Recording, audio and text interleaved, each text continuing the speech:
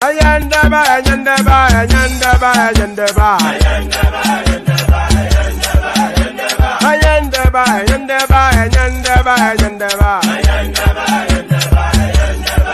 Atima ayandaba, ayandaba, ayandaba, ayandaba. Wanama ayandaba, ayandaba, ayandaba, ayandaba. Susu, baby, subramia. Subramia, Suku sunu baby subramia, Suku sunu baby subramia, Suku sunu baby subramia, Ejemo, Anamana, Ejemeje, Anamana, Wanamejemo, Anamu, Paratuba dodiri chukuma, tukutuba dodiri ndimo, Eguma wego. Para tuba dodiri tukuma duku tuba dodiri ndimo obodo jisike nubo serona oyibo it is everyone befere ayandaba ayandaba ayandaba ayandaba ayandaba ayandaba ayandaba ayandaba ayandaba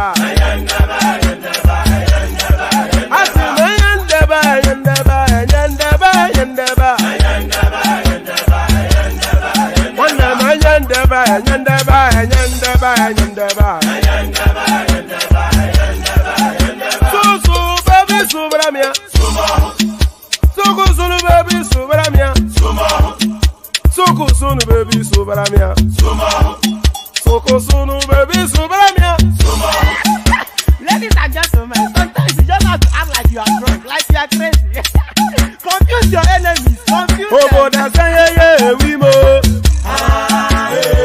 Yeah, we mo. Oh, that's yeah, we mo. No basai ga ponto mo. Yeah, dia bugame.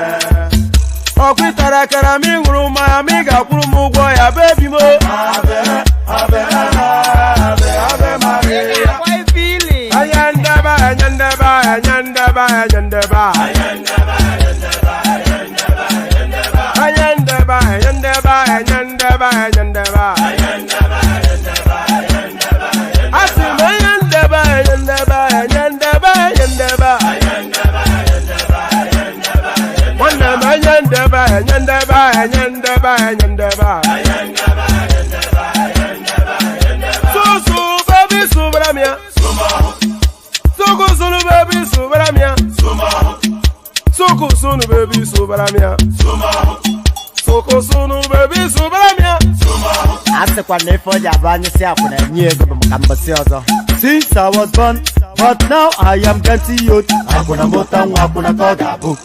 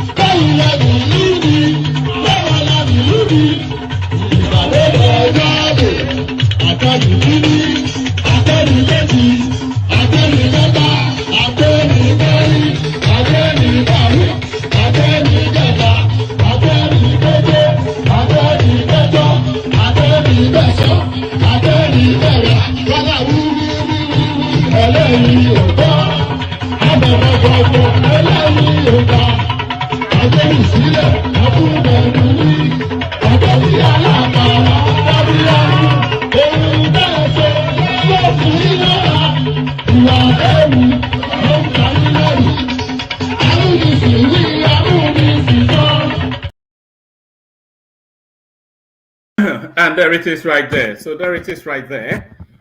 Good day, good to see you. And how are you? So how are you? So good day, good to see you. And how are you? I am well. I hope you are. So, pardon me. I say I'm well, and I continue to cough every single moment. But yeah, but I am well. I hope you are as well. Good to have you here. Always a delight in your company. I always say that if I don't delight in your company, I wouldn't be coming here every day just to make noise to your ears. So always a delight in your company. Good to have you here. The usual protocol, click on the like button just as soon as you're coming in. we really would like to see some improvements in the like button.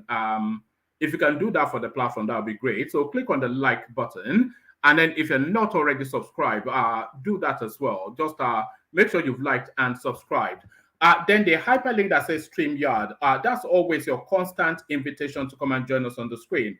So I'll repost it here because what we have been seeing lately is that there's been new and dynamic voices joining us almost on a daily basis. So you'll be that new and dynamic voice of the day. So maybe that is what we will be doing now, voice of the day. So that's the talent hunt of the One Man Went to More platform.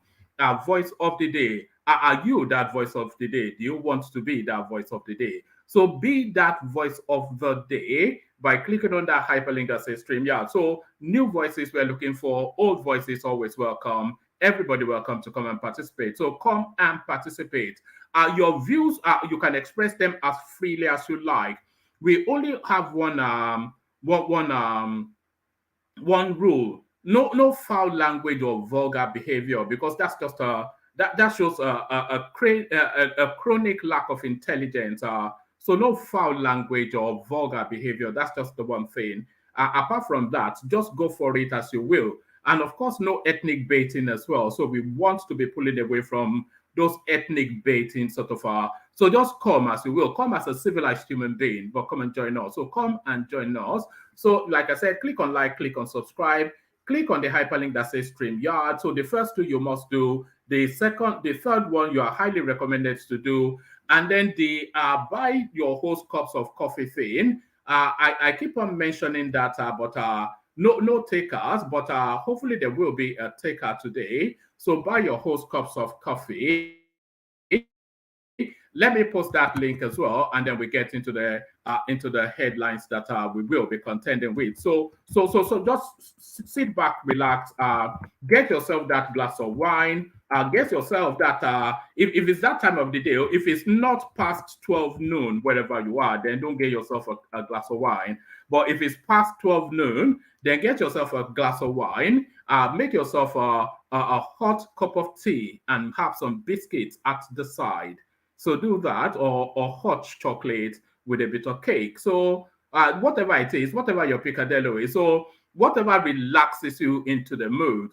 So relax yourself into the mood and surrender yourself to the space. So do this, a hands up of surrender. So relax yourself into the mood and surrender yourself into the space as we are content with this amongst many other headlines. So we are kicking it off with this space.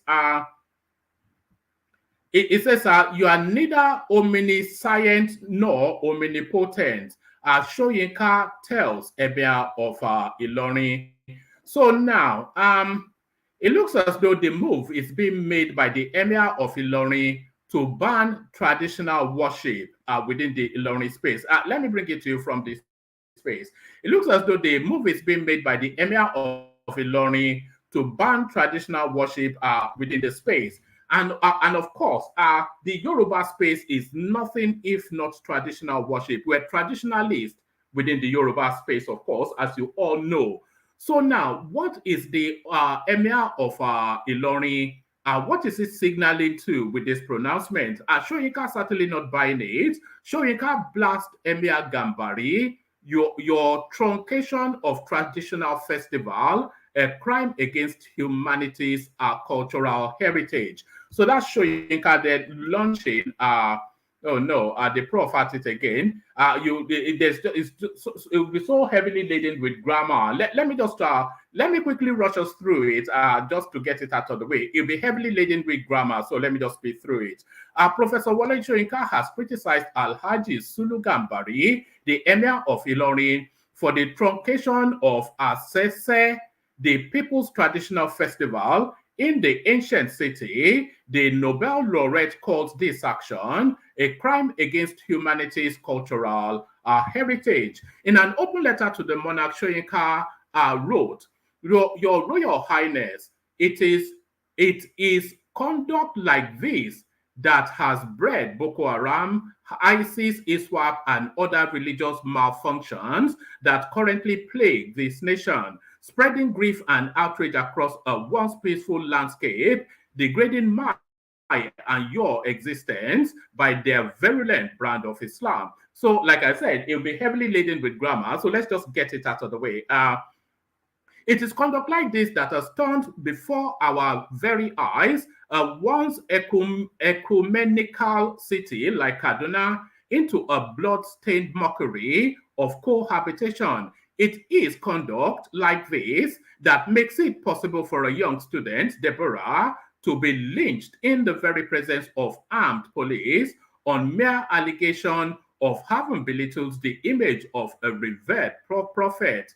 It is action of this nature perpetrated in obscure as well as prominent outlets of the nation that turns a young generation into mindless monsters, ever ready to swarm out and kill, simply kill for the thrill of it, but under presumption of religious immunity. It is conduct like this that then nerves one extremist to wake up one day in a Scandinavian country, publicly announce his intention, and proceed to make a bonfire of copies of the Quran. Reprisals follow, equally mindless, trapping humanity in an ever ascending spiral. That should be descending, of course, not for me to correct the prof's grammar, but that should be descending, in an ever ascending spiral of costly but gleeful violence. As Soyinka added, your conduct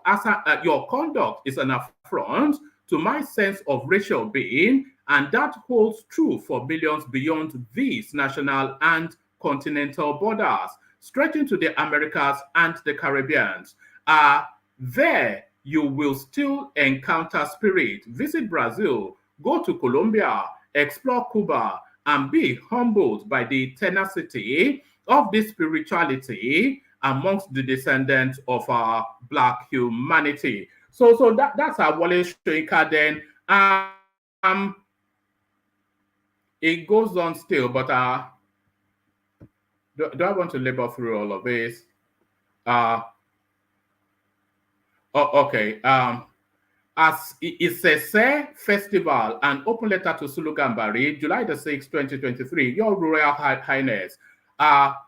Soon after the Muslim season of spiritual purification, it is sad to see the ancient city of Ilorin, a confluence of faiths and ethnic variety, reduced to this level of bigotry and intolerance, manifested in the role of a presiding monarch. The truncation of a people's traditional festival is a crime against so I think there's somewhat of a repetition of but you get the thrust of it. So what the emir of Ilorin, Sulu Gambari, what he has essentially done is to ban traditional worship and in Ilorin. So that's essentially what he has done.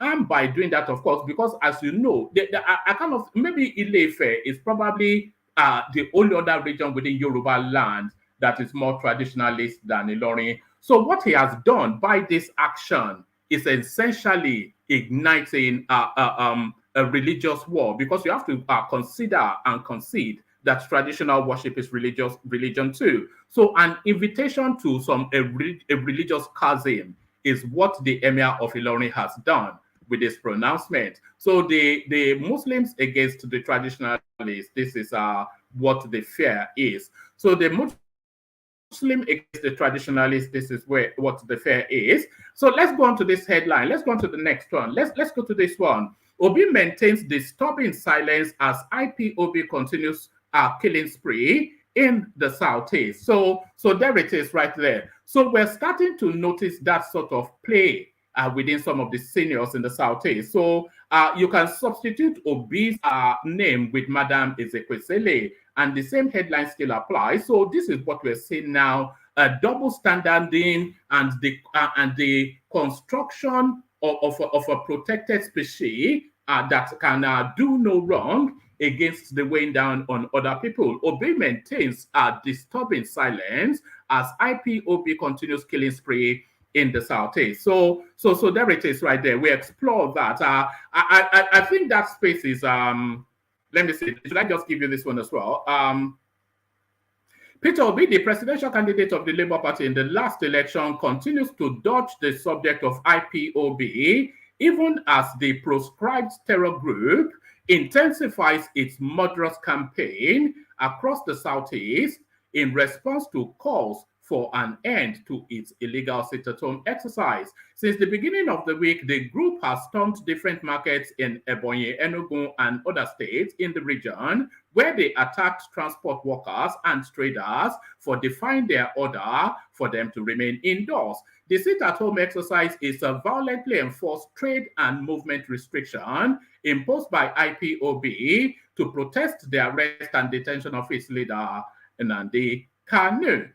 Political leaders in the region, including governors, senators, and other prominent voices, have voiced their dissatisfaction with the violent campaign and vowed to work with security agencies to checkmate the terror group in the region. However, Peter Obi is a notable exception, as he maintains a disturbing silence despite his large following in the region and speculated ties with the leadership of the group, which backed him officially in the last election. So they did back him officially in the last election, and of course, the endorsement of Peter Obi by the IPOB space I think that's pretty clear.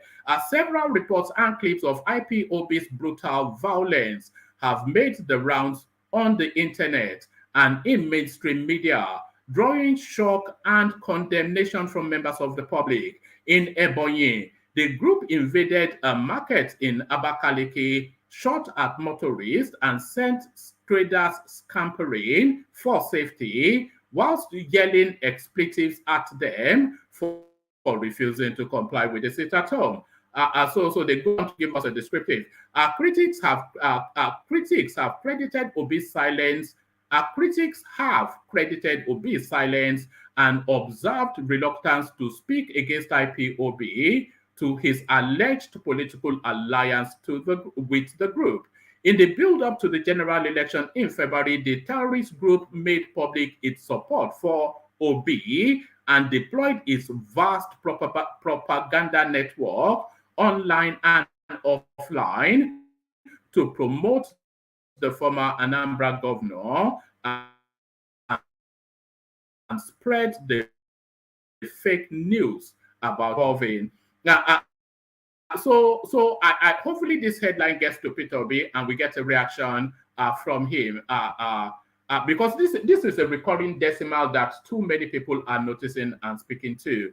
A recurring decimal that too many people are noticing and speaking to applies equally to the next headline. If you say the TINUBU administration, which is a month and a bit old now, the first thought you have, of course, is taxation. So tax everything that is moving, breathing, and even the ones that are not. So the taxation of the Nigerian space continues. We're talking about stealth tax. Stealth tax. TINUBU reintroduces 5% tax on telecoms, delays collection of climate tax, import tariff by 1 month. So there it is right there. So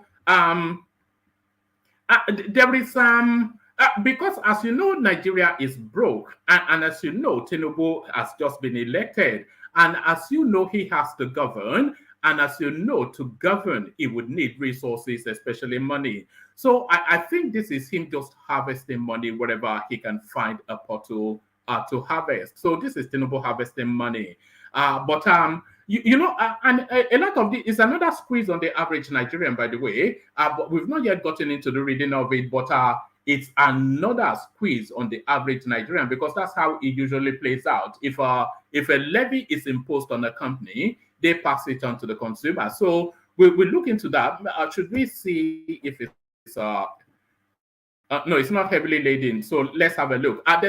There's about a 30-minute clip that I can play you on this one as well, where TINUBU spokesperson was speaking on it. But let's read it first, and then we'll see if we'll need that video clip later. President Bola TINUBU has reintroduced an additional 5% tax on telecommunications business in Nigeria, months after his predecessor, Muhammadu Buhari, suspended the duty over concerns of imposing an additional burden on a struggling sector of the economy. The president's spokesman, Dele Alake, said the duty would take effect on September the 1st, effectively reintroducing a policy the former administration considered to be too draconian for implementation and discontinued in March. So it is quite something that a policy that even Buhari considered to be too draconian is being now administered by the TINUBU administration. The administration also suspended the implementation of the green tax on single-use plastic. So now, if there was ever a tax that should never be withdrawn, that should even be doubled, is the single-use plastic. You know, because of course, we all know what is going on with the environment. So if there's one thing that should be taxed, is the single-use plastic. So you either bring your own carrier bag or you pay a tax on it. The administration, and they do that in the UK, by the way, and I suspect wherever it is that you are, the administration also suspended the implementation of the green tax on single-use plastic and bottles and an import tax adjustment levy on certain vehicles in an announcement on Thursday afternoon. The decision was to ameliorate the financial burden on the masses. So I'm not sure that I'm particularly inclined towards putting taxation on single-use plastic. I'm particularly inclined in that direction. The decision was to ameliorate the financial burden on the masses. It came weeks after the president removed fuel subsidies and imposed additional tax on vehicle owners and businesses. So is this give with one hand and take with the other, or take with one hand and give with the other in this instance? The president signed the Customs and Excise Tariff Amendment Order 2023, claiming it was shifting the commencement date of the tax change from March the 27th, 2023 to August the 1st, 2023.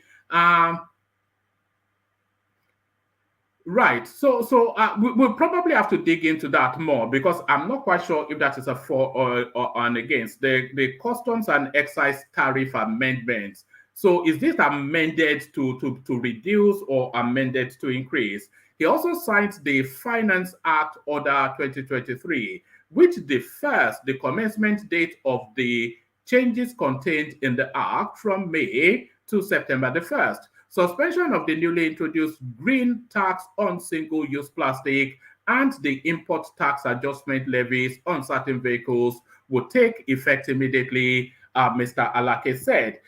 The administration said it will continue to implement friendly policies that stimulate and nurture businesses across the country, whilst assuring Nigerians there will be consultation before the taxes will be increased in the near future. So consultations before the taxes will be reviewed, increased in the near future.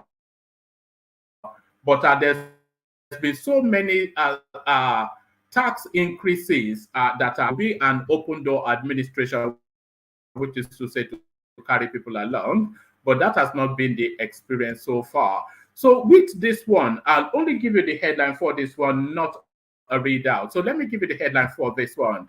Ghana Parliament pushes for passing anti-GAY bill. So there it is right there. So the pressure then for the African continent to liberalize its stance vis-a-vis the LGBT space.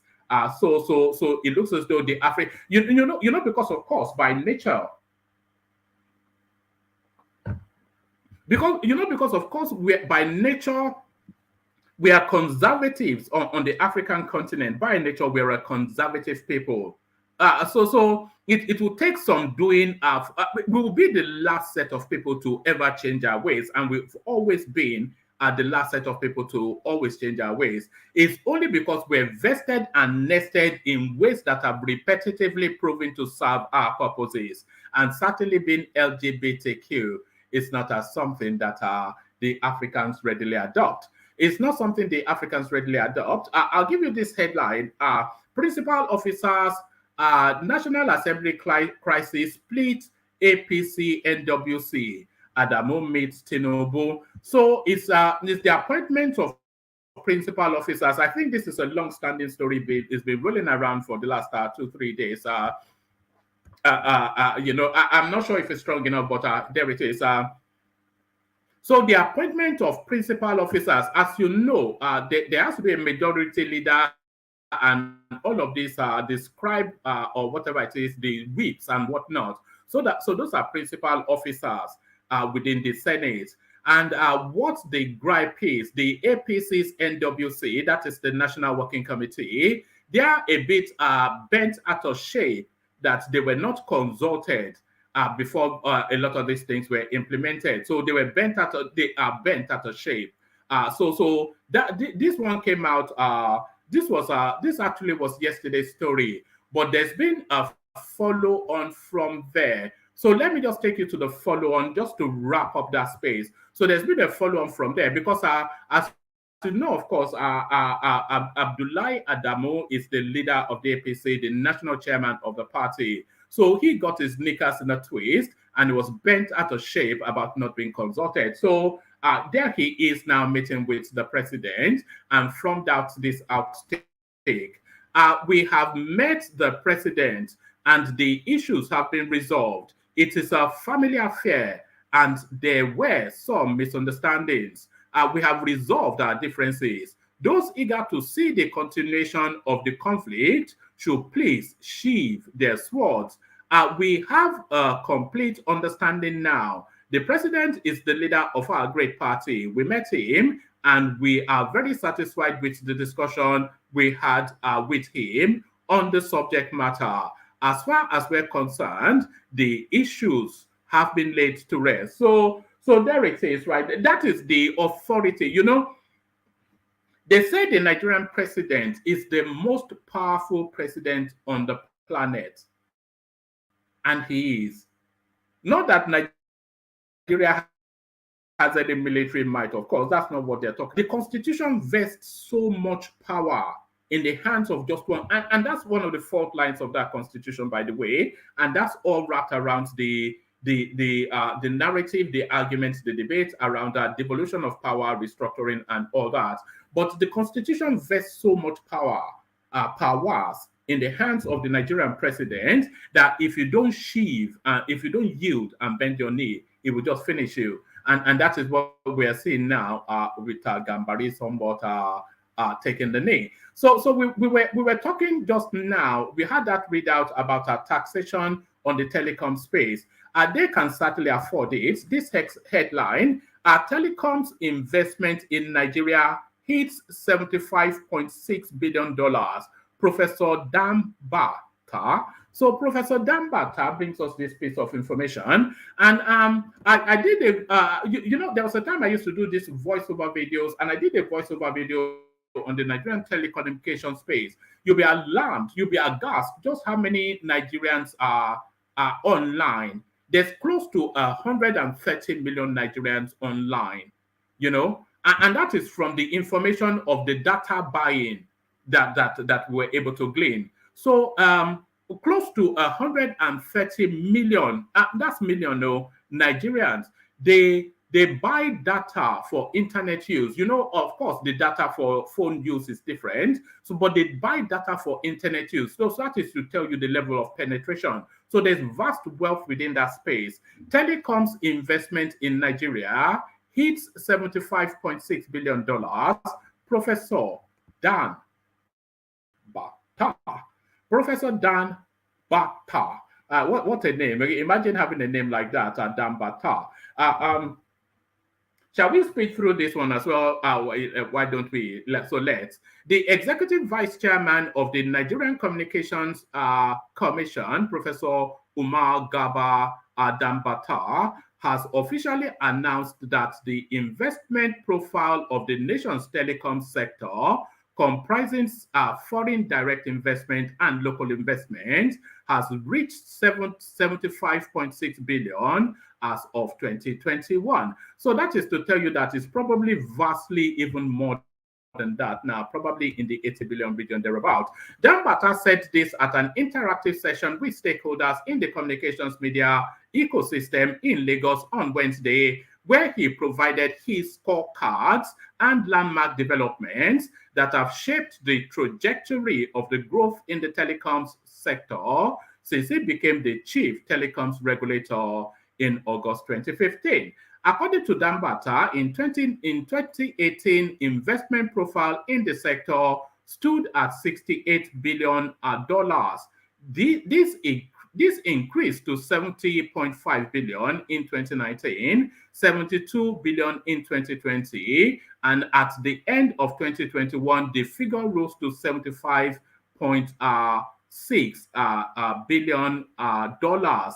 The latest figure is the current official investment profile computed in the industry, up from the initial 70 billion investment in the last few years. So there it is right there. A rich and it's still an under-harvested space. It's still at its virginal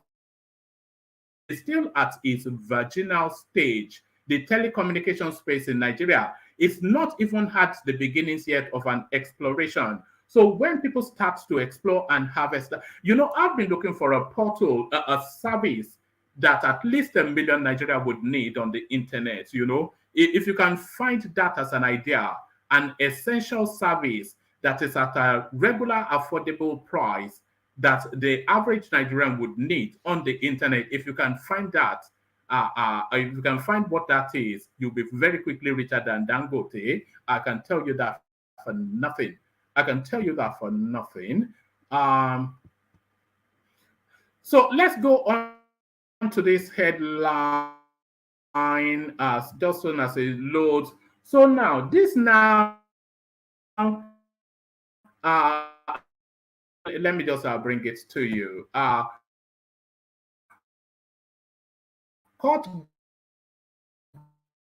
grants ABBA KYARI bail. So is the rule of IO? Not sure if it's what's the readout. A couple of paragraphs. The Federal High Court sitting in Abuja has granted 50 million. So they've set him free, because what is 50 million to this multi-billionaire guy?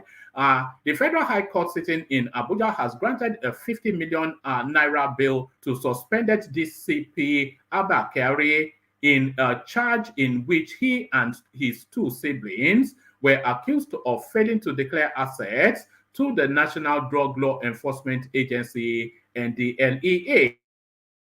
NDLEA filed the 24-count charge against KYARI and his brothers, Mohammed Baba KYARI and Ali KYARI. ABBA KYARI also faces a primary charge of cocaine trafficking, for which he has been denied bail. However, his lawyer, Hamza Dantani, shared the news of the court granting KYARI bail on Thursday the 6th. So what bail are they granting him? Hearing assets or all of them? So you can't have grant bail, can you?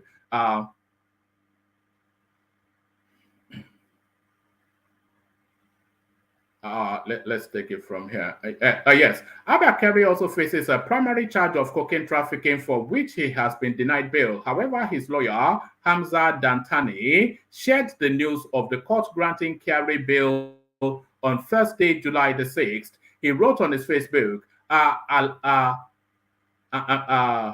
let me not attempt that.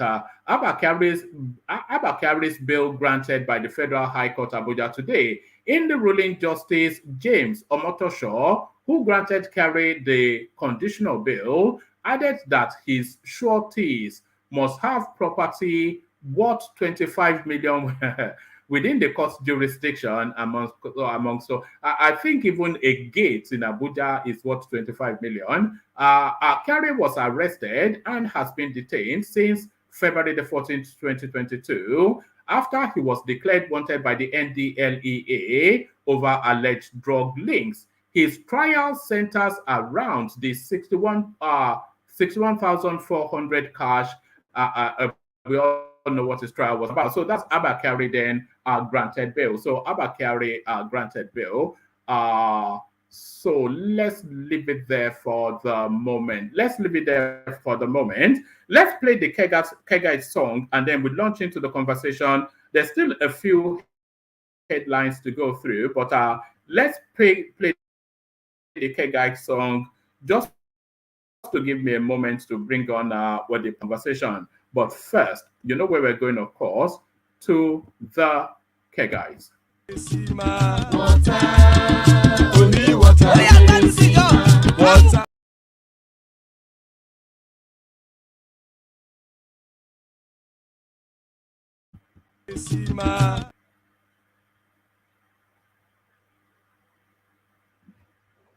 What's going on? Is my music playing?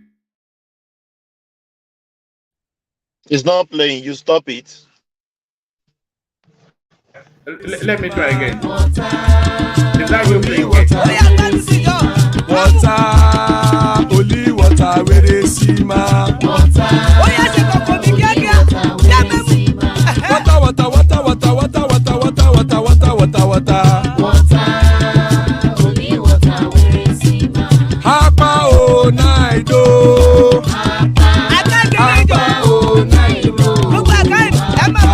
Hapa you don't come o.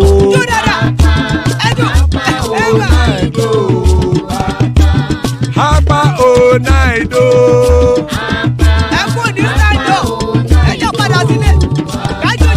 Oro keke elemu ye o. Ibe shodi ya keke elemu re o. Bobby master keke elemu re o. Chief Latif keke elemu re o. Eruku lele elemude. Eruku lele egbe elemudodo jare o. Eruku lele Ghana ti de egbe body o. Ọmọ ẹlẹ́yẹ ẹ̀yẹ o ó dilé o. Olúyẹ̀lá ẹ̀yẹ o ó dilé o. Petrosoname ẹ̀yẹ o ó dilé o. Petrosodunke ẹ̀yẹ rẹ̀ ó dilé o. Ẹlẹ́kọ̀ ọ̀run mú ìní o.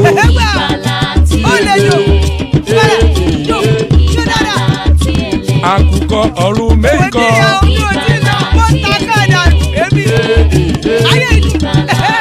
Ikú kò ní ríwà gbéṣe o.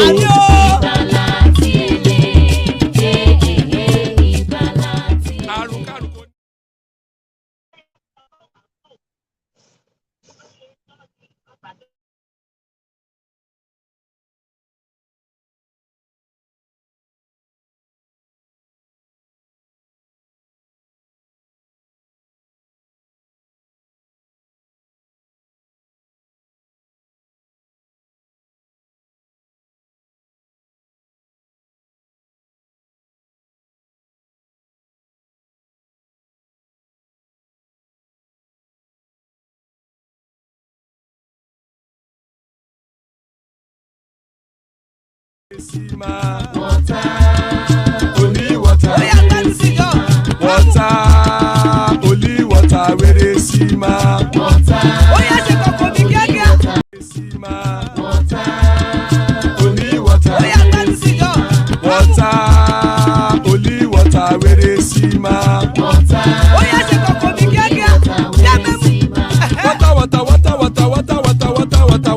water. Hapa o naido.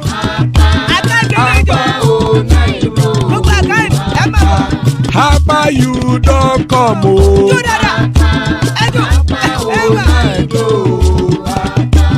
Hapa o naido.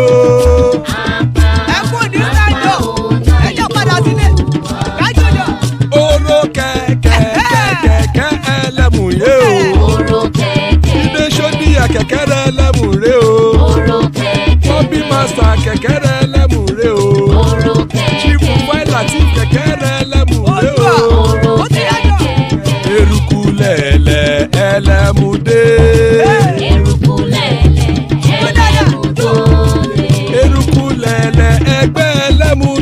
jàre o. Eruku lẹ̀lẹ̀ Ghana ti dé ẹgbẹ́ bọ́dì o. Ọmọ ẹlẹ́yẹ ẹyẹ o ó dilé o. Odúyẹ̀lá ẹyẹ o ó dilé o. Petrosonama ẹyẹ o ó dilé o. Petrosodúnkẹ́ ẹyẹ rẹ̀ ó dilé o. Ẹlẹ́kọ̀ ọ̀run mú ìní o.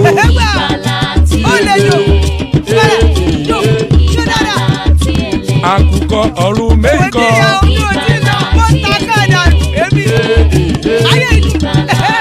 Ikú kò ní ríwà gbéṣe o.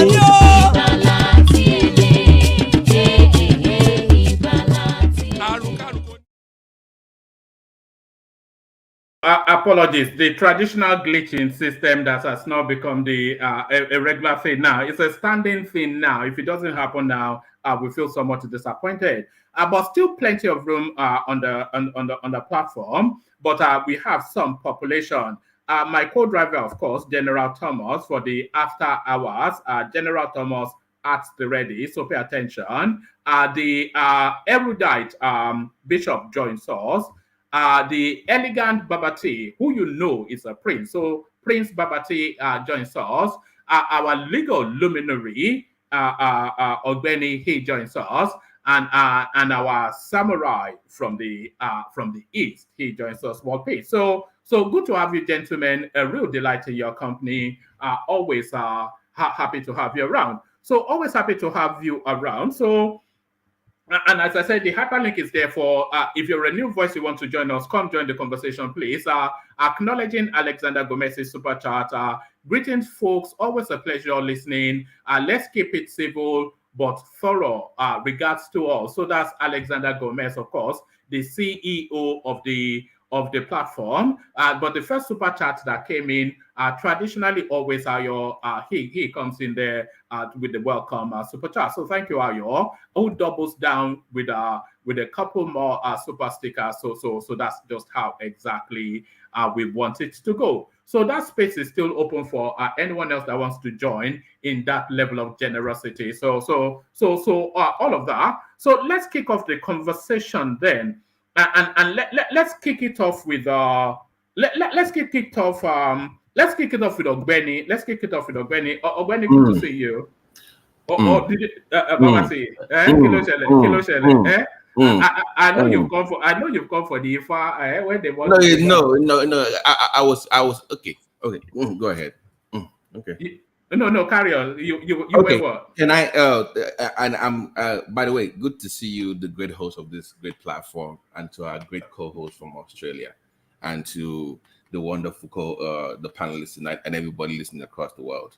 Can I just read a part of our constitution first before we kick off this topic, if you don't mind? One mind. Carry on. Are you reading it to Emir Gambari? No, I know, because I'm glad we have a legal mind here already. So before he goes, so let me just give my own position, and he can then educate us, because this needs to be addressed by the Supreme Court. I know we Yorubas, we've not someone the courage to address the law situation.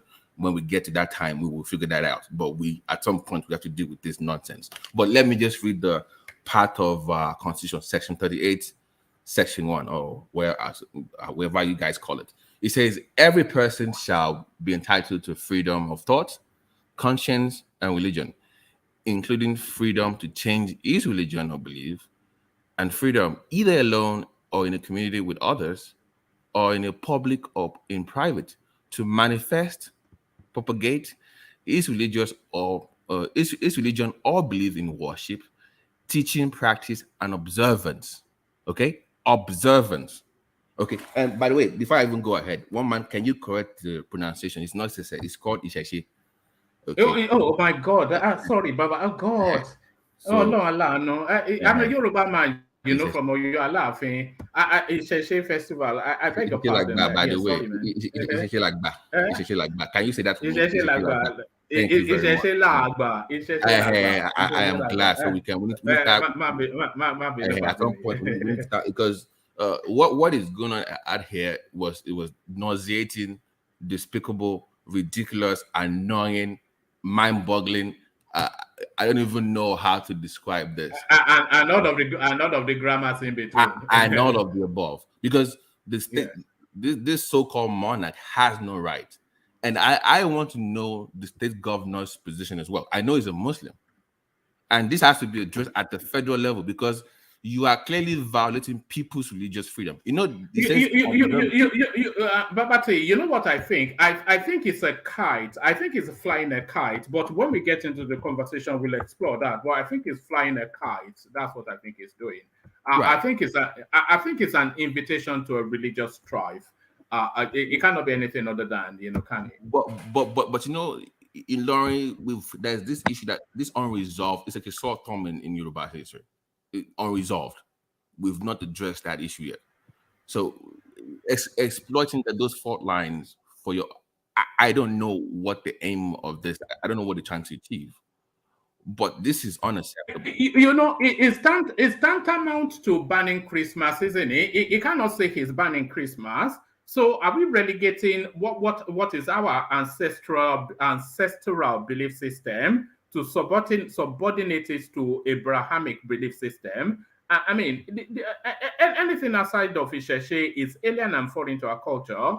It's just that it's so loaded. What this headline is saying. But you never hear me come on your platform talk about you should ban. I mean, I can joke about, we can have a conversation, but you will never hear me talk about, don't ban any form of evangelism in the state. Don't let them express themselves. Everybody has the right to express their religious beliefs. By the way, it is part of the Yoruba culture. Religion is not the culture itself. It's just part of it. So I'm just addressing the religious part of it. Sorry. What distinction are you making? What are you? Sorry, what does have when you say the way of life, the Yoruba spiritual beliefs, pantheism beliefs, religion is a part of it. We have philosophy. We have so it's multifaceted. But but is it not the hub of our belief system, though? Everything emanates from the. Everything is an embodiment, isn't it? The Isheshe, it incorporates Ifa philosophy, art, dance and music. I'm saying that Isheshe. What they are kind of targeting is the religious part of it. There's more to it, but this has to be addressed at the federal level. And interestingly, our president is a Muslim. So I'm going to defer to our legal expert before I come back later for him to give us the legal insight of how we can address this situation. Then I'll come back and I chime in more. But thank you for letting me go first. I look forward to hearing. All right. So hold steady, Babati, because Ogbeni will be central to conversations today, because I'm not sure if you were here the last time that Ogbeni was with us. He gave us an audit of the goings on in court. So he's now going to update us with what is going on. And there's a lot of it will be narrative on the I'm sorry to interrupt, because we had a case a few months ago where a child in my own area was bullied in school because he refused to attend BK and Muslim courses in a private school, and we had to go to court. So this is very personal to me, that this idea of bullying and disrespecting the culture and even having children bullied in school because they don't subscribe to your own religious beliefs. I can be an Isheshe person and go to school and I should not be bullied and disrespected because of okay, let me just calm down. Okay, go ahead, Ogbeni, before I even get into this. Calm down. So you see that Babate is already getting riled up. So kick it off for us, Ogbeni. Start from the entry point. Start from your entry point and then land on what seems to agree with Babate. Good to see you, Ogbeni.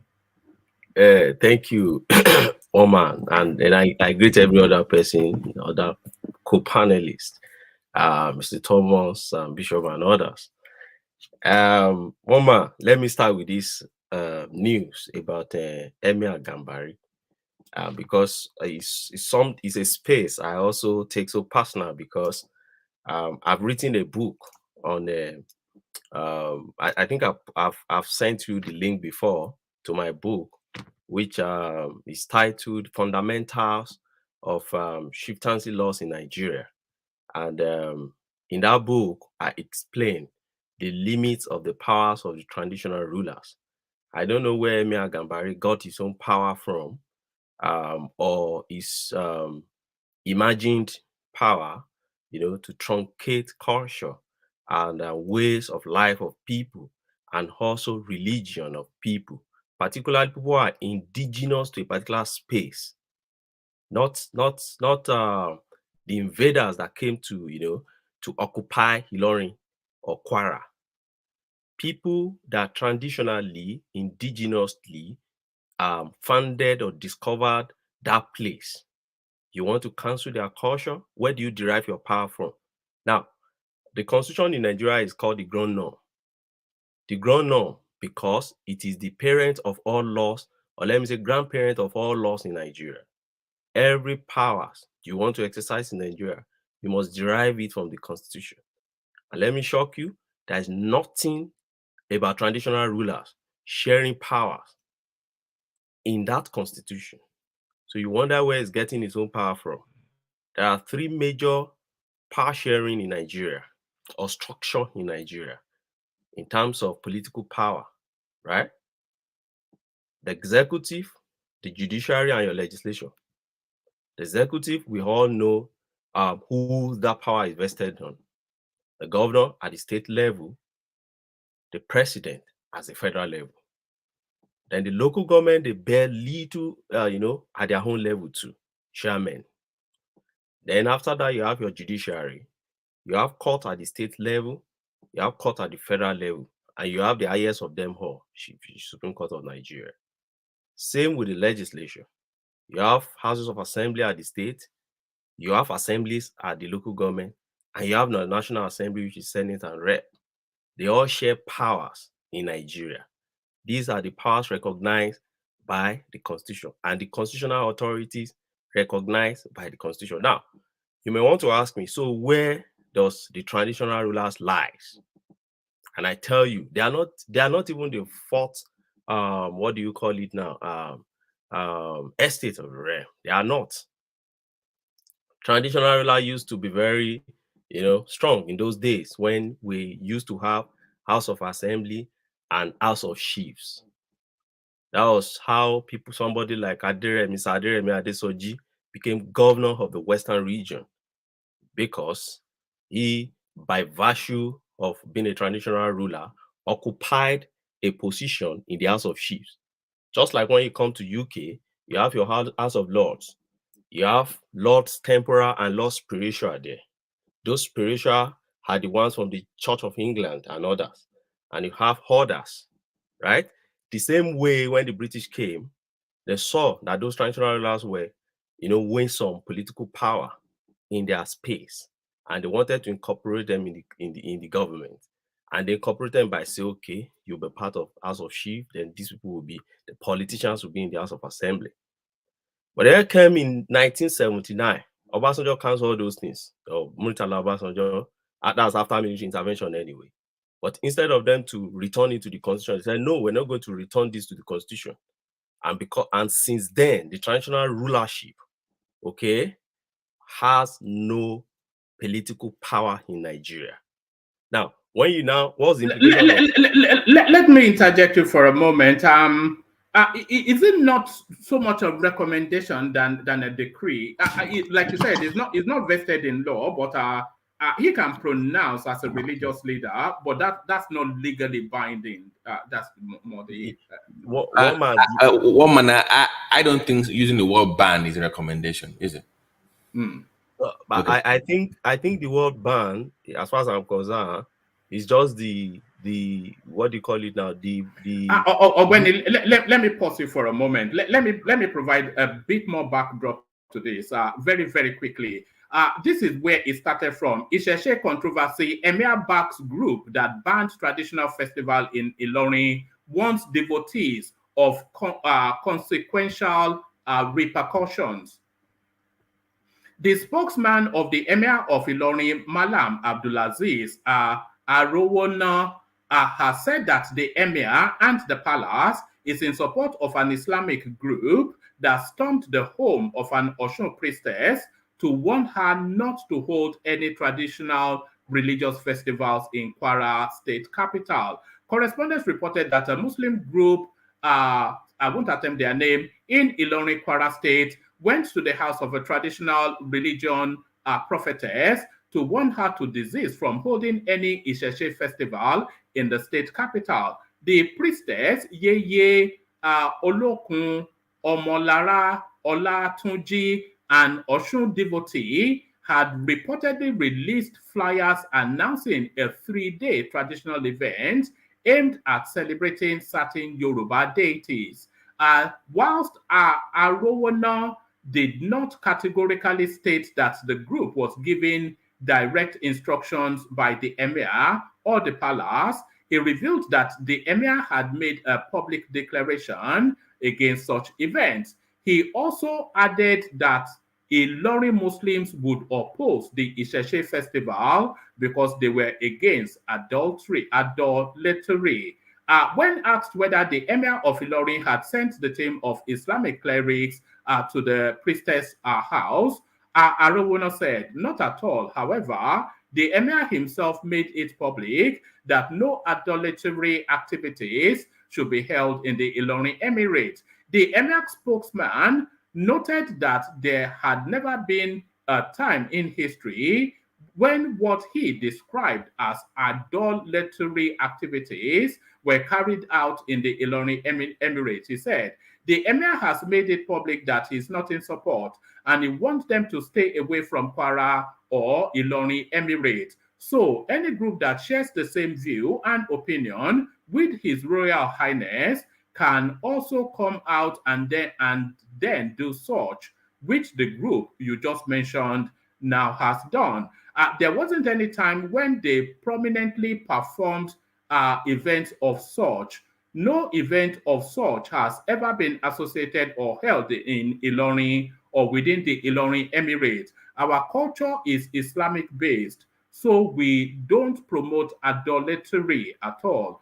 Speaking further, Arowona stated that the palace's decision not to allow the Isheshe festival in the state was also backed by all arms of the government in Kwara state. He said, this thing we're talking about is not even about Ilorin Emirate alone. Even the governor himself will be up to the task as the chief security officer of the state. Security officers in the state will be well briefed, and then they will also do the needful because they are the ones in charge of the protection of lives and properties in the state.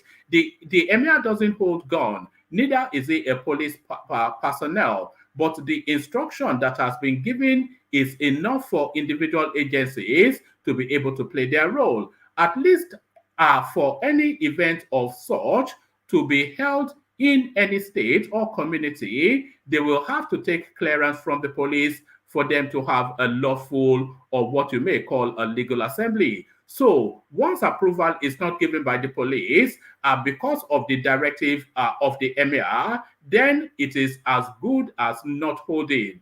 It is a collective decision and a collective responsibility of the entire arms of the government in the state to ensure that such an event does not hold, to sustain the relative peace and harmony that we are enjoying in the state, and most importantly in Ilorin Emirate. When asked whether the Emir might want to involve the state police command directly in case the traditionalists insist on holding the festival, he was emphatic that the event would not hold. He said, no, it is the people of Ilorin that will revolt against it. They will resist it. It is not even the Emir, but the people of Ilorin Emirate who will resist and revolt against it in totality, in its entirety, because it is not part of our culture. Emir of Ilorin is an Imam ul Muminin. Likewise, we have other groups and associations. We have the IDPU. We have several religious organizations, social cultural organizations, and elite groups whose interests are purely to safeguard the traditions and customs of the Ilorin Emirate. So all these people will also stand against it. According to the directive by the Emir of Ilorin and chairman of the Kwara State Council of Chiefs, His Royal Highness Alhaji Ibrahim Sulu Gambari, CFR, the failure to abide by the directive is tantamount to daring any unforeseen consequential repercussions. According to Arowona, although the Ilorin Emirate is home to people from diverse ethnic backgrounds, it doesn't allow what he described as alien activities. All manners of people living in Ilorin, Igbo, Tapa, and so on. But we don't tolerate activities that are alien to our culture, like Igunu and Oro, Arowona said. So, activities are alien and are foreign to Arowona's culture, Igun and Oro. So they were Ogbeni. Woma, you know what they are simply saying? That Emir is simply saying that Ilorin is not a Yoruba land. That's the way I see it. Secondly, that Emir, I know the Emir is a retired judge, so I'm a bit surprised in his pronouncement. Either he's compelled to do that or that has always been his view, but clothed under this guise of education, of being an educated person. I'm so sure that the Emir will be aware of Section 10 of the Constitution. Section 10 of the Constitution says the government of Nigeria and state or anywhere in Nigeria shall not adopt any religion at all as a state or a religion in particular space. He's aware of that. He has been a justice of court of appeal for years and apply all these laws. Yet, his mentality has not changed.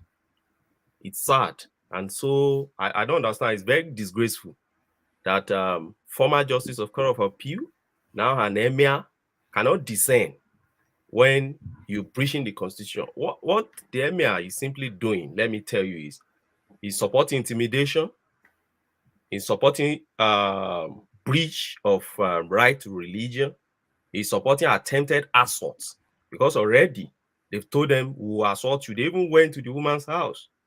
That's trespass. He's supporting threat to life because they are threatening them, and breach of public peace, then impending riots. Those are the offenses that Emir is supporting. The converse argument, Ogwene, the converse argument, because in that readout we were told that there is no history of those sort of events in that space. So the contrast argument is that is the Isheshe festivities, is it not an attempt to poke at what is predominantly an Islamic state? No, sorry, one man. It says religious freedom. I don't care if it began 10 minutes ago or 100 years ago. Under our laws, I can come there and no. So that's not an argument that they can make in any court of law. Am I wrong, Obeni? You cannot make that argument. Let me tell you. For even saying our culture is Islamic based is wrong. It's unconstitutional. Whose culture is Islamic? No, based? in Ilorin, not no. It's in Nigeria. Which culture does Ilorin has? Is Ilorin culture not Yoruba culture? Is Ilorin not a Yoruba land? What's the Emir saying? Ilorin is a Yoruba land. You should go and learn well. Ilorin is a Yoruba land. And with what happened to Afonja and their successors and all, today there are so many mortgages in Ilorin, there are so many households in Ilorin that you will know this Yoruba land. When you enter an average Yoruba setting or township, you will know. They don't need to. It's just coming out again to dig out histories that maybe people have, tried to, let it rest. That's the way I see it. And don't forget, that emir is feeding on taxpayers' money. You should remember that too. And the tax, there's a percentage of allocation to local government that goes to the traditional rulers. They are not rich on their own. How many of them is even really working? Like the emir of Ilorin is a retiree. How much is his pension? But you are feeding on taxpayers' money. Government is giving a percentage of local government allocation every month. People that contributed these taxes are not only Muslim or Islamists, Christians among them, which they will call infidel. Because you see, when you start with traditional worshippers, you will take it to the next religion. That's the way I see it here. And that is why Nigerians said it must be a secular state. So it's a purist point. But please, can you also address the position of the governor of the state in this whole situation? Can you also bring that into your discussion, please, if you don't mind? You're saying why the governor is quiet on it, or no, like what is supposed to do and what is not doing? If you can chime in, if you can address that, please. For me, I expect the governor to make a bold statement immediately after this Emir thing, to distance his office from those Islamists that have made threat to life of the Kwarans living peacefully and wanted to do their own religion. But that readout told us that the governor is on board with the aggressive stance. That they are going to deploy the might of the state to repel Isheshe. That's illegality. That's unconstitutional. It's illegality. I'm telling you, it will get to other religion one day.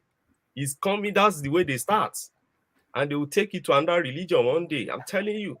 One day they will tell you that you can't build church in that place. One day they will tell you that why is Buddhists coming to that place.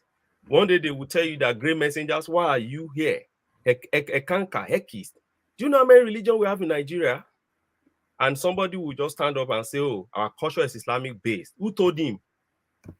Yoruba culture has been far before those religions, those imported and European religions we brought to our space.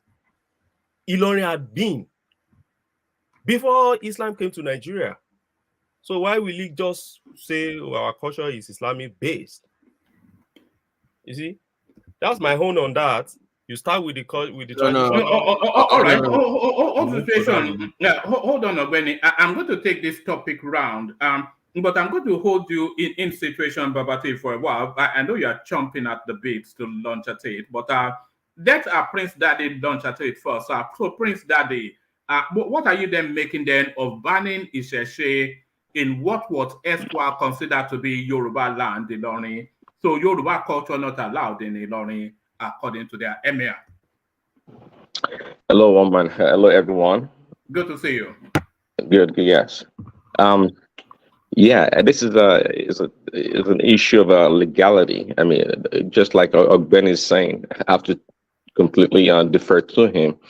But one salient point he made was that, look, it's not just the Isheshe religion or any other traditional religion. It will come to the main religion. So Christianity could be next on the chopping block. So this is it's a really dicey area that they're trying to delve into.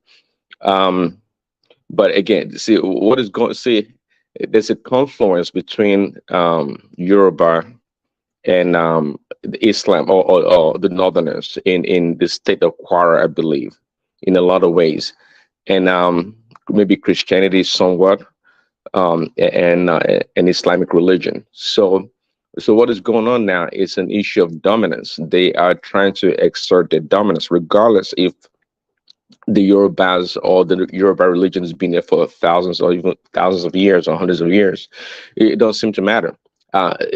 He who has the gavel or the power or the military might will always dominate the other side, regardless of any claim that they may have. So this is what is going on now. It's a power play. That's what I would say. It's absolutely a power play, but it also, of course, it's an infringement on other people's rights and religion and freedom of practice, quite clearly. So, yeah.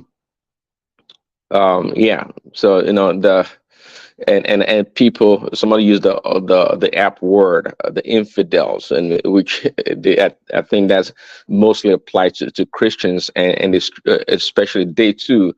Like some people also, they have this tribal or ethnic superiority. The Northerners, especially, they too have this religious superiority. So that's a big problem right there. So again, it's an issue of dominance. It's legality all the way. So this would probably be if TINUBU has to step in or say anything about it. this would be a test for him, not to just for the sake of politics alone abandon the Yoruba people. And it doesn't even matter if the Yoruba abandon the minority of people that are endangered, so to speak, because of politics. So it's a very serious area. Yeah, I don't subscribe to traditional religion as such, but again, they can come for anyone. Yeah, that's my take. Yeah, First they came for the Jews, Abi. But thank you. Let's go to Babati. exactly. Yeah. Yeah, let's go to Babati then, who I think really wants to launch at that space. But Babati, is there a part of you? Is the conspiracy theorist part of you? Does the conspiracy theorist part of you think that this is meant to be an obstacle in Tinubu's way? Prince Daddy just hinted at it because he will be tested by this. If he takes on the Emir, then he takes on Islam. If he backs the Emir, then he turns his back against the culture. So is this the first attempt at Tinubu by the Northerners? And the Emir of Ilorin, of course, is a Northerner, a Fulani man. Babati, your take. This is two-part. On one hand, because I know earlier Ogbeni was talking about this unresolved ownership. Like, there's always been this issue about the ownership of Ilorin. So, like, I'm going to agree with him that I don't think the Emir believes that Ilorin is Yoruba land, which I think is also part of the problem.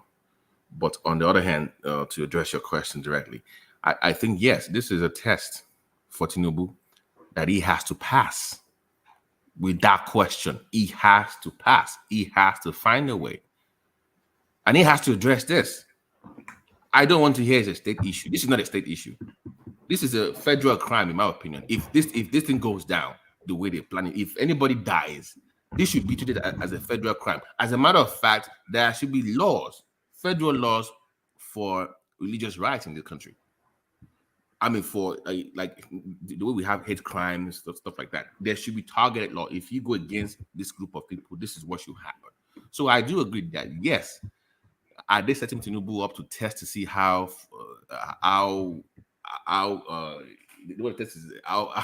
religious he is? He's never really been a religious, like a devout Muslim. I don't think he's like a fundamental like list or something. I don't think so. But are they testing Tinubu directly? I won't go that far. But will he have to respond to it? Yes, at some point he's going to have to address this issue. And I honestly want so how does he respond? Okay, you are Tinubu. How do you respond? How do you respond to this?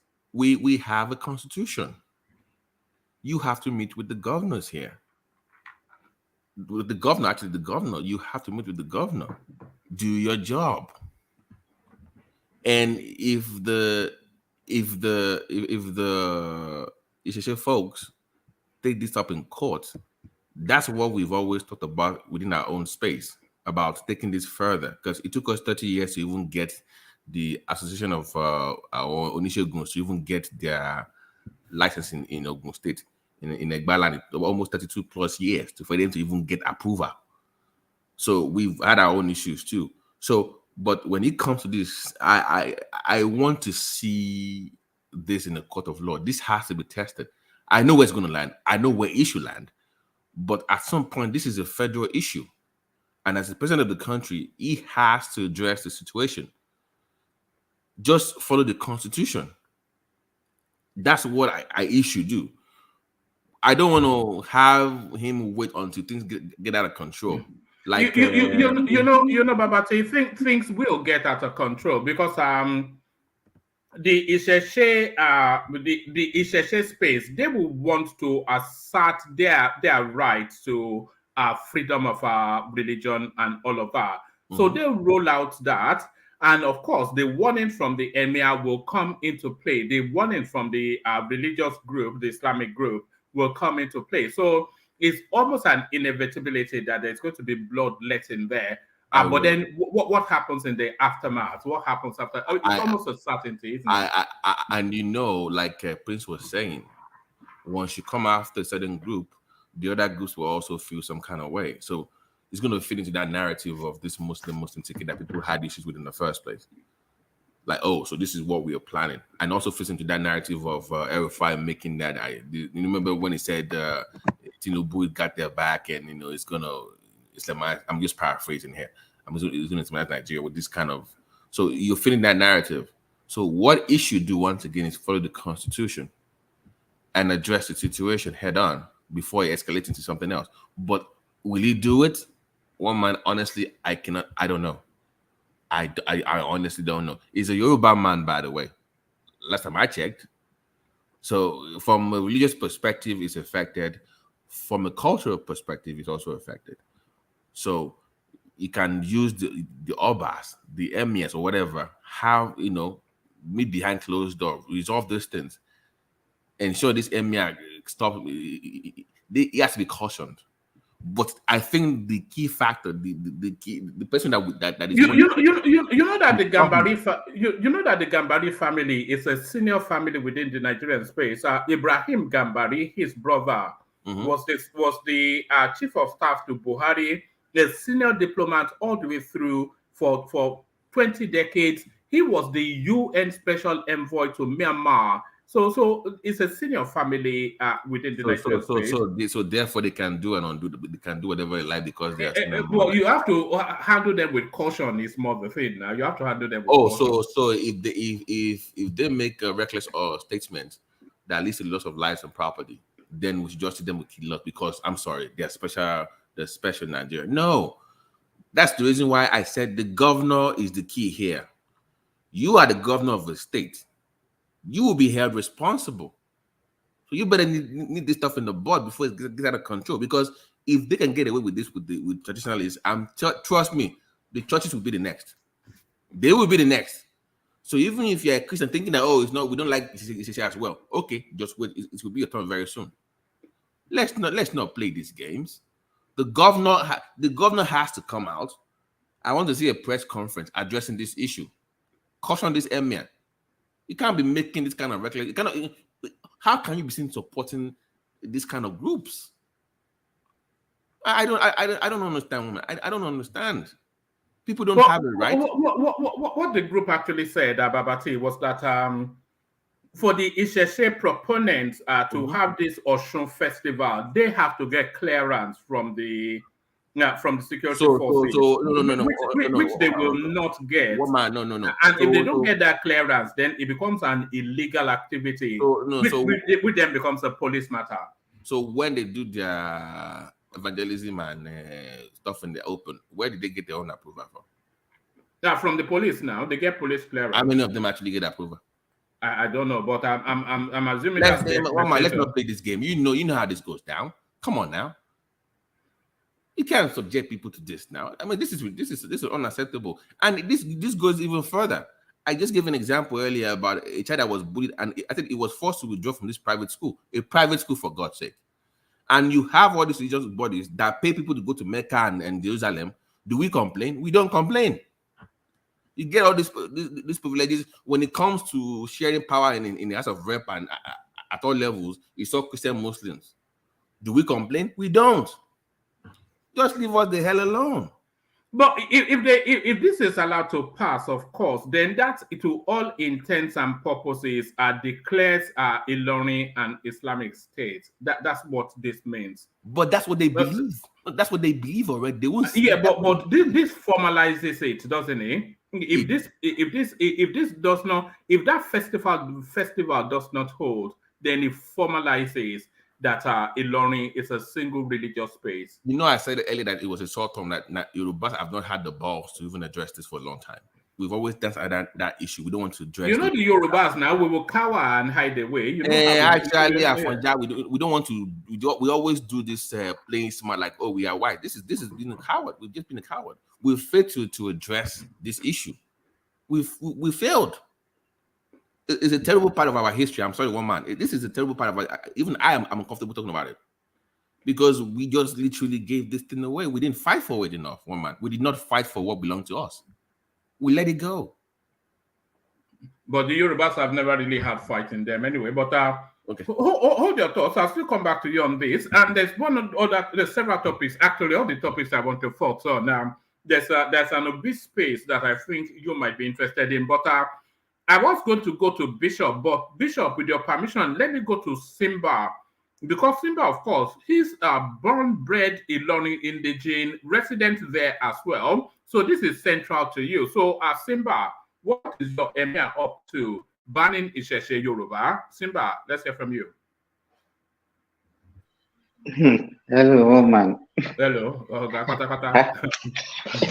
I just wake up and actually, when I was listening to the discussion, I heard people discussing about law, and that was what made me to join the show, because it's just 12:07 in Nigeria now. I'm not an Ilorin. It's 12:07 here too. We're on the same time zone, but carry on. Yeah, I'm not an Ilorin indigene. I'm just a resident in Ilorin. I'm from Osun State. Though my wife is an Ilorin indigene. You know, we have to be careful the way we politicize and ethnicize and everything that happens in the US space. I've been in Ilorin since late 80s. So I schooled there. I did my university education there. I worked there before I relocated. I've never heard about any traditional religion in Ilorin. Though we have some part of Ilorin, they call them Oloje. Is a part of Ilorin. They call them Oloje, but I've never heard that publicly that they are practicing any traditional religion in Ilorin. Even this news that you are discussing now, I've never even made that I'm in Ilorin. As I'm speaking, I'm in Ilorin. I've never heard of any fighting, any religious acrimony happening in Ilorin. Everybody is calm. Everybody is going about their business. Even yesterday, I was out throughout. I came in around 8 p.m.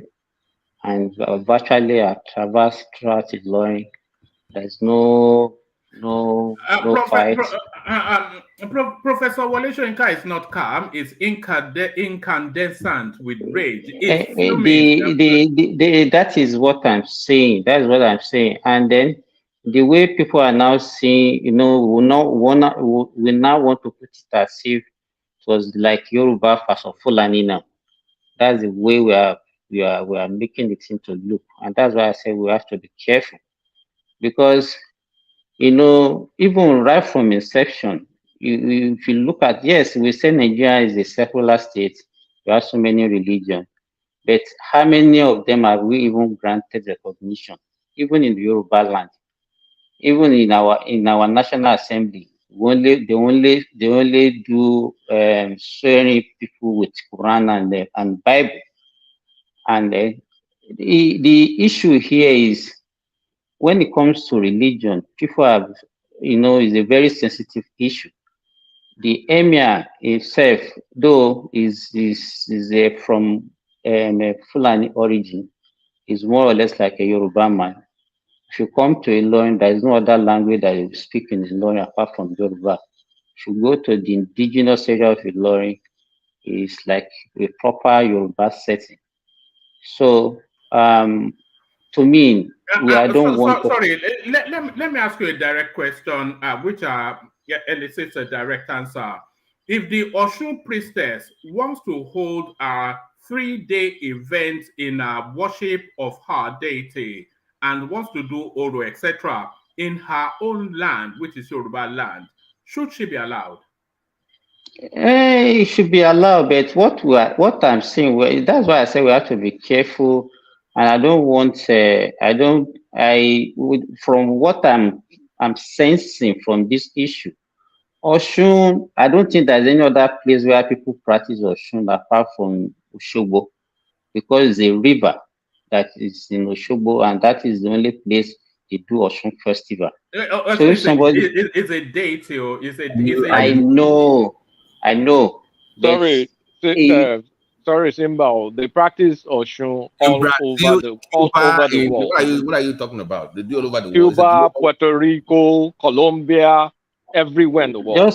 Just listen to me. I'm not saying what I'm saying is that it's not as if I'm supporting what is happening there. We have to be careful not to put it in ethnic connotation. That's what I'm saying. I'm sorry, but Simba, sorry. No, just wait. This is a very passionate subject for me. I'm so sorry. But will the Emir stop a religious revival, a Christian revival in Ilorin? Does he have the guts to do that? And that's what I want to say. Let me just land. Yes, hold on for Simba. Simba, hold on as well. Hold on for Simba Kulata, but Simba, that space that Kulata opened up, I want you to enter it in the course of your narration, because if they are able to successfully stop the Oshun Festival from holding, then that should then tell us then that on the 25th of December, when the Christians are gearing up to kill that turkey, the Emir can say no. That is what I'm saying. If you look at Ilorin traditionally, and there are so many story about the origin of Ilorin. So people believe that the Fulani will say is their own Yoruba. People will say, but predominantly the language in Ilorin, the most predominant tribe are still Yorubas, and there are a lot of Christians.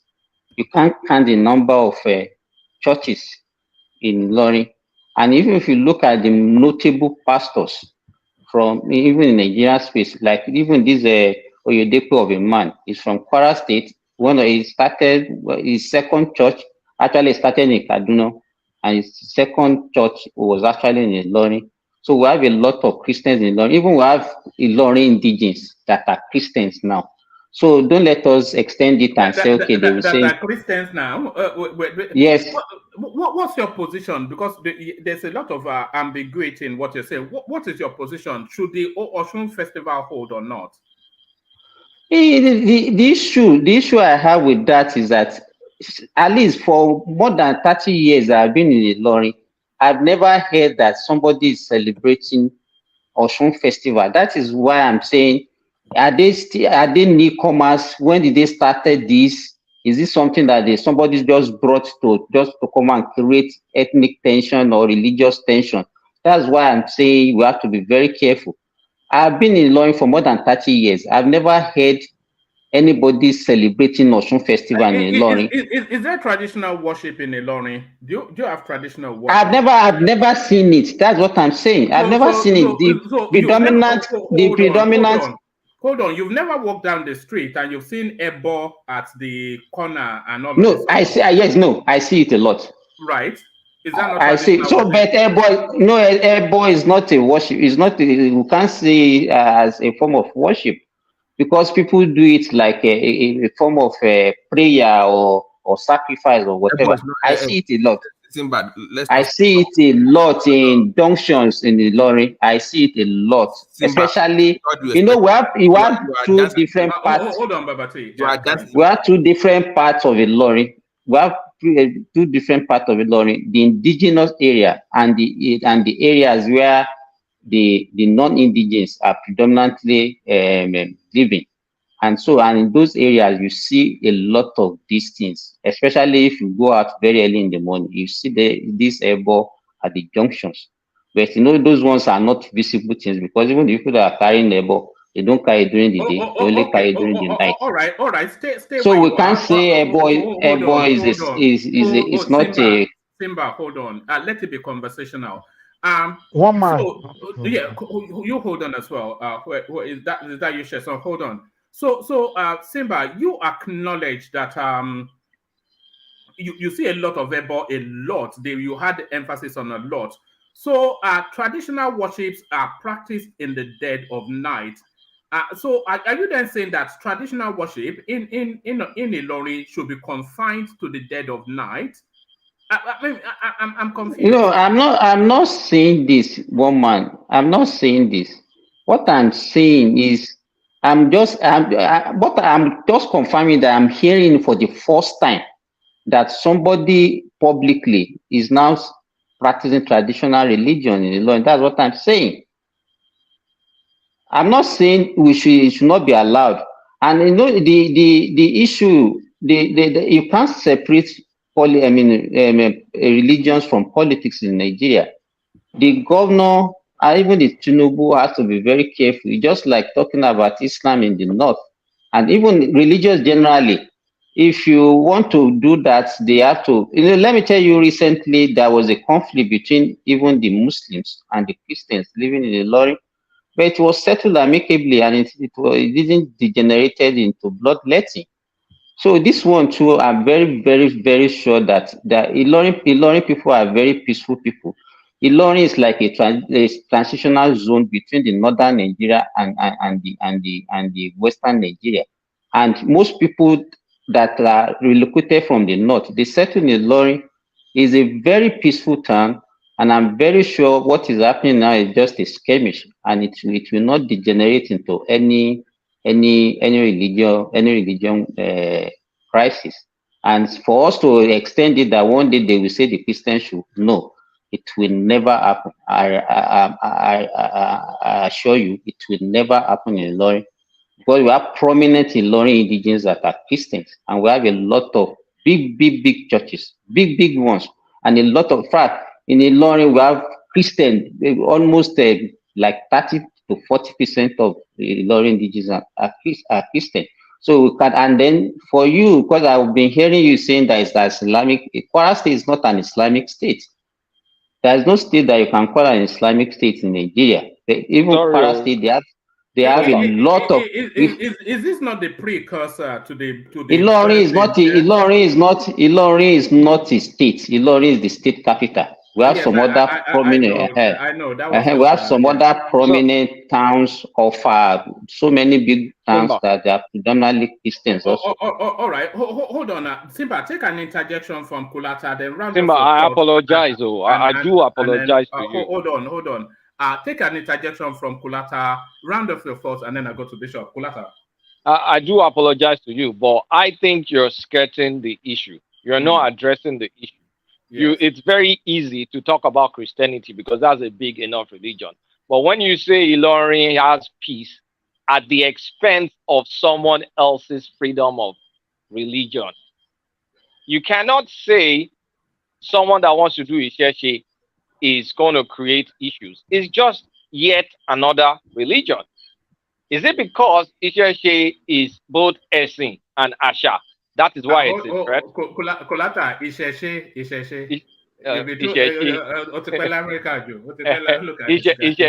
is both. Is it because there's a confluence of both Esin and Asha, both culture and religion? That is why it's a threat to the Emir. So the Emir probably will won't do anything when it comes to Christianity. He dare not anyway. But when it comes to Isheche, because does it feel threatened? Because we're talking about they've been there since 18-something. I don't think anybody is going to use Isheche to go and remove them from the throne, even though they tried at some point in time and the British rescued them. But that's an old story. But so why will he like make this kind of decision? And I believe this is an opportunity to actually take him to court and win that case, so people can freely practice whatever idol worship Yoruba idol worship they want to practice, because essentially that's an ancestral Yoruba land, regardless of what's on the emirate, on the throne.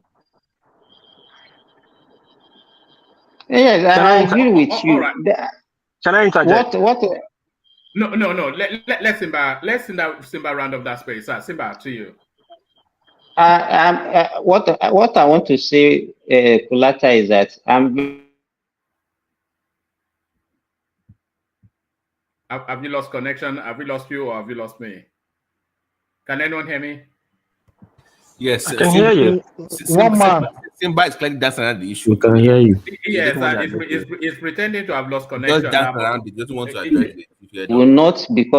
They will not, because of religion, exterminate anybody from Ilorin. I'm very sure of that, and I'm very sure very soon all these noise with guidance. And so, to me, there are so many things that have happened in the past, and even the worst that are worse than this, and it was settled. So, I think, and what I'm just trying to do now is just to allay our fear.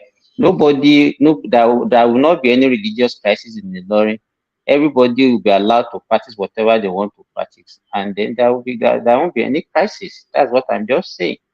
All right, all right. Hold steady. Let's because one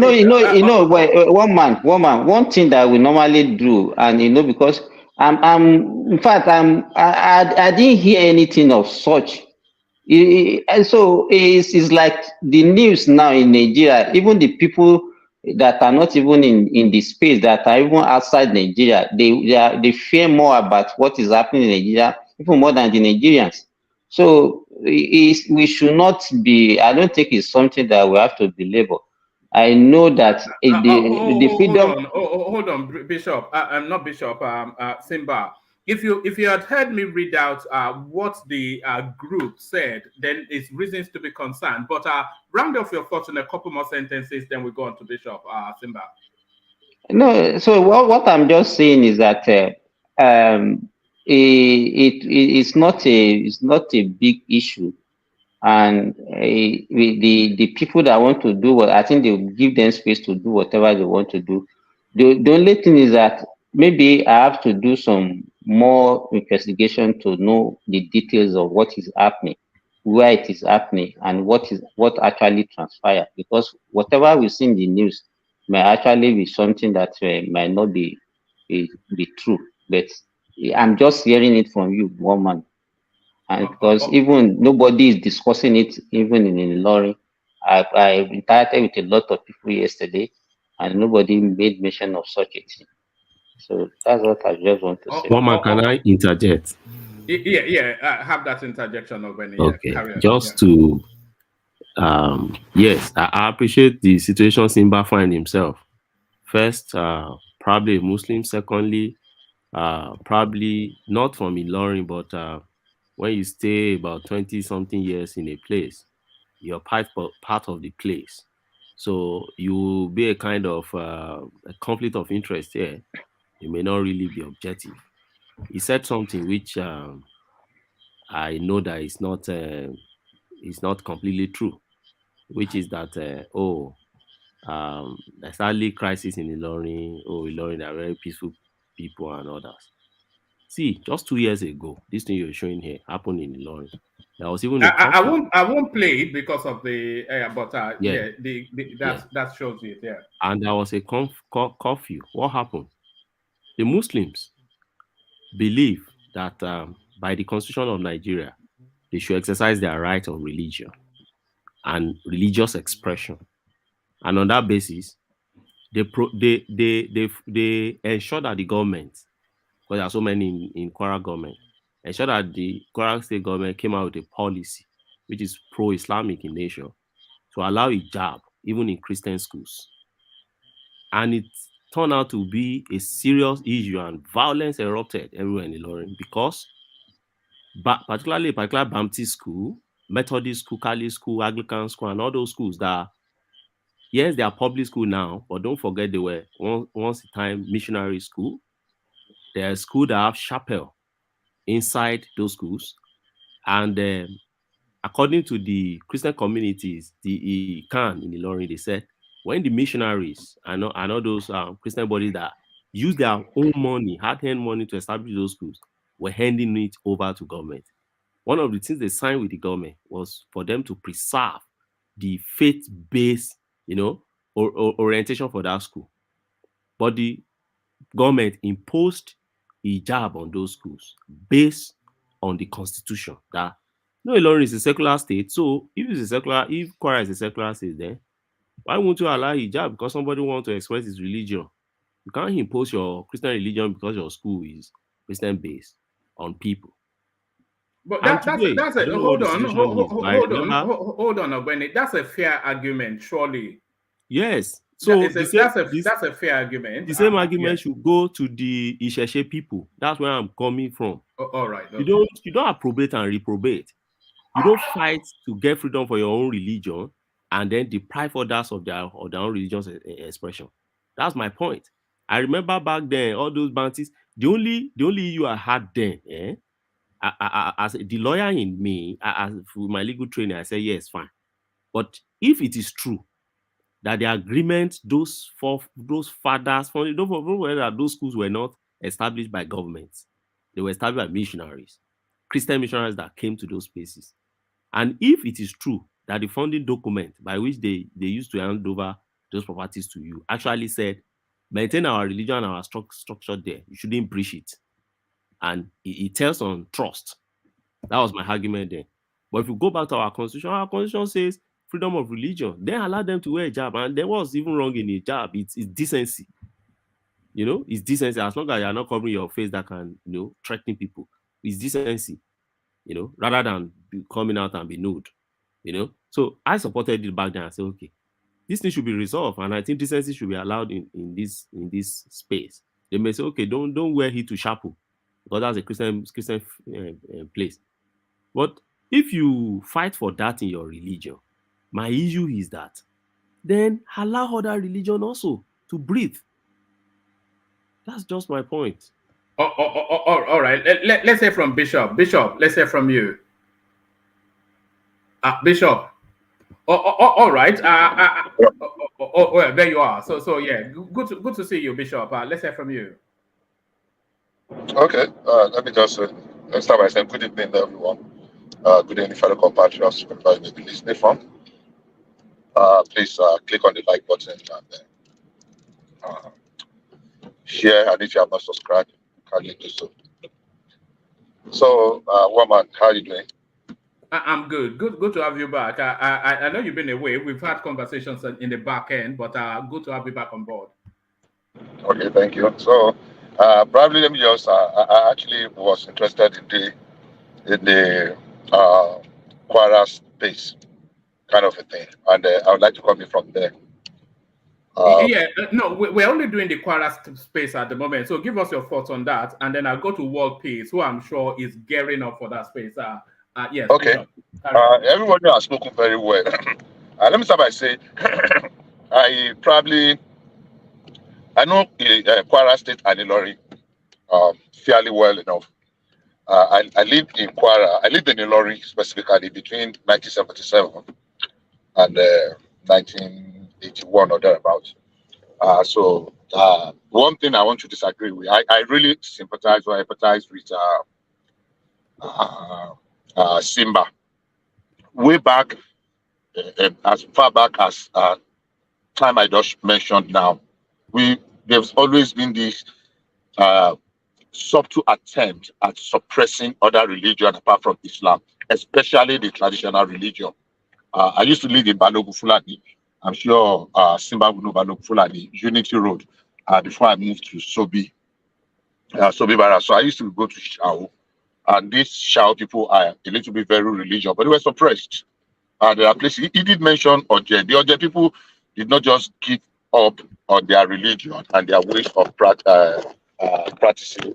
I mean, traditional religion. It was a battle, really, back in the days. So what's happening now, unfortunately, is not different from what was happening then. There was a subtle attempt at imposing the Islamic religion on everybody that lives, especially in the Ilorin Emirate itself. It did not just start now. I don't know where this originated from, but it's a little bit insensitive because I believe that we've gone beyond that stage. Saying that there are big churches in Kwara State or there are lots of religion, yeah, it's a fair enough argument, but it does not hold enough water as to the reason why the Emir or the Zulu Gambari will kind of outlaw some people's way of life. I don't know how Ilorin has grown and developed over the years. Yeah, there was significant. Islam was, of course, for obvious reasons, but at the same time, the church grew too, and both the church and Islam had over the years suppressed and kind of demonized other religious practices. Wherever they find their courage from now to want to openly identify and worship their religion, whatever, however anybody wants to see it, I think it is in their within their rights. If you are propagating your own Islamic religion, and the Christian people are propagating their own Christianity, you shouldn't for any reason hinder. And if you actually want peace to reign, because you can only suppress some people's voice for a certain, you cannot do it forever. So if anybody here, if he has the ears of the Sulu Gambari and the government, I think they should just try as much as possible to come into it and see how this is resolved. You can propagate and Bishop. The only way that it can be resolved to the satisfaction of everybody is for that Osun festival to hold. Because it's the Osun festival they want to do in Ilorin, right? They want to have an Osun festival for 3 days, and the only way for this to be resolved is for it to hold. It is not even within and hold peacefully.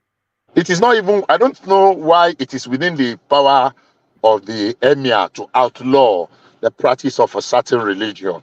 I don't know where Bishop. That was my exact question in my head right now. That I don't know where he got that power from. I think we are beginning to abuse. Yeah, they used to be powerful in those days. Answered that now. I mean, has no power. Yeah, they used to be powerful in those days until at a certain point. I know the traditional rulers used to have a space. They are looking for that space now. But hey, we are developing at a space that we must, as a necessity, accommodate. I mean, yeah, I don't know. We have our voice together.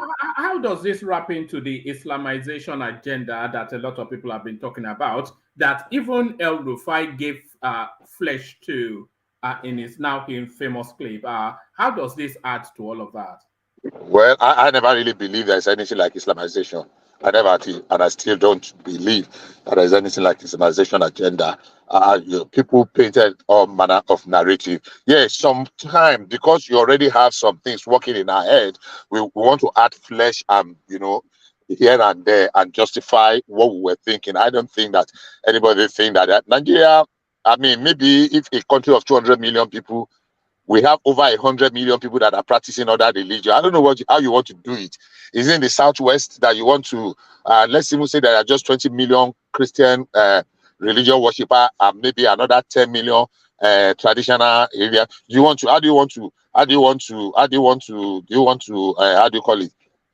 Islamize, or you want to eliminate 30 million adherents of other? I don't believe in that bullshit. I think, sorry for that language, I don't believe in that. I think it's just a the season of politics, at which ultimately was a season of anarchy that we whipped that into the front burners. I don't believe in that Islamization agenda at all.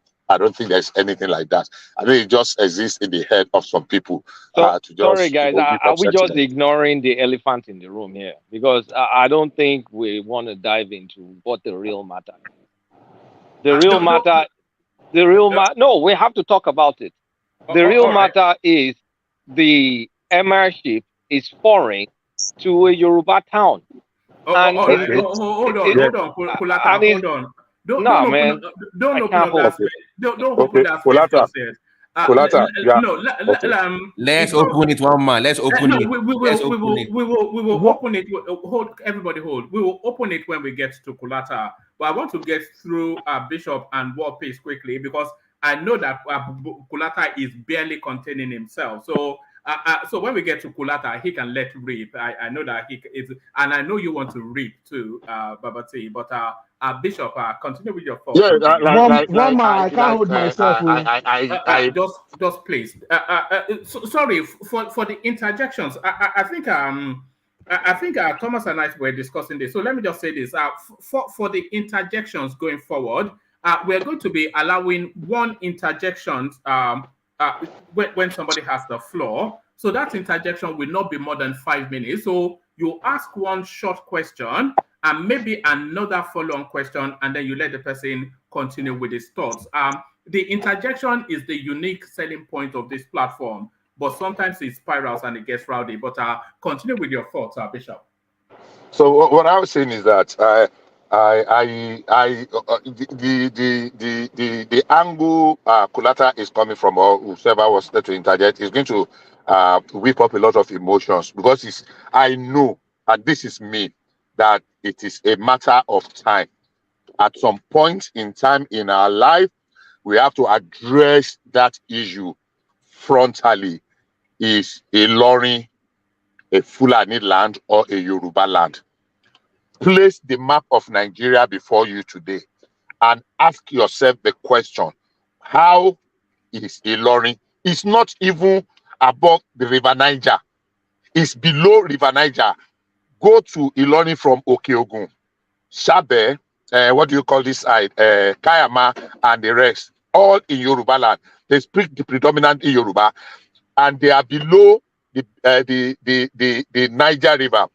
And go to the other side too, a better part of Kogi, the what do they call this Yoruba speaking part of Kwara?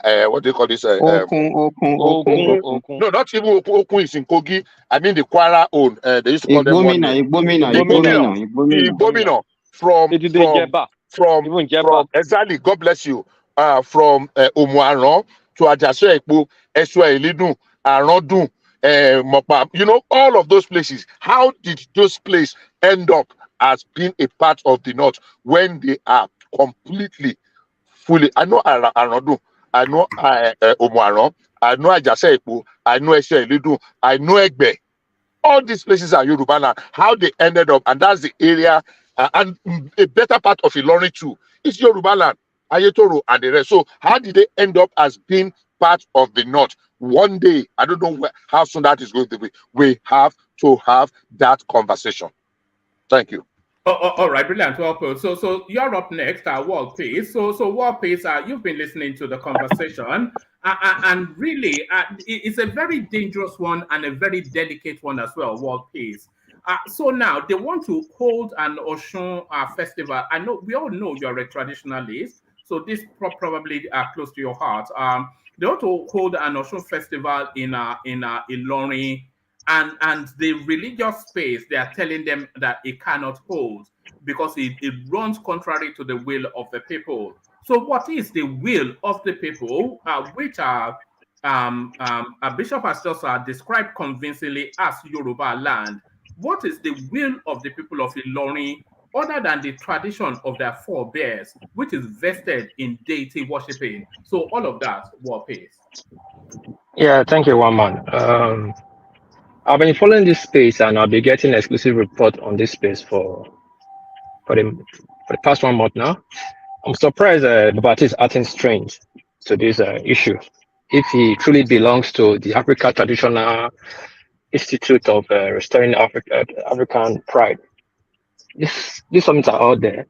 A month before this, Ilori people is on social media or some newspaper.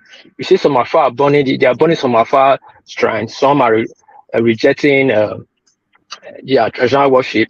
There was one of that lady they banned that wants to have I don't know if you call it Shechel, but it had a shrine. They banned her to close her shrine. Yes, this thing has been going on since a month, and mostly in that Ilori's space, and I've been following it. I'm not surprised the Emir Gambari make this kind of statement. But again, let me follow what Ogbeni said. He's the legal luminaire or legal expert. He gave a good analysis, but he ended up by confusing me more. Because if you, there's a saying in Benin, if you want to stop a fight, you first stop the quarrel that will lead to the fight.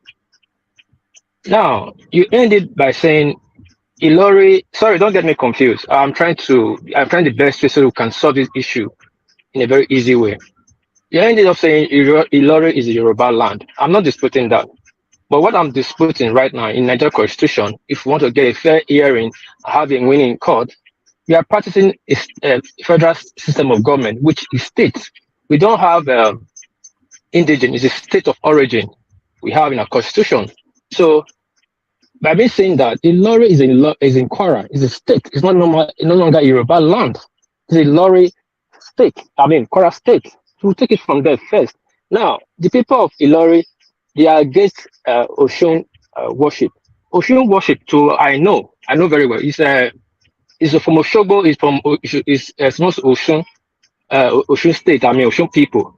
Now, if somebody trying to do it there in Lorry in a private scale, which is very okay by me, I have no problem about it. But if in Lorry's constitution, I mean, constitution is against it, we cannot really shout. We cannot really impose it on them by saying we are banning Oshogo festival that is so known in Yoruba land. We're no longer in Yoruba land, we are in states. So please let's get that clear first so that we can turn our argument properly. Because we are doing this, in as much as we are accusing them of what they're trying to do to us, we are doing the same thing to them. The people Can I quickly answer that? Yeah. Hold on. Let him land his thought. Carry on. Yeah. And the people I have been seeing on that space on the social media that was carrying out burning, some rejecting traditional worship, which is sad and sickening to me. Most of them are Yorubas. This is what I use Yoruba. They are Ilorin people who speak that dialect. I hardly see Fulani looking people in that place. You know, that's the danger we have to look at. This is how we try to rewrite our history by being too cultural. Being cultural is not being traditional. It's two different things, and we are missing it. So when we give rooms to these things, all these kind of things start happening. For me, I'm one person that's against, you cannot be a traditionalist and be a Muslim or Christian. That's my stand. That's how I was brought up. I've never seen when one person will be a traditionalist and at the same time you practice Islam or Christianity. It's wrong to me. Probably to Nigeria Christian is not. But this kind of things will start happening. We saw Mr. Rest in peace. He didn't die. I said to the ancestors. We saw what people did in Oyo land in Ibadan, which is wrong. The other day, the other one said he wants to convert his throne to Sultan of what? You know, call himself Sultan. I think that's the Olowo second. He said Sultan, and the other one in Ondo said, Oluwo of Iwo, yes. Yeah, and the other one in Ondo said he wants to be a Christian. Go and ask the Atua shared the second when he said he wants to change the Ogiame show of Iwere land, which is worry people. They remind him that you can be a Christian, we tolerate that, but don't dare it to temper any traditional issue you came to meet. It's beyond you and it's after you. He quietly calmed down and pulled back, but you have to have the will of the people. When people start having different practice, what is going to happen. It's not just a danger to people in that region, it's a danger to all Nigerians. Christianity and Islam is dominating that country in a different form of shape, through proxy, directly and indirectly. When Rufai made that statement, we only took the political statement, but we never took the religious statement and the spiritual statement behind it. He said that this is Christian for Islam or Muslim to rule. We took a political statement. But look at the presidency. From Gbajamilia to in TINUBU camp, you're not a Muslim, you cannot be there. They are all Muslims. Most of the Kabas in Lagos, TINUBU Kabas, they are Muslims. Hold on. Sanwo-Olu is not a Muslim. Ambode is not a Muslim. That is Sanwo-Olu. I said the Kaba. I said the Kaba. I said Kaba in Lagos. They are Muslims. I suspect Dele Alake is not a Muslim. I have to check. I don't know Deleke. I don't know Deleke. I know Deleke. I don't know what is. But if Kaba, I said that is what is Yeme Kadosha or something. I don't think he's a Muslim. But I said he's Kabas. If you know TINUBU very well, his Kabas are Muslims. Is the chief of staff? Is he a Muslim? That's his inner caucus now. What are you talking about? Jamila is a Muslim. I know. Let me land. Hold on. When this kind of issue, I'll be surprised if who speaks about it. I'll be very surprised. And he speak about it. If he doesn't speak about it, I will not be surprised because it's not issue he will speak about. Because if you speak about it, they will politicize it and start testing his government. But again, first of all, we must choose our path correctly. Stopping traditional belief in Lorry is wrong. First of all, I'm against that. But doing Oshun festival in Lori to make it like a Yoruba thing is wrong. True, but if that woman is doing it on her own capacity, it's wrong for them to stop her, but not on the state capacity. That's my take on one man. Let me use the floor for the next person. What do you mean is wrong by making it a Yoruba thing? What do you even mean by that? Because we're no longer in a regional system. It's a state. Regional Just like now, nothing to do with practicing your culture now. Are you trying to say because let me make one example to you. Government, you can't practice Let me make one example to you. Let me make one example to you. If I tell you now I'm going to practice Igwe festival in Oshun, people is going to come out heavily. Your people will be the first to go against it. Hold on one piece. Hold on. The Igwe festival is not is alien and foreign to Ilorin, but to Yoruba culture. You see, you just answered my question. Oshun festival is very much integral to Yoruba culture. It's in the DNA of the culture. One man, like Simba said, and I know that for a fact. Oshogbo festival was never practiced in Ilorin in time immemorial. It was practiced. I've been to Oshogbo festival in Oshogbo many times when I was in Nigeria. Then when my friend father was military administrator for just 3 months when Abacha took over. Hold on, no, don't take us on that anecdote. Even if it wasn't practiced before in Ilorin, they want to practice it now under their freedom to free associate and worship. Yes, that's what I'm saying. If she's going to do it on her own capacity, then just stopping her, that's a problem. That would be a problem. But making a state is a problem to the state because it's alien to them too. Don't forget, these people are Muslims too. They choose to be Muslim, even though they choose to be Muslim. You're not looking from that angle. But she's not stopping them from being Muslims. No, that's something we are saying. Like I said, she's doing her capacity. If she has like 500 people, 1,000 people coming to her shrine, and you want to stop her, it's wrong to stop her. Hold on. Even if she was to have a promenade and a parade on the streets, she's entitled. Yes. Hold on, one man. Yes, I'm not saying she's not entitled, but making it a state thing that she's not entitled to. Like you are explaining it to, not me, not what. Hold on, what piece? She's not asking Kwara State to adopt Oshun as their official religion. She's saying she wants to practice her faith in her own state. Yeah, you didn't make me land. Sorry. Like I said, I want to say that what you're explaining and Kulata saying is a Yoruba thing, is a Yoruba land. If you are put in that context, it will be wrong. I believe it's that context. These people are going against her. You know, in everything there's undertone on it. You know, this will not rise up because she wants to have. She has been having the festival, I believe so, because she started living there today. She has been living there. You know, so when people rise up, probably somebody have used propaganda or sends the undertone like, okay, like we say, Muslims are coming or they want to turn our state to Christian state. Let's resist these people. Probably there's undertone to that they want to bring a show festival here.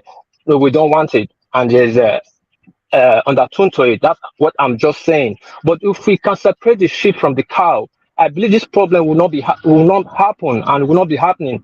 If everybody's practicing at their capacity, I don't think these Muslim people will come and disturb them, and they will not feel threatened. I believe there's something going on the ground, and I am saying, to me, I don't know, but I believe that underground tone is like, we have to collect this land, is Yoruba land, and the people that going against it said no, it's a Muslim land. That's how I see it, and I will use the floor. Actually, I'll end it that all tradition is on that threat. And we should not allow this thing to be happening, and we should do things the right way so we get the right result. Thank you, Waman. All right, brilliant. Well put. Brilliant, well put. Have that interjection, Obeni, and then we go on to Okulata. Yeah, come in, Obeni. Okay, Waman. This is what I want to say because, you know, Wapis talked about me saying or maybe concluding my thought on this issue by saying, oh, Ilorin is a Yoruba land. Yeah, I said that for a reason.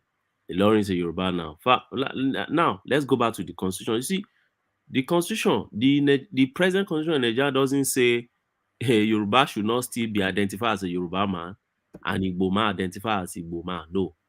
The present constitution understands the identity of each of us and understand that we have a root. The constitution of Nigeria understands the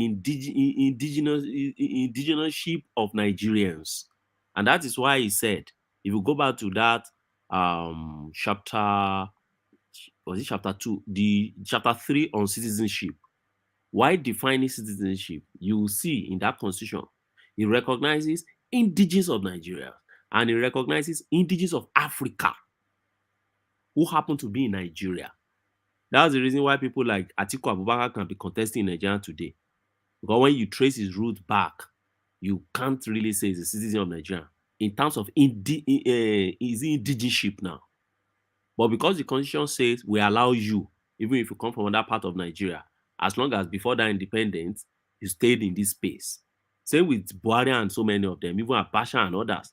These guys are not Nigerian. Even Obi's vice presidents, Mauritania. So, but the constitution says so. But when you look at it from that light, you realize that the constitution doesn't cancel our indigenship. The constitution only respect our indigency. Then I now make us a nation. I now give us just one nationality. So don't forget, whenever they want you to feel Nigeria, they won't ask you whether one land or not. All they will ask you is nationality. That's a nation now. But it doesn't rob you off or strip you off of your. And then I ask you a question. So why do you think local government, local government council in Nigeria issue what they call certificate of local government of origin? They issue it because they lost their still recognized citizenship. So if I say, oh, Ilorin is actually a Yoruba land, that is my understanding, and I'll close it on. I'll close on this call. If you come to UK, for instance, every citizen in UK will tell you, I'm a British citizen, I'm a British citizen. That's the nationality. But underneath it, the Scottish will not tell you this is not Scottish land. You meet a Scottish guy and say this is no man's land. Just look at you, what's he saying? Or an Irishman in Northern Ireland, or a Welsh in Wales, or the Englishman in England. So, in as much as they still understand their indigenship, they know that there is one nation they all have to build, which is their British nation, United Kingdom. So it is from that light I'm saying Ilorin is a Yoruba land, no dispute about that. Yes, the Fulanis, the Nupes and others, yeah, they all came. And historically, when you go back to it, there have been this issue back and forth, oh, where do you place Ilorin? But the truth is Ilorin is Yoruba land. All right. All right, brilliant. So Ilorin, I don't even know why we are happy to say it. When has Ilorin never not been Yoruba land? Even Kogi is Yoruba land. Even Niger State is predominantly Yoruba land. But let's go on to Kulata. But I want to trail Kulata with a video clip. So I'm going to trail you with a video clip, Kulata. Let me just play the clip and then you pick it up from the back of it. I'll show you the title of the clip and then I'll play it. So here is the title of the clip. It says Osun Festival in Kwara State, prayer by Oba Yemoja Agbaye, and then he gives a telephone number. And what I want you to also note is that this was 2 years ago. Because there is a political undertone to what is going on, is what I suspect. But these are nails categorically then that they have that history in that place.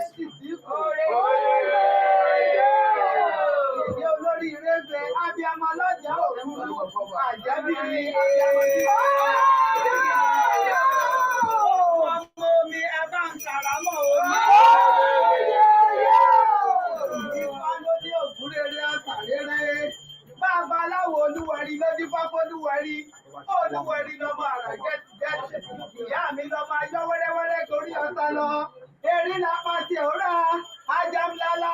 Ifá Olúwẹ̀rí kì í ra Ajamlala. Ẹ̀fọ́ lápá tí ò rà, Ajamlala. Ifá Olúwẹ̀rí kì í ra Ajamlala. Olúwẹ̀rí nìkan ló lápá tí ò tó jẹ́ ní olókùn tó jẹ́ ní ọlọ́sà. Ajamlala. Ifá Olúwẹ̀rí kì í ra Ajamlala. Ifá wo ní ra láyé? Ifá wo ní ra láyé? Sí wa o, àdúrà wa gbà.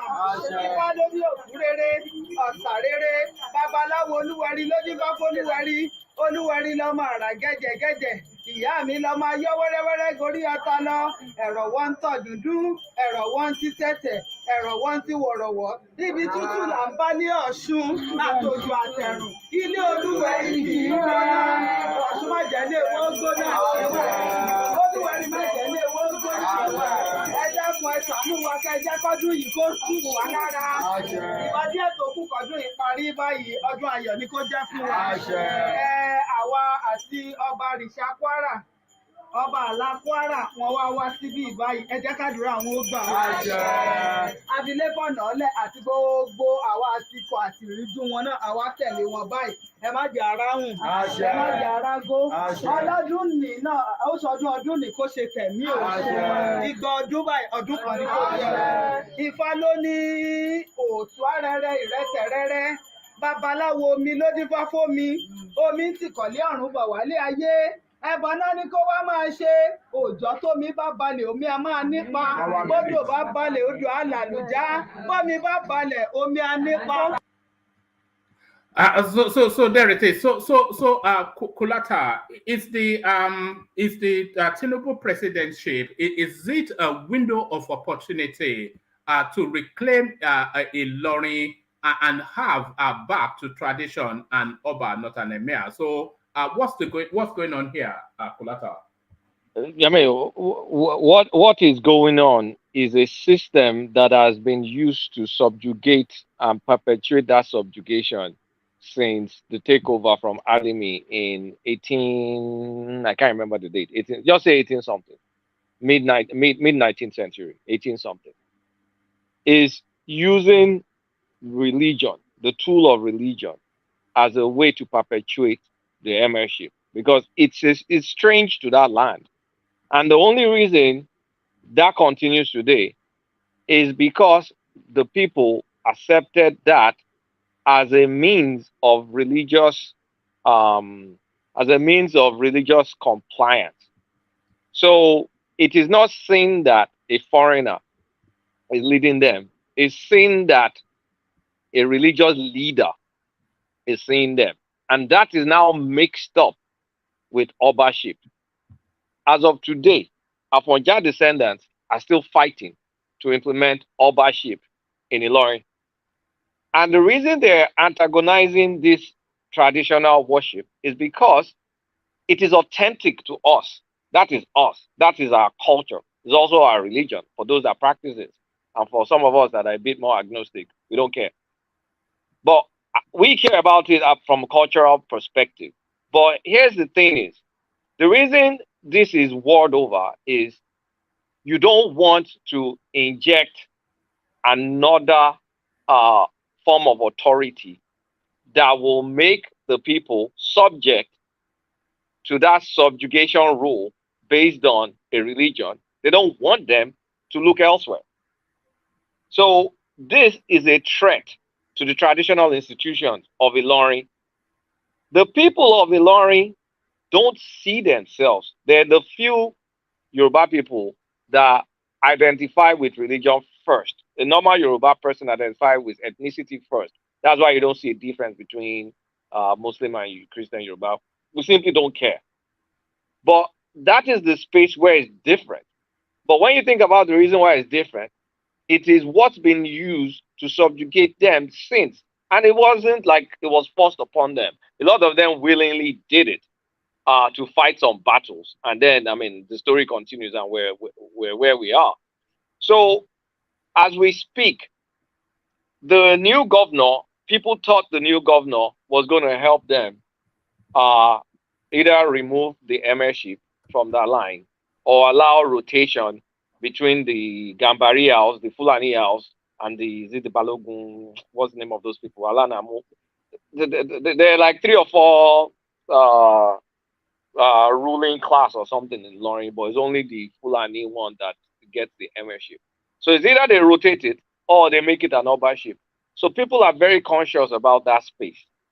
So anything that is close to authentic Yoruba worship or Yoruba culture is frowned upon, usually by the ruling class. So I don't see, this is not a TINUBU anything, but this is a breach in someone's fundamental right to practice their religion. I don't care what religion you practice, but you should be allowed to practice your religion. And I think Simba mentioned that it is strange to Ilorin. No, it is not strange to Ilorin. You just watch that video. That's as recent as 2 years ago. It is strange that the emir is trying to implement authority where none simply exists. We're not back in 18 something or 19 something. Those power are being shifted. Power is not with the governor, the local government, and the police and all. He has zero authority to do what he did or threaten what he did. And I believe the woman is just scared for her life because he can't send the police and anything to go do anything. And again, the way they subjugated a lot of Oba sheep, they make them second class, and that's all them Sharaki shenanigans. A lot of kingship around that Ilorin is very worrying because the local government surrounded that Ilorin town. There are many other towns there that have kings, but they class them as class 2. The same thing, Jeba, which is the border town to Niger State. There's an Oba of Jeba. That's far north of Ilorin. It's still a Yoruba king that's there. They're subjugating that king. They're making him a class 3 or class 2 Oba. The person that's supposed to deserve it should be first class Oba. So the influence of religion in Ilorin is too much. Of course, with Christianity is a different ballgame because that's big enough. But the one they feel threatens that that royalty. The stool. The stool. That's the one they're really, really gung-ho about. And the funny thing is, a lot of clerics, like any other Yoruba town, same thing with pastors, they practice both religion. They mix it up. They do Isheshi and they do Islam. They do Christian, they do Islam. Just like, normal Yoruba behavior. So, if Oshun permeates that space, gets more adherents, it threatens, because the only authority that Emir really weighs over them is a religious high moral ground that everybody bows down to. Outside of it, take out that religion, take out religion as a factor. Isn't this alien? There's no cultural affinity between the indigents and the emir who was superimposed through conquest. So yeah, the religion it's through conquest, and the people have revolted historically. Yeah. They revolted at some point in time. It was the British that I can't even. I need to go find that history. I know I came across that history a while back. That they revolted. I think the British or something intervened. And so what I don't like is stifling someone's right to practice their religion based on zero authority. You have zero authority to try and do all that. So that means whatever you're doing is illegal. Because if you're pulling other strings, they must not be legal strings. So I think this is an opportunity to take that emir to court and win the case once and for all. People should be free to practice whatever they choose. If they want to wake up and start worshiping frog, it's their business. They have the rights to worship frog. If they want to worship fried rice and jollof rice. Is that not the religion of all of us? Fried rice and jollof rice. Who is not a worshipper of fried rice and jollof rice? So nobody should, no emir, of no authority should get that kind of power exerted on the people. And the fact that that's the tool that has been used to subjugate these folks. Because honestly speaking, I apologize to anybody that comes from that town. But sometimes when I hear people that come from that speak, I get very irritated. Because it's like there's an identity crisis. All our parents, the Yoruba, yeah, there's a mixture for some of them. Yeah, we acknowledge that. But by all our parents, but you now start going a bit traditional, then they fold. It's more like Kosheku, Koshe, like Adon. Like, so who are you? Who are you? Are you your ethnicity or are you your religion? What exactly are you? You move out of that space, you conform. You get back in that space, you turn to something else. So what exactly are you? That's why sometimes I get irritated with this Ilorin matter. It's just one area that I really don't like visiting. It's a very complex space. Kulata, as you just said, is who are you? That's the thing. Are you a Yoruba space or are you not? Are you indigenous or are you not? Are you for the north or are you for the south? You could say it's a melting pot, which is probably a more wholesome way to look at it. But in a space that is led predominantly by ethnicity and religion. So that's the question to Ilorin, isn't it? Who are you? It's not the only melting pot. Lokoja is a melting pot. The Yoruba area there, they know who they are. That's the confluence town. Even by practical geographic reasons, it's a confluence town. They are not confused. So it's conquest achieved by religion that is still going on. That's exactly what's still playing out now. Because what is happening right there is not natural. I don't care what religion you practice, that's your business. But you should not threaten another person's right to practice what they want to practice. And that woman, I'm not sure if she's the one we just watched 2 years ago, but if she's the one just watched 2 years ago, she should be allowed to do what she did exactly 2 years ago. Because she did it in 2021. It did not change a thing in Lorry. Why are they threatened by a freedom of religious practice? Why are they threatened by it? So that's how I feel. Obviously I'm not happy, but it's just a space that irritates me, and I don't think I can hide it. All right, brilliant. Well put, Kolata. So apologies to the people asking for Ajane Koko. By the way, he sends his regards. Is not available at the moment, but he will join us. Not today, I suspect. But he will join us. He sends his regards. But let's hear from you, Sheson, on that space, and then from there we go to Ogbeni to open up the space on yes, we'll open up a space. But let's hear from you, Sheson, first, and then we go to Ogbeni. Thank you, one man. Good evening, good morning, everyone on the platform. Please let's like and share.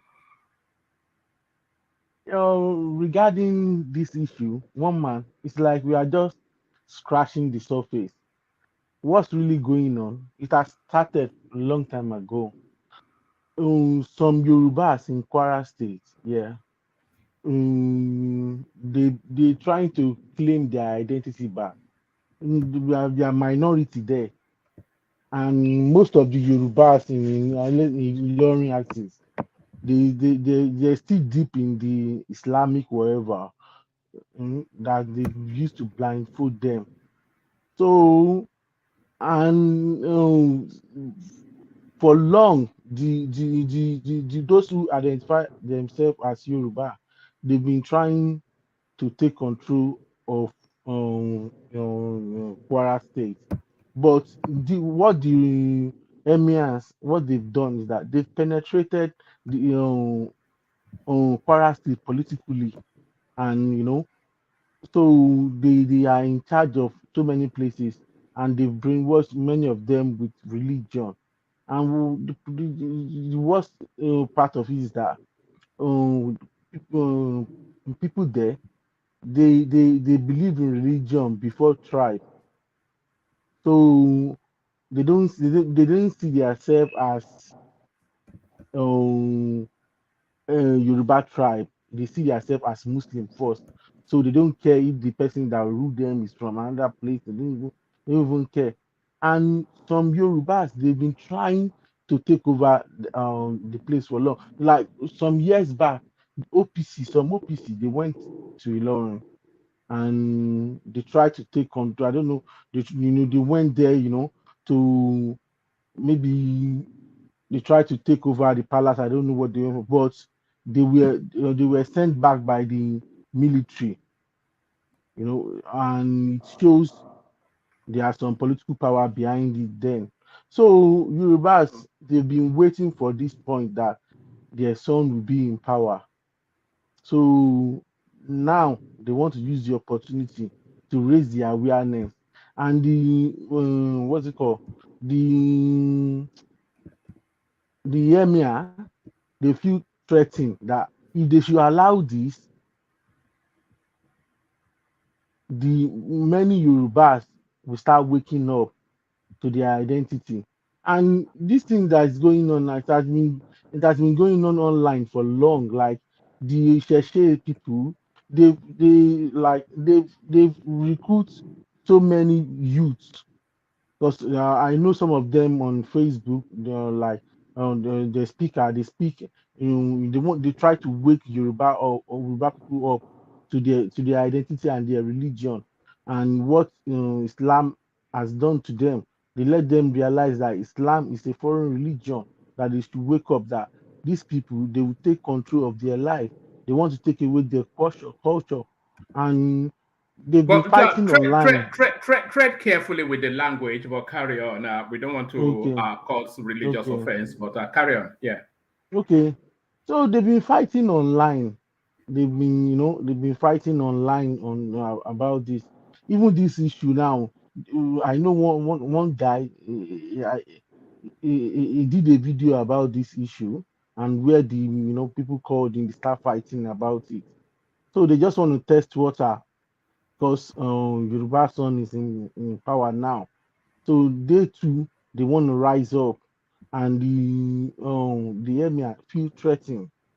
They feel threatened. So that's what is going on. It's deeper than all this. That woman, she's being sponsored. It's not as if she's doing it by herself. There are many Yoruba That's an that behind. interesting angle actually. Are you saying Yeah. it's politically motivated that that Yes. Yes. the traditionalists are looking to test the will of that's an interesting angle. Yeah. Sorry, carry on. For Wole Soyinka to have spoken about, it's not really about, that guy let me realize that he's got the backing of many Yoruba leaders that are non-Muslim, that they want to wake Yoruba up now. So I don't know how it's going to be solved. How it's going to be resolved. I just don't know. I just pity TINUBU at this moment in time, because those people in Ilorin, they believe in religion, and if TINUBU is not careful, it might cause him, problem for me in the north. And Yoruba people, and me, to me, it's high time we Yoruba stood up to do something about this Kwara Ilorin axis.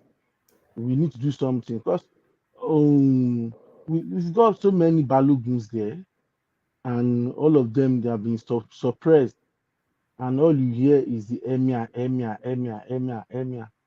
Something needs to be done about it. One man, something needs to be done about it. What do you mean something needs to be done about? What does that mean? What done about Yeah. what? By the way, what offense? It's a system that they've operated for decades, if not centuries. And they all seem to be accepting of it. So what do you want something done about? Yeah, it's because Yorubas, they are grumbling underground now. They're grumbling every now and then, but they can't voice out. They've been trying to do that a long time, with the power that be, we suppress them. But now, I think they want to stand up to it now, because we Can can't I just leave the wound open. No, hold on, Patrick. Yeah. We can't just leave the wound open just like that. Something needs to be done about it. If we need to close it, let's close it once and for all. That's what I'm trying to say. Sorry, what are you saying? you know the religion that they practice in Ilorin, they practice it freely. They practice Islam freely. It's not so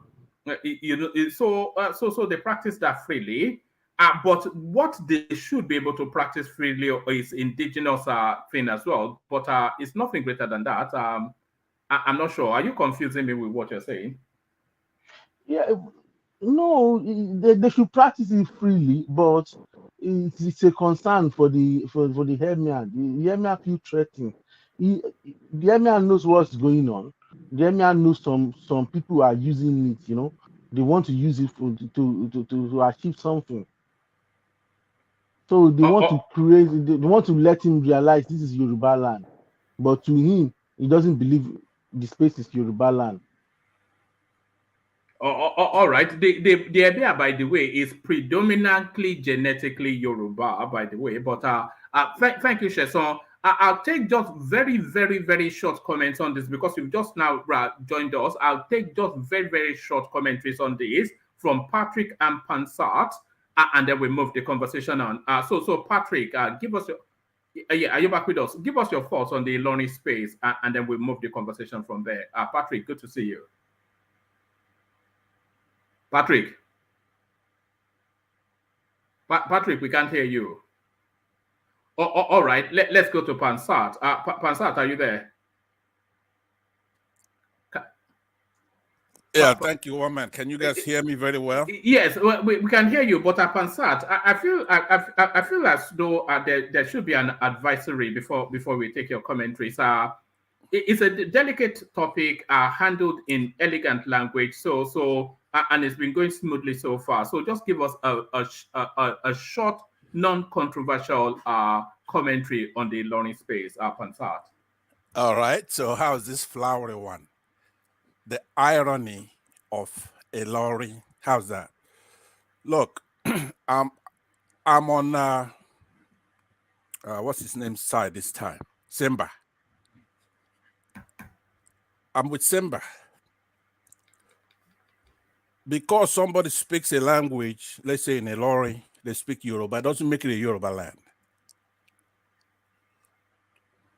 Think about it. You cannot make that argument. I know you guys are having this discussion in a sneaky way, so we don't get to see it. The Igbos, we see what you're doing here. We're in a sneaky way on the internet. We're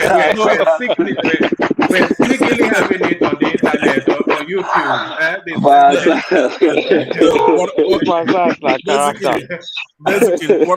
In a sneaky way on YouTube. Carry on.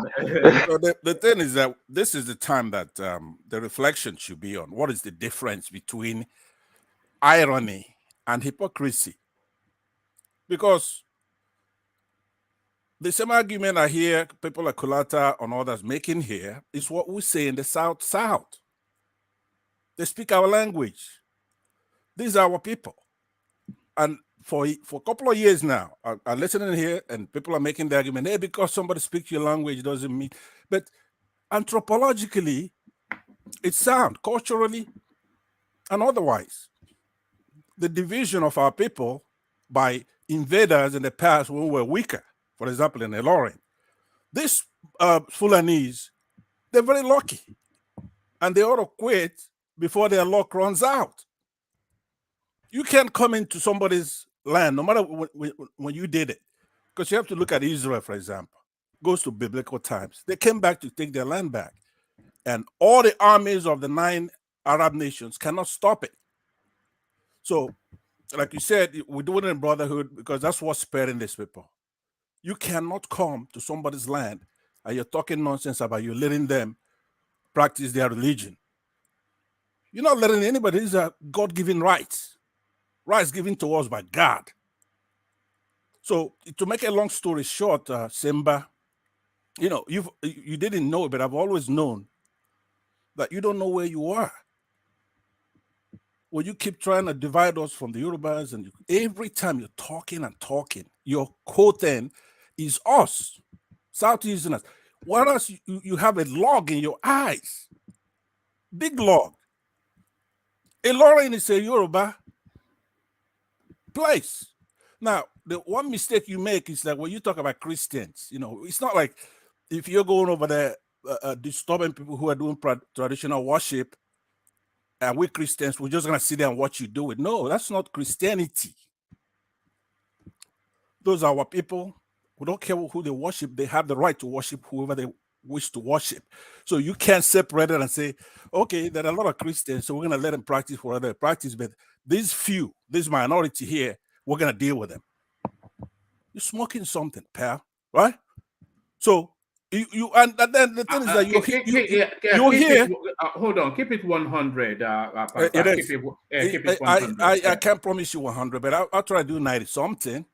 Let me do 90 something, because you should be able to go back on your tapes and listen to this guy talk and divide us and just be like he doesn't have it. Let me say this, Pansat. Yeah. You know, if you take on the personalities on the platform, for reasons of balance, then I'll have to give them the right to reply, and then they will prod at you, and then you will prod back, and then it will quickly escalate into. Okay. So just keep it 100. Okay. Yeah. I'm gonna do better than that. I'll stop right here, since you have a lot of people who have better things to say than I do on this occasion. All right. Whole Thank situation. you. Whole Yeah. situation on the open side, because after I take the commentaries from Patrick, Ogbeni, who is our senior advocate on this platform, he's going to give us a roundup of your case at the tribunal. So you may want to hang around to hear that whole situation. Patrick, let's hear from you. Iloni, your take. Yeah, Ilori, I'm particularly interested in Ilori because that's where I worked, and my wife is from Ilori, so I'm partly Ilori. Ilori are Yorubas, but the fact that they are Yoruba does not necessarily mean they will be Muslims or Christians. They have a choice of who to worship and how to worship. So it would be wrong for the emir to obstruct worship of traditional people, or if you do that, he will extend it to other people, like to Christianity. I've had instances where crusade wanted to be held, though it doesn't happen now. It has happened before. Crusade was to be held in Ilorin, and they were not going to allow Rehoboam to hold his crusade. It was that bad. You understand? So we don't think in a secular society. Ilorin, Kwara State is not an Islamic state. Nigeria is not an Islamic country. It's a secular state. So people should be free to worship who they worship. And it doesn't make sense.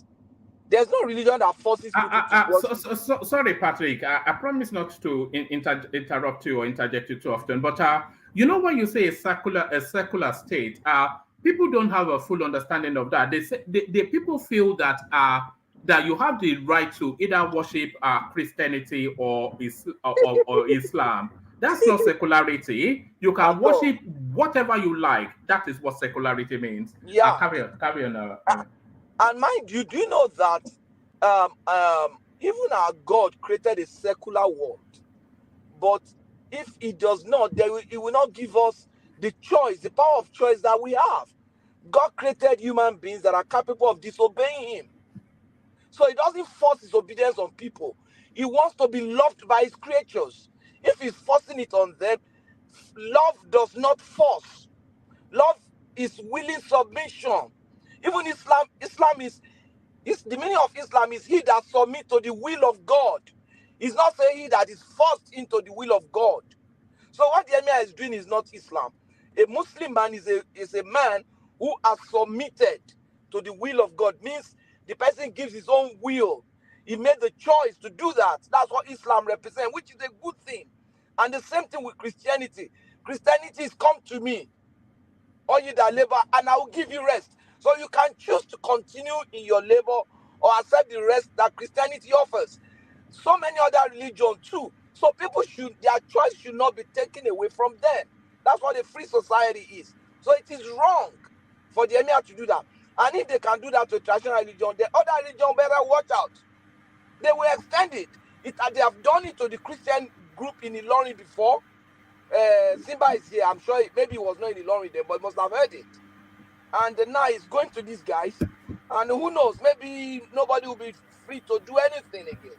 It is wrong to do that. All right, brilliant. Well put. So Ogbeni, over to you. Give us then the latest updates. Obi Atiku versus the Nigerian state. Ogbeni. Ogbeni, are you there? All right. I think Ogbeni temporarily not available. But let me take you to this space then. Let me take you to this space and maybe Kulata can lead on this one. Kulata, so to this headline, Telcom's investment in Nigeria hits $75.6 billion. Professor Dambata. So what does this tell us? What should we be reading into this, Kulata? Well, what we should be reading to it is like this, Telcom has turned to, I think Telcom has dwarfed oil and gas in our GDP, in our economy, way more, perhaps maybe even double itself, contribution to GDP. So this is a big area. I mean, doesn't mean it's export, like it's generating us dollars, but in terms of how much economic activity is associated with Telcom in Nigerian economy, it dwarfs oil and gas. So there's a lot of investment still coming down the line because there's still 5G. I don't know if they've deployed 5G everywhere. There's still more stuff coming in there, fiber network in a lot of areas in Nigeria. So a TINUBU president is expected to increase the number of networked area in the country. So there's growth opportunity in telecoms. But the thing is, you have to look at a sector that was dead. And then, as a result of Obasanjo's policies, they licensed bandwidth, which is actually free stuff. They licensed it. We made like $1 billion. And look at where we are today, 75 billion. So what other areas in our economy does government needs to get out of the way and let private investors come in, bid, and build stuff? Chief in my mind is, rather than government borrowing money for railways, give people sell right of way and let all these foreign countries and investors, Nigerians, to build rails. From, for example, what stops us from having the south, southeast, southwest rail line? That will have the highest traffic. We can do that. And in another 10 years, we'll be talking about, this is what $35 billion or whatever $1 billion. That is how we'll grow. So it's just more reinforcement that privatization and liberalization of our economy is the way to go. Government should stop trying to do everything and anything because it just breeds corruption and it breeds incompetence. So that's what. All right. Do you think this headline on the screen is what inspired this next headline? TINUBU reintroduces 5% tax on telecoms, delays collection of climate taxes, import tariffs by 1 month. So what do you make of that? It looks as though he wants a portion of that 70-something billion. This headline is incorrect. What actually happened was there's some taxes were issued on plastic use. I think one is called green tax. I think that's the plastic one. Telecoms, tariffs, and all that stuff. But the government rules before taxes can take effect, you need 3 months where people digest it before you now start taxing. But Buhari's government started taxing they started backdating the taxes rather than wait that 3 months. So what TINUBU is doing is suspending these taxes and delaying the time they're going to start. So the telecom tax, I believe that's probably come in September. The plastic and the green one, that's probably August or September. I can't remember the date. I read it briefly today. So it's just delaying what is going to come. The taxes are still going to hit, and it's going to start hitting in 3 months at the minimum. Some of them starting in August. So that's what he did. That's what all that is about. The telecom tax is a controversial one. That means on every single call, there will be some surcharge that will be a tax. So it's some sort of use tax. And well, it's going to be a nominal amount, though, I suspect. But then, of course, the mass of it will be a substantial amount. But maybe maybe 5 naira or something. Yeah, something like that. In a country that's so difficult to tax, the easiest thing you can tax is things like this. Value, some sort of value-added tax or usage tax, because people's income, you don't really have window into many people's income, so you have to do more flat taxes like this, which is a bit regressive, because really we should be able to get more tax money from rich people. Everybody now, rich or poor, uses a cell phone. They're going to be paying the same flat amount of tax.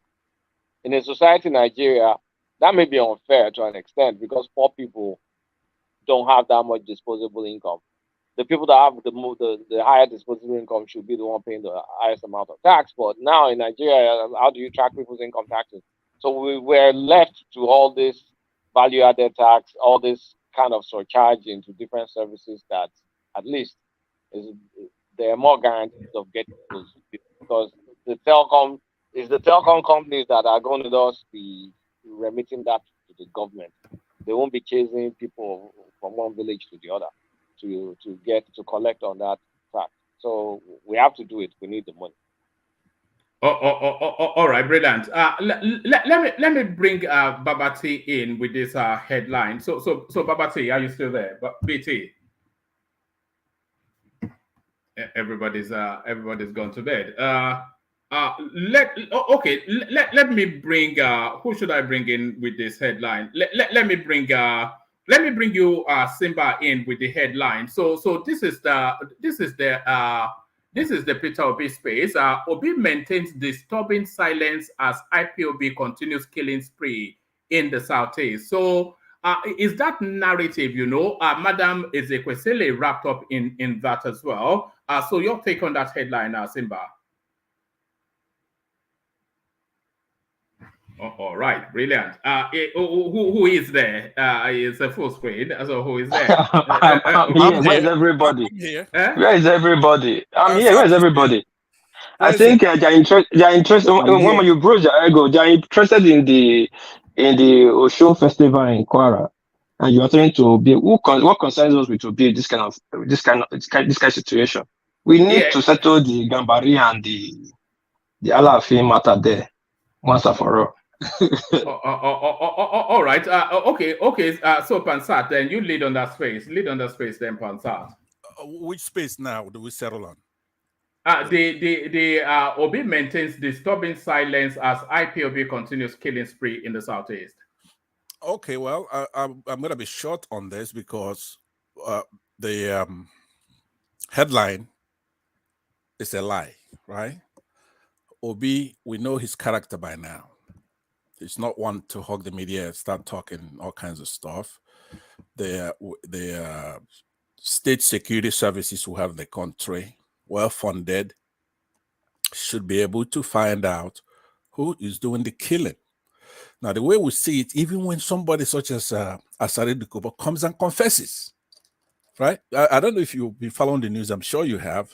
In the last couple of weeks, he's come out, gone to the TINUBU headquarters there in Asorok, and he's come out and he said, hey, look, Buhari contracted me to clean out Abuja, Kaduna or Kano, I believe it's Kaduna axis, and we dealt and we killed a lot of terrorists over there, terrorists. He took credit for that. Then he says in the Southeast, we did the same. And we're going to show them our fathers used to sell the Igbos. I'm going to deal with them some more. I've been killing people over there. And that jives with some people who, eyewitnesses account that people who were killing people in the South, they speak Igbo, and some of them are mixed with Fulanis, but there are Igbos there, Igbo speaking people. And he was unusually quiet during the period when this was like a pandemic in the Southeast. So he took credit for it. Then he displays his AK-47, or two of them.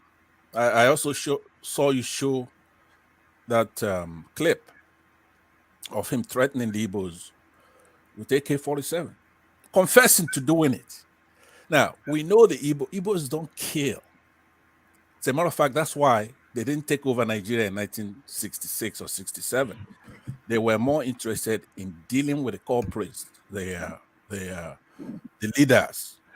Pansat, narrate to the headline if you can. Yeah, about carry on. Yeah. Yeah, it just takes me, you have to look at, there's a word I use here all the time.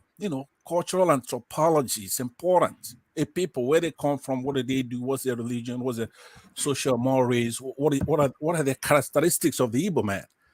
We don't kill. It's not our thing. We're Christians. And we embrace Western tradition. So it's not trying to be proud or superior. It's just the truth. Igbos don't go killing people nilly-willy.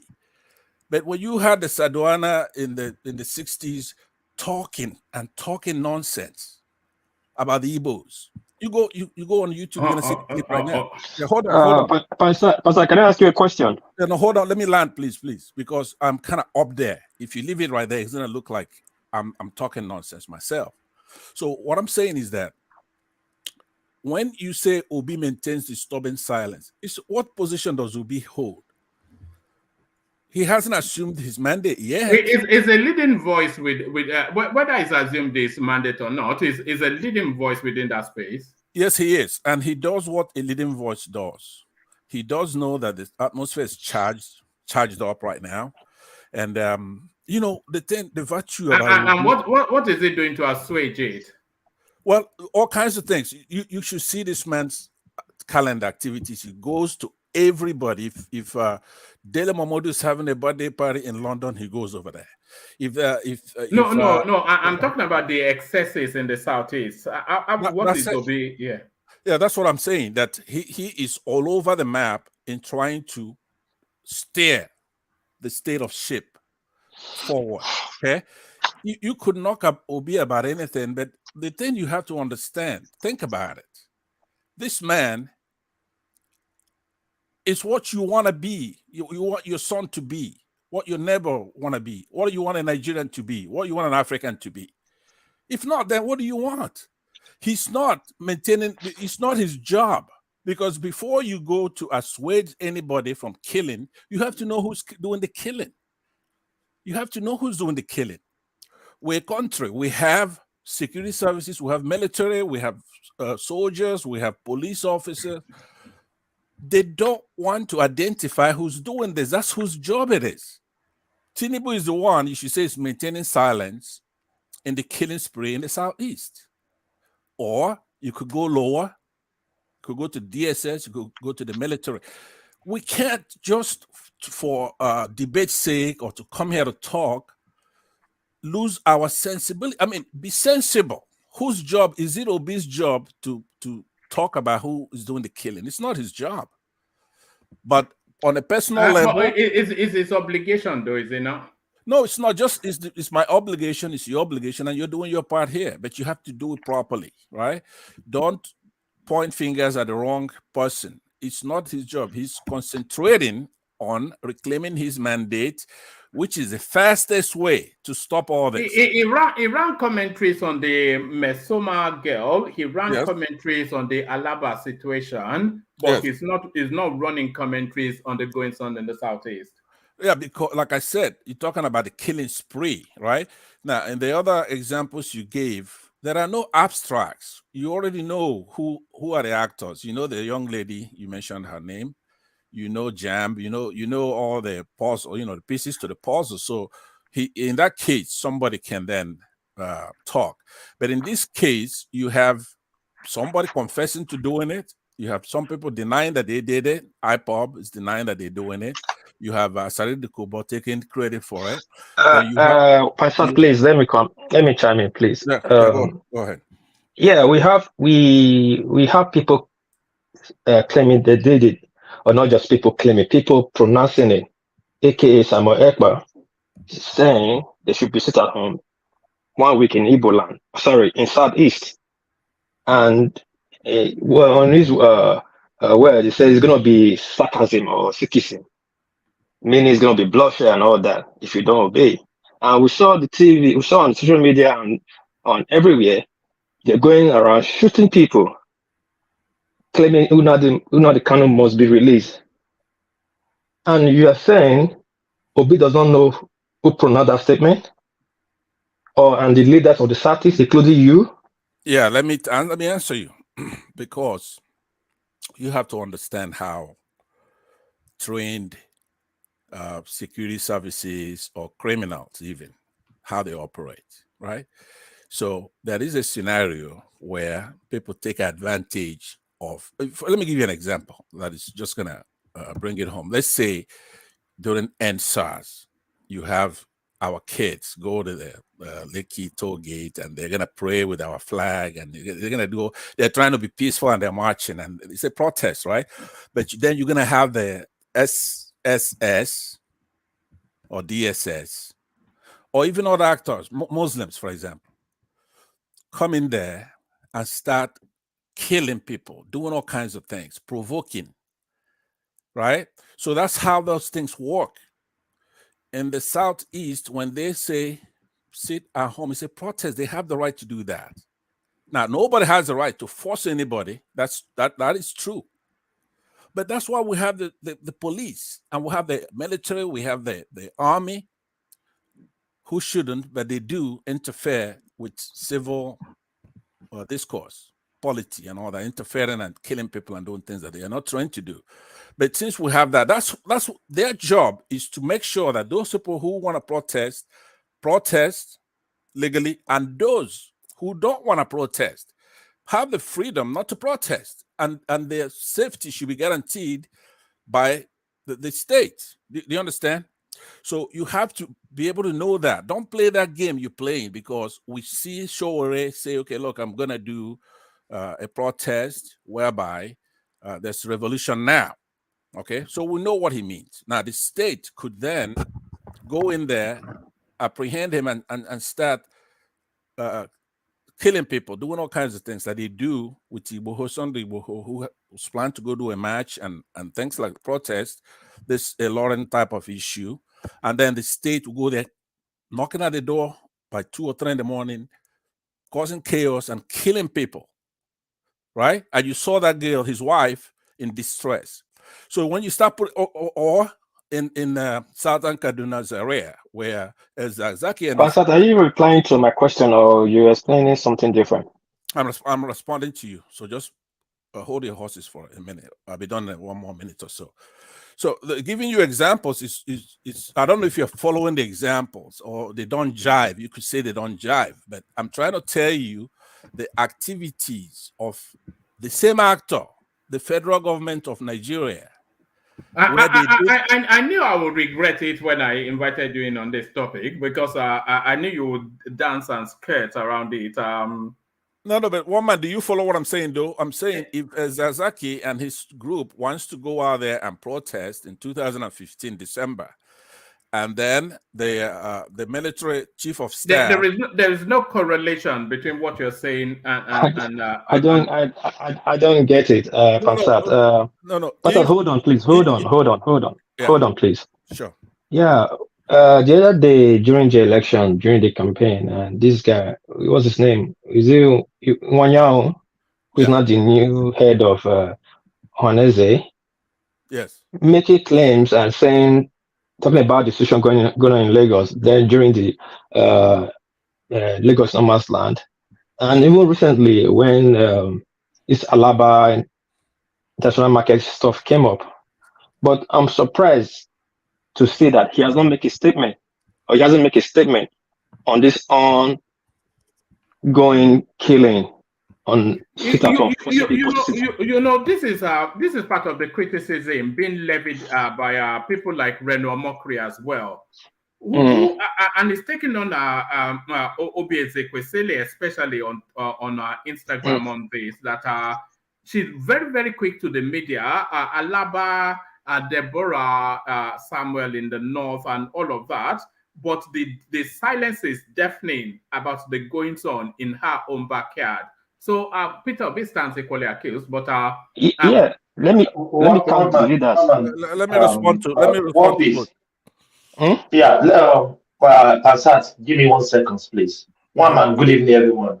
Good evening, One Tom. man, don't you think they had fear for their life? Why do I say that? No, Let me busy, finish now. Okay, go Let on. me finish, please. Yeah. Don't you think they are fear for their lives? Why do I say that? Let me make a case here. Joe Igbokwe, he doesn't even make that kind of statement because he's just supporting APC. His house was God burnt in the southeast. Don't you think the own government can go and take them down, take their family down, burn their houses? Thank you.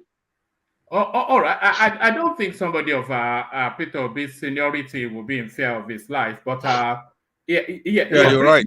Yeah. Yeah, you're right. I don't think it's not. They're not afraid of their lives, but you know. No, I'm not talking about Peter Obi.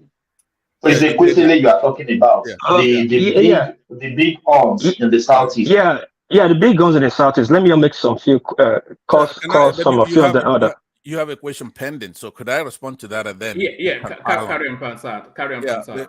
The concern that the co-host general there is not. I beg you. Go on. Yes, I was going to say something, but go on. Yeah, yeah, that's an angle there. I mean, it's something a reasonable person could ponder, and that is true. But when we talk about silence, are we talking about quietude, tranquility, hush? In essence, are they lack of utterances? Okay. And all of that. Yes, right. But I don't think that's the case. You may not be privy to what they're doing or what they're saying. And exactly what do you want? Do you want to tell them how to handle it? The problems in Nigeria. A public condemnation would be the barest minimum. No, but that may be the way you, perhaps even I, may approach it. But that doesn't mean it's the only way to approach it, right? We're dealing with a beast. This country we're dealing with. You see the Igbos. You see, one man. Let me just say something. Give me a minute to tell you something. What's going on here? What I think. I'm gonna use some kind of metaphor. Well, don't go too deeply, Igbo. You know, if you let me get too deeply, I will really get to educate a lot of our people. But it's up to you when you're gonna let me go deeply. But right now, I'm not gonna go deeply. Let me just use the metaphor that I was gonna use. It's like metamorphosis, right? The Igbos have gone through what's called a complete metamorphosis. There's two types of metamorphosis. Let's say in insects, right? So you have the butterfly one, which is what the Igbos have gone through. Complete metamorphosis. They went through the egg phase, they went through the larva, went to the pupa, and then turned into a butterfly. But the rest of the country, they're going through a metamorphosis, but it's an incomplete metamorphosis. They're going through the roach one, cockroach. They went from the egg and then just appeared as an adult, right? That's normally called a nymph in biology.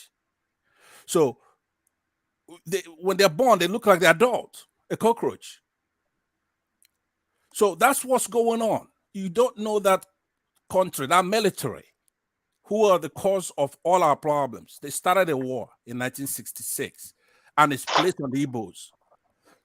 And the Igbos suffered all this, went separated from the country, knowing that the Nigerian state is not a good actor. And they're very suspicious when they're dealing with that state. And you people who are just coming up as adults in the country, you never went through any of that scenario. We went for a war for 3 years and some months, fighting the state, and how vicious they could be, knowing that they're being manipulated from outside. We manufactured our own weapons and went to war, full-scale war. Okay, so you're now beginning to discover, let's say somebody in Benue State, like Governor Autumn, right? He ought to be ashamed of himself, right? Because he was part of that juggernaut that fought us. But now they're killing him. They're killing his people. So that's why when somebody like me, we're talking here, you go, oh, he should condemn it. And you don't know the Nigerian state. You don't know what our military and who is manipulating them from outside. They're like mannequins. They're nothing. They're doing all kinds of damage to you now. I don't care what part of the country you're in, you have the same problem. So now when you come to Obi Obi has gone through a complete metamorphosis.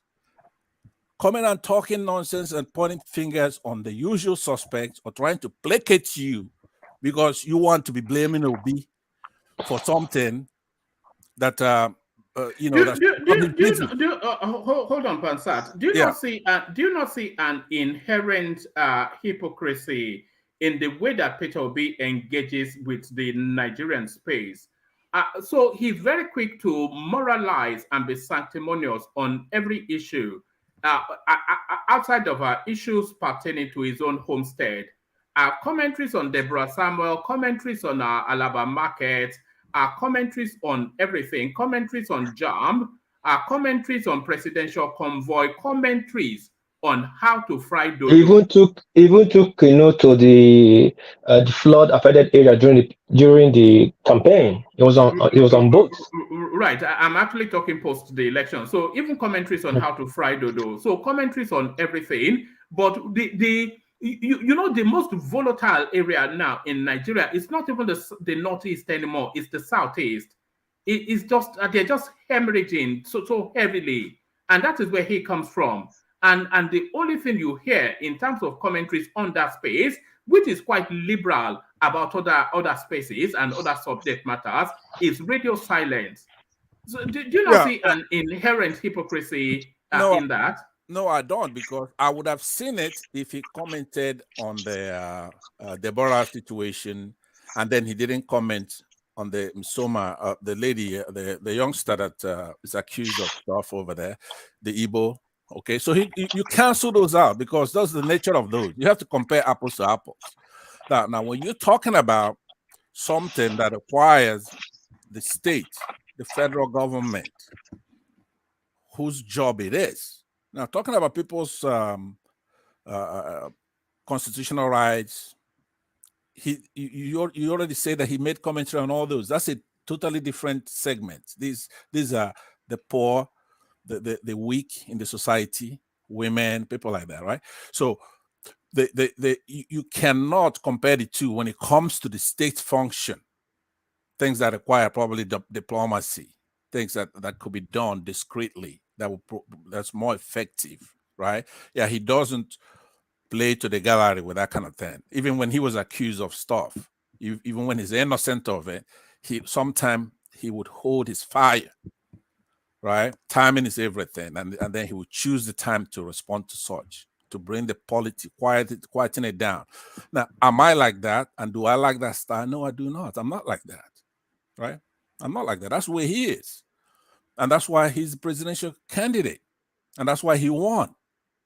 So would I go, there's probably a few things I would do the same way that P2B does. I have a brother like P2B. I'm not like him. I'm totally different. I think that my method is more efficient. Doesn't make me a lot of friends, but I don't like friends. So what I'm saying to you is that when you are criticizing Obi, you're going to have to understand he is not a violent person. He's not a rebel rouser.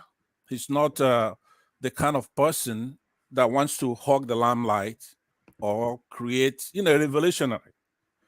revolutionaries or whatever they call it, right? He's not that kind of a person. So he's measured. He's a gentleman. He's a Democrat. And he's a good guy. So we have a lot of those in the country. So we say those people apart. Then we also have people like Showore, Nnamdi Kanu, Igboho, and those who want to bring about a revolution and change things right now. Right? Okay, so I take that as a sign that yes, bring it home in a couple more. Bring it yeah. Okay, and then I'll hear from Joel a little bit on that space as well, and then we move the conversation on. Okay, let me go back to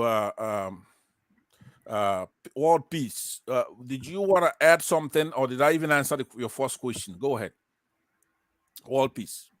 You did not even get close. I don't know what you're talking about. Okay, I don't know if clarify. Yeah, you saw the shenanigans going on in the East, and people have been dying, and you saw the horror. And we're asking you now as a person, you. Yes. Why are you not speaking about it? And you are not making all kind of UN speech about climate change. Okay, I got you. So now, who is killing who? Can you tell me so I can give you my opinion? Who's killing who in the southeast? The southeasterners are killing southeasterners. Okay, how did you remove the ones that are not? How did you remove the Ejo or the Calabar or the Yoruba?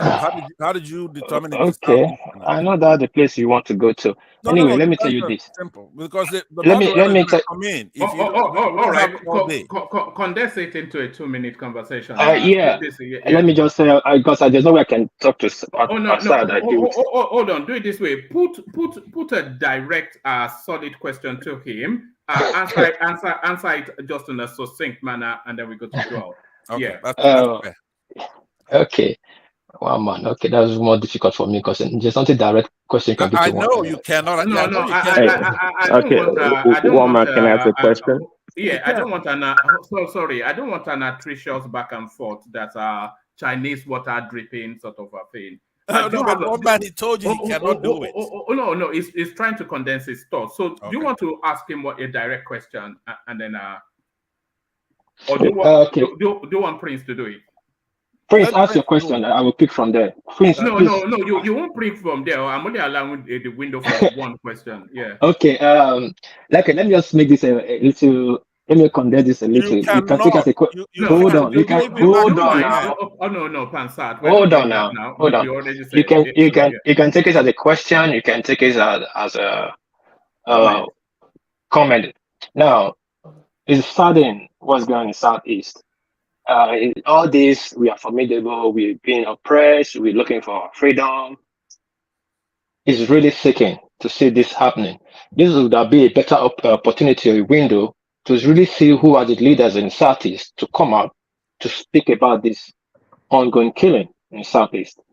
Well, now the country cannot be taken for when the Southeast. And that did somewhere else.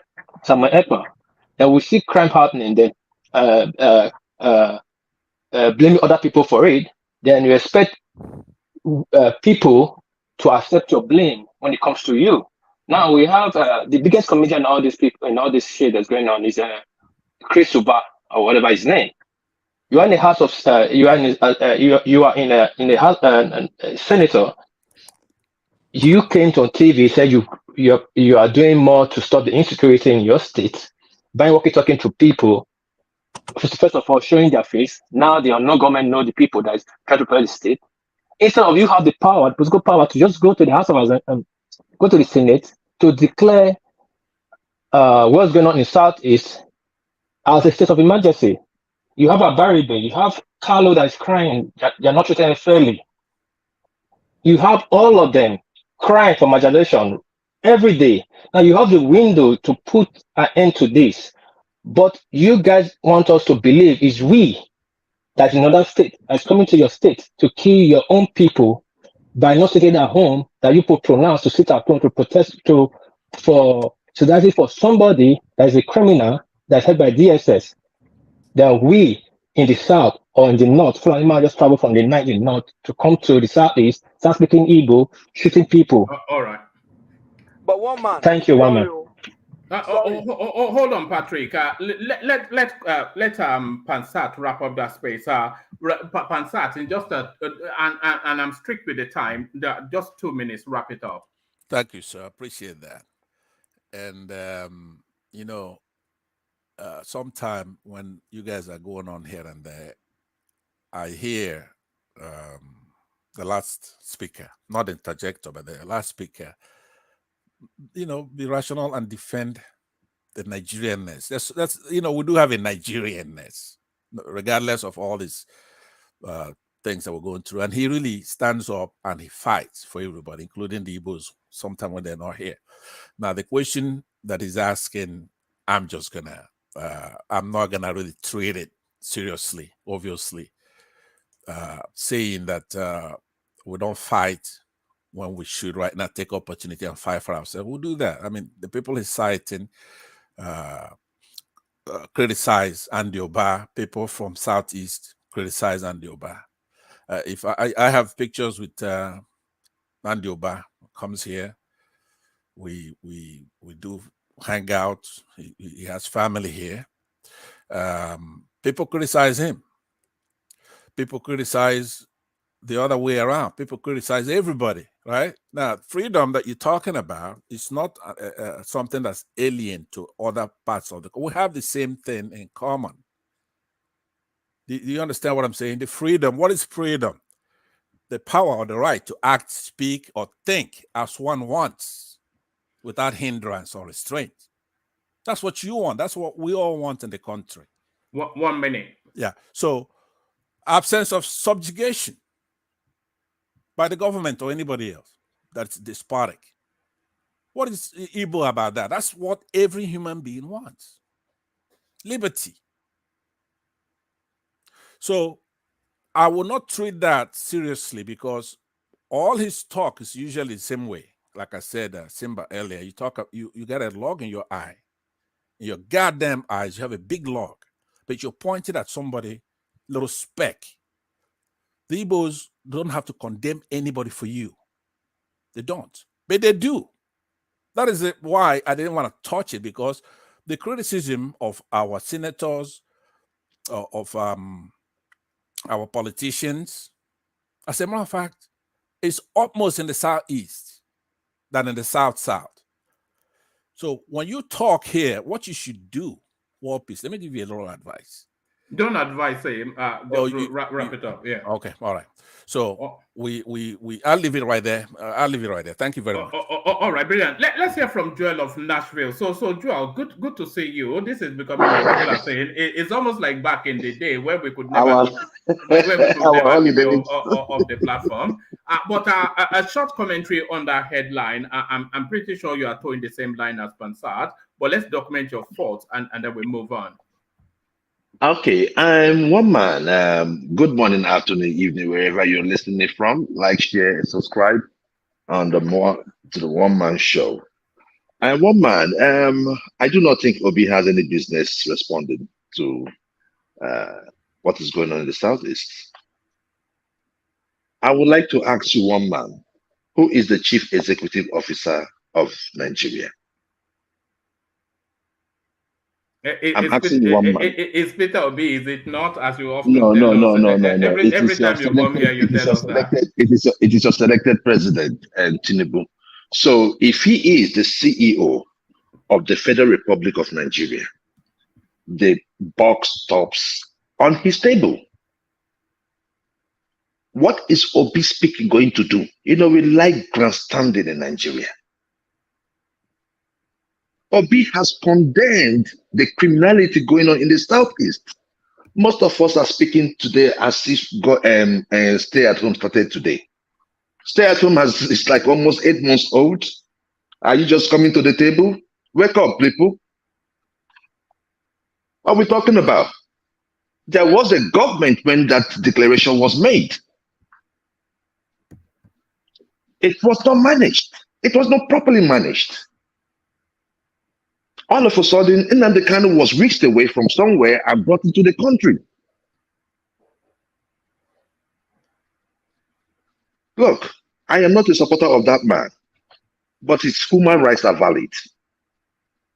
You cannot just go and kidnap somebody from somewhere and you bring him here, and the next thing it took you about 1 to 2 months to take him to court. I don't follow him. I have condemned the activities, but I also respect the fact that he has followership. And whether you like it or not, those are his followers. The issue with Nigeria is that we treat serious issue with kid gloves. We like dancing to the gallery. You have a cancer, and you are trying to ask another doctor from another place, what do you think? Have you seen this cancer? Meanwhile, you have all the expertise, the wherewithal. You have diagnosed this thing right, and you are able to excise that cancer from that person's body. But first, you want to call the media. Did your mother talk? What did your mother say? Did your mother cry about the cancer? Did your son? What nonsense. Do the damn job. You are the CEO. That is the reason why you got elected. You did not get elected for Obi to start picking in issues of insecurity in Nigeria. Your primary objective, President TINUBU selects, is the protections of the lives and properties of Nigerians. That's your primary responsibility. You cannot just put that on the table. Are you inviting TINUBU to take action? I am talking. One man. I don't know the excesses in the southeast. Of course. Okay, of course. So if he does take action, are you going to support him?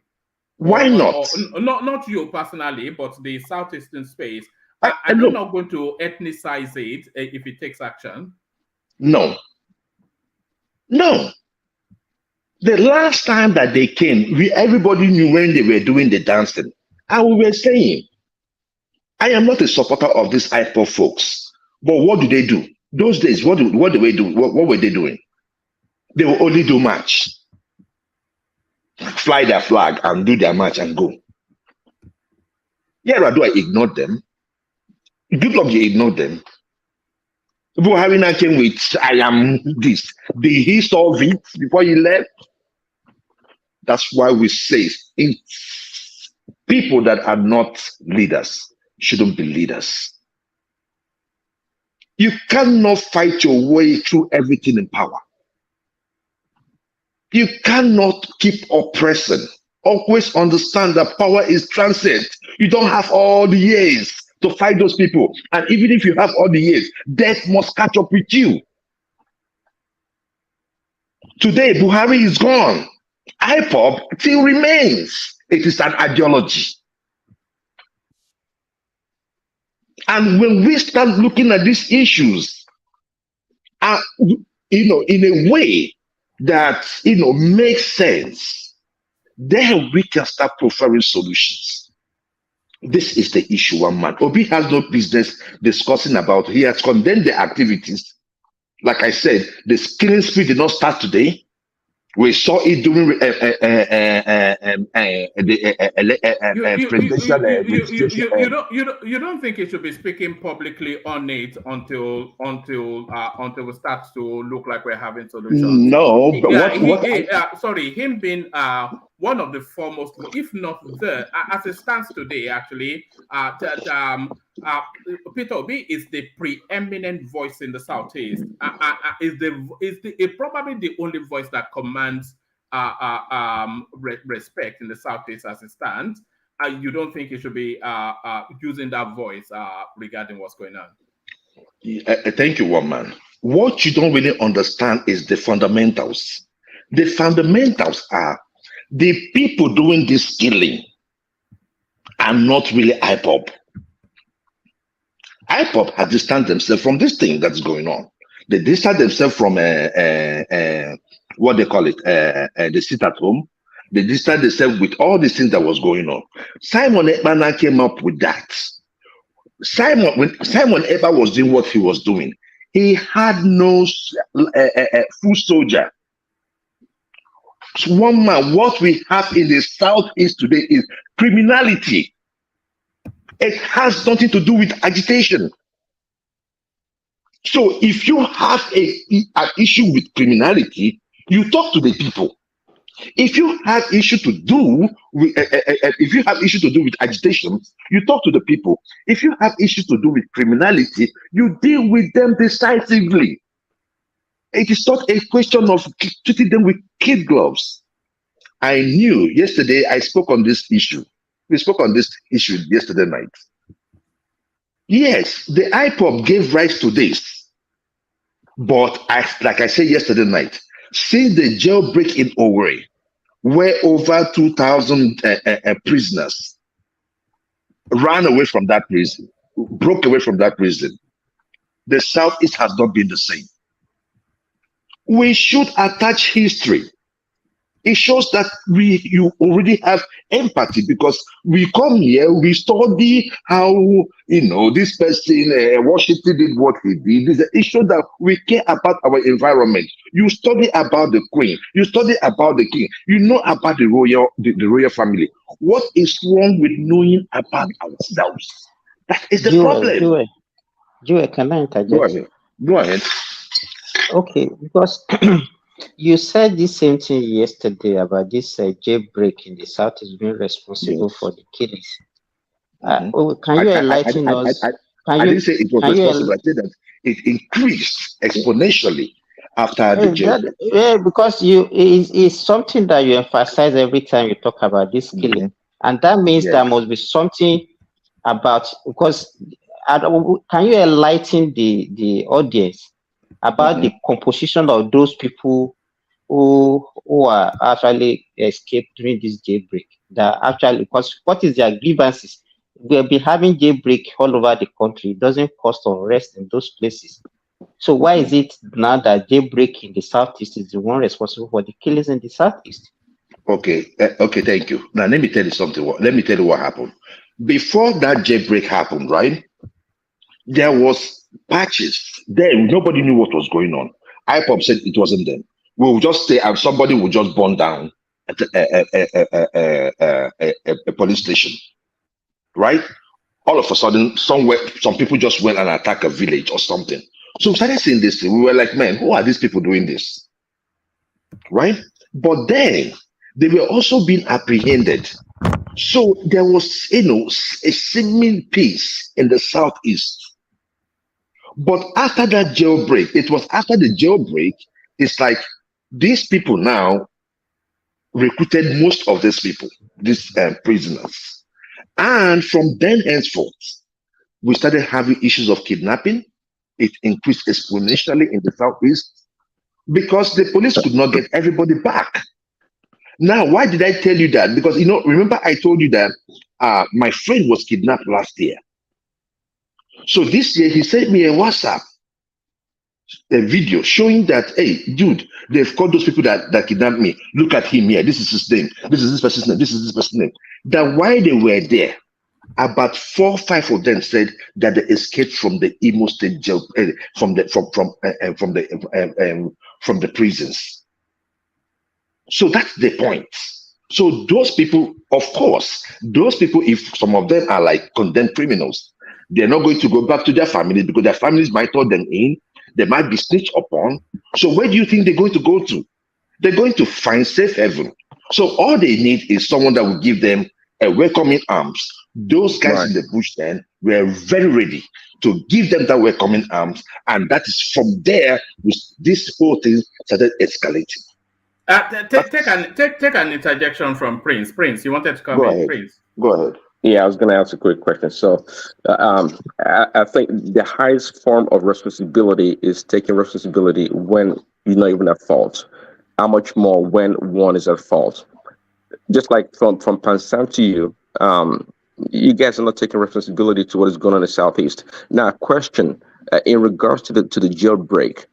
Is it the orchestration of the government, the Yorubas or the Hausa, the Fulanis that broke those people out of the jail and let them loose in your community? Is that a question? Are you done? Yeah, that's okay. Thank you. Okay, thank you, Prince Daddy. Okay, Prince Daddy. Look, whenever I come on this show, I am not here on an Igbo, Yoruba, Hausa. I speak on issues. So if you're going to ask me a question next time, ask me a question on issues. Well, I'm not here to No. I am not here. I did not call any tribe. All I told you is that we did not know what was going on. And I never told you that the people of the Southeast never took responsibility of what is going on. I took that responsibility yesterday night, but I did not want to make the session a long one, trying to repeat what I said yesterday night. It is going to be a long one. So what I'm just saying is that thank you. Yeah. So one man, what I was trying to say here is just this, right? Obi has spoken against the killing in the Southeast. And that killing has been going on. I was thinking that if someone has spoken about an issue, the person does not have to keep repeating himself. especially when that person does not control even a bullet, not even an army. So the person that has been in government, the party that has been in government all this while, should take responsibility for what is going on, especially in the southeast and in the north. And I will leave that question at there, one man. All right, brilliant. I want to play this clip to introduce a different talking space. One man, I wanted to speak about the Yoruba. I wanted to speak about the Yoruba and the stuff going on in Longing. It's important to me. All right, 2 minutes. Okay. So one man, I will say good morning, Yorubas. Because is that the good morning Vietnam sort of? Is that where you're going? Yes. I wanted to also say good morning to Kulata. Prior to the election, when we were talking about religion, Kulata would be like, "Oh, the Yoruba don't see this, don't see that." Look, there is no alliance between a beast and whoever. A beast is a beast. Any person that is a conqueror is a conqueror. Any person that has conquering as an orientation, we always try to push it. We have seen it happen in Nigeria for quite a long time. It has happened there for a long time. They will come. Some people say, "Oh, the Igbos and there's a similarities between the Igbos and the North." And I asked my friend that, he was telling me we were just joking, and he said that we conquer. I said, "Okay, the North, they conquer with knives, with deceit. So there's no way you can do that with the Igbos. The Igbos, even if they are coming to live in your area, they come with economic growth. So I would want economic prosperity. I would want economic empowerment. So if some people see that as being domineering, that is their business. But I am not stealing from you. I am not coming to tell you the kind of religion you're going to practice. I am not there to tell you what the pagans want to do with their lives. No. Biri can biri, live and let's live. So one man, this issue, let's just pray. I think that this thing is coming up right now because TINUBU is in power. During the time, I know this thing must have been going on under Buhari, and everybody will shut up. It happens whenever they're in power. That is operation. It's a curious thing, Joel, because I've always been of the thought that TINUBU's presidency is going to be tested in the southeast, but it looks as though that it was because the activities in the southeast will be the but it looks as though Ilorin is where it's going to be first tested. Because the way it is lined up, they are putting him in that sliver between religion and ethnicity.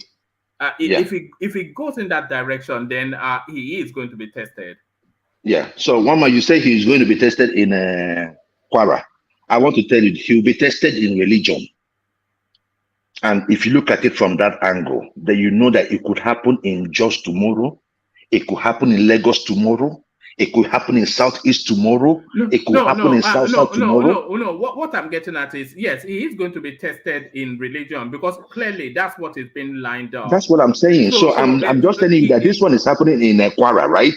That it could there could be something similar, right? In a place like Lagos. Hold on, Joel. But this is going to set the template, isn't it, for how it's going to govern?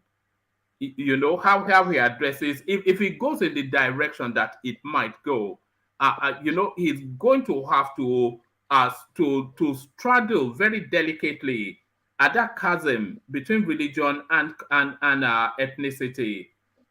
But woman has he spoken? Has he spoken on this issue? It's not spoken yet. Actually, it's actually why? I think it's a new and evolving space, isn't it? And it's still localized within the Kwara space. Woman, I was thinking that as a Yoruba leader, being the president, he should be far reactive, isn't it? How do you mean? Let me make a comment on that. Woman, you see, that is what I'm telling you. For me, I would tell TINUBU, shut up. The likes of Soyinka are doing the job. Shut up. Do not respond. they're going to they're going to dig a hole for him. Anytime TINUBU goes dabbles into the issue of religion, they will remind him that I'm just telling you, that is my take. Anytime TINUBU dabbles into anything that has to do with religion, they're going to get him. Jewel of Nashville, please. He is the president of the Federal Republic of Nigeria. And he has to address the issue as the president of Nigeria, not as a Yoruba leader. Okay. He has to address he's the president of the country now, so he has to address that issue. Good. But my brother, let me tell you something. You see, this one you're talking about now, you're talking as as an enlightened person. I am telling you the people we are dealing with. Anytime TINUBU dabbles into anything that has to do with religion, and it does not favor the Muslims, bro, it is going down. I am telling you the way these people think. It has nothing to do with enlightened people. This is the way they think. For them to come to Kwara, Kwara is a Yoruba land. We all know it's Yoruba land. Okay, let's. You understand what I'm saying? But if they can come in there, it's just like an Igbo man. I mean, an Igbo man came to say it's only in Igbo. You guys were running around in Lagos State. But here we have an Emir in Yoruba land. And I had before the election, somebody was promising them to Emir in Lagos too. You can't give these people this kind of rights in your land. Who promised them Well, an that's how you're dealing with them. I am telling you. Hold on. Don't whip up ethnic jingoism. One man. It is not ethnic jingoism. The issue is this: that we do not like to tell ourselves the truth. The people you're dealing with thinks differently. I am not saying treat them like Hausa or this. Look, be careful. Go ahead with your question. All right. Take the interjection from Prince and then round it off. And then I want to play this clip and then Babati leads on it. Prince, come in. Yeah, I was going to say in regards to maybe TINUBU responding, we all know his MO by now for the most part. And he's not quick to just say whatever. Just like the DSS and I think it was EFCC or whatever, the other organization, he sent the people to go and lay ace with these two institutions to resolve the matter. And typical to TINUBU's way of approaching matters is probably have some people going to negotiate if need be and try to calm things down. But in regards to, again, going back to Peter B not making a comment about what is going on in the Southeast. The need to want to kick the can down the street that, the people that were shooting, it was in Anambra, may not be from the Southeast or some foreign element. This is the part of it being irresponsible. Peter B is very quick to talk about everything else. Apart from what goes on mainly, it's criminality. I don't know what that means anyways, but to come out and talk in a more logical way and condemn the actions and make proposal to what is going on in Southeast would be more apt. Would be something to look forward to. It never does that, and I think maybe Thomas is right. He said it. Maybe he's scared, just like many other Southeast leaders are scared to speak or go against. Is it MASUP or ESS or whatever they call the IPOP?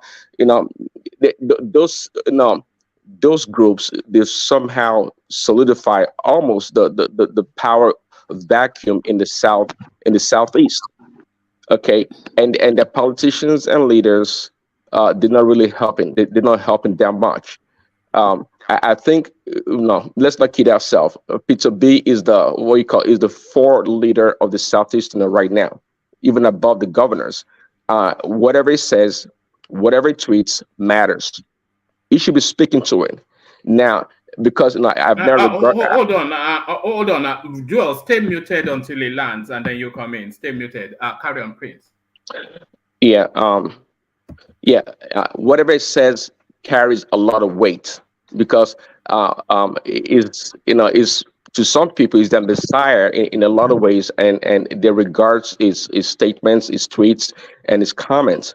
So he should talk, but in a more constructive way, not trying to be, talking about convoys and some other non issues that don't solve the problem of the Southeasterners. There are real issues going on there.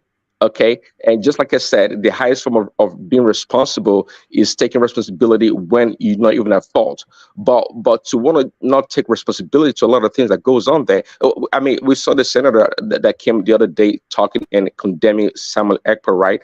And we've seen some of the leaders, they're trying to voice their opinion and make things right. But somehow, some way, I would say, just like Pensant, he said himself, is more like a Janjaweed. It's more like a contract from South America. So that rebel thinking to approach a matter is what is not working. You need people that can be diplomatic, bring people to the table and talk. What Nnamdi can be released. I don't think it's justified to release him based on his what is done in the past and breaking the law. But if it comes to the table with the right people and talk about it, why not? It's negotiation. We can always negotiate and come to a consensus. There's nothing wrong with that. Okay. Let me tell you this. Let me tell you this real quick. If Nnamdi Kanu comes out today, right? If you release Nnamdi Kanu today, this stuff will not stop. Am I making sense? That is the problem. I am trying to tell you that we have created a monster in the Southeast. And but the people want him to be released. Hold on, please. Yeah. Carry on.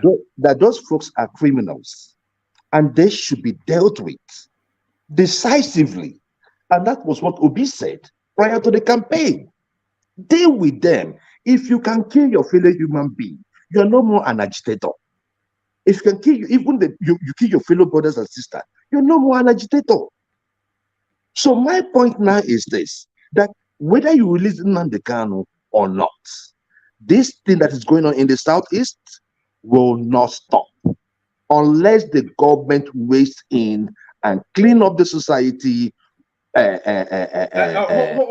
on, hold on, Joe.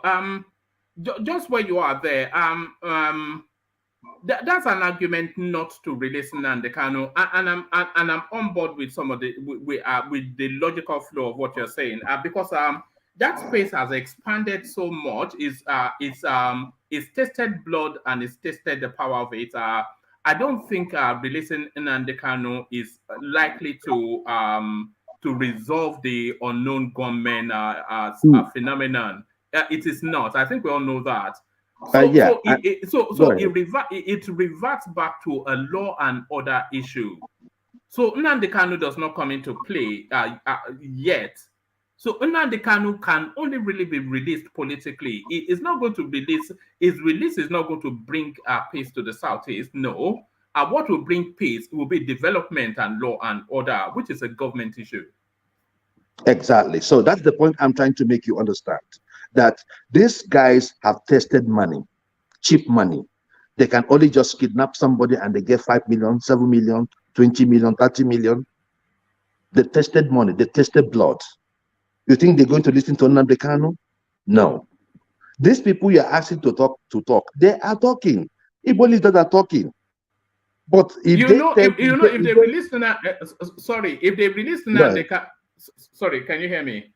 Go ahead. If they release Nnamdi Kanu, they will move the goalpost and say until Obi reclaims his mandate, they will continue to agitate. So, like you said, they are hiding it under Nnamdi Kanu's narrative at the moment. But like you said, they've tasted blood.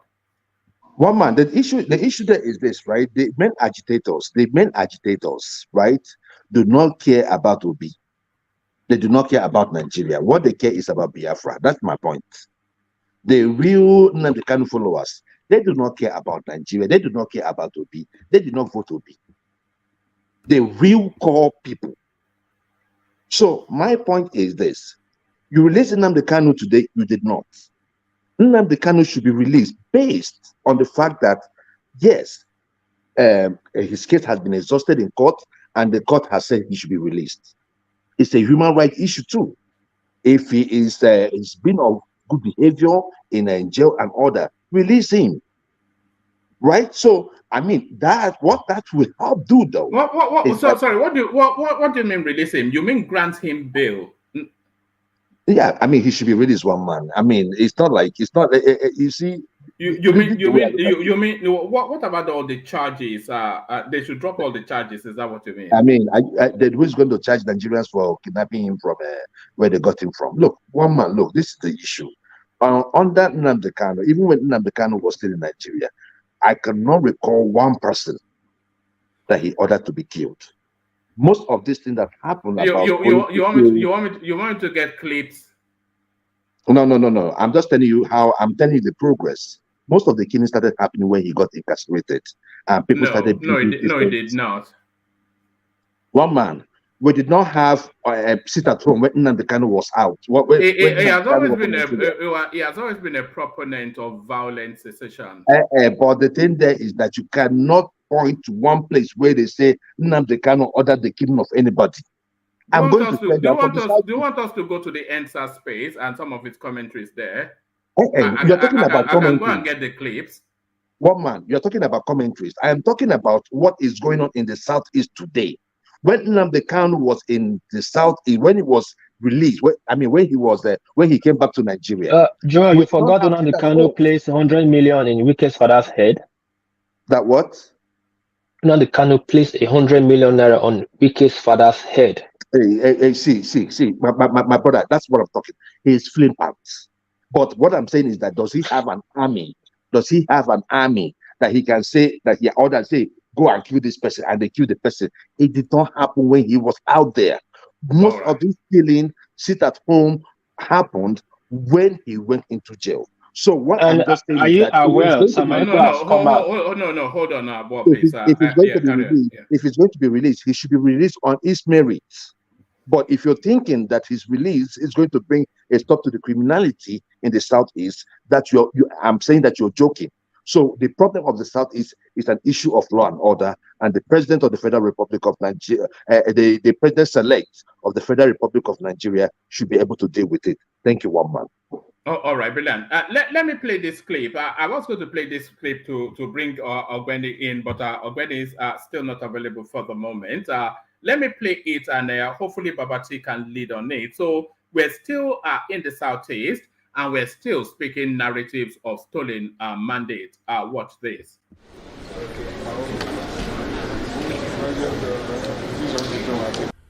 President Bola Tinubu and his party, the All Progressives Congress, APC, have closed their defense in Peter Obi's suit, challenging Mr. Tinubu's victory at the Presidential Election Petition Court in Abuja. Obi of the Labour Party came third in the 25th February presidential election. He is urging the court to overturn Mr. Tinubu's victory on account of electoral fraud and non-compliance with statutory provisions in the conduct of the poll.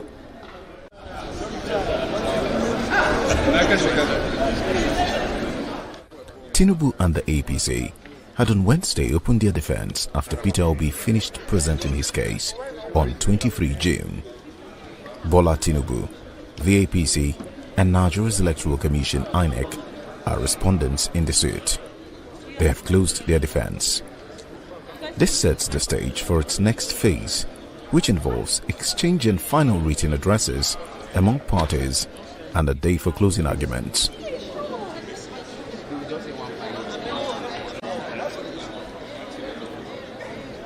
At Wednesday's proceedings, Tinubu's lead lawyer, Wole Olanipekun, tendered volumes of documents to defend the president's mandate. Key among the tendered documents were academic records of Mr. Tinubu from the Chicago State University in the US, details of the president's Nigerian passport, and clearance letter from the US Embassy in Nigeria to the Nigeria Police Force. The letter from the US Consulate General in Lagos, dated 4th February 2003, revealed that Mr. Tinubu had no record of criminal conviction of arrest in the US. The 5-member panel of the court, headed by Haruna Tamani, admitted the documents in evidence despite opposition from Obi's lawyer, Livy Uzoku.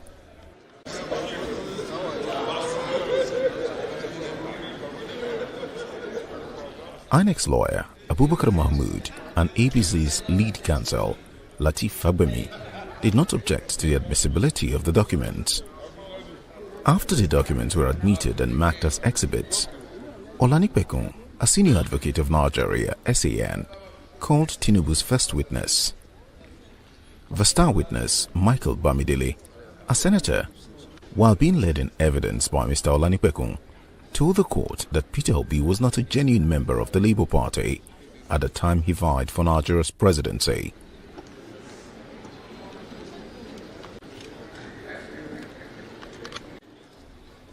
A membership register of the Labour Party in Anambra State, Mr. Obi's home state, Southeast Nigeria, was earlier tendered in evidence to buttress the allegation. Under cross-examination by Lateef Fagbemi SAN, Senator Kwayami Bamidele, who represents Ekiti Central at the Nigerian Senate, said there can be no criminal conviction of anyone without a charge in the US. Mr. Bamidele, who was called to the New York bar in January 1999, was referring to Mr. Tinubu, whom Obi and Atiku Abubakar of the People's Democratic Party alleged was convicted and forfeited $460,000 in drug-related offenses in the US. However, Mr. Bamidele, the current Senate leader, disagreed with a portion of the ECOWAS Election Observation Mission report concerning widespread violence during the recent general elections.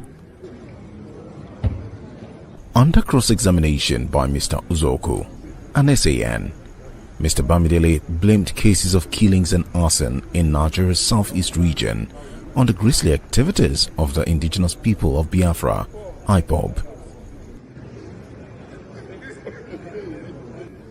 In his testimony on Wednesday, Mr. Bamidele blamed IPOB for the brutal killing of a senatorial ticket holder in Enugu a few days before the presidential and National Assembly elections on 25 February. This was after Mr. Uzoko drew Mr. Bamidele's attention to the ECOWAS report on the outcome of the general elections. Senator Bamidele told the court he agreed with the conclusion, but disagreed with that part of the ECOWAS Election Observation Mission report concerning widespread violence during the polls. After Okpeyemi Bamidele concluded his testimony, he was discharged from the witness box. Chief Wole Olanipekun then went on to tender tons of documentary evidence. Subsequently, Olanipekun informed the court that his client's defense had ended. Towing Mr. Olanipekun's line of submission, APC's lawyer, Mr. Fagbemi, adopted the evidence led by Mr. Tinubu's legal team as theirs. Following the conclusion of their defense, the chairman of the five-member court, Mr. Samani, said the respondents shall have 10 days to file their final written addresses, while the petitioner shall have 7 days to reply. Mr. Samani added that the parties would be notified of when the hearing would resume for the adoption of their final written addresses.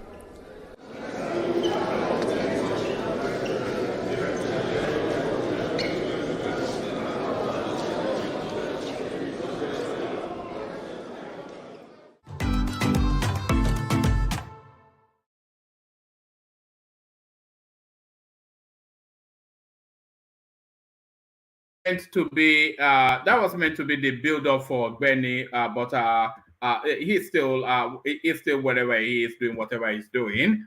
So pick it up from there, Babati. So Babati.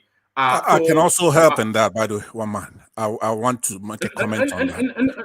Yeah, but somewhat I suspect that your commentaries might be predictable. But let's go to somebody that might not necessarily be predictable. Okay. Let's say BT is BT is shuffling between working and being with us. So BT, are you there? Babati. All right. I don't want to yield the space to Pansat. Let me come to you, Prince. I want to build it up for you to come in. Let's hear from Prince. Prince. Hello, woman. Yeah. Yes. So it looks as though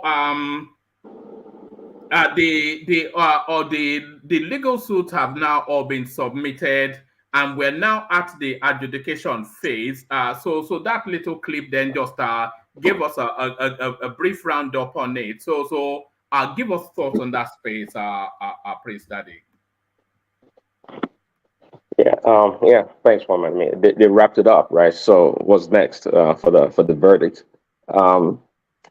Now I think they intend to not really win the case, but based on the documents that is submitted, to answer any doubts in his qualification, education, and any criminal charges in the U.S. It's been taken care of. I mean, so I wasn't sure initially how many witnesses they plan to present, but it appeared they only brought about one or two, right? So perhaps they're quite confident in their case, and to wrap it up. They are saying Tinubu did not present any witnesses at all, which is a curiosity. But then I was chatting with Ogbeni just earlier on, and then he was explaining the terminology that he was using was quite legal. But what are you making of Tinubu not presenting any witnesses? What's to be read into that? Well, that's what I was trying to allude to by submitting those documentation to substantiate any doubts in the questioning, in the submission by Obi's team regarding all those his education and criminal case. I mean, what is best to what is best to support or to dispute any doubt? It's not documentation, and it's up to the courts to go authenticate the documents and see if it's true or not. One more is needed. They don't want to beat a dead horse. I mean, this thing is just dragging, and some of these claims are like supercilious in a lot of ways. They again, it's been a long time since I heard that word, supercilious, but carry on. Yeah, it is a beautiful word, but one man, Yes. could I interject him before it's my turn? I just want to correct something he just said right there. That's quite, it's important. So this is not my turn, but let me say to you that the matter in that court, in that proceedings right there, it's not a criminal case. It's not. It doesn't rise to that standard you're talking about. The standard they're looking for is not beyond a reasonable doubt. No. It's preponderance of the evidence, and as a matter of fact, even lower standard, which is clear and convincing. Hold on. Sorry, Pansat. Who banter is on? I'm just going to. Sorry, carry on. Yeah. Okay. Thank you very much. So I want to correct my brother right there that it's not a criminal case, right? What they're looking for is a clear and convincing evidence, right? We could even go a bar higher, which is preponderance of the evidence. So they did have to defend themselves in these allegations, right? That's brought against both them and INEC, right? Even if one of them has a strategy of saying, let's say the TINUBU camps, we're going to use a tact where we're ashamed of ourselves. We're not going to fight them. What about INEC, right? They have to show by preponderance. So when you're talking about preponderance, there's a magnitude involved in preponderance. It has to be clear and convincing, that's true. But also, the more, the better, because if let's say you came up with 2, if somebody comes out with 4, they win. You follow me? It's not a criminal case where a higher burden is required, which is what you're talking about. But then to buttress it, the thing we just watch right now, which is showing Labour Party saying that Obi is not a member. But if you go to Labour Party's Article 10.1 in their membership 10, Article 10.1, subsection, I think it's 4. Subsection 4, it says a prospective member shall register at the ward he/she ordinarily resides in or his/her ward of origin. So he doesn't have to register at any particular ward, wherever he's residing, he could register. That's a party issue, and that was decided by the Supreme Court in the last 4 months. So go ahead. I just want to correct you so you know what the standard is, and then see what a faux pas, what a mistake they made. Because even if you're ashamed of yourself and you want this thing to be over, because that's a characteristic of a guilty conscience, right? You want it to be over. You don't want to be you want to be done with this thing. So you just abruptly end it, right? So it's to whose advantage is the abrupt ending? Who is advantaged by it? Look, you know, one man, I don't know if you've ever stolen something, right? The stress. I try not to. Okay, that's what I'm saying. Maybe you don't know. Like if you go and you steal something, like do you have experience there? Look, I teach things. I'm like a teacher, professor. I try to teach things. So in order to do that, sometimes you do have to look into, put yourself in that position. But what happens is that the stress of coming to court and seeing your fellow Nigerians, the world, in a shameful display of disrespectful. The Nigerians spent 400 billion naira to conduct an election. You have all kinds of Nigerians, right? So to bring it home to you. So even those lawyers, they want to be done. They want this thing to be over with. So that's what's happening. It's not like, I mean, look at the allegations. Look at what's riding on this. You don't come out there knowing what the standard is, because it's the major thing to talk about, because we don't know what these judges are going to do. We don't know if they're incorruptible judges or if they're corruptible judges, right?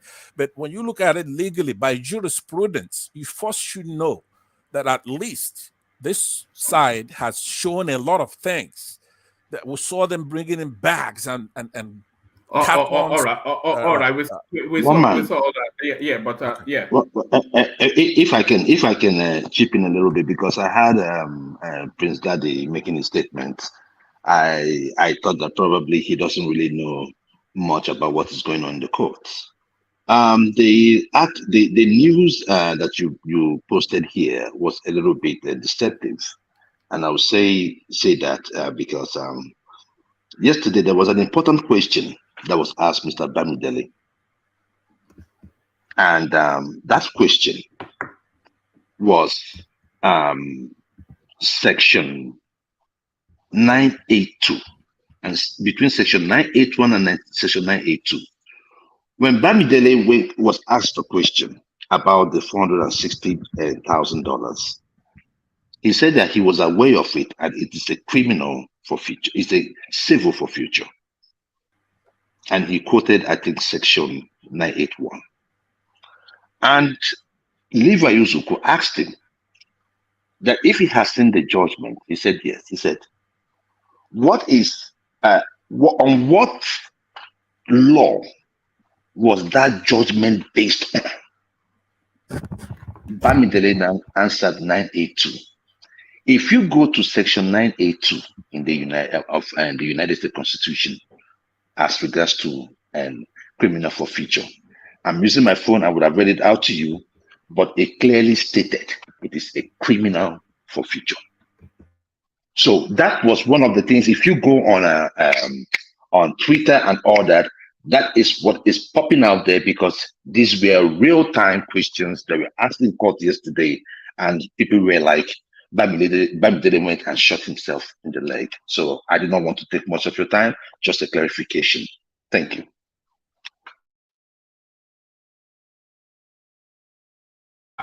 Sorry, I was talking even though I was muted.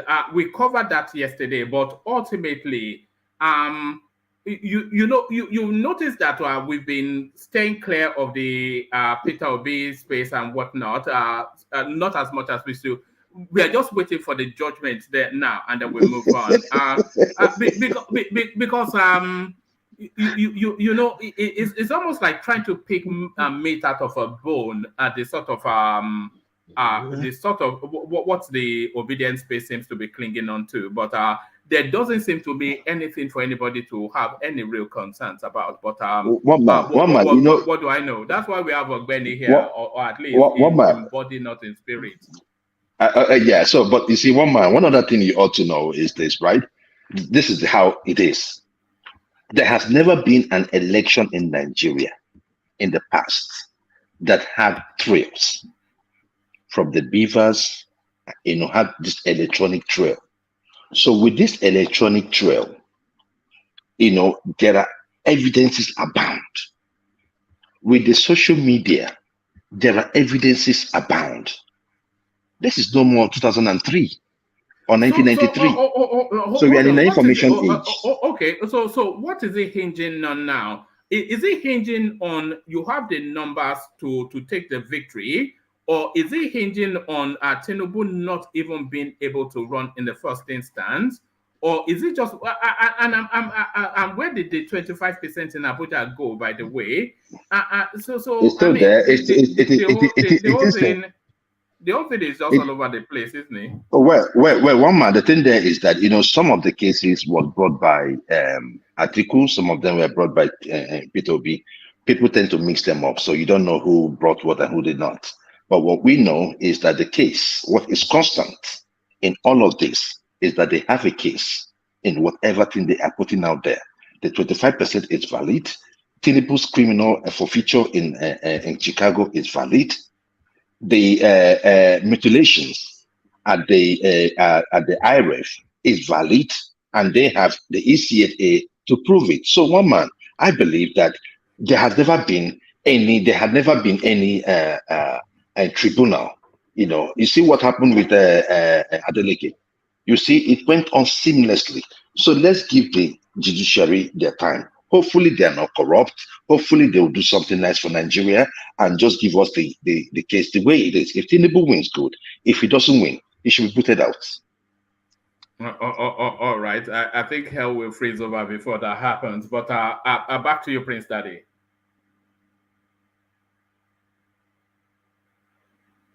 All right. All right. Let me actually do this.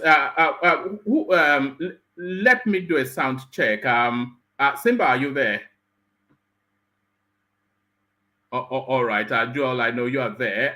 Thomas, are you there? Kulata, I think. Kulata, are you there? Prince, are you there? Pansat, I know you are there. I am here. Present, yeah, sir. What's up, woman? Yeah. One man, I'm here. All right, Ogwede and Babati. So I hope Sleep has not taken half our panelist away. But okay, so you pick it up from there. Then I didn't really want to come to you, Pansat, because you are just going to take us on a wild goose chase. But take us on that wild goose chase. Thank you very much. Yeah. Why do you say that? That's not. You don't need all that, to be honest with you. But let me say that I sent you something in the private section. The opening parentheses, like I commented below there, show it didn't open. So I want you to show that on the screen so we could read what the Labour Constitution, because Supreme Court has already ruled that certain things are party issues. It's the party who determines who is a member of their party. So in that particular document that I sent to you, it's a PDF document. It's Labour Constitution, and then in the section 10, sub 1(4), it tells you that you can register, because I think APC and TINUBU, they went and they searched and they said that Obi didn't register in where he's from, right? So, but that particular constitution tells you that you could register from anywhere, basically, wherever you reside. No, sorry, Pansa, that wasn't the argument. There's a 30-day clause that is required by law that you have to be registered for a minimum of 30 days before a party can put you forward as a candidate. So between the time that Peter Obi left the PDP and was presented by Labour Party, that 30-day clause was not satisfied. So I think that's what the argument is. No, they made both arguments, but the one you're referring to has actually been settled because of a grant, or they were granted some kind of waiver. But the more serious argument they're making is the one that I'm talking about. So there's no need to run away from it, because I've seen this particular platform discuss it. That was one that's actually been discussed ad nauseum, right? So now I bring it to show it for the benefit of those who may not be privy to it. They may never be able to find out what is the Labour Party's constitution on membership. Because when I went to search for that, if I didn't see that, I would say, yeah, they have a case here. Do you see what I mean? Because of the delicacy of what they don't, P2B and Atiku have to have a clean, convincing case, because TINUBU has used the power of state and everything, bribery and all kinds of things, and it's assuming that office. So it's going to take something for this tribunal to say, hey, look, we're country. Yeah, we can play these shenanigans, but at some point, that's a threshold. We're not going to let this happen in our country. So that's what the bar is for us. We should know what it is. If P2B is not registered and he should register, he's not going to reclaim his mandate, right? You follow me? So that's why it's good to be meticulous, to check these things out. As technical as they are, they're not sexy. But so I see you show things all the time, like this Soyinka blast and Emir Gambari here now. Why don't you remove that and put on the Labour Party constitution on that issue? No, I don't want to labor through Labour Party's constitution. You know, Pansat, for all of the conversations that we have around these things, we're just talking heads on the internet, just creating conversations for our audience. We're not the decision. So it's just really is what the law makes of it. You know, if you land a gotcha. Whatever it is with the Labour Party constitution, I cannot and you cannot then declare that therefore Obi will be the president. The petition tribunal will do that, and then ultimately the Supreme Court. So we're just really waiting for that. We're just shooting the breeze. That's really all we're doing. Yeah, you're right, but we're doing a little bit more than that. We're educating our people so they know how these things work. It's technical, right? We're trying to see what could be the result of this if it's just handled legally and properly, right? So it's almost like a science. If they do their job right, we can be able to forecast what's going to happen. So it may look, like I said, it's not sexy to talk about Labour Party's thing, but it's important. That is a crucial thing that you have to prove. Right, there are many things you have to prove in order to win your case. But having said that, I agree with you. You're being general and I'm being particular, right? So we're talking about the same thing. So what else did you want to talk about then if you are going to... all right. Let me take you to this space. It's a neutral space. So I suspect that we will get the best of Pansat, hopefully for this one. Telecoms investment in Nigeria hit $75.6 billion. This is Professor Dambata presenting us with data. So, and I was just suggesting that even at that 75.6, that is even still the virginal phase. The possibility, if you look at the size of our population, if you look at the peculiarities of our people who are on average upward and thrusting, and then if you look at the size of our economy, that our telecoms industry, there is no reason why it should not start to threaten our oil as one of the mainstays of the Nigerian economy, Pansat. Absolutely, you're right. I mean, that's one of the things is that when it comes to telecom, people love the things that are in that industry. And we have the population, both in the country and adjoining, a lot of poor African states that surround us. But why I have always avoided any serious economic discussion about Nigeria, I mean, it's obvious. It's obvious the climate is not ripe for any kind of civil discourse because we have one thing putting us down. Once we solve it all, you know, it's like a clogged kitchen sink or something, a toilet. You know, I don't know what the brand you have over there where you live. Over here, we have a Drano. Sometime when it's effective, when you pour it in there, it just clears out everything and you hear that whooshing sound. So we are deliberately be put down. Nigeria is blessed with a lot of a huge population that is a consumption base. They love to consume. So the investments in telecom, if it's handled properly, either by the state, but preferably by entrepreneurs, it should compete with the United States. That's how important it is. But I am not even. You know, we have sufficient of the enough of the we can actually dominate that space in our sub-region if we throw the might of our wealth behind it, and then we become like the central hub for IT in that West African sub-region. Exactly. Some of our creators, people who create content, their content show up in the United States, unlike maybe 30 years ago, 40 years ago. I was at the beach the other day. I was chilling with my girl and we're sipping pina colada, and here somebody walking by playing Davido or whatever, however you call his name, right? And I'm going, can you believe this, right? So my head swelled up.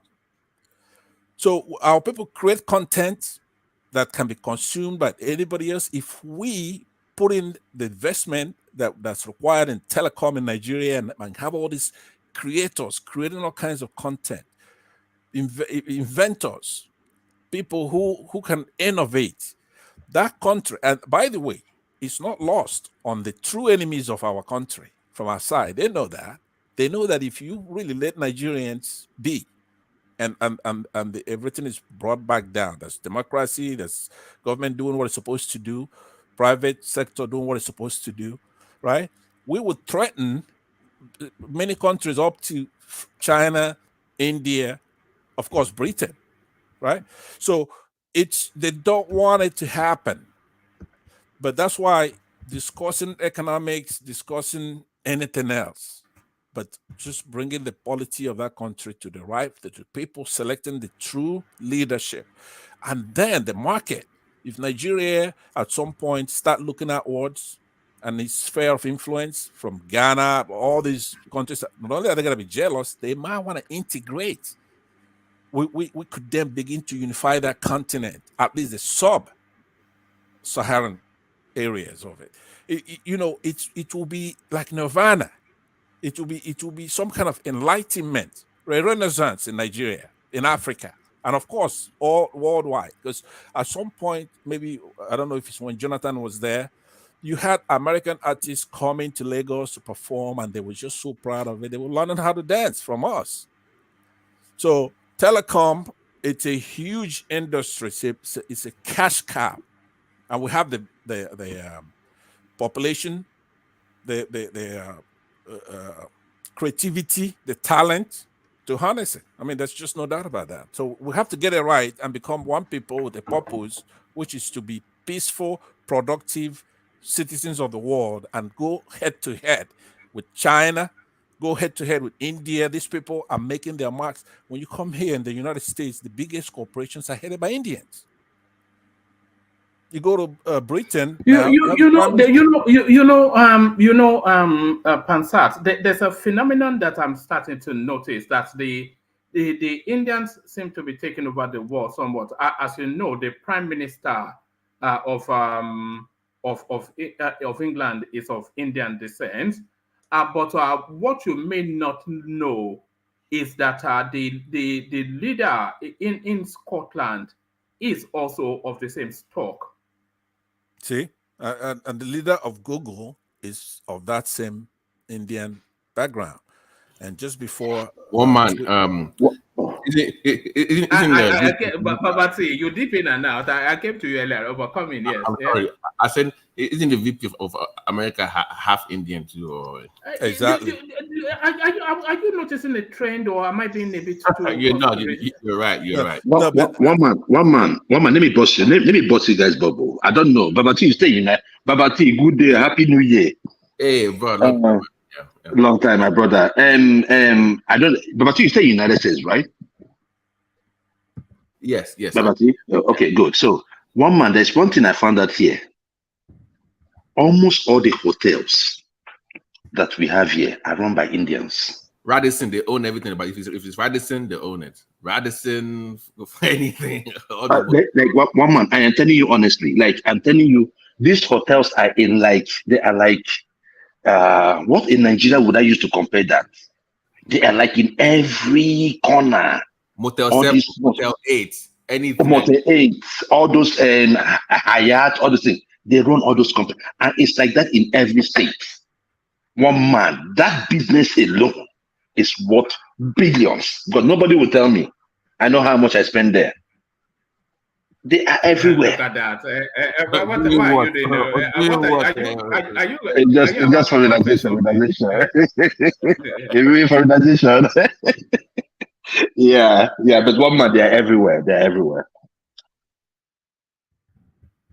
You know, it's a phenomenon that there was when Rishi Sunak, when they wanted to enter the number 10 Downing Street, that's the equivalent White House here in the United Kingdom, where the Prime Minister resides. They call it number 10 Downing Street. But when Rishi Sunak, when he wanted to enter the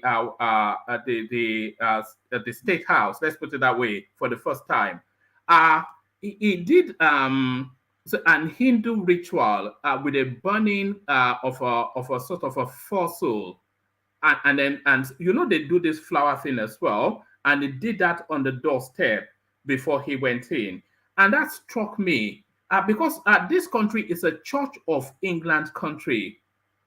And then when he did that and then entered that office for the first time, I thought that was a transitional period in the history of the United Kingdom that can never be reversed. So that there it is right there. The Indians have taken over England. One man. And so when I come here and I talk about dominance of Africa, which some people they have issues with me saying that on this platform. That's what I'm talking about. We're supposed to dominate Africa like that. That means nobody can sleep, eat, drink, or survive without Nigeria. They are so dependent on us. They will still enjoy. Don't worry, they will be fine. But their life source will be Lagos, Calabar, Abba, anywhere. They have to movies, industry, anything. You must come to Abuja or Lagos from Africa. That is that's the goal. Babati, we've been taking over, like we've been training their armies and all that. Nigerians are ministers and all that. Look, that is what we are saying. We can conquer. I don't want to use the word conquer, but at least, right? You know, dominate. Dominated, yeah. Dominate. No. Two of you are wrong about that kind of line of thinking. Now, you know, a lot of people are watching us. You don't know who's watching us. Why do you want to dominate? What Africa is blessed with many capitals, many cultures, right? Just wait. Hear me. There is no need for that. If we're to integrate, right? Others have done it. There's no conquer. There's no. Hold on, please. This is important, Joe, because sorry, Pansat. Yes, okay. Because this is actually the problem we have in the country right now, where we are now. Those kind of talk is totally useless because you don't get anything from it. You can't conquer or dominate anybody. You don't need to. People are good in what they do, right? Even in science or in economics, division of labor. There's so many capitals in Africa, so many attractions, so many industries. It's a huge market. Nobody's gonna let you conquer them. Let me tell you, I don't care how small they are. Look, if we do not do them, Pansat, if we don't do it, someone else will do it. No, that's not true. Because why don't we do it? Look. Hold on, Pansat. I don't think Babati means to conquer them militarily. I think it means to conquer them economically. I understood. That's what I'm saying. Both of them. Hold on, please. You spoke on it. No. Let me ask you. Hold on, Pansat. Let me ask you. Those Francophone countries in West Africa, who is controlling them right now? It's France. Controlling who? France is dominating those African countries, right?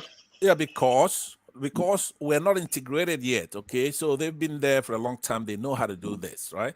The point I'm making to you, though, is that you just hear me out on this. It might take 30 seconds. Even if you have that on your mind, don't say anything like that. is totally counterproductive. You cannot dominate if the market determines that one person or the other is dominating in some areas, fine, right? But you can't go out trying to integrate or bring friendship or bring cooperation between you and a smaller state here and there, and you're talking like that. What is in Nigeria, ABBA or whatever that you cannot find in Ghana? Nothing. Oh, a lot. You can't. A lot. No. Even you let me can't find the population. You can't find the population in No, Ghana. but listen, the population will be one in essence. Or That's the something money, you have in common. or the money, or the intellect. The money and the intellect. That it's like osmosis, right? Once you integrate, right, there's gonna be a flow from weak to more concentration, right, or from concentration to the other side. So it depends. If you have the population, they may begin to go out and go to the areas where Hold on, opportunity. Hold on, Pansat. Hold on 1 second. I think it may well be the word conquer that you're recoiling from. But let me paint you a scenario. Nigeria has huge wealth and a relatively decent banking system. So if they move that and replicate that in all of these smaller African countries, so that they eventually control the finances of that space, that's somewhat domination. And then in the entertainment industry, that has already been perfected. So they're already dominating in that space. And then if you replicate that in, is that not the thought process, Babati? Right. So you can go, like, for instance, like I said before, Dangote has a plant close to my area in Songota, but it's not allowed to move its cement into Benin Republic, but they will go ship from China. So when I say dominance, you open up that market space to people like Dangote to flood the Benin market with cement at cheaper. They rather buy more expensive from China than buy at cheaper rate from Dangote. So right, but that's what I'm saying. Let me finish. So sure. When I say dominance, doesn't mean they are your slaves. No, the market just opens to you for you to flood those markets with Nigerian goods.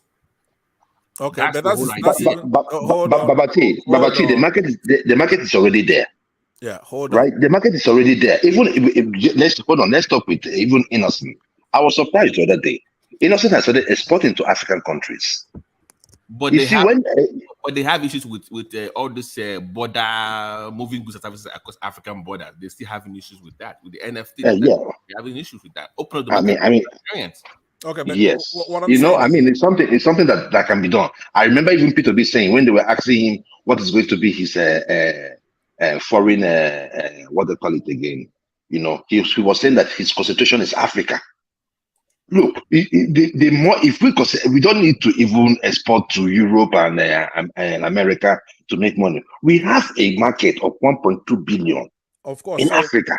Before you go to something we agree on, which you're going to right there, we agree on that. But let's look at the nucleus of what we're discussing here, because I may not be there all the time when you're talking. I'm trying to tell you to dispel that kind of thinking, because for example, here in the United States, you have Nevada. Okay, it's a desert. There was nothing there, right? But when a couple of innovators, they came there and they were able to establish Las Vegas, right? In Delaware, you don't pay corporate taxes, right? So because America is a huge country, many states have their own rules. Some states are very high tax states, like California, right? So and New York and all that. But in Delaware, people go there and establish. So if you do integrate, somebody like Dangote doesn't belong to you anymore. He might say Nigeria is too much high taxes. I'm moving to Chad. Right? So you don't lay claim to anybody because it's one single market. Just like you have the European Union, they tried it, but the most effective one is here in the United States. So these are all our people. So there's going to be a diffusion of patriotism here. I'm not going to sit there and let you dominate or conquer anything or go and take from these poor countries and bring it home to Nigeria, where you already have. No. I mean, if you're investing, for instance, hold on, please, but let me just address something with Pansat.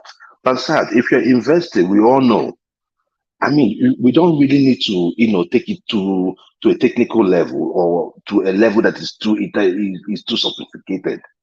Look, the hotel here that I know that is close to my house here is owned by Indians, employed Americans, pay their taxes. I mean, it's not like when we go in there, then all of a sudden we might just repatriate our funds. We might do more investment in those areas, but those areas are areas that are open. If China can be building ports in Zimbabwe and all these places, some of the money we steal from Nigeria, we can use to invest in all these places. It is an investment. It's an open investment. The world is open, is welcoming for investment. And what is there if it is us? So it's okay for the Americans to do it. It's okay for the Chinese, the Indians to do it. But if Nigeria does it now, it becomes what? That is my problem. No, nobody. We're not going to kill anybody. I hear you. Like I'm saying, the us is the thing that you have to try to comprehend very well. That us. Who is us? The us is the entrepreneur, the company. It's not Nigeria, right? Because we're gonna gain so much. Hold on. Government has a role to play. Hold on. Yeah. Okay. Yeah. So government has a role to play. We also have a role to play, even at this when this thing is in Kuwait. Now I like using that word a lot. INCHOATE, right? When it's rudimentary, even in discussion, you have to have the right attitude. You have to dispel of clannishness, nationalism, and embrace, especially if you are a capitalist such as myself. Is the market? Sorry, Fatai. Pansat. No, Fatai just came in. Is it the arrogance of it that you are recoiling from? Let's set some parameters. Do you object from that? Because Nigeria naturally is the dominant force, without question, in our sub-region and arguably even within the continent. So that at least in West Africa, I think it's the dominant one by whatever metric you are using to measure.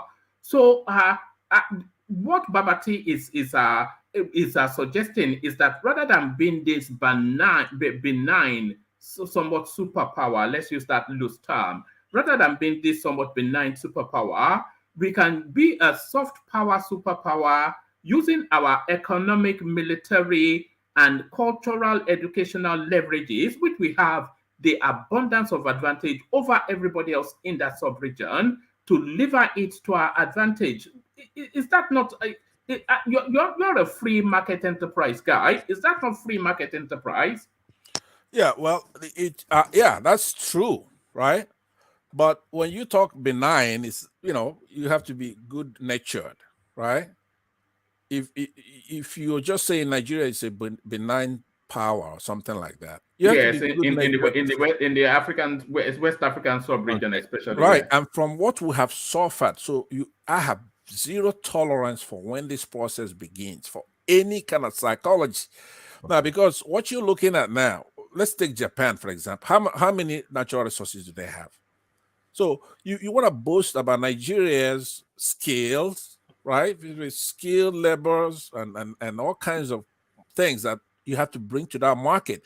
It's not necessarily this because you have oil. In the next 10 years, oil would not just stop being the cost that it is, right? It's gonna be totally irrelevant.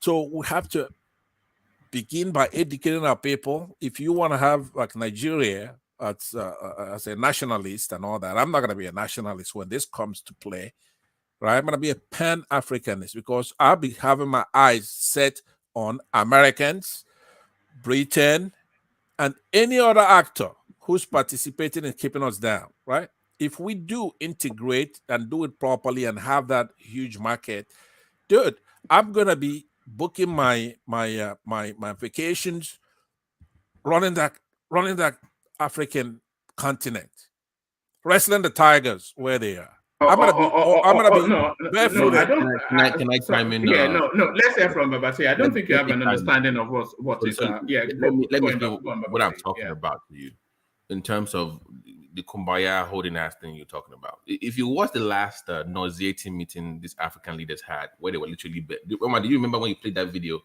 when they were begging for funds, like forgive our loans? Like it was a pathetic scene to watch when they were literally begging the West, and the French president was literally rolling his eye, right? If you remember, one man, because he was like, what are these clowns talking about?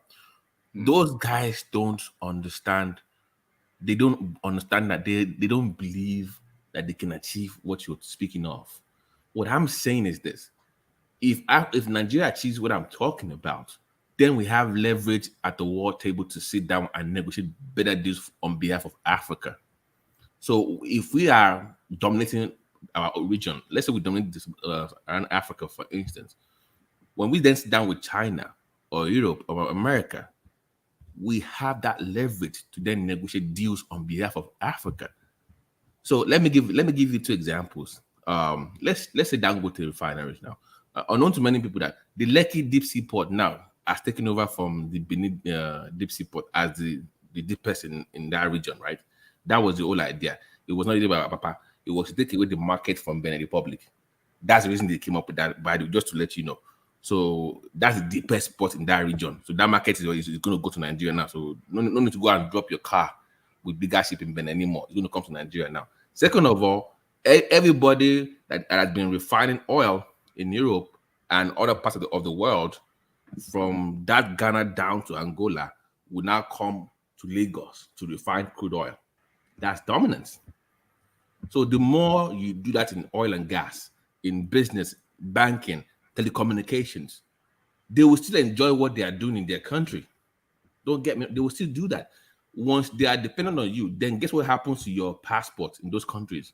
You have more access because you can then leverage that to say, listen, open up your markets to A, B, C, and D. Then your business will come in, your banks will come in, your movies comes in. You leverage that. That opens up that market to you. You don't really need Europe that much. You can still do business with them, don't get me wrong, but dominate Africa first. Be a regional power. Then go to Europe, the US, and negotiate a better deal on behalf of Africa. That is okay, Babati, let me come in. Ekujometa, Oga Woman. Yeah, go ahead. I greet everybody. Babati, my man, I'd already praised you now at the comment section. Thank you very much for your submission today. Hold on. Come in, Tony, but I'll let Babati land this point. Let him land that point, and then I'll come in. So the whole idea is not to engage in those malpractices that France would do to a country like Benin, where they will still have the central bank in France. They've been dominated.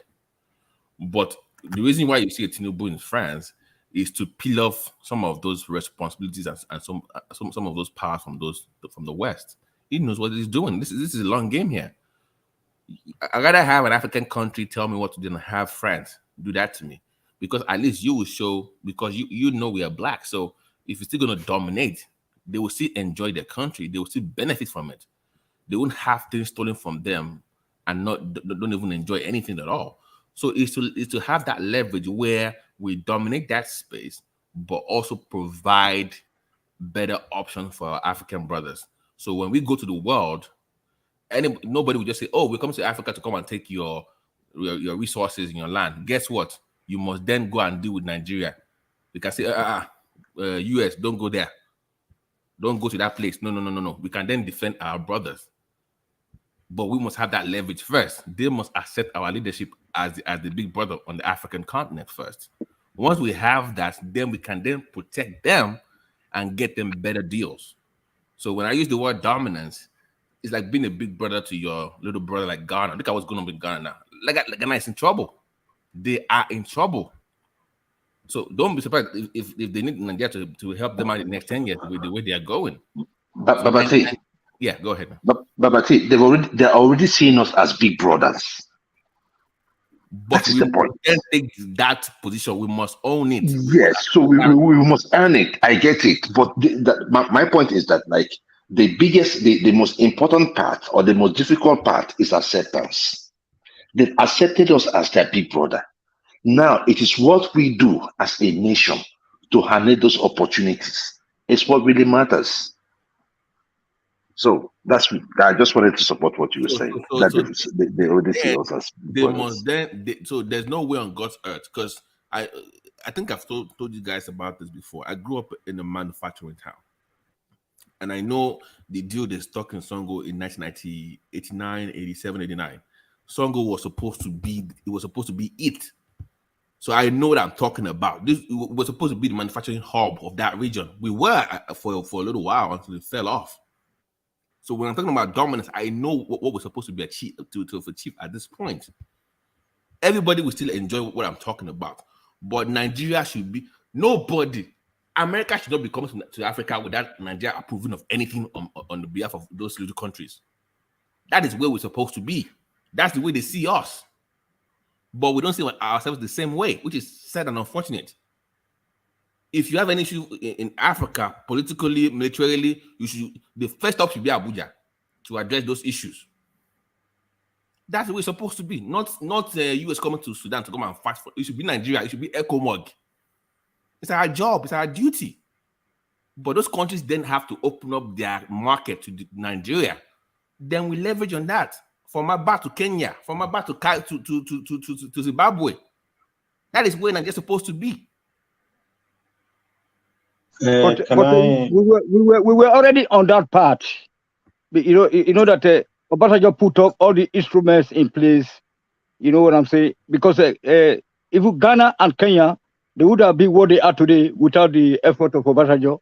If we advise those Nigerians that are fugitives in England, they can come back to Africa, any part of Africa. If they are afraid to come back home, let them go and pay their money. Then Bamangatuko, etc., etc. Right. So that is why look at Kenya. They are struggling. Yeah. They're struggling. No, hold on, please, sir.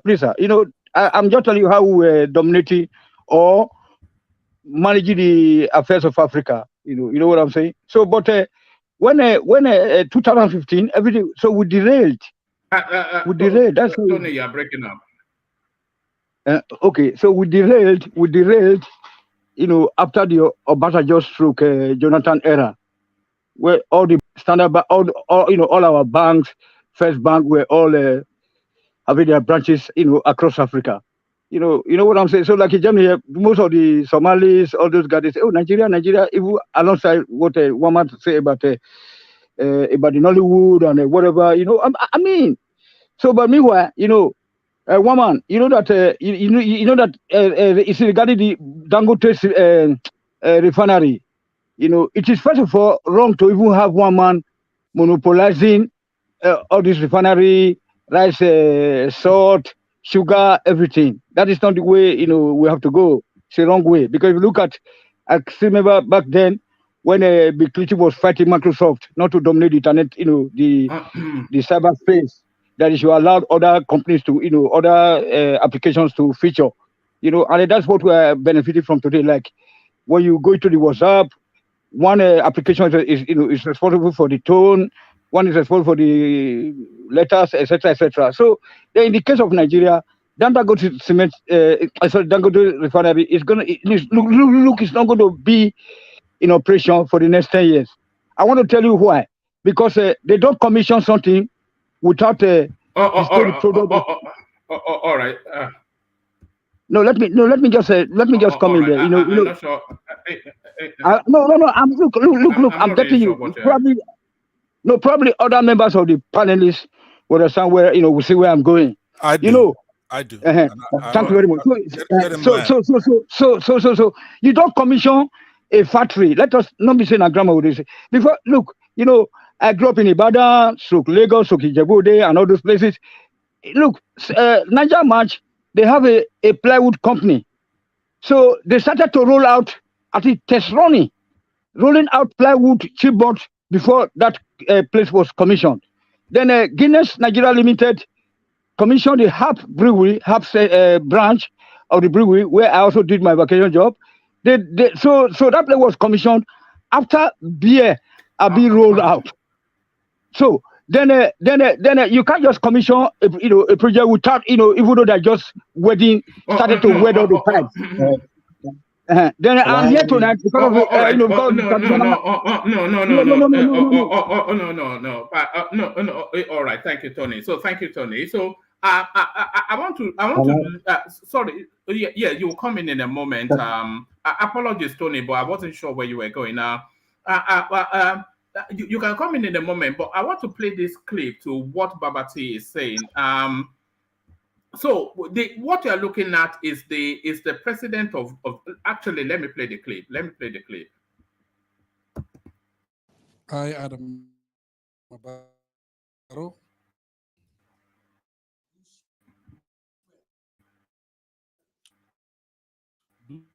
do swear. A historic moment. After 22 years, Adam Gambari as the country and her 2-year-old son. A new Gambia is born today because we have now liberty, freedom, and everything will be fine now in the Gambia. But Jammeh still won't let go of power and refuses to leave the State House. Many of his supporters have defected, including senior members of the cabinet and the military.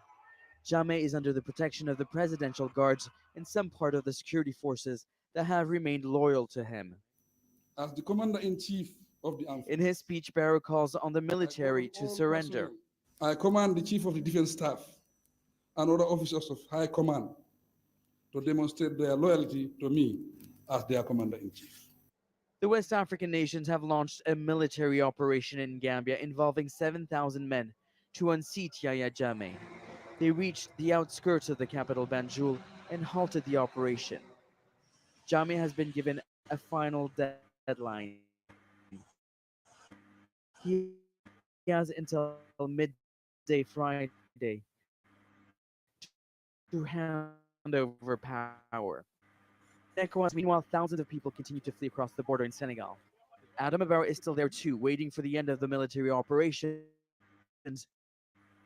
to return to Banjul. The people here are shouting down, down, down, that perhaps they'll finally be able to go back home. Many here have been waiting for 2 decades.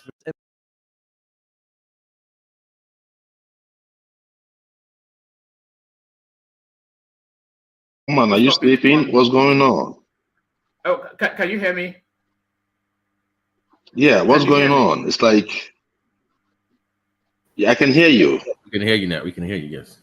Oh, could you Were not you hear me speaking before? over the video? No, you are on mute. No. You had your mute.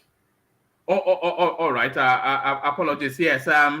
No. I'm saying I'm going to stop it on this image. So that was the removal of the former president of the Gambia, Yahya Jammeh. And what you're seeing now is an ECOWAS force, but it's not really an ECOWAS force. It's a Nigerian force under the authority of ECOWAS.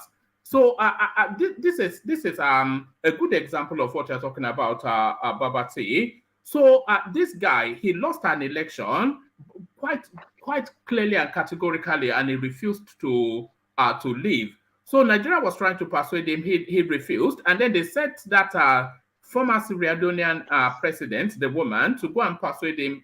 He still refused, and then they started to send troops into Senegal to stay at the border to intimidate him. He still refused. And then they sent a flotilla of Nigerian warships to his coastline. He still refused. And then on that flotilla of a Nigerian Navy fleet, they then started to fly Nigerian fighter jets to circle around his presidential palace. And then he eventually yielded. And Buhari went in and escorted him out of the country. So that, with that sort of, that is a sort of a benign power that I'm talking about.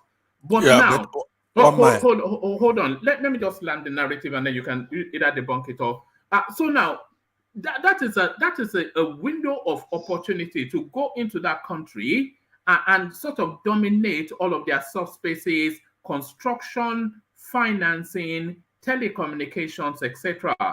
So with that military oversight, then you can embed within it. Is that not the sort of roundings you were talking about, Babati? Yeah, let me say something before. Hold on. Let Babati say if I'm wrong in the direction I'm headed. No, first. no, no. Yeah, You are on the right track. You provide protection. You also put like a deterrent for lawlessness, where this cool thing goes away. People know to be well behaved, and they can run the elections. And in exchange for you providing those guarantees for them, you can bring your own businesses in and leverage that with whatever they got going on in their own economy. So you are right on the dot, man. Okay, so Baba T, there's somebody actually, before I say what I was gonna say, in the comment section, I think his name is Deji, and he suggested the word lead instead of dominate or all that kind of talk. But I subscribe to what Deji said in the comment section. But Gambia, okay, Gambia has a population like ABBA or less than ABBA, to be honest with you. They have a population of 2-point-something million people. I know definitely it's less than 3 million as a country. But even at that, remember, we're not arguing about doing the right thing, like in this case, a coupist like Buhari sending military force. He has no moral authority whatsoever to do anything like that, and to be resisted for a small or larger country, or a country that has allies, right? So the point, what are we arguing about? We don't disagree on the substance or anecdotes such as this. The thing is for us to have the right attitude, have the right leaders ourselves, lead by example. Lead is good. Deji nailed it in that comment section. That's why, by the way, there's no hierarchy created. Those of us here on the panel, we don't have better answers than those in the comment section, right? And then, of course, the audience at large. So take the correction that I'm making. Do not transpose what has been our Achilles heel so far, which is clannishness, tribalism, domination, trying to be better than thou, then, because it's not necessary. Right from this moment that we've been thinking about it, we have to have the right attitude. That's it. Everything else we agree on. All right, thank you very much. all right, brilliant. I'll hear from Fatai, and then I'll hand over to Thomas. Fatai.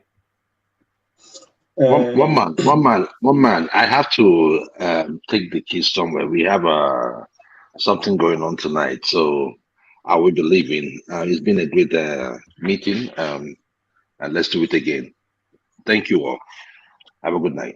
Thank you. All right, brilliant. Thank you for joining us. So that's Joel Alton.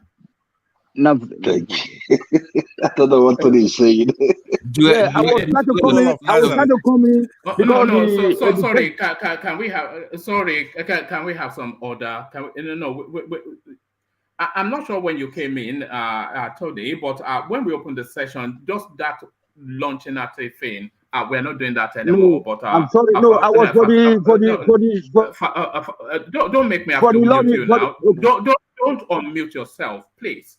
Please now. I just said, Fatai, please. Fatai, carry on. Yeah, actually, what made me interested in the topic is, I think I listened to the discussion in that session when it was discussed. I think it was like a day after this, I don't know what we were discussing, I was having a feedback or something like that.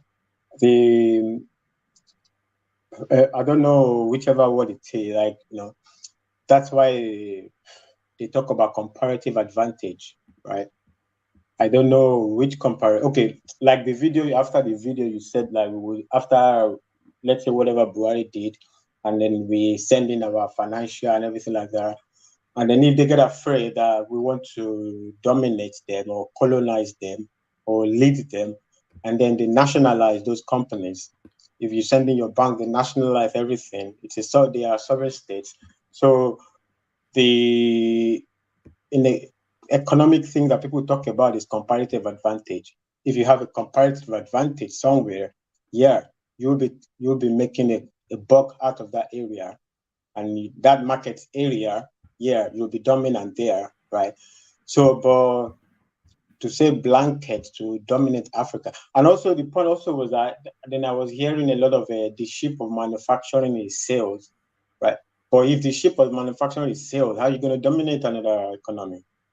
The ship of manufacturing never sails. I can decide to be manufacturing in Odogolu and send to Ikene, whatever, tomorrow, toothpick. So what does it mean, dominate, colonize, lead? It's really the question. I think Pansat is totally right? Even by just saying you want to dominate, everybody's going to resist you. And in addition, it's a very expensive thing to do. America needs to create wars all over every place. Sorry. It's not usually expensive, you know. You know the initial expense is the spend, and then when you get hold of them, they end up paying for it by you exploiting their resources. That's what America use. America never comes out of any situation in a deficit. Look at what they did in Iraq. They took over all their oil and made just zillions out of it. Okay, so no. Actually, China at that point incorrect. China made more money out of Iraq than America. That is true. Who told you that? Who controls Iraqi oil? Even Afghanistan, China's got making more profit than the U.S. ever did. The U.S. actually spent trillions of dollars, and they are negative. They actually lost a whole bunch of money. Of course, that cronies got paid. The people in the military-industrial complex got paid. But trust me, China is the beneficiary of the wars that U.S. started in the Middle East.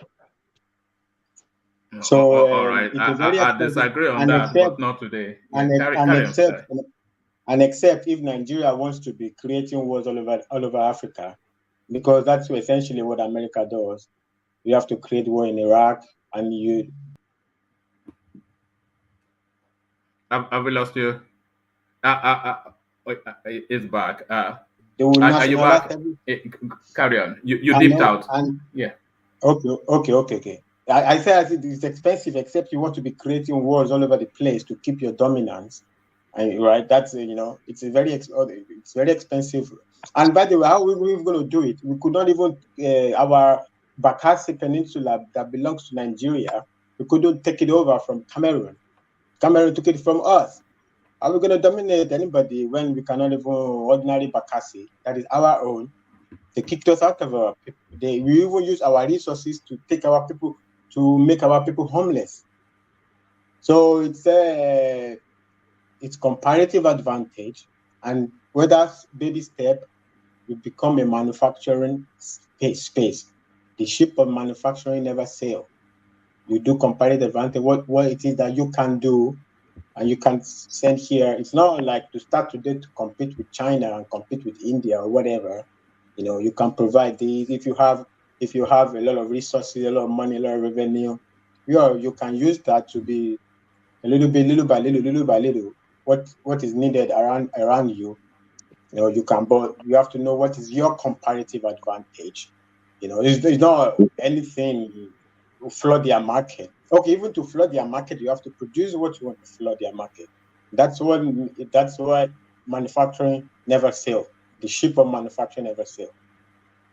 So I just say I think Pansat is right. I don't know. You scare people in the first place to say you want to dominate them. I'm not going to let you dominate me. I'm going to nationalize all the companies, all the banks. You bring all of them. After a while, I'm going to nationalize them. And then you're going to have to start a war with me, either economic war or actual war and everything like that. But we can exploit our comparative advantage, whatever it is. Can I interject real quick? Right. Sure. Yes, you can interject, but before you interject, let me just let me ease myself out. But before I ease myself out to hand over to Thomas, let me just acknowledge the superstars that have come in. Traditional names, as you know, Ayo, and then Ayo again, and then Alexander Gomez said setting the pace as he would like it to continue. And as soon as the session started, Ayo did that. So keep them coming. So thank you for all that. I'm going to hand over to Thomas now. Your interjection comes next. But before your interjection, the intro music for Thomas.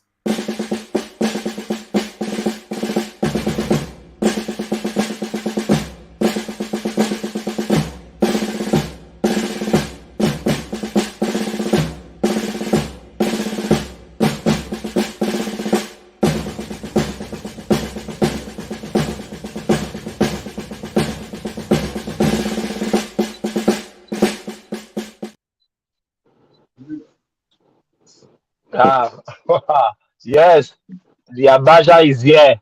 The field marshal is here. How are you guys? How are you doing? It's been amazing, man. Pastor today, he amazed me sometimes. Maybe uh the kumbaya is not too much today. It's a little bit. I think we are brushing up fantastic, isn't it, you guys? Thank you very Fantastic. much. Thank you very much. Appreciate How it. are you, brother? I love you, brother. I love you, Thank brother. you. Yeah. Yes. Let's Yes. The interjection. Yeah. Yeah. Interjection. Yeah. I think Prince wants who is interjecting the other time. Yeah. Yeah. Let me. Yeah. Yeah. Yeah. Go on. Yeah, Yeah. brother. So is Fatai there? So um, Yeah, I'm here. is I was gonna say, like China, like United States, right?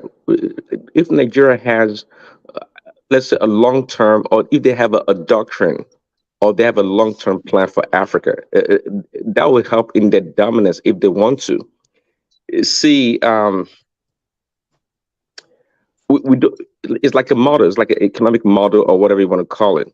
But just like you were saying, in the Middle East or in Iraq, is this Chinese that benefited America's war in those places, like Iraq.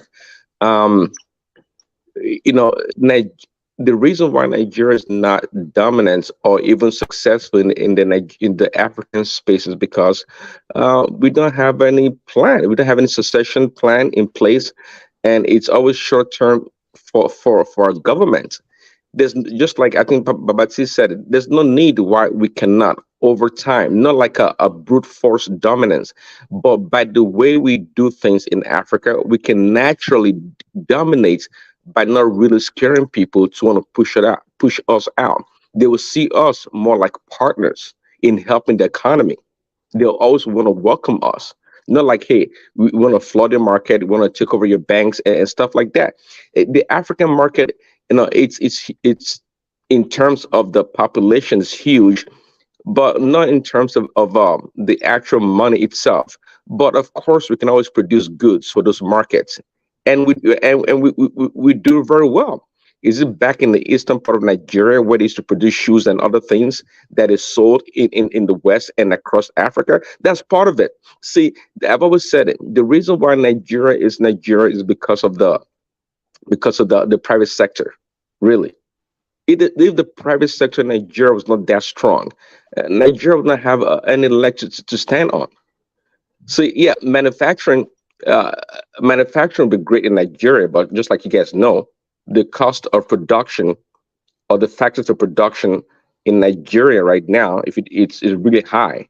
I think. I mean, you guys can tell me if I'm wrong, but I mean, if you factor in the lack of electricity or non-electricity, the needs to get raw materials. I mean, I don't know if you guys know that Nigeria is actually highly dependent upon Ukraine for is it wheat and some other grains. How come in the I'm sorry? Fertilizer before Dan. I don't know if Dangote is already doing it. We also import Okay, a lot of fertilizer before that. Imagine that. These are kind of things that if we localize in the manufacturing or the agriculture of it, these are the things that can help our manufacturing base a lot. But we don't have a manufacturing plant. And like India that we're talking about today, any country that's ever developed or made any impact in the world or in their region, they always have a long-term plan. What is Nigeria's long-term plan? Do we have one?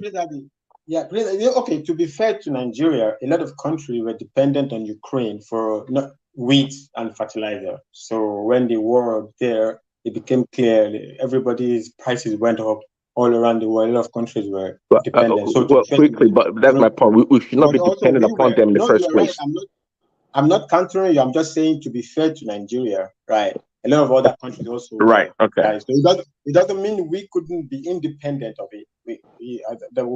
What's extraordinary there, right? So I agree with you, but I'm just saying to be fair to Nigeria, it wasn't only. Yeah, but to support Prince Daddy's submission here, Ukraine had only the summer period to plant. Why can't we that have all around the year opportunity to plant? Why can't we plant? Why can't we? I mean, like somewhere in Jos, we can plant wheat, also wheat and all those kind of stuff. Why is it that Ukraine that had only 3 months in a year to plant? Just come to Germany here, see the way they plant their maize and everything. I mean, what is actually going on with us? That's why the plan is not there, according to Priest Daddy there. Right, also. Brother, the problem is they say charity begins at home. You know, we need to fix our home. We're not. I don't know whether they're not trying to do it or they don't want to do it. We cannot even fix electricity. Yes, that's what that's why I was that I was asking why that Ukraine that doesn't have the opportunity, the weather, the all round the year weather. We had the all year round weather where we can plant. Why can't we do it? Why can't we even refine our oil and sell as finished products to the neighboring African countries? You know, so we don't need the IMF or this World Bank let us refine our oil. Let us sell it to as finished products, engine oil, brake fluid, etc., etc. I mean, my people, something is actually wrong with us. Yeah, you know, Tony, Thomas, let me just chime in for 1 minute in support of Tony, but mainly to answer that question is asking, because that is the key. The climate and everything favor us, but we are artificially, now this is not conspiracy theory. Some of us grew up in Nigeria when you have people producing stuff, farming, people talking about they're starving, they can't eat and all this. Is because there are monopolists or a monopolist. We know the notorious one, Dangote, and there are others. These monopolists do all kinds of things that stops us from having electricity, from having airlines, from having any food. They do all these monopolies. They're individual. We mentioned individual. They're group. They're companies, and even our former heads of state, military and civilian. Look, I really appreciate you, Pansat. You know that one man shut me out. I was trying to find proper solution to our problem. That is the root causes. Those were the root causes. I made mention of Microsoft versus Google and all the various application providers. You know, how they were able to synergize, work together, cooperate. They were forced to cooperate, to work. But give it one man or a section of the country to dominate everything. Exactly. That is very bad. Tony, you have elucidated these points in various platforms, and I take a note of it. I'm somebody who Passat, please hold on. Hold on, please. Yeah. Tony, did anybody is the only Dangote that is producing sugar rice in Nigeria today? Yeah, okay. Thank you very much. You know no, hold on, please. Please hold on. It's yes or no. I don't want any explanation. Is he only Dangote that is producing all those things that you said? Is he only Dangote that is producing it? Yes. Indirectly, yes. No. Hold on. No, my brother. Already the company that he has not taken over. He has taken over those cement company. He has taken over all the flour mills. Okay. Sorry, do you want to listen to me or you want to do your stuff? Yeah. The conversation. Yeah. Is he only Dangote that is producing all these products? That is no. I want to add something. Can you please hold on? Can you please hold on for that? Yeah, you still have the floor. But Tony just make a comment now that we need to explore. Right. Is he only Dangote that is producing all this stuff? No. Yes, sir. No. That is the Ask me to explain. Why? Yeah. Thank you very much, sir. So, my brother, long time you never hear from me. Thank you, sir. So, if you go to Ogun State, all the cement companies, all the rice companies have been taken over by Dangote. You go to Ondo State, the same thing. Go to Bini, the brewery have been taken over by Dangote. The flour mill. Tony, all those things they take over from Dangote took over. Did Dangote hijack them from them? No, did he steal it from them? Assuming that only Microsoft Tony, did he stole it from them? Yes, he stole it from them. Where the powers have been. Tony, please, let's just move on.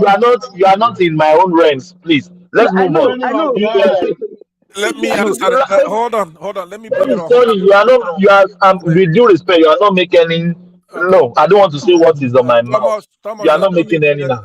there's no need for that, because what Tony is saying, okay, we understand. Let me take 1 minute to bring it on home, because it's the spirit of the conversation that we're talking about, right? So as far as the nitty gritty, we may not know how much, what is his share.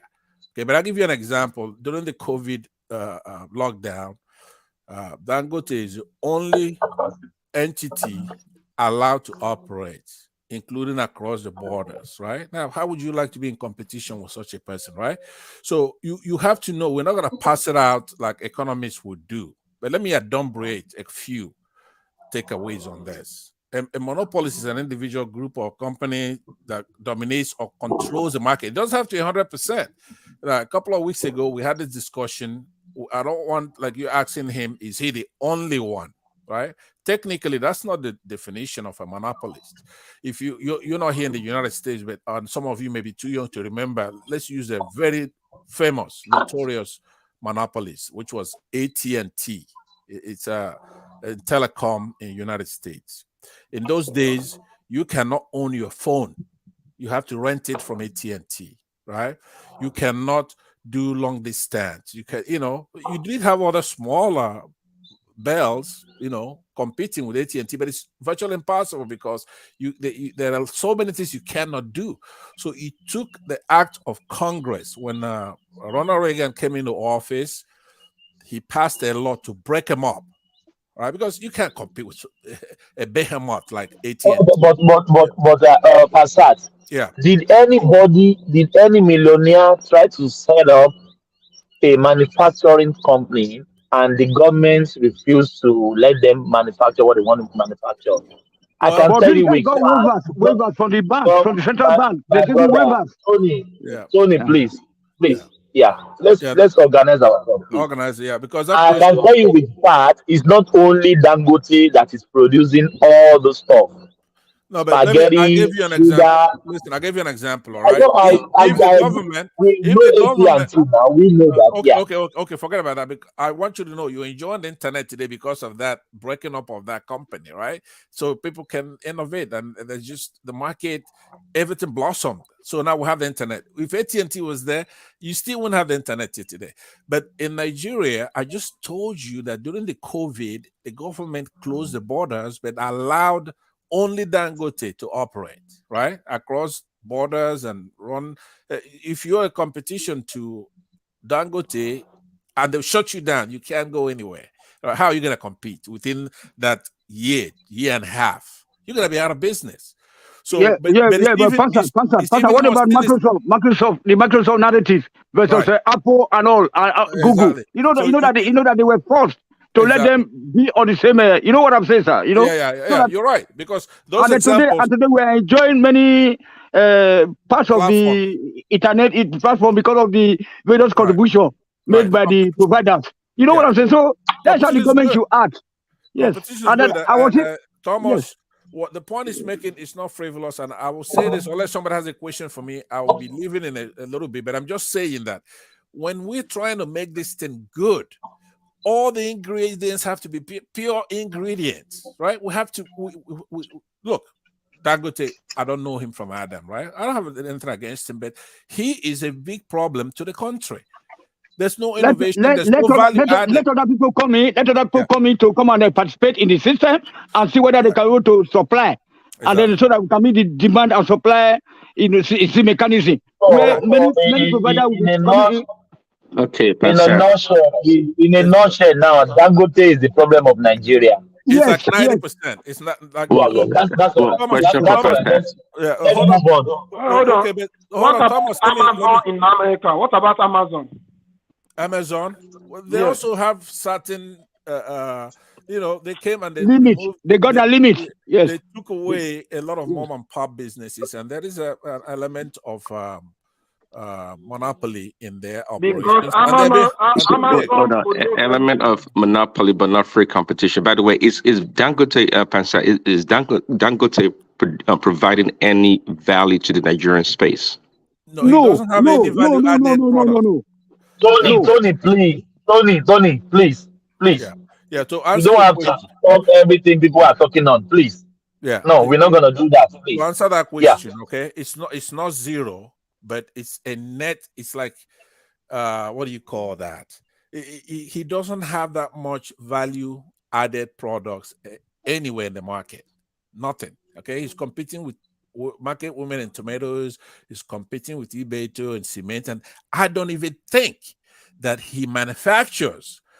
Now, when we talk about manufacturing cement, okay, there are products, additives, and things like that you have to put into some kind of sand, or you have a quarry somewhere, and you extracting certain minerals. So if he goes outside and bring those things, import them, and then maybe just print the bag. Or maybe he goes outside and even brings in the bag. He's not manufacturing, because I've looked at him very, very well. I've looked at what he's doing in every sector, right? And I don't see that element of value being added into the country. Things would have been better. Are things good in Nigeria? No, people are starving. There's no food. There are no jobs. Masad, are you saying that Dangote is not manufacturing? What are you talking about? Yeah, let me answer that. Thomas. Yes. This is Adewale, hold on, please. Let's you know what Pansat is trying to tell you guys is this. If Dangote was to be from southeastern part of the country, it will be the best thing that will ever happen to Nigeria. But right now, all right, well, the worst thing that ever happened to Nigeria. Okay, no, but what I will ask you, Thomas, I like that. Hold on. I like that. Ask Adewale, okay, to name one person that I have shown to come from southeast that does anything. Who am I proud of from the southeast? It's like name one. It's like saying Obi Kubana's clubhouse is monopolizing clubhouse. Let me land. In Lagos, yeah. Let me answer. As if you open your hotel. Tony, please. Tony, please, everybody hold on. Tony, please, I don't want to kick you out. Please. I said it, please, again. This is the last warning, please. Yeah, Passat. Okay, sorry. No, I don't want. No, I don't need your sorry. No, take please. it easy. Take it easy. Yeah. No, Passat. Don't tell me to take it easy, please. Take it easy with Tony. He has. No, my brother. Don't tell me to take it easy, please. Okay, so you go on, please. Yeah, what I was saying. No, I guess the way some people look at anybody from the southeast when they're trying to tell you something. Listen, forget about this. Why would I come here promoting? I forgot the names that I mentioned, even in Austin Motors, who I'm more familiar with, and all that. No, I wouldn't do that. There's no difference if he's monopolizing, doing monopolistic things. You have to say what it is. There's no way we're gonna go forward because look, believe it or not, this is your generation. You're the elites now. You have to do the right thing. If you're trying to cook a good soup, you have to put in pure good ingredients in order for that to happen. There's no shortcut to making the country better.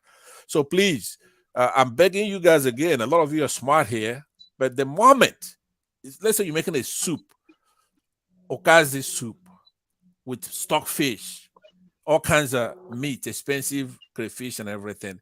But the moment you put in half a teaspoon of shit in that soup, it becomes a shitty soup. I wouldn't eat it, right? So let's be pure when we're debating these issues. Do you want a monopolistic individual such as Dangote? There's just no doubt about that. He is causing a lot of harm to the country. His hands are dipped into selecting our leaders because of this. He's neither in this political party or the other political party. He's apolitical in the sense that it's not like there'll be an administration that will come in and clip his wings a little bit. So what we have to do is to make sure there's free enterprise in the country. Let there be innovation. Let there be equal or near equal grounds for everybody to compete. I'm not saying this because he's not Southeasterners or this or that. No, not at all.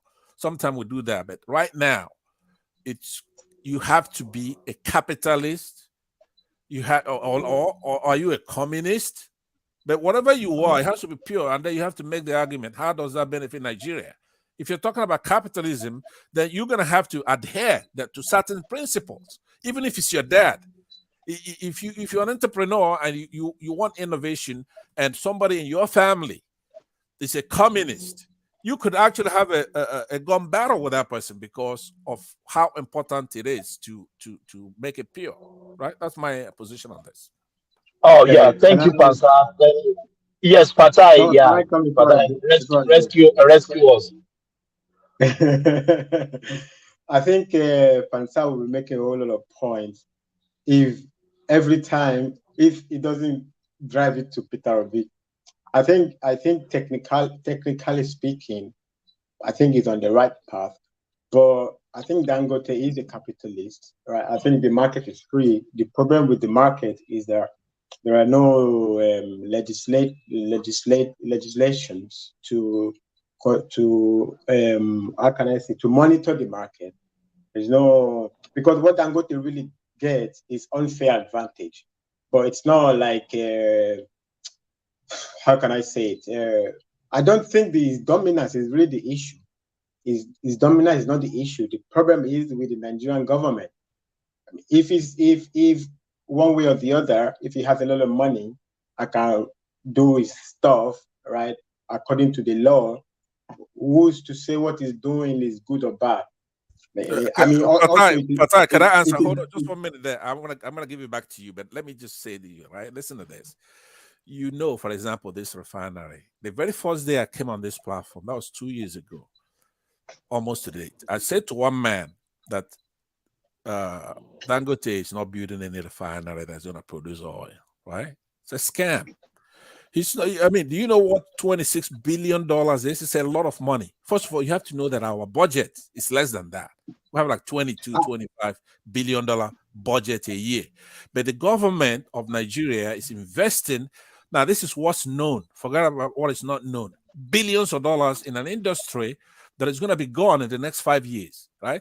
Dangote is not stupid. He's not going to go building a refinery that's going to produce oil because, for example, in California, the next 2, 3, 4 years, you cannot have any car that's using fossil fuel. Okay, so it's like the switch between digital and analog, right? When we're making the argument about digital TV and analog. No, I don't think it's totally. I don't think it's like oil is going to be totally gone. That's going to substitute doesn't mean it's going to be gone. Let me land on what I'm trying to say to you because. Pansat, please, in 30 seconds, please. Okay. So the others can speak. Right. So the point is that oil, there are a lot of byproducts from oil that some of them are even more expensive than oil, right? So, but as far as Nigeria is concerned, you're just talking about that crude oil and turning into stuff. But these other people that do the value added, okay, that's where that value added becomes very important. The hydraulics thing, or like I changed my oil in one of my Benz the other day, and each can of oil is about $30-something, right? It's unbelievable. So what you have to understand is that Dangote, it's an extension of the military dictators in the country. He doesn't own all that stuff by himself. It's all these former heads of state under one umbrella. He's managing it for them, right? So, Pastor, are we back to Radio Biafra? Are we back to Radio Biafra? No. I said 30 seconds. 30 seconds is up, please. Yeah.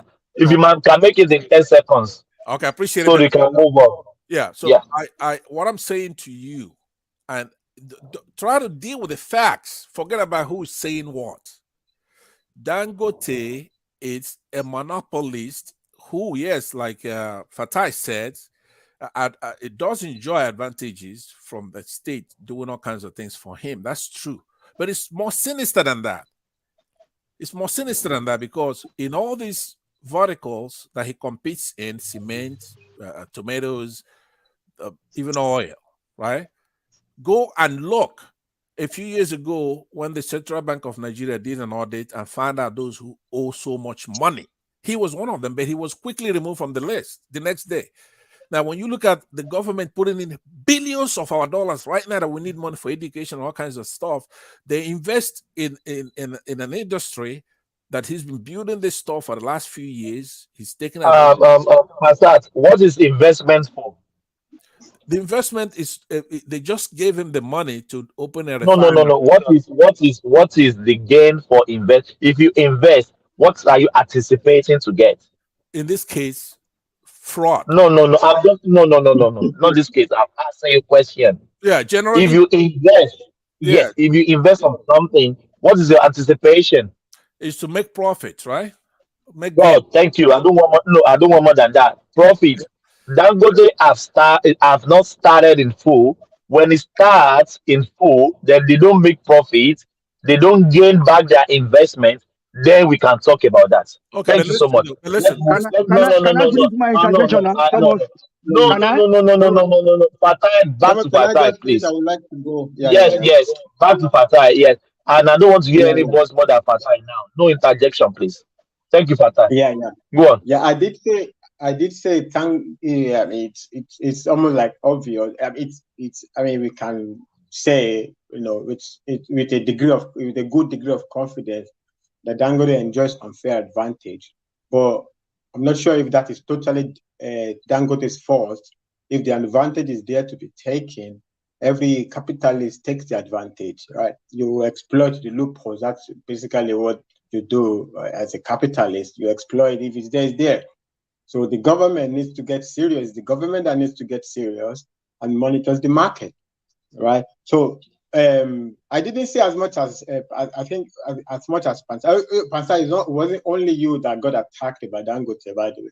I just even said that even the refineries will not work in here, and people also jumped on me. I didn't say he's not having a refinery. I mean, the guy says he's doing a refinery. I believe he's doing a refinery, but I don't see how it's going to start working in July, right? Okay, but you know, Fatai, there's something called de jure. Okay, if he's enjoying advantages de jure, okay, DEJURE, that's totally different. By the state, exactly. So now I'm saying to you, if the federal government is going to invest $26 billion into his stand, right, or whatever the magnitude of the money is, right? So they don't know when he's going to open it. He's been building it, and he's defaulted so many times from when he said that he's going to open that stuff as an investor, right? He does have obligation to the investors, right? You cannot say to me, hey, look, I'm going to open a refinery in 2011 or 2021, and I need $11 billion, and then I give you that money based on that false pretense, that false narrative. You've already committed, as far as the government is concerned, you've already committed fraud. Do you know investing is taking a risk? Do you agree with me? Investing is taking a risk. A risk is different from. Let me learn, my brother. Yeah. Investing is taking a risk. You can lose and gain. Is that right? Yes, you can lose. Thomas, after that round, maybe try and move the conversation around a bit for other voices that have been waiting. Yes, that's what I'm trying to do, but Passat is not helping me. So if you can, that'll be better. One man appears like a spirit. One man appears like a spirit behind this conversation. But let me land this now, and I'll leave. Okay, Fatai, I was gonna say, I'm saying to you, if I went to Nigerian government and I said I'm gonna open a refinery in 2020, 21 or whatever, give me $16 billion. Then I take that $16 billion from you. I don't open that refinery.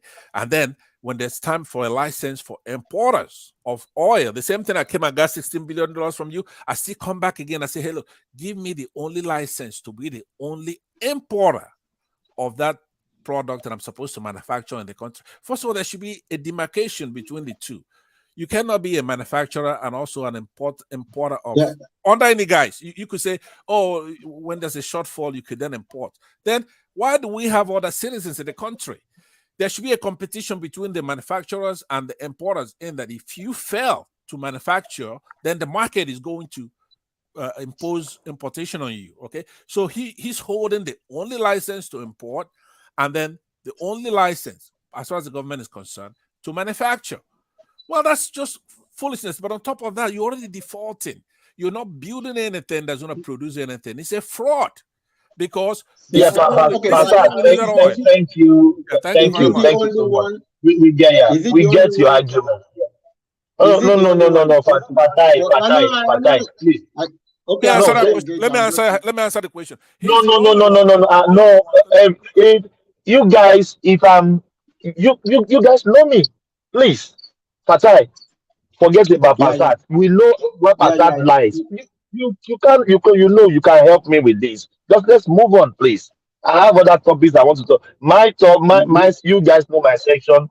We always divert from politics or all this your big English. So we always bring some heartfelt story. So I have some stories to bring so we can deliberate about. I want to move away from politics.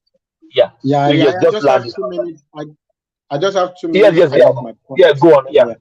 Go on. No, the point I wanted to say about that, I think NNPC is one with the original whatever to import. I don't think Dangote will be the sole importer of petrol to Nigeria, right? So I think by matter of practicality, it can't be the only importer. I can get the point about him having license to import while at the same time having a refinery. I don't even know how that is going to be workable with regard to him having a refinery and also that doesn't concern you. But let me tell you something, all right? Fatai. Passat, I just removed you. I just removed you now. I'm not going to do that. Yeah. Thank you. Fatai, land it. The extent to which I agree with Pansat is that even it's a public knowledge that it seems that Dangote gets unfair advantage from the government, but I don't think it is I don't know whether it is personal fault, right? I mean, if everything is on the up and up, right? If the opportunity is there, that's your job as somebody in the market. You take advantage of the loopholes, right? So it's up to the government. At the end of the day, I would blame the government for not creating a situation to monitor the market. So I don't know to the extent, the specifics of Fatai, I have this question for Pastor earlier on. Yeah. All the stuff Dangote is producing in Nigeria, is it only Dangote that is producing them? Yeah, no, your point is valid. Your point is valid. In the primary definition of monopoly, right? It's like if you are the only seller. But as a matter of reality, there is never only a single seller in the market. Whatever it has to, for you to be the single seller of a product, you have to be like the inventor of that product. But as long as you start selling it, there is demand and supply for it. Other entrepreneurs will start to do it as well. So that moves the definition of monopoly to the technical definition of monopoly. Like if you have how much dominant, your concentration, the level of your concentration in the market, and what is and how does it affect the balance of the market. And so that divide is really able to be solved when you have good legislatures that monitors the market. Like America has a very good antitrust laws, right? You can easily flesh out that area, right? But without that, everybody's going to be debating forth and back. But I think the point is speaking to, we also spoke to, we had a very thorough debate one day about it as well, that it's the technicality of economic terminology of the word monopoly, right? So, but the argument will never stop, right? All I would say is that it's not only when you're a single seller that you're a monopoly. You can technically be a monopoly, even if there are other people, by the level of your concentration of the market, right? If you're dictating price and stuff like that, like you are so dominant, like you dictate the price of the market. So the whole thing, the very complicated area, like that. So I even lost how I wanted to wrap up. let's just move on. Let's Okay, move on. Yeah. Thomas, can I learn my introduction now, please, sir? You know, long time I never come. I could join. You know, say I never come for a long time. Hold on, Tony. If what you are going to say is going to correlate with what we are speaking, if you are speaking out of target, I'm very sorry, I have to stop you. So go on with that. Anyway, good night, brother. Okay, thank you, sir. Thank you Yeah, very good much. night, my brother. Yeah, thank you. Yeah. And thank you, sir. So, Fatai, thank you very much. So, what you were trying to say is like the regulators, in the absence of the regulators, you know, very good ones. So, that one is already missing. That is why things are so hard for us. So, at the end of the day, the bottom line is that before you commission any project, it has to be rolling out products, like you see the trade fair, for instance. So you see some engine oil, you see some brake fluid, you know, all those stuff like that, you know.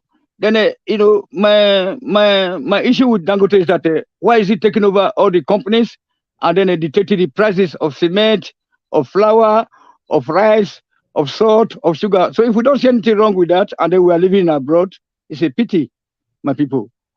Thank you very much, Thomas. Thank you, Tony. Thank you, Tony. Yeah, we have to move on. Yeah. I have 2 videos.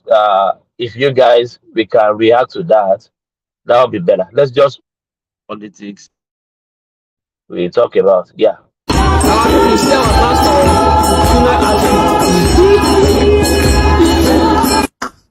Hey, our people, meet Pastor.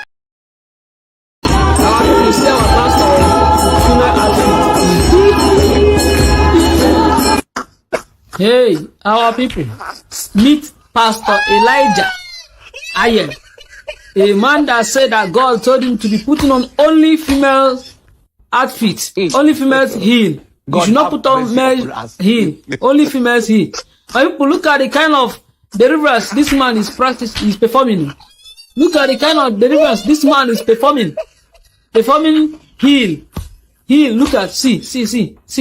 Using that his heel. God, I'm doing miracle or deliverance or whatever.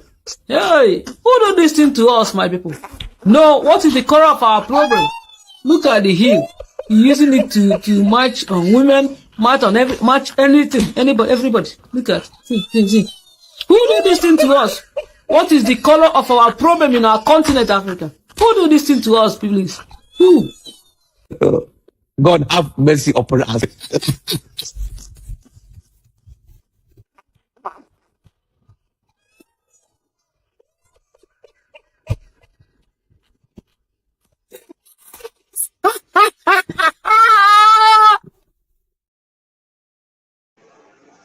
So that's the first video. Africa. Let's listen to the second died one. in Lagos. I started selling in a shop in Delta State. Her spirit was selling in a. Now, for context, yeah, go back and watch that lady's video.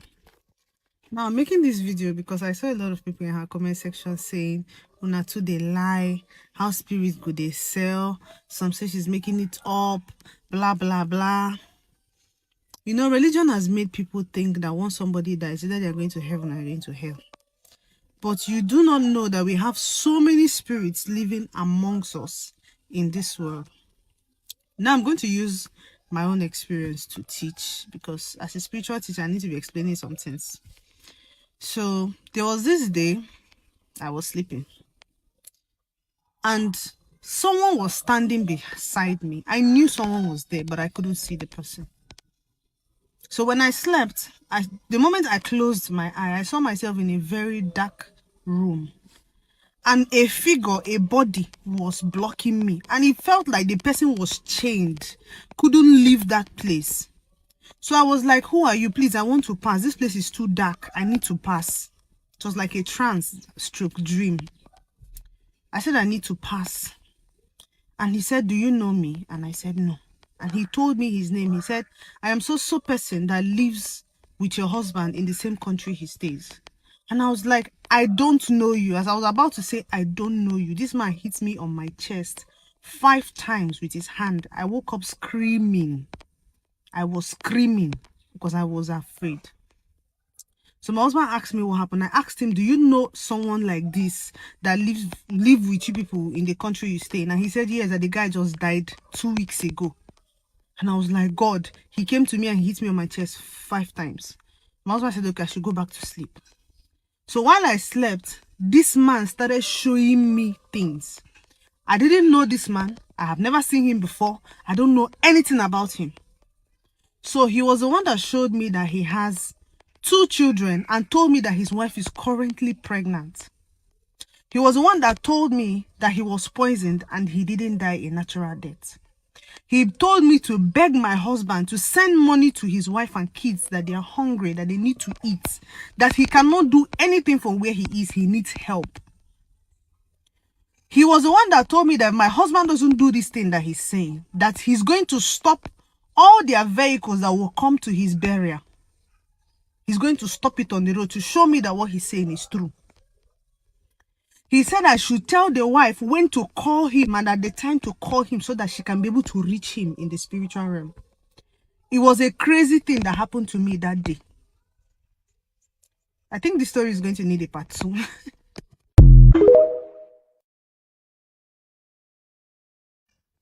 Now, this is the continuation of the story.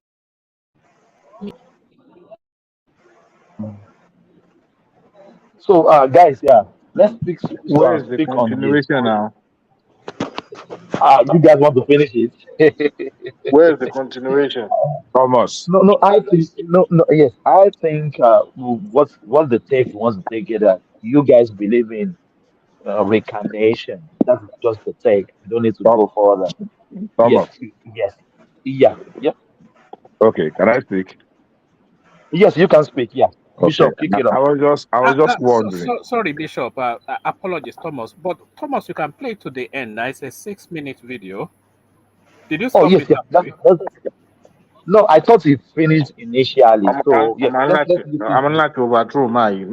Your regime is too hard, man. I wanted to do the part 2 as well. Everybody was. Unless you guys don't are happy to leave it there, but No, let's listen to it. Yeah, let's listen to one man. Yeah, your wish is my command, or your command is my wish. Me died in Lagos. I started selling in a shop in Delta State. Her spirit was selling in a. Now, for context, yeah, go back and watch that lady's video. Now, I'm making this video because I saw a lot of people in her comment section saying, Una too they lie, how spirits go they sell, some say she's making it up, blah, blah, blah. You know, religion has made people think that once somebody dies, either they're going to heaven or going to hell. But you do not know that we have so many spirits living amongst us in this world. Now, I'm going to use my own experience to teach, because as a spiritual teacher, I need to So this is part 1 now. So there was this day I was sleeping. The video is together, so we have to watch it from the Someone was beginning. standing beside me. I knew someone was there, but I couldn't see the person.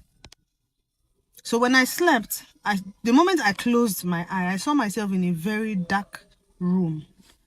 And a figure, a body was blocking me. And it felt like the person was chained, couldn't leave that place. So I was like, who are you? Please, I want to pass. This place is too dark. I need to pass. It was like a trance/dream. I said, I need to pass. And he said, do you know me? And I said, no. And he told me his name. He said, I am so person that lives with your husband in the same country he stays. And I was like, I don't know you. As I was about to say, I don't know you, this man hit me on my chest 5 times with his hand. I woke up screaming. I was screaming because I was afraid. So my husband asked me what happened. I asked him, do you know someone like this that live with you people in the country you stay in? And he said, yes, that the guy just died 2 weeks ago. And I was like, God, he came to me and hit me on my chest 5 times. My husband said, okay, I should go back to sleep. So while I slept, this man started showing me things. I didn't know this man. I have never seen him before. I don't know anything about him.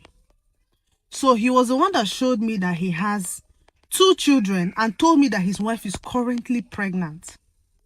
He was the one that told me that he was poisoned and he didn't die a natural death. He told me to beg my husband to send money to his wife and kids, that they are hungry, that they need to eat, that he cannot do anything from where he is. He needs help. He was the one that told me that my husband doesn't do this thing that he's saying, that he's going to stop all their vehicles that will come to his burial. He's going to stop it on the road to show me that what he's saying is true. He said I should tell the wife when to call him and at the time to call him so that she can be able to reach him in the spiritual realm. It was a crazy thing that happened to me that day. I think this story is going to need a part 2.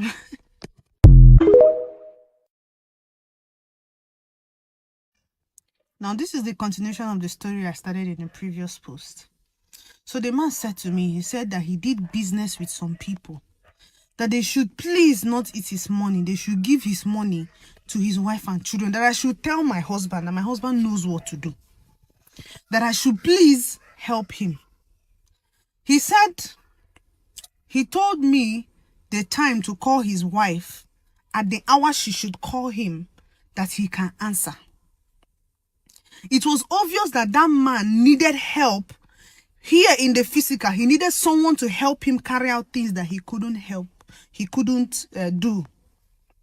So when I woke up, I gave my husband the message exactly the way he gave it to me. So my husband, his corpse was still in that country. They had not brought it back to Nigeria. So my husband made call and they decided to run an autopsy on the guy to be sure that what I'm saying is true. So when they ran an autopsy on this guy, they found out that this guy was actually poisoned, which was what he told me, that he was poisoned, that he didn't die a natural death. He told me the exact thing. So that's when my husband knew that what I was saying was. So my husband called the wife to know how they are faring. And the woman said that hunger wants to collect her children for her, that they had to come back to Nigeria, that she could no longer feed the children alone. And this man told me that he wants to come back through that pregnancy that his wife has, that his wife was carrying. Funny enough, the person that killed this man is tying his spirit so that his spirit will be so weak. So that man needed help. So my husband had to go to his village to tell his brothers what they had, the message I had gotten from their brother. These people did nothing about it. They just left it because all these religious, when you're telling them things, they don't listen. They didn't do anything about it. They just left that guy like that. The day of this guy's burial, all the cars they used to come there was overheating. Everybody packed. No car moved for close to 3 hours. They were at a spot. He made sure he said that thing because my husband couldn't help him. He's not his relation. He had to just give them the message.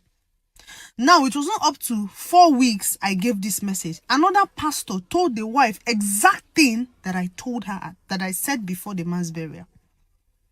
So most times, spirits, when people die and they tell you that they are going to heaven or hell, with the experiences I've had, I just look at you and I laugh. I laugh because if you've not experienced some things, you will just think it's a lie because religion has brainwashed us. It has brainwashed us so much. Spirits are living amongst us. They are very much alive. Some of them are coming back. Some of them are stuck in a place.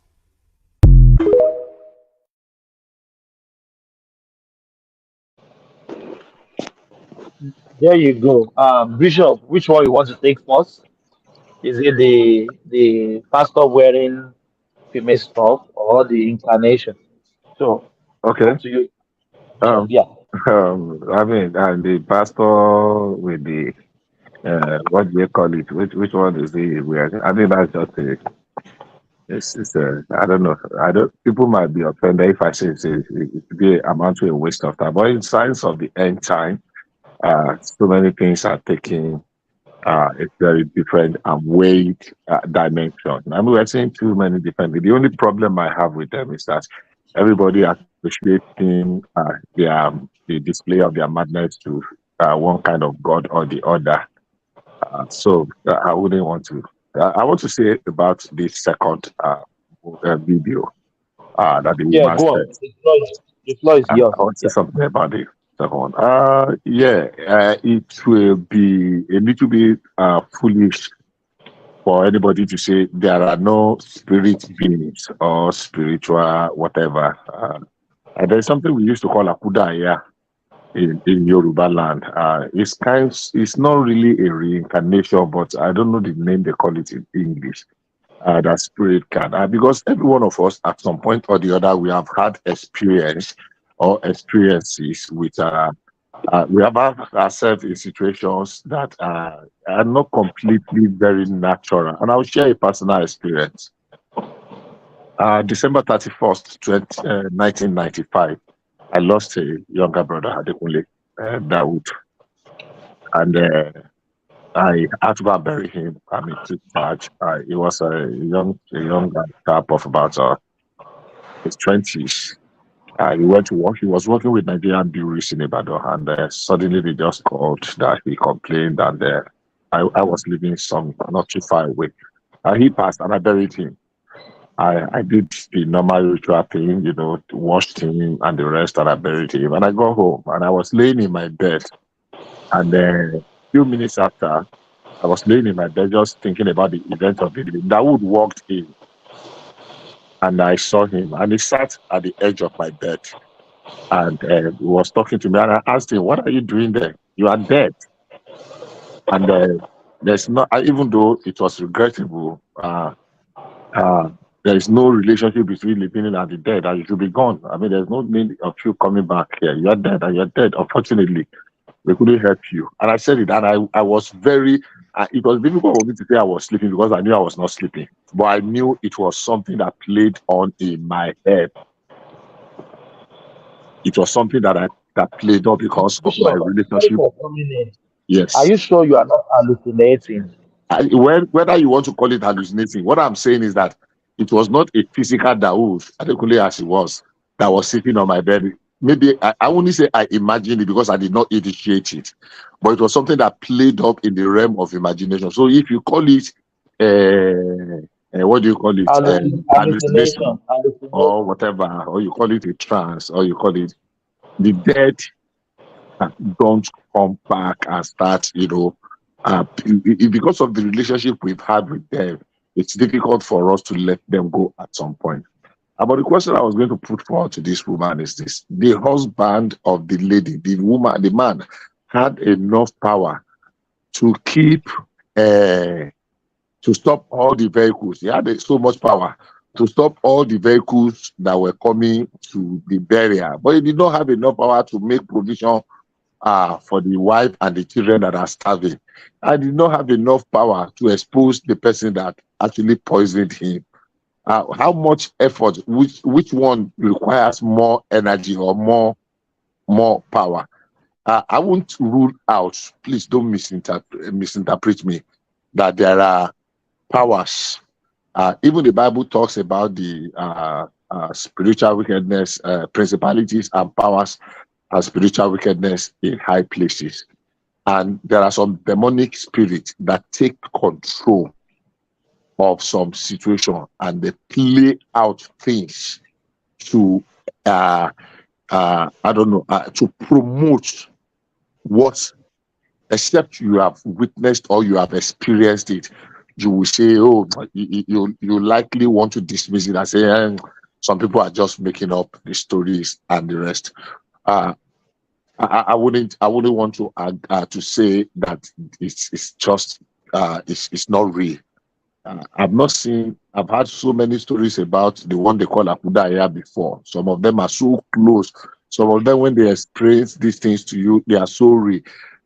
If it happens to you and you call to question some instances, it's as real as it appears. Sometimes it does not really add up. I'm not saying they are lying. Please, don't misunderstand me. Don't misinterpret me. I'm not saying that they are lying. I am saying sometimes it is the realm of the imagination of the person that is feeling it, but does not rule out. Asking you earlier Say that on again. are you sure? I'm not hearing you. I'm not hearing you. Say that again. That is why I was asking you earlier on. Yeah. Are you sure you are not hallucinating?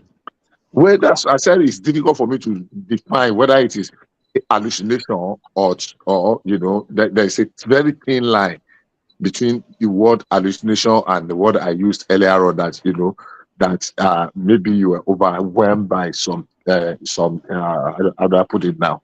So I don't want to agree. I don't just want to use the word hallucination loosely or carelessly. That's why I don't want to use the word hallucination at all. I want to be sure of maybe it's a moment of grief or something that individual experience, but there is a lot about spiritual or spirituality that is still in the realm of mystery that you cannot explain it. We have seen some things as an individual. There are quite a number of things that if I narrate them, some people will say, "Oh, they are not true. They are not true." I tried some things in my younger days when we were trying all these necessary things by what do you call this? We used to read a lot about Lux and Brampa and what do you call Lao Water Russos, what's the name of this? The Grail, and the one that was this one in Calabar. Then what do they call them? Somebody help me. That comes with come with some manuals, and they ask you to do some rituals, and you do some things, and you send some things, you put some things under your pillow, and it disappears, and they send some things to you, and they will tell you where it will appear, and you're going to find them, and they will do appear. So there are powers that actually there are actually powers. I don't know how to call them. There are actually powers. The Bible calls them spiritual wickedness in high places, principalities, what have you. But they are there. It now depends on the angle you are looking at it. So it will be foolish for anybody. I mean, I remember we had a friend that was many years ago that was fed with yam and oil in his dream, and he woke up with palm oil in his mouth in real life.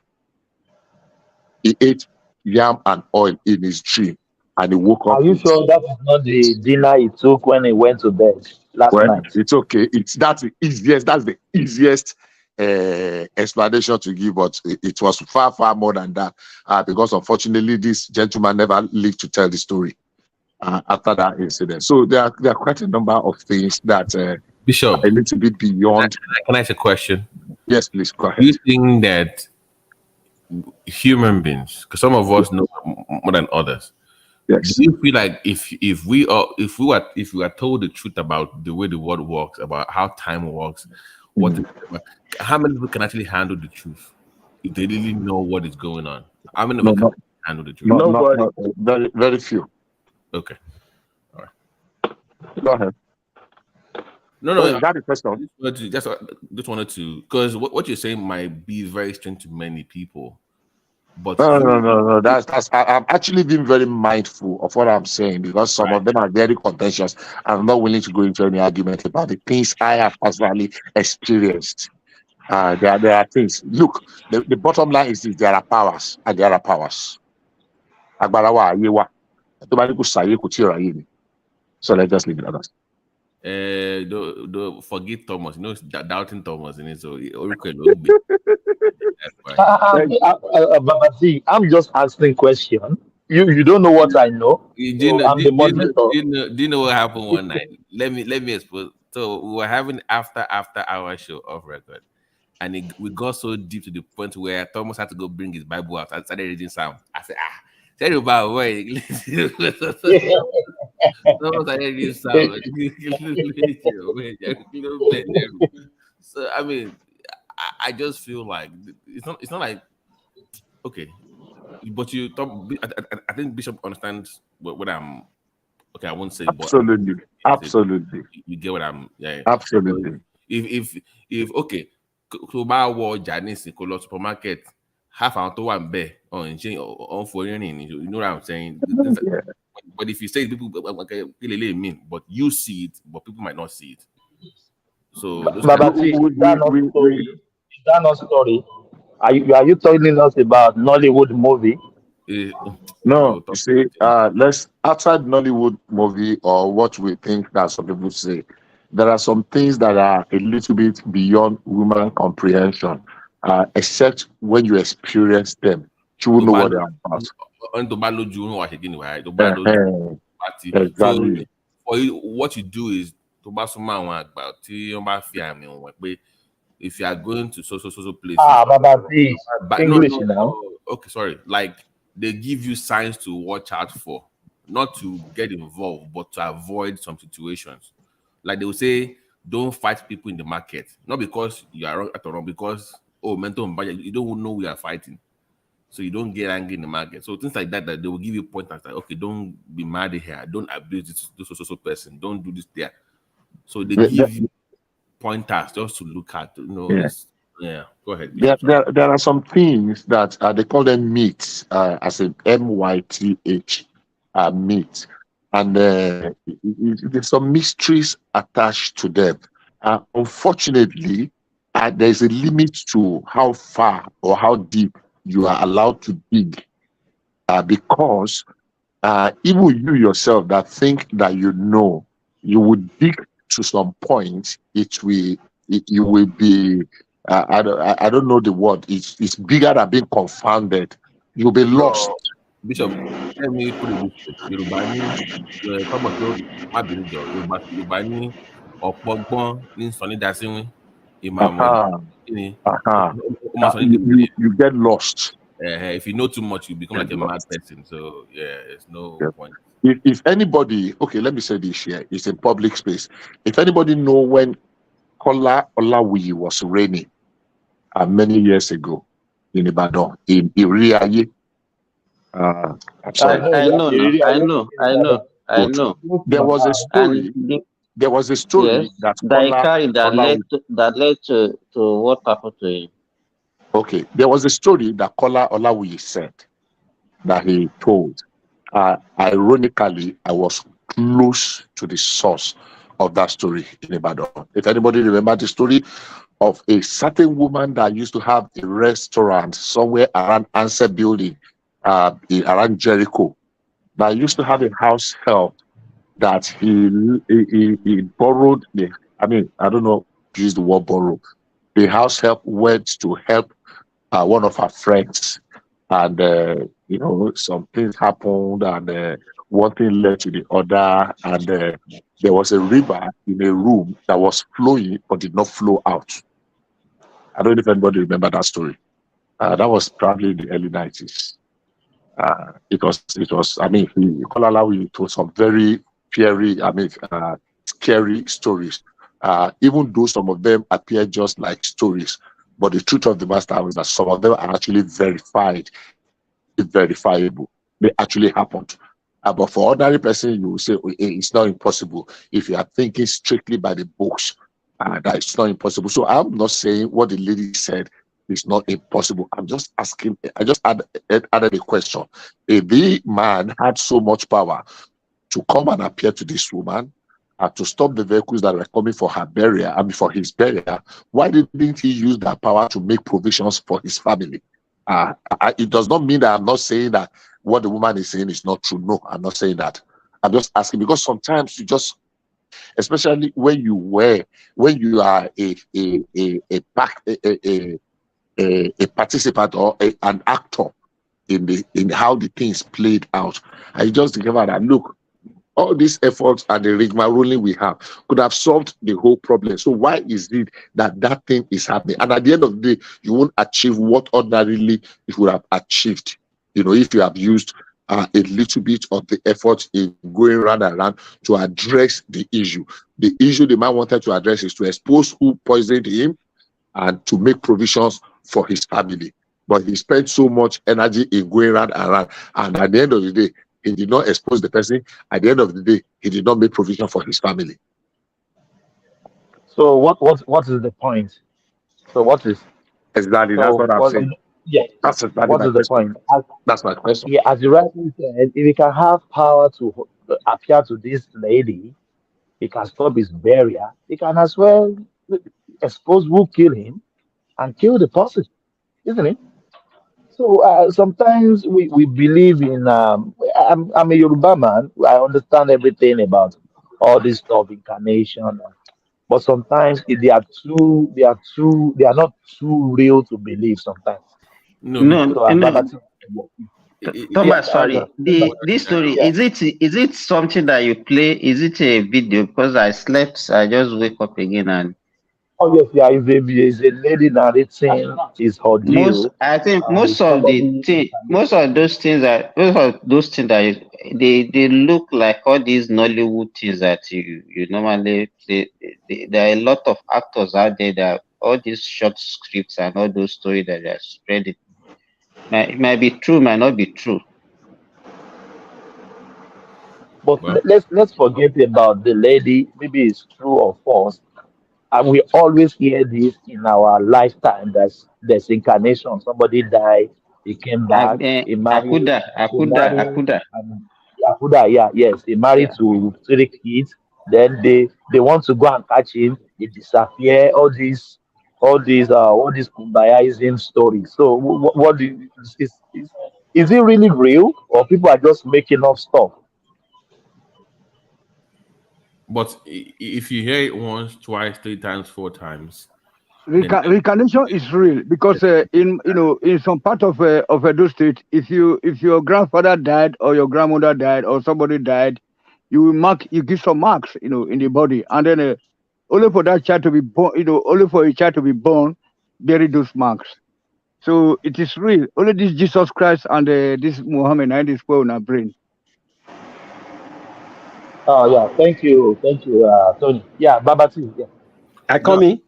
no, I think the in Yoruba culture we call it like they will give them names like Babatunde or Yabo. So when somebody bears the name Yabo or Babatunde, you know they might be that. That one no Babati, follow, let me Babati. That one no follow. No. Babati, let me tell you my own personal stuff. Okay. I am I don't know why they call me that, and I was told that's BS story. I bear Babajide. So then I asked my mom, where did this Babajide came from? And my mom told me is when this wherever died, that is where I was born. I was saying, what does that mean? I'm still bearing it till now. I even want to drop the name. So I don't believe in that. It's total BS to me. No, Nobody But died. those Nobody names, they just, I think they just used those names to honor those people. It's not as if they believe that it's the same person that comes back. but they can honor that is what they told me, that is what happened. I told them there are something. first place. It's not So doesn't make sense. are you telling us that they say you are Kudaya? No, And that is what they are saying. No, I don't know. I mean, maybe we should ask my mom. No, Simba, let me ask you. Maybe I should come in. Don't be everybody. Isaac. Don't be everybody where they be on mobile now. But are they mean something, right? It means that. So that's the point. I did authentic. But I'm saying that the origin of those names, Yabo and Babatunde, is from that. Now, if you choose to now name your child that, regardless, it's on you. But I'm telling you the origin of those two names, Yabo and Babatunde, are meant for people that they feel like they've come back. Yejide. Yeah, so those names that's why they come from. So Thomas, can you bring me in, please? Yeah. Let's hear from you. Isaac. Yeah? Isaac, yeah. Let's hear from you. Okay, thank you. You see these people coming back to come and live amongst us, whether in spirit or whatever.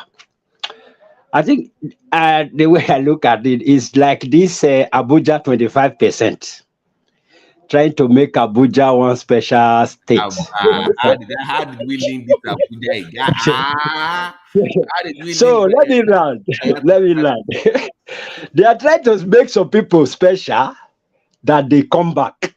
Whereas all of us here, Isaac, you make my day with that comment. You make my day. Wait. Whereas all of us talking here, none of us believe we can come back. We just make some people special. Now, this whole issue, I think the Bible also related to it somehow. So there's somewhere, sometimes I read the Bible, somewhere in the Bible, in the book of Samuel, chapter 28. When you read from verse 3 there to 25, you will see where King Saul went to a witch in Endor. So the Bible said that that witch operates with supernatural powers. So the request that Saul made was to help him invoke the spirit of Samuel. So the witch, because of those supernatural powers, was able to invoke the spirit of Samuel, but it was a fake Samuel, not the Samuel that God created. It was the one that witch created. So there are still such people in our midst, like our brother Bishop, who said that his brother sat by the bed. There are people who still operate in that same realm, and they manipulate things. So, like the woman who also spoke right now that we listen to the video, the woman, I just see her to be like a preacher. You see, some pastors also even in most of the churches, you just see them with some kind of story, inventing just a story just to carry the congregation along. But those stories, they are fake. They are not real stories. So that is the same thing that woman is preaching to us through that TikTok, whatever. So in my own opinion, if there are people that need to come back, to come and really finish what they started, I think people like Mama Gaddafi, what's this man in Germany? The one that caused the Second World War. Hitler. I think these people, they are the ones that will come.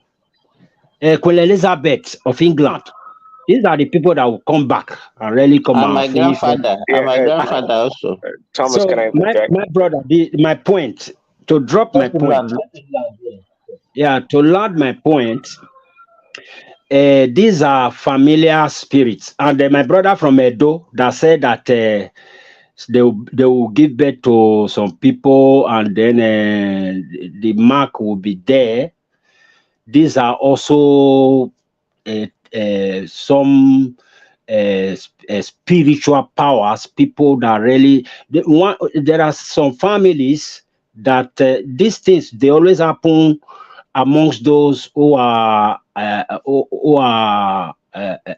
idolatry. That's where this thing is common. So it's not a general term that naturally that God has created. It's just in one part. Mr. Isaac. No. God created that because you made mention. So you made some references to me, sir. So good evening, sir. I mean, a good morning. So that's the real fact. You know what? You know that most of us, most of us are not from from a village. I'm from a village. So forget about the fact that if I say I grew up in Ibadan and Lagos and in Djibouti, but at least I know my village. I know my mother's village. I know my grandfather's villages. So only that some of you are just here to follow the colonial mentality that which God did they talk of Bible? What has that got to do with our African tradition? Like we were saying earlier on, what has that Emir got to do with our tradition? We need to celebrate our tradition. For instance, we need to honor our whatever our departed ancestors. We have to go according to their, and then we can free up ourselves from all this meta enslavement. So it is interjection, please. Hello, Look, I am not in any of these things you are saying. I'm not in the idolatry. I'm not in the Muslim. I'm not in the Christian. I live as a natural human being. What is idolatry? Is it not what? Do you want to tell me that you don't have any mark, that your mother used razor blade to tear and put some concussions into it? I had that. So that's how to protect you. And Thomas, do you know? Sorry, Tony. Do you know what's funny? They will go to church in the morning, and we know where they come at night. Yeah, so I don't know why we just say that European are killing us. Why we can't? What the hell? Please, am I lying? No, you're not lying. No, you're not lying. These people, yeah. One of them, we play both sides now, but they are here pretending like you know. It's okay. Yes. Don't worry. But so as you black this story in the book of Samuel, Yeah, you did answer the question. It was familiar spirit, not that the lady, the witch of Endor, created any spirit. She didn't have any power to create anything. But was no, a familiar spirit um, that came back as what we call Samuel. Um, but to the question about, see, it's not a question about if you die, you go to heaven and come back. Not at all. But nonetheless, some people when they die before their time, they limbo around. They are in between, the spirit world and the real world. Not everybody goes to heaven or maybe hell right away. So that lady's story on TikTok, if it's her story, she's not telling somebody else's story. I totally believe it. Okay, but I think it was Bishop that asked a poignant question that, okay, this spirit has the power to stop vehicles not to work, but the spirit could not do things himself, like help his wife or his family members. That's quite interesting. But in the Bible, it's once a person dies, it's kind of tough for the person to relate with other human beings. Well, maybe they can interact with physical material things, but flesh and blood, they can't. They can't do it, and that's why the dead person, was able to come to that lady in the dreams. So when you go into your dreams, you're pretty much into the realm of the spirit. Every time we go to sleep, pretty much we are in the realm of the spirit. So it is doable, but let's not discountenance that once you're dead, you're dead. Not at all, not at all, because Okay, okay. we know Prince we know Daddy. also quickly in Abraham and the rich man and the poor man. If you guys remember the story, you can pretty much get a lot of information from there. Prince Okay. Daddy. Hello. Yes, yeah, who is saying hello? Yeah, go ahead. Yeah. Yeah, Yes, yeah, sorry. let's hear from him then. Simba, Every time let you Simba come in. every time you talk, you amaze me because I see you like an Americana, and this thing that you are talking about now, I was Babalawo. exactly. I'm wondering where you learn all these things that you are talking, like as if you are born in one village in in Ogun State, like Babachi. I tell you, to your question, actually, if I didn't travel, what I'm telling you, I would not be telling you. I'm gonna sound like you back in Nigeria because I didn't believe anything. But I'm telling you, you'll be surprised how much white people know about this realm of the spirit. Let me tell you, that's where I learned everything from. That's where I learned it from. Listen, my preceptor in school, when I was in grad school, is a German white dude, and he practices Ifa. So don't let anybody tell you that no, please. They do more than you know. Sorry, Peter, go ahead, man. Sorry. Babachi, even if you want to dig deep, that's what they made us to believe in both Quran and Bible. What do you talk about when you talk about resurrection? Let me call you What out. do you talk when we talk about resurrection? Let me call you that out. the life after death. Let me call you out. They asked you about learning earlier. You were dancing around the issue. You could not. I'm not. Let me tell you what is happening, Babachi.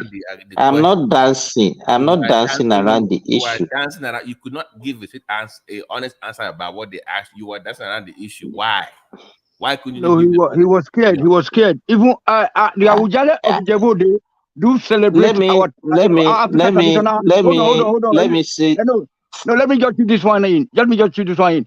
The Awujale, the Oba of Benin, the Oni of Ife, whenever we are having our traditional festival, they do participate. We've celebrated, we celebrated many, such occasions at Awujale's palace in Jebode.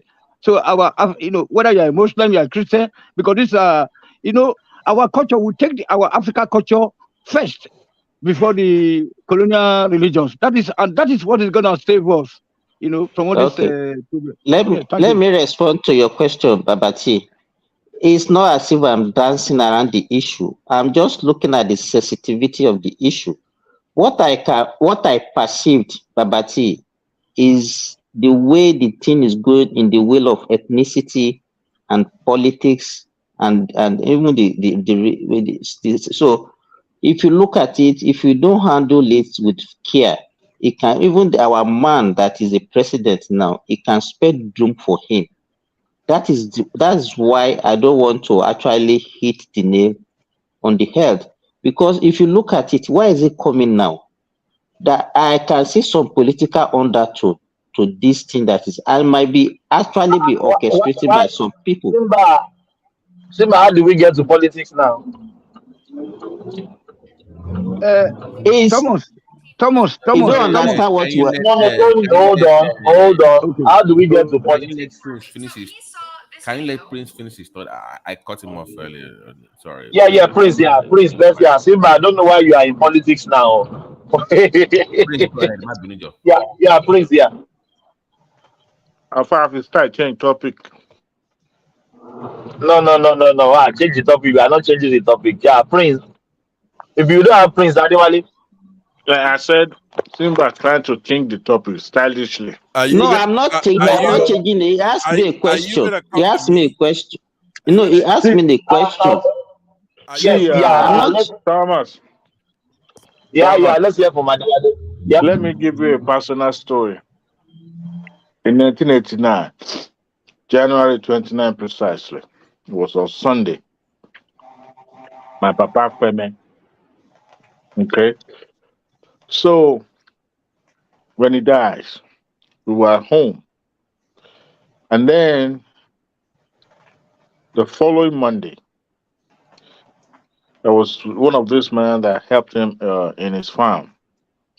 He has his own farm as well, but he's like the foreman. So whenever he needed someone to help him, my dad would contact him and he would bring other people. So he was more like my dad's son, so to say. So it happens that he traveled to Lagos. He traveled, I think, give and take, like a week before. And my dad's sickness was just maybe a week plus. So he was not aware that my dad was sick. So when my dad died, this man was in Lagos. So he died on Sunday. On Monday, I think it was a Tuesday or Wednesday, thereabout, that it was buried. So he came home on Friday. But typical Yoruba tradition, whenever someone dies, people will still come to the house and, just to be with the families and all that. So there was a relatively just few crowd around the compound here and there on a daily basis. So when this man arrived, he arrived from Lagos before he boarded another bus going to his hometown. So he decided to stop by my dad's house just to say hello. On approaching our house, he noticed the crowd, and the crowd was unusual. So he was kind of wondering what was going on there. And eventually he asked people around and they told him that the man died. So he was trying to put one or two together. Could it be that he had accident on his way from Lagos or what? How? So they told him his man dies last week Sunday, or this week Sunday actually. Right there and then he collapsed. Typical Nigeria, they'll start pouring water on you. So that was what got people's attention, that when they started pouring water on him, like, what happened? Eventually, he was resuscitated, and he said he saw my dad in Ojota. And my dad told him that he had come to say hello to his children. And he had implored him to buy more cutlass because he's going to need it. That most of the cutlass is being sold in the back home is not always good, so that you should make sure you buy the right one. And that was the encounter.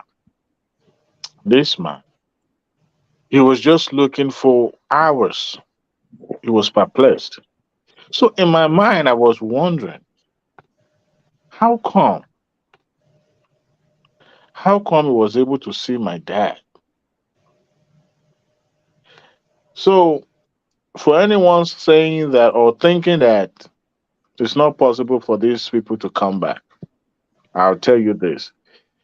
That's a lie. They do come back. They don't have the power. And that is where God Almighty is above everything. God is the one that gives life. But I believe they are able to come back, but in spirit, they are unable to influence things because God given us that power to influence physical things in this world, in this part of the world. So listening to that lady and what that spirit told her, I mean, I wasn't expecting that the spirit would be able to come alive and, sending money to his wife and all that. It's probably going to influence or direct someone like he did, the lady's husband to help his wife out. So their power is limited. I think it was Bishop that says, why didn't he expose the person that poisoned him? Remember, he doesn't really have much power. He can reveal, but they cannot. I remember I used to see my mom from time to time, like in a dream. I'm the kind of person that I don't believe in my dream anyway. But from time to time, I used to see her. So there come a time she visited in that dream. And when she came with my dad. They were in their regalia, in their real Ashoke clothes. So I was wondering that it's been longer I've seen them both. And I told them, please, let me go with you. And I've missed them. So while I was, just... Adewale, don't go with them, but please, we need you. No. So while it's been a long time, while I was, just, chit-chatting with them in that dream, I noticed that they brought one calabash. While I was disturbing them that I needed to, just have missed them, I wanted to be with them, they should take me with them. While I was disturbing them, I noticed my dad and my mom put their left foot on that calabash. That was how I forgot my ambition of going with them. I didn't ask them again until they departed. And that was the last time I saw both of them.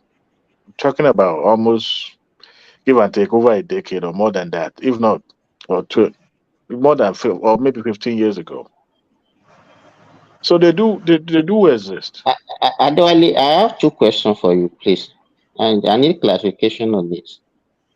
One, this common thing that they used to do in Yoruba land when somebody dies, they will do some incantation on the body. Maybe if they believe that somebody killed the person, and they will ask the person to go, the dead body, to go and kill the people that are actually responsible for his death. Do you believe in that? Then two, that sometimes you would see or do certain things. You, in your mind, you will be thinking that I think I've done this thing before. Has it ever happened to you? Oh yeah, I told my mom that I was a witch. My mom said no, I wasn't a witch.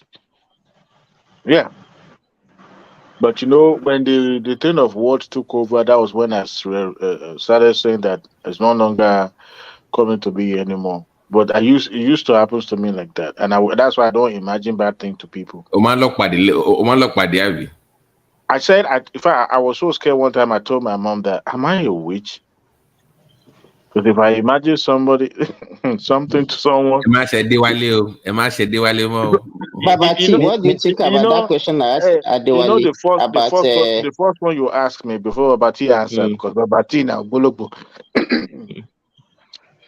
When there's a suspicion that someone must have been killed or poisoned, by someone else, the Bible called it Onro Kuyem. It depends on who handled that right. If that person handle it, in a very, because that fight is in the hand of that dead body, not the person. But they're trying to invoke higher spirit to help. It could be shishe or something that will expose that person. So, and I've seen some before that it never works, but most of the time when it happens, you and I probably would never notice, that person that, did it. So that is my own understanding about it. I've seen it, I've watched it before. It do work. It do work in Edo State. If somebody dies, they will say that. It works, but it depends on whoever performed that right. Yes. Some people If it's a very strong babalawo, specialist, it will get him. Until the confessions. Adewale, please. Adewale, I have a question on that your narrative, please. Okay. Can I? Sorry, you said when your sorry to say that when your father died, a friend of his was in Lagos. You traveled to And Lagos. then, yeah, he was in Lagos. He traveled to Lagos. So he saw your dad in Lagos. Yeah. And then your dad told him to buy some cutlasses. Yeah. That he's going to have a lot of jobs to do. The question is, did the man buy those cutlasses? He did. Okay. Then when he came back to the village, let me tell you what happened there. It wasn't your dad originally that met him in Lagos. Okay. There is somebody that needed that cutlass, a witch doctor that needed cutlass, a very good cutlass. So that witch doctor is like that witch of Edom who has supernatural powers. So he needed cutlasses. So if you trace the story to the end, some of those cutlasses he bought went to that man, the man that manipulated, because when your dad died, he can no more relate with the flesh. But these wicked people can use the spirit of a dead person to do whatever they want to do. You will see that man gave some cutlasses to that person that did that. It wasn't your dad, it was the man. Some of those cutlasses, if you trace it, I don't know, maybe it's a long time now, but if you go back and trace it, you will see that the man gave some cutlasses to a particular man. And when you look the history of that man is the how do I put it? He is the originator. He is the one that did it. So it's not your dad. Is it Isaac speaking? That is it. That is the truth. That man was his best friend. That man was his best friend. Hold on. That man was his best friend. That man was his foreman. Was organizer of his farm. And then he had to go appear to him to say goodbye. So that was the man. That was your dad. Isaac. Yes, cutlass is so scarce in this village that someone has to invoke other people's spirit to go and buy for them in Lagos. Adewale, is that Adewale speaking? Yes, sir. Okay, hold on, please, hold on, please. Sometimes when we try, it's difficult at a forum like this. When we try to explain away mysteries, and there's a reason why the word mystery exists. Even in the scripture, there are words that are mysteries. The Bible says they are beyond the understanding of men. There are some, even you yourself, when it happens to you, you will not. I did left that caveat. When Isaac spoke earlier on, I said it was beyond my understanding, my experience with my younger brother. It was life. I said it out. When it happens, some people have dreams and it comes to pass. It's a different thing. When you have interaction with people that are dead, it is easy for your own sanity and peace to say, look, I was imagining it. Maybe it was in my brain. That's why I did not agree with the choice of word of hallucination, the way Thomas put it. That look, it is just something that is beyond my explaining. When you want to just explain it away, that it is one man somewhere that needed, I have to go to that. It does not meet logic. It cannot be logically explained that because one powerful evil person needs cutlass, that's why he now had to conjure. Which one is easier, to send somebody to go and buy machete, or to conjure the spirit of the dead to go and ask somebody to bring machete from Lagos, whether from Ondo or from Abeokuta or from Ibadan, as the case may be? Which one is easier? I think we're just trying to find a plausible explanation to give us so that we can just be at peace with ourselves and say, okay, that's what happened. And we just... Okay, it's probably the right time for me to come in here, right, Thomas? Both sides have spoken. Can I come in? Thomas. Okay, Thomas is not here, so let me... Start, go ahead. Thank you very much. The phenomena we're discussing here obviously, the last speaker, Mr. Bishop, used the word mystery, and that is inexplicable. It's impossible to understand, explain, puzzle, enigma, conundrum, riddle, whatever. But in the larger sense, we have to know that the role of a scientist, such as myself, I believe in systematic study of and behavior of natural and physical world. Therefore, there's an intersection where in the past, in the dark ages, especially in our continent, a lot of things are just chucked away under that it's a mystery. It's happening though, but it's just, you cannot explain it. And I don't buy that. There are some phenomena in both our culture, a lot of practices that are inexplicable, but if you study it, you're going to be able to tell what's happening. If somebody's lying, it's a shyster, taking money by hiding under that mystery, right? There's something like that. Before Oyibo and some Africans discovered microbes, bacteria and all that, they didn't know that if you have milk, you leave it out there, it's going to contaminate, and there are microorganisms in there that would cause disease. I'm sure all of us were familiar with that section of it. So I'm for culture, I'm for religion that practice the dark stuff, but science is the way, is the key to unraveling a lot of these things. Before, people thought that the world was flat, but scientists were able to discover that it's even more than this world here we live in, Earth. You have the sun, you have the galaxies, and then you begin to study those things, and there's still a lot of things that are unknown cosmologically, but they're knowable. It's just that we don't know what it is right now. So somebody asked the question, if that person, if you're gonna go having somebody go all the way to go buy cutlasses, you have some kind of, oh, by the way, let me just say, I'm sorry to hear about your dad passing, and I've lost my own dad too, and so many others have. It's not an easy thing, even in the way we're talking about it. Now, my enemies would want me to stay here and talk on this subject. My friends would have wished that I left, because I don't want to be a party pooper. That's why I stayed. I don't want to dampen the fun. I don't want to bring science into this discussion. So I'm hearing a noise here.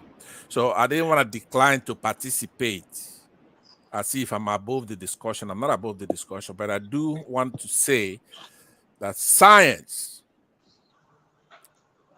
it's the way to go here. We have to do things by observation, identification, describing it, and then do an experimental investigation and theoretical explanation of this natural phenomena that we're talking about.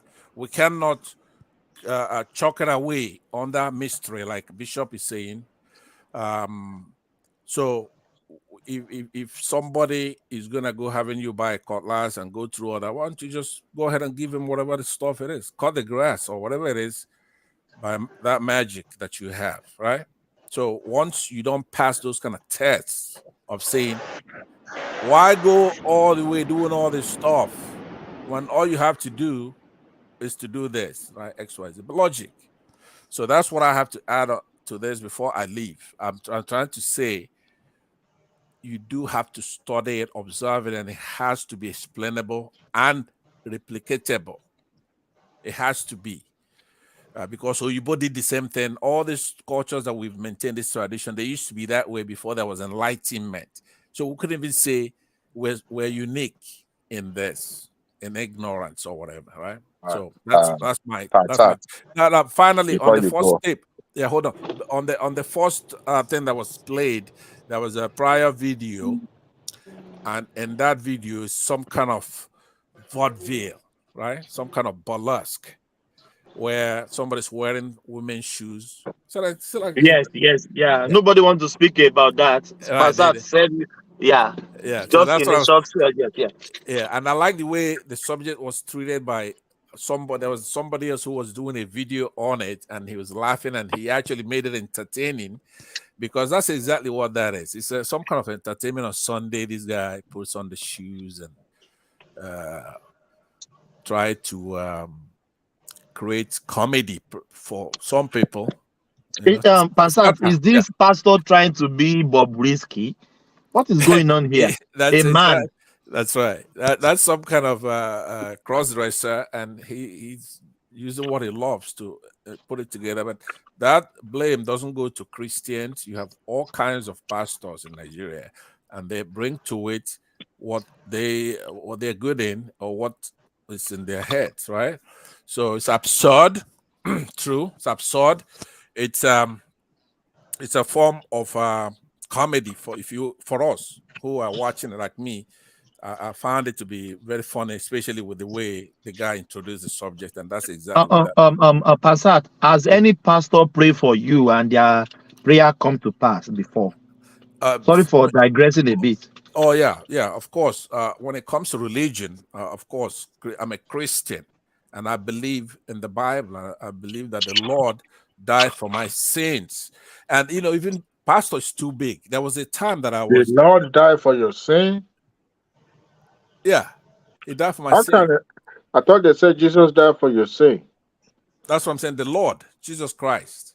There's only one Lord, Jesus. Yeah, the Lord died for my sins. But what the question that you say, even before, there was a time that I actually was that close where I tried to do the right thing, and I truly made a covenant with God.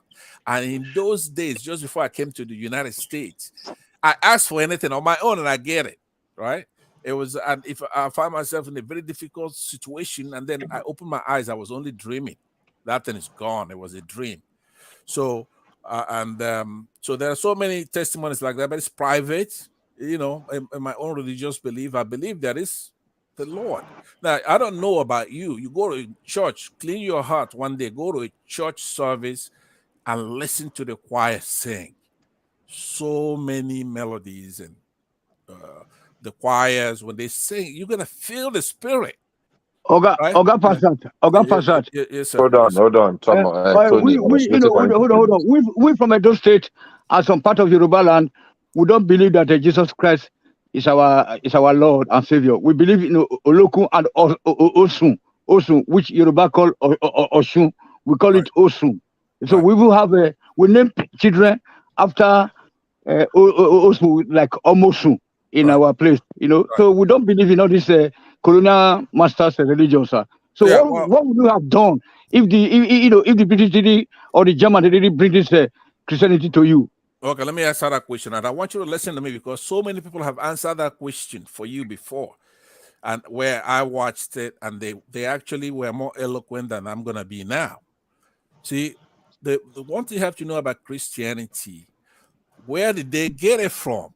Right? If you study the Bible and the ways those scriptures were written, and other activity of the Oyibo, right? These Oyibos, they are forever precluded from. Please, Bishop, could you mute yourself? You don't even have to stop what you're doing. Just mute yourself and then do what you're doing. So what I'm saying to you is that Oyibo is forever precluded from claiming any originality to anything because they left their place, they went to other people's places, and they took a lot of things. For example, in Africa, there are a lot of things that they're talking about that were folklore in Africa and things like that. And who are those people who wrote those things? Who are those people that went over here, who went over there? Do you understand? So the Bible doesn't say, the Igbo claims it, but it's actually our thing. You don't even. Jesus Christ is African, right? When you go there and you look at the geography, the description of the woolly hairs and things like that. Now, what I try to do myself is that because it's possible that there's human corruption in stories and hand-me-downs and stuff, I stay away from the administration, the way God administers stuff. Right? So I try to look at it from what really concerns me. What is my responsibility? And it says you should love your neighbor because Christ came in and then took all those laws and condensed it into you love your neighbor like yourself. Pansat, can I interject, please? What you are saying, when you started by bringing science into the discussion. Yes. And then now, are you not conflicting yourself? Because all these things that you are talking about, Christianity and all are you not trying to conflict yourself? Because all these things are not reproducible. No, So science and what you are saying, that's so totally different. So I don't know where you are coming from. It's not, because I started by telling you that I'm somebody who engages in observation and science, like you said. Then a question was asked of me of religion. Say religion, then I told you it's a personal experience. I gave testimony that I have talked to a pastor and he prayed for me and it worked. Plus that I myself was able to invoke it myself by being very close to God and being able to adhere to there's a process to ask God to do those things, and it happened for me. So it's not anti-science, because I said it's an observation. I'm somebody who I would like to observe something and then I would deal with it. Now, a lot of it do touch on faith, right? You have to have faith. So when we're talking about science, there's no faith involved there, but it's a totally different subject now that we're talking about when it comes to your religion, right? I'm not going to impose mine on you. This is it's a special humanity. It's a human phenomenon. Even if you're not a Christian, somehow you do employ faith, because it's just part of our nature, right? Because we were created to be that way. So that's why I don't get into that administration is what I'm talking about. And I think that's very wise thing to do. Don't tell God how to administer the universe, right? Or how to do anything, things that you see and things you don't see. For example, there's air that you breathe, oxygen here. You don't see it, but it's there. As a scientist, you couldn't say, hey, I can't see air, therefore it doesn't exist.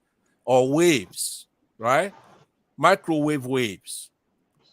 Or things like that. Things that you can, you haven't been able to go to Andromeda galaxy, for example, but it's there by observation and other kinds of things. This is what I'm saying, Simba, right?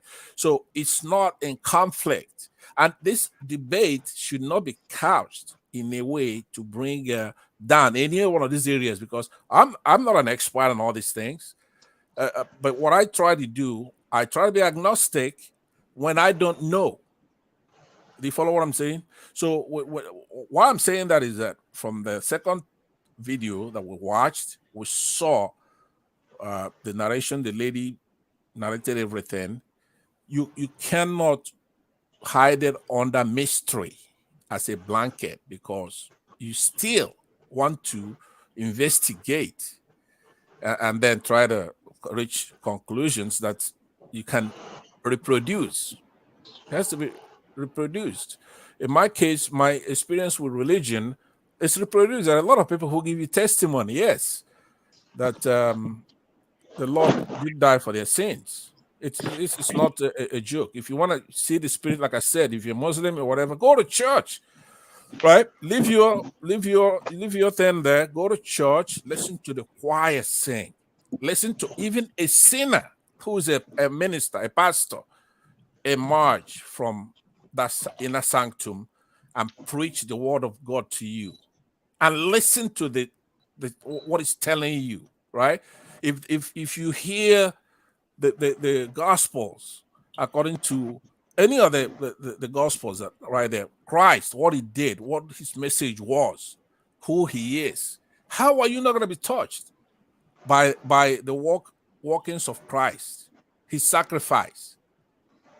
Christ himself made the universe that we live in, and he was humble. He came here, came down. Why is there no peace in Palestine and Israel? Why should what did the Bible say about that? Secondly, what happened to our hold on. Secondly, second question is that what happens to our forefathers, the Africans, the original Africans? Because I'm against teaming up North Africa with us. I want us to separate. So whatever, I know you are heading towards Egypt or whatever, these are not our, so we're not part of this race. These people, are just purely, they are white people together with the Arabs and the Europeans, And meanwhile, the Germans don't go to church. But at the end of the month, they get free money, free accommodation, I mean, and everything, so that is, so they believe in their ministers, and then administrators. They don't believe in this kind of Jesus Christ that African people are just committee adultery and adultery for. Thank you. Hold on, Tony. I first of all, if you're rejecting the Lord based on where he comes from and all that, I've just told you that is a human corruption. But if you're also worried about some of the ills in the society, our forefathers, what they studied, you have to go, for example, you look at the text in St. Matthew, where it talks about the Beatitudes, what is normally called the Beatitudes, the teaching of Christ when it comes to the poor in spirit, for example. They say, blessed are the poor in spirit, for theirs is the kingdom of heaven. Now, which one do you want? I want the kingdom of heaven. So you saw somebody in poor spirit here, and you that's a blessing.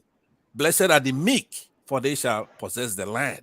Blessed are they who mourn. Me, I want my freedom, on this earth. I don't care about the life after, but I want to enjoy life, because today now, the Africans are living in hellfire already. While the Europeans and the Indians and other continents, they are living a normal life. They don't care about the heaven. Let us live our heaven here. No, listen. So these Beatitudes are not just talking about heaven. That's why I'm saying go and study the text in St. Matthew's, right?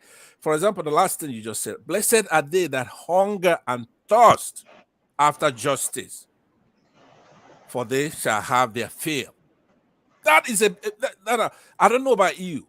That is a message that if you are in the situation you're talking about, right there, look at what is promised to those that hunger and thirst after justice. They shall have their fill. Do you know what it is for the Lord to open the window and have you have your fill? How long do you live on this planet? Maybe 100 years, right? Cosmologically, even at all, just cosmologically, 100 years is nothing. It's like a nanosecond.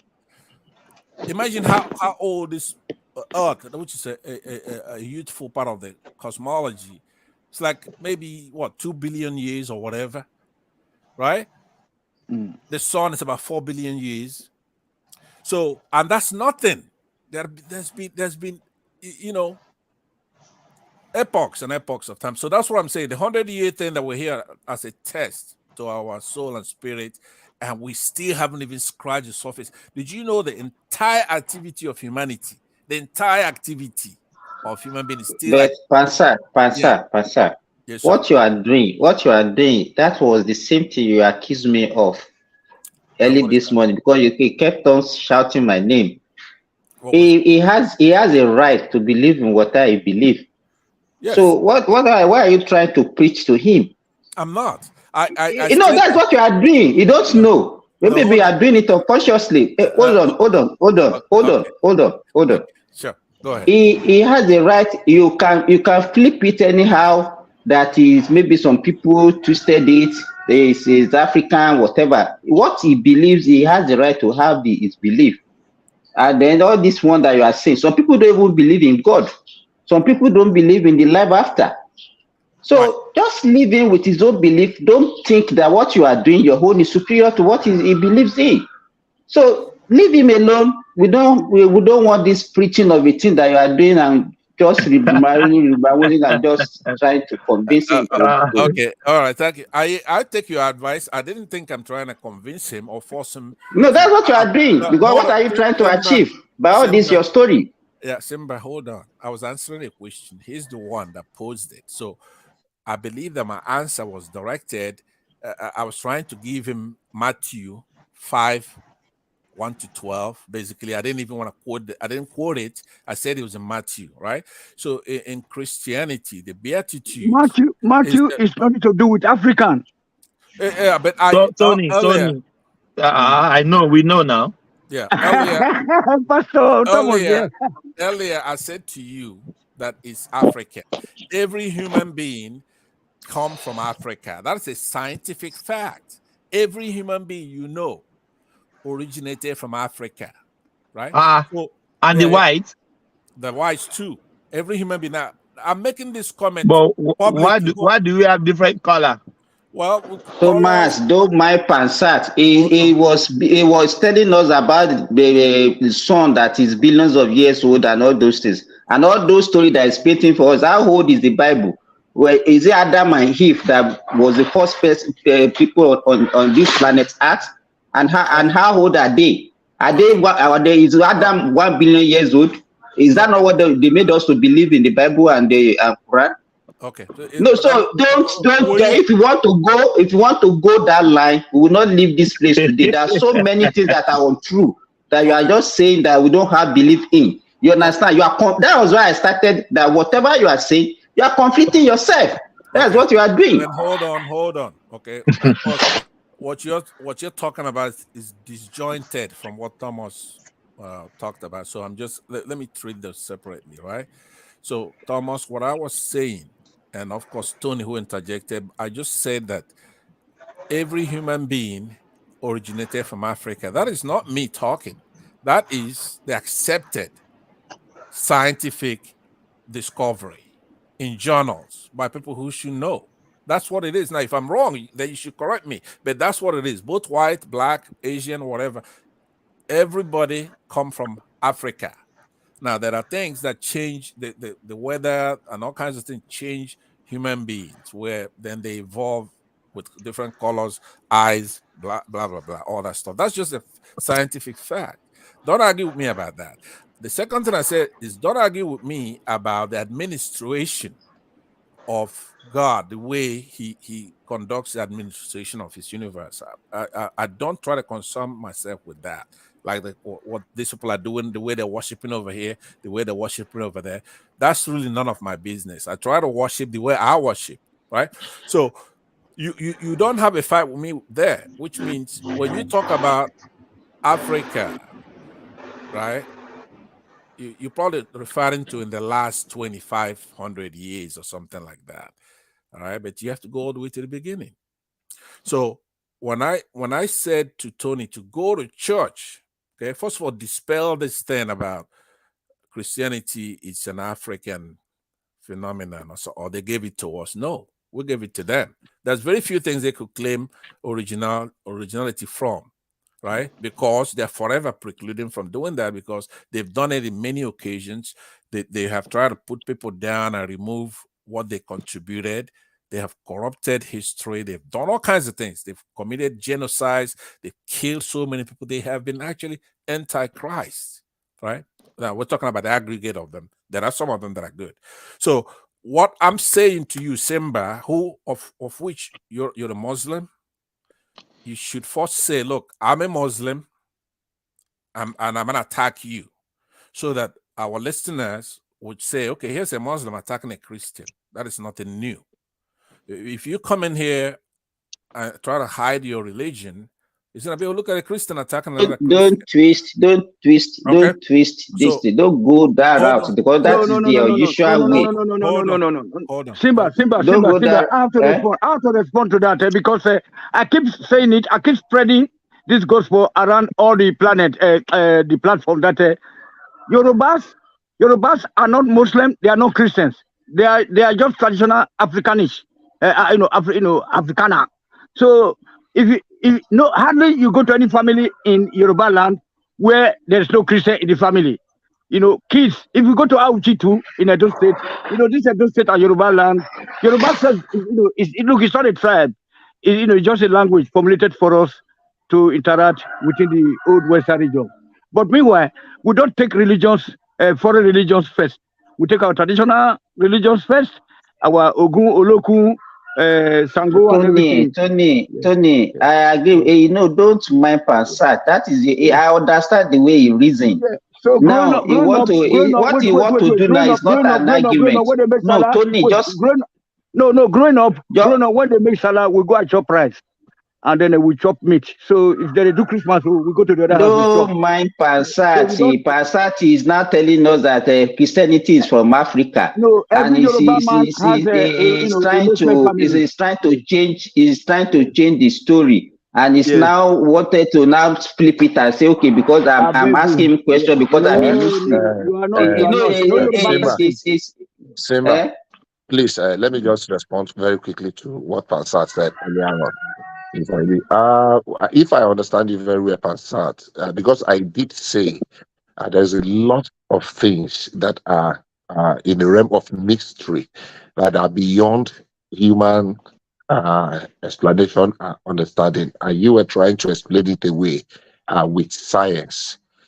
So equating or in some way dismissing mystery with science. I don't know. I know you're vast and you're very knowledgeable in some of the things you are here, but in this case, you are very wrong. Even to science, there are certain things that are beyond. And you did make one allusion when you were talking about the art, whether the art is spherical or flat. I think we are distorting facts now. Originally, science proved for many years that the art was actually flat. But the scripture had written that this art is spherical. It took a very long time before science was able to come to the realization of the fact that the art is actually also spherical. So I still want to maintain there are certain things that are beyond human understanding. And whether you want to call them mystery, or you want to call them voodoo, or you want to call them the powers that be, or you want to call them the principalities, or you want to call them the rulers of the darkness places of this world, I want to say there are powers that are beyond the comprehension or the understanding of science as we have it in present day. Whether the dead in appearing in some form, whether people living in some spirit form, whether it's a little bit more complex, but to just dismiss it, simplistically, the way you did, I don't think it works that way. Unfortunately, except you experience some of these things, and no other person can explain them to you, except you have a personal encounter. Encounter might not necessarily mean that maybe you see the after effect of it, or you felt the wind, a part of the wind, just a small part of the wind just blew, but just touched you. If you see the display of some African traditional powers today, there is a movie that some people watch. I don't know how many people saw the movie by Tunde Kilani, they call Thunderbolts. Thunderbolt. There's something we call Mago in Yoruba land. And so many people will argue with you that Mago does not exist. But people will say, okay, no problem. Let us put it on an individual and you come and try it. If you want to dismiss the fact that there are actually things that happen, say, okay, if you say Mago does not exist, let me finish, please. Let me finish, please. All right, sure. Let me finish, Go please. ahead. You did come behind. So go ahead. And I say, oh, look, unfortunately, people that try it don't live to tell this story. So for me, I believe even the scripture agree that there are certain things that are mystery, that are beyond explanation or comprehension of any man. Thank you. We don't talk about before, Bishop. Okay. Me and Adewale would already iron that issue out of Magum. Yeah. And when you tie red cloth on your mango tree, who will go steal them? Make it know whether it will go home.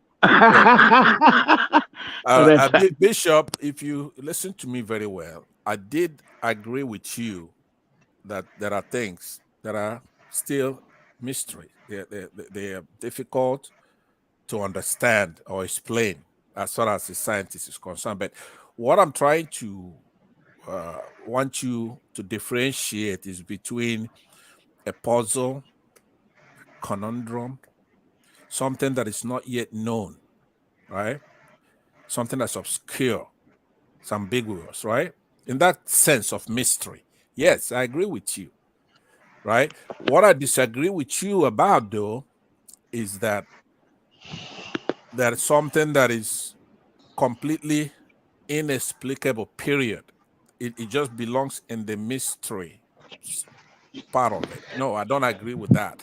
I'll give you an example. Anecdotally, sometime in the past, you go to Nigeria, and there's a guy there who does the mysterious things that you're talking about, which is to make bees come to somebody that they're accusing of committing some kind of sin, right? So what this person was doing was actually to go and take the queen bee and put it on somebody that he has already made the investigation on his own, who is likely to have committed that sin, right? So he's going to take that queen bee, let's say native doctor. You take that queen bee and then place it on the roof of that victim, right? And then a day later, the bees will converge on the roof of that property, right? And then this native doctor would have solved who committed the crime. But that's what it is. So when you bring light into that darkness and into those kind of things, a scientist will be able to tear that apart, right? If you plant a CC camera, it's going to catch that native doctor going to place that queen bee on that. Now, are there other things that's still inexplicable? Yes. So this universe is very, very big. Like I told you before, you can't even comprehend it. A lot of people, including those who are against Christianity or who are, boy, that's just an annoying noise coming from somewhere. I don't know, maybe from Isaac Black.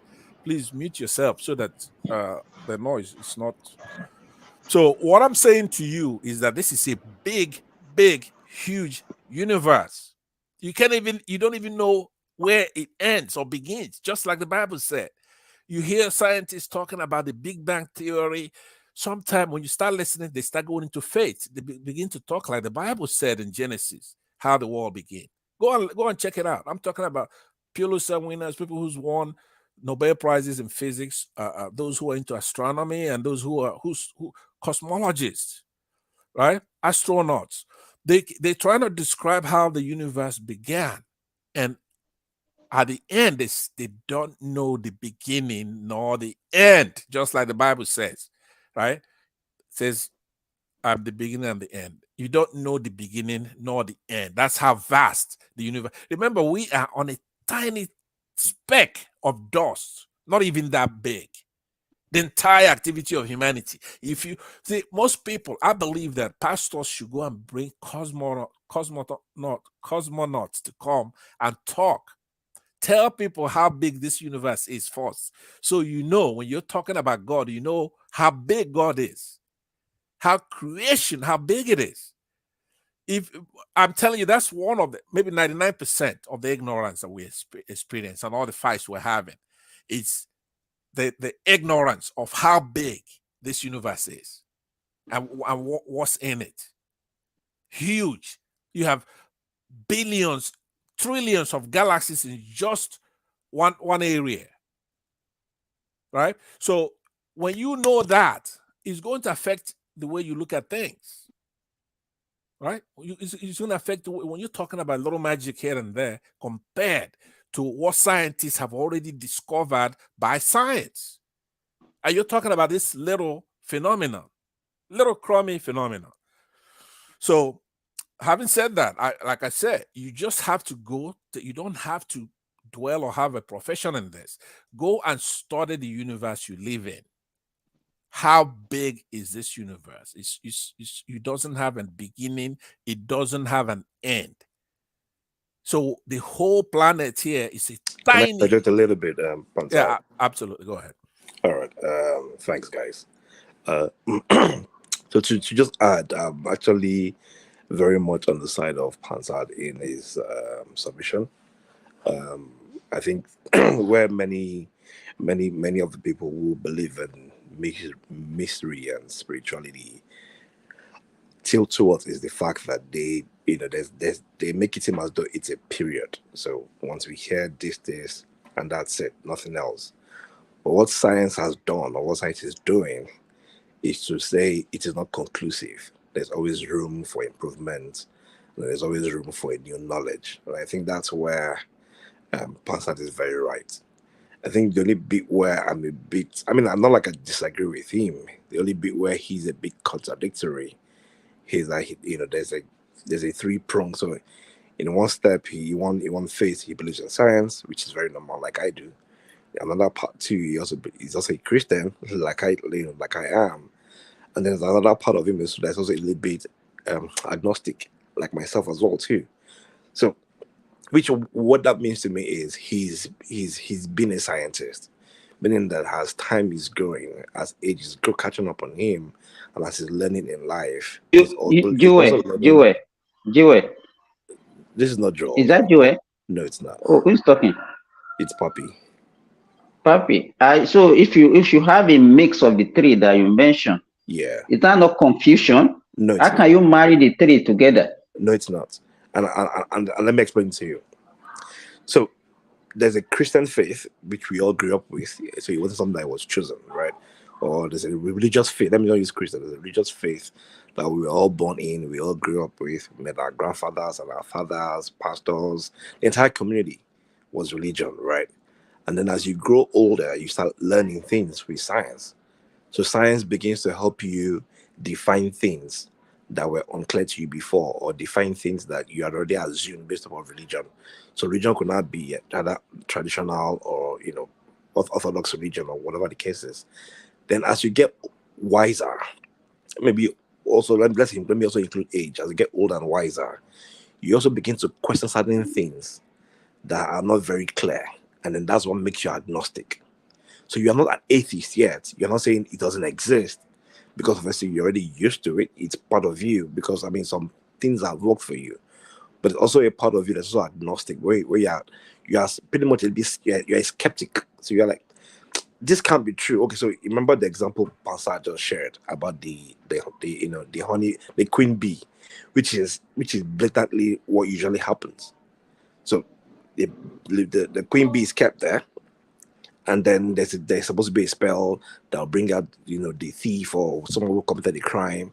So he's found that bit out, and then he now understands that, oh, this is not necessarily true.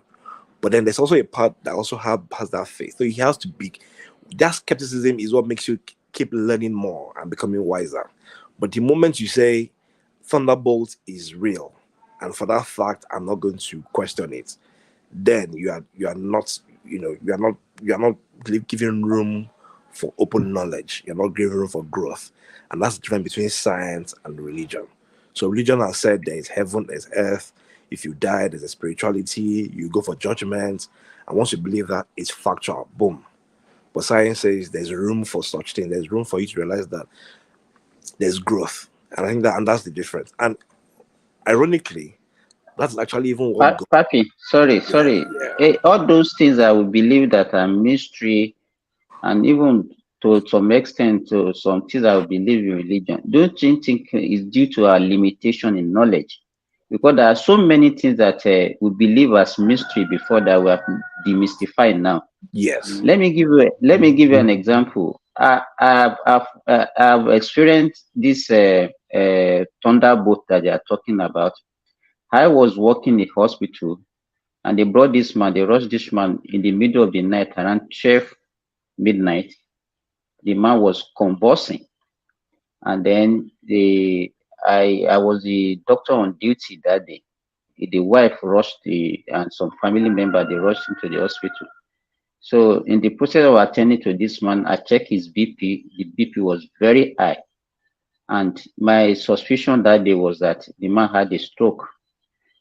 About 1 or 2 hours after the man died, then shortly before his demise, the wife called me, and she was telling me that actually they were having fun before this thing started.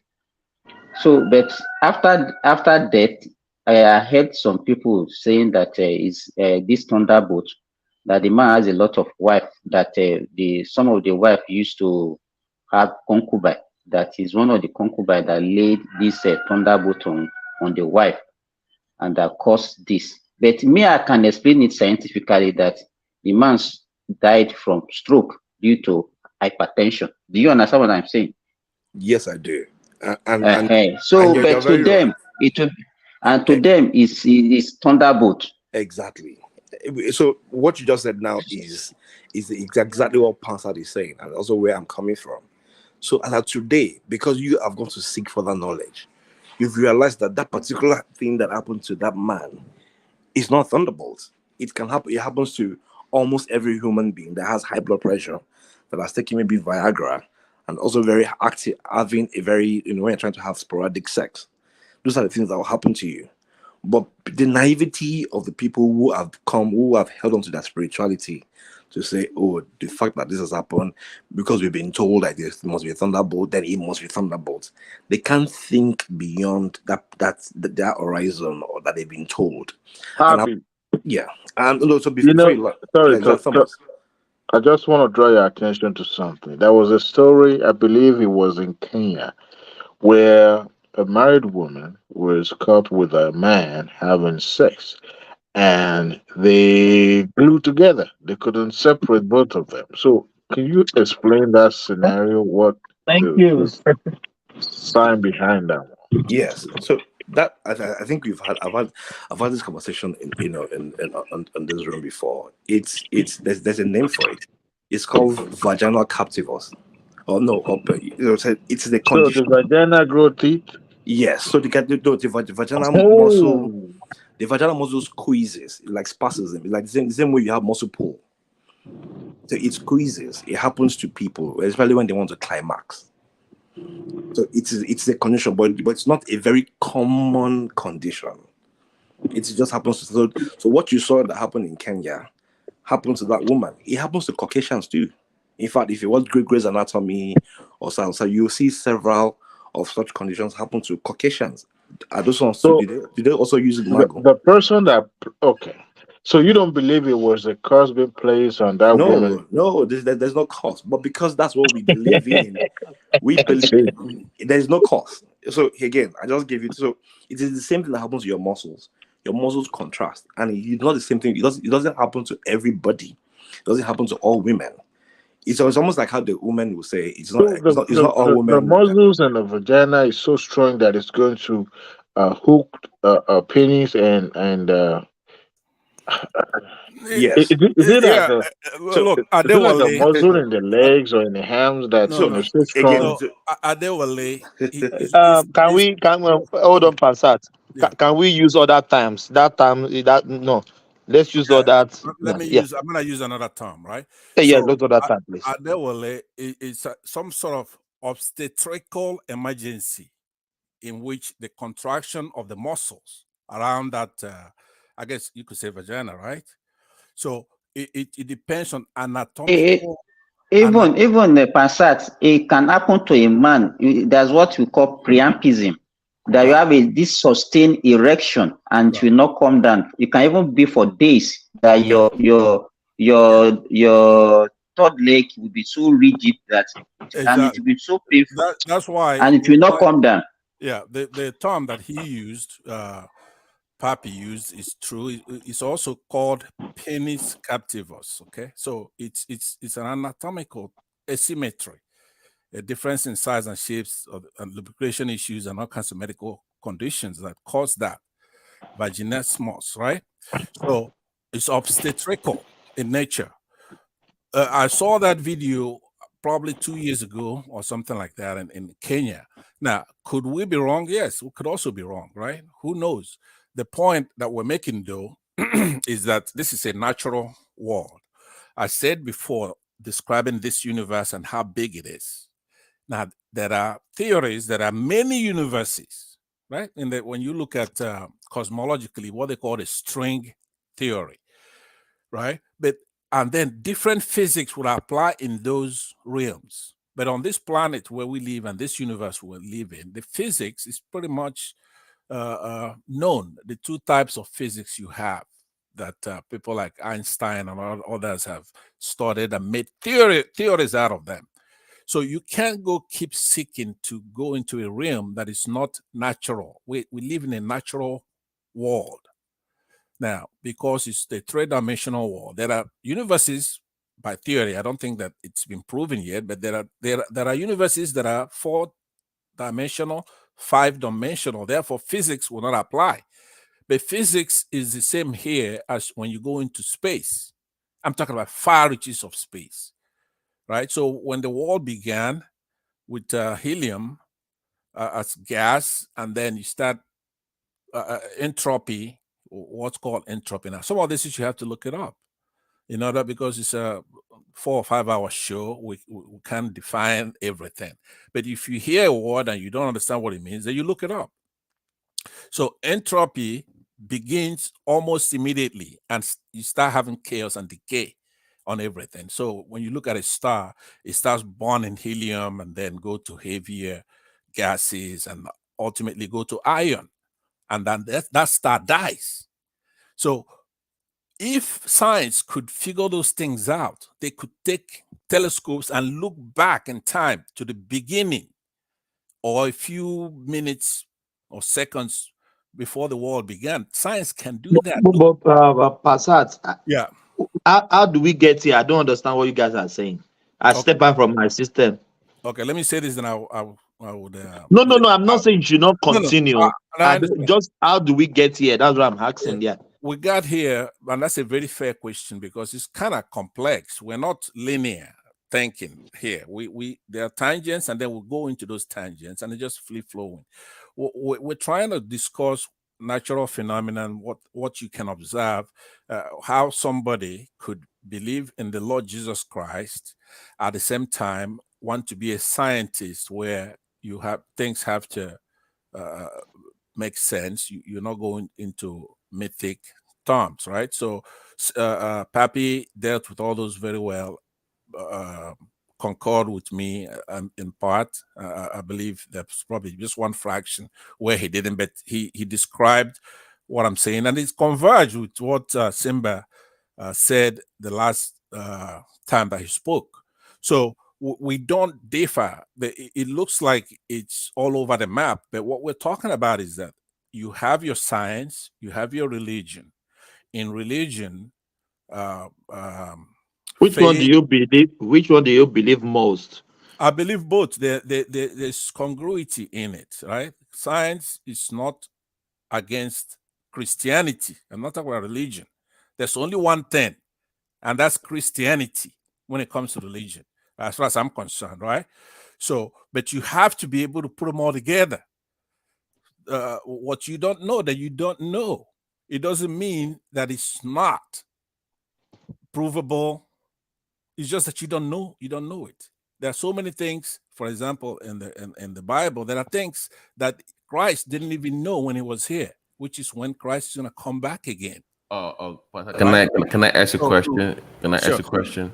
Sure. You know, as humans, it's human nature. We are very inquisitive as human beings, and the unknown part, the unknown over time, out of frustration, sometimes we tend to feel that void, even though we're not certain. There's this need to just know things as human beings. So beyond science, spirituality, of course, beyond science, how do you personally deal with the unknowns that you ordinarily understand that science for now cannot explain, but you believe exists somewhere? How do you personally deal with that, knowing that human nature, that yearning, the need to know is there? How do you personally deal with that?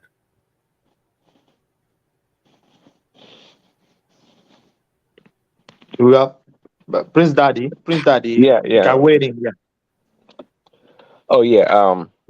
Interesting conversation so far, but maybe a Pansant. Well, actually, I'm actually surprised about some Pansant because it's well versed in the things of the Bible. So, I mean, and I hope you know. No, please, can you answer that question? Like, how do you deal with beyond science, what we can explain, and what your spiritual beliefs are? Like, and I said, the humans are very inquisitive, but we have that void, the need to know. So we can fill that up with garbage in the meantime. But how do you deal with that, the unknown that you cannot explain and science cannot? How do you personally deal with that? Well, see, that's a great question, but see, well, we can answer everything, but the unknown exists, and we should not be worried or perturbed about the unknown, because what we know is sufficient for us to exist, or like in the Bible, what we know about Christ in the Bible is enough for us to be saved. We don't have to know everything, but science tries to explain the physical and the natural world, even things of God, of course. But science exists in three states, right? solid, liquid, and gas, a gaseous state. But there's a fourth one, which is spiritual, that science can explain that. See, someone was talking about what happened in Kenya and this other spiritual stuff. Look, and I just learned a new term. What's it called? Vaginal captivus. That's quite interesting. But I'm not sure. In trying to explain it, I'm not sure. You mean magma? What do you call magma? Yes, well, that's what they call vaginal captivus. That's real. That actually that is real. That's yeah. Well, I believe it's real. I believe it's real because it's spiritual. See, because science tries to explain things that happen as phenomenal in the realm of the spirits, in a material, physical way, which is fine. Okay, but we should not discountenance the existence of spiritual things or spiritual matter. They exist and it is real. It's as real. See, there's this term. See, if you go into the realm of the spirit, you can feel things. That's why we say you deal with things in the tangibility of the realm of the spirit. I'm not trying to sound any spiritual or whatever, but the spiritual world is as real as the physical world. But you have to explain it. Okay, you have to experience it rather. Can we make this very interesting? Let's make this very interesting. Okay, so the science that we know and the math that we know, do you think is universal?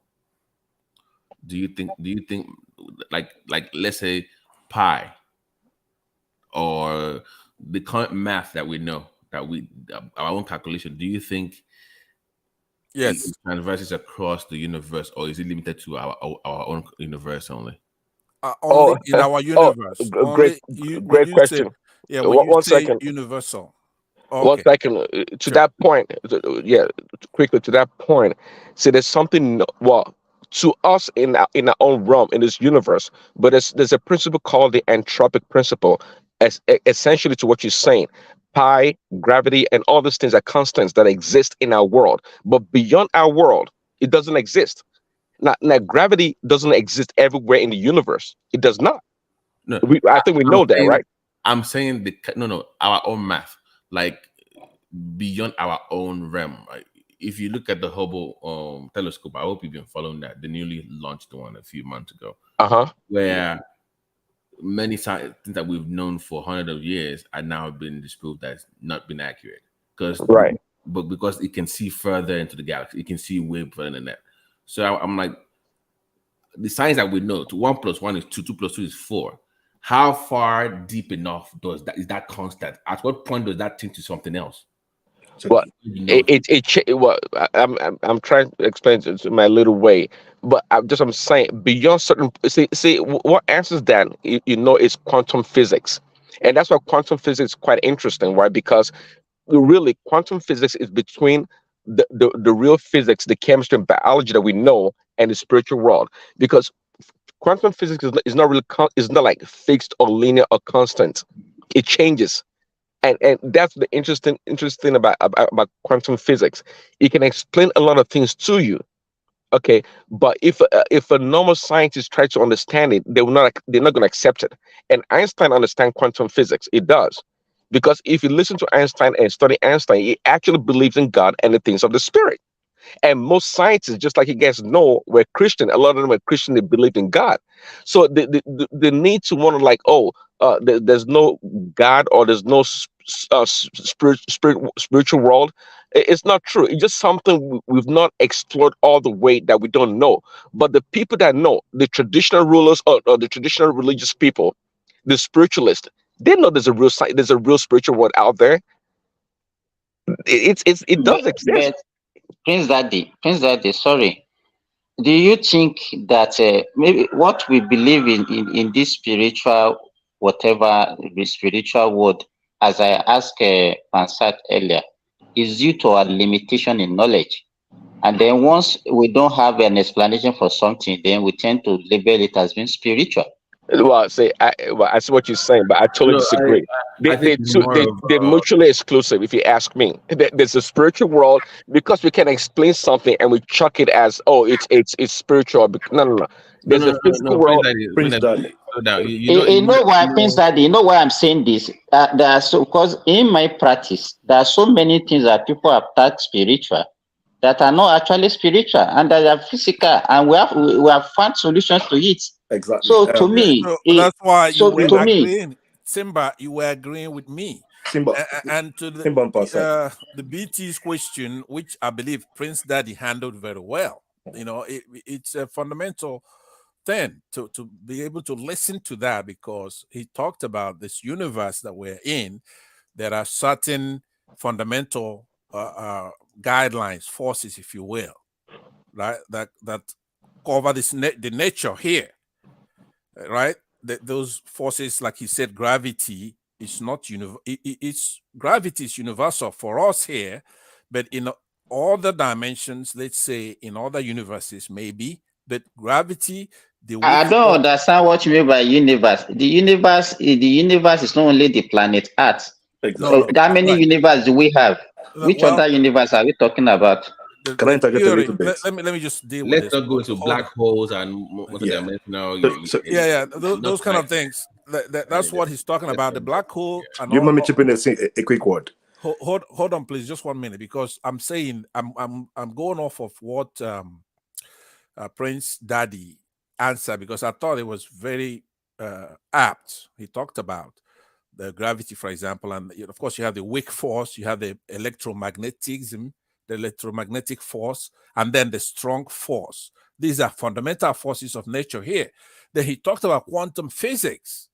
And then he mentioned Einstein, who we know those laws, E equals mc squared, and things that he proffered. Those are theories that actually worked out. But when you go to the quantum level, they don't apply. So there's trying to be unification of the two, right? Prince Daddy, you could correct me if I'm wrong, but that's what you were alluding to. But in conclusion, those scientists also realize, or they think, there are more than one universe. Okay, now when you talk about universe, we're talking about everything that from galaxies, black holes, dark energy, planets, all those things. We have it here, but that's just in one universe, three-dimensional world that we live in.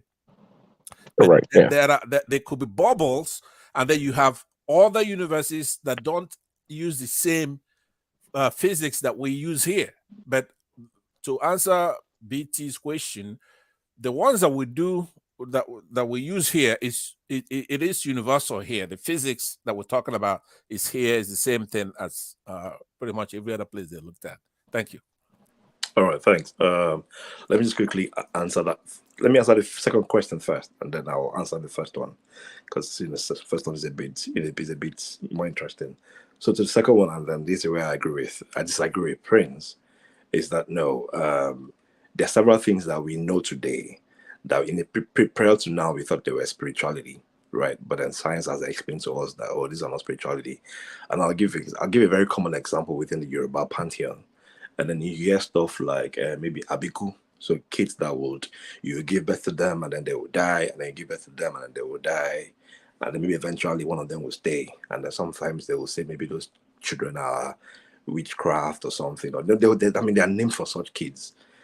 But then we realize that today there's a very high chance that those parents were both either sickle cell carriers, and then they kept on having sickle cell babies, were higher because of the area of the Congo Basin that we are. We're in a very strong malaria-centric places, and of course those things have a way of affecting your sickle cells.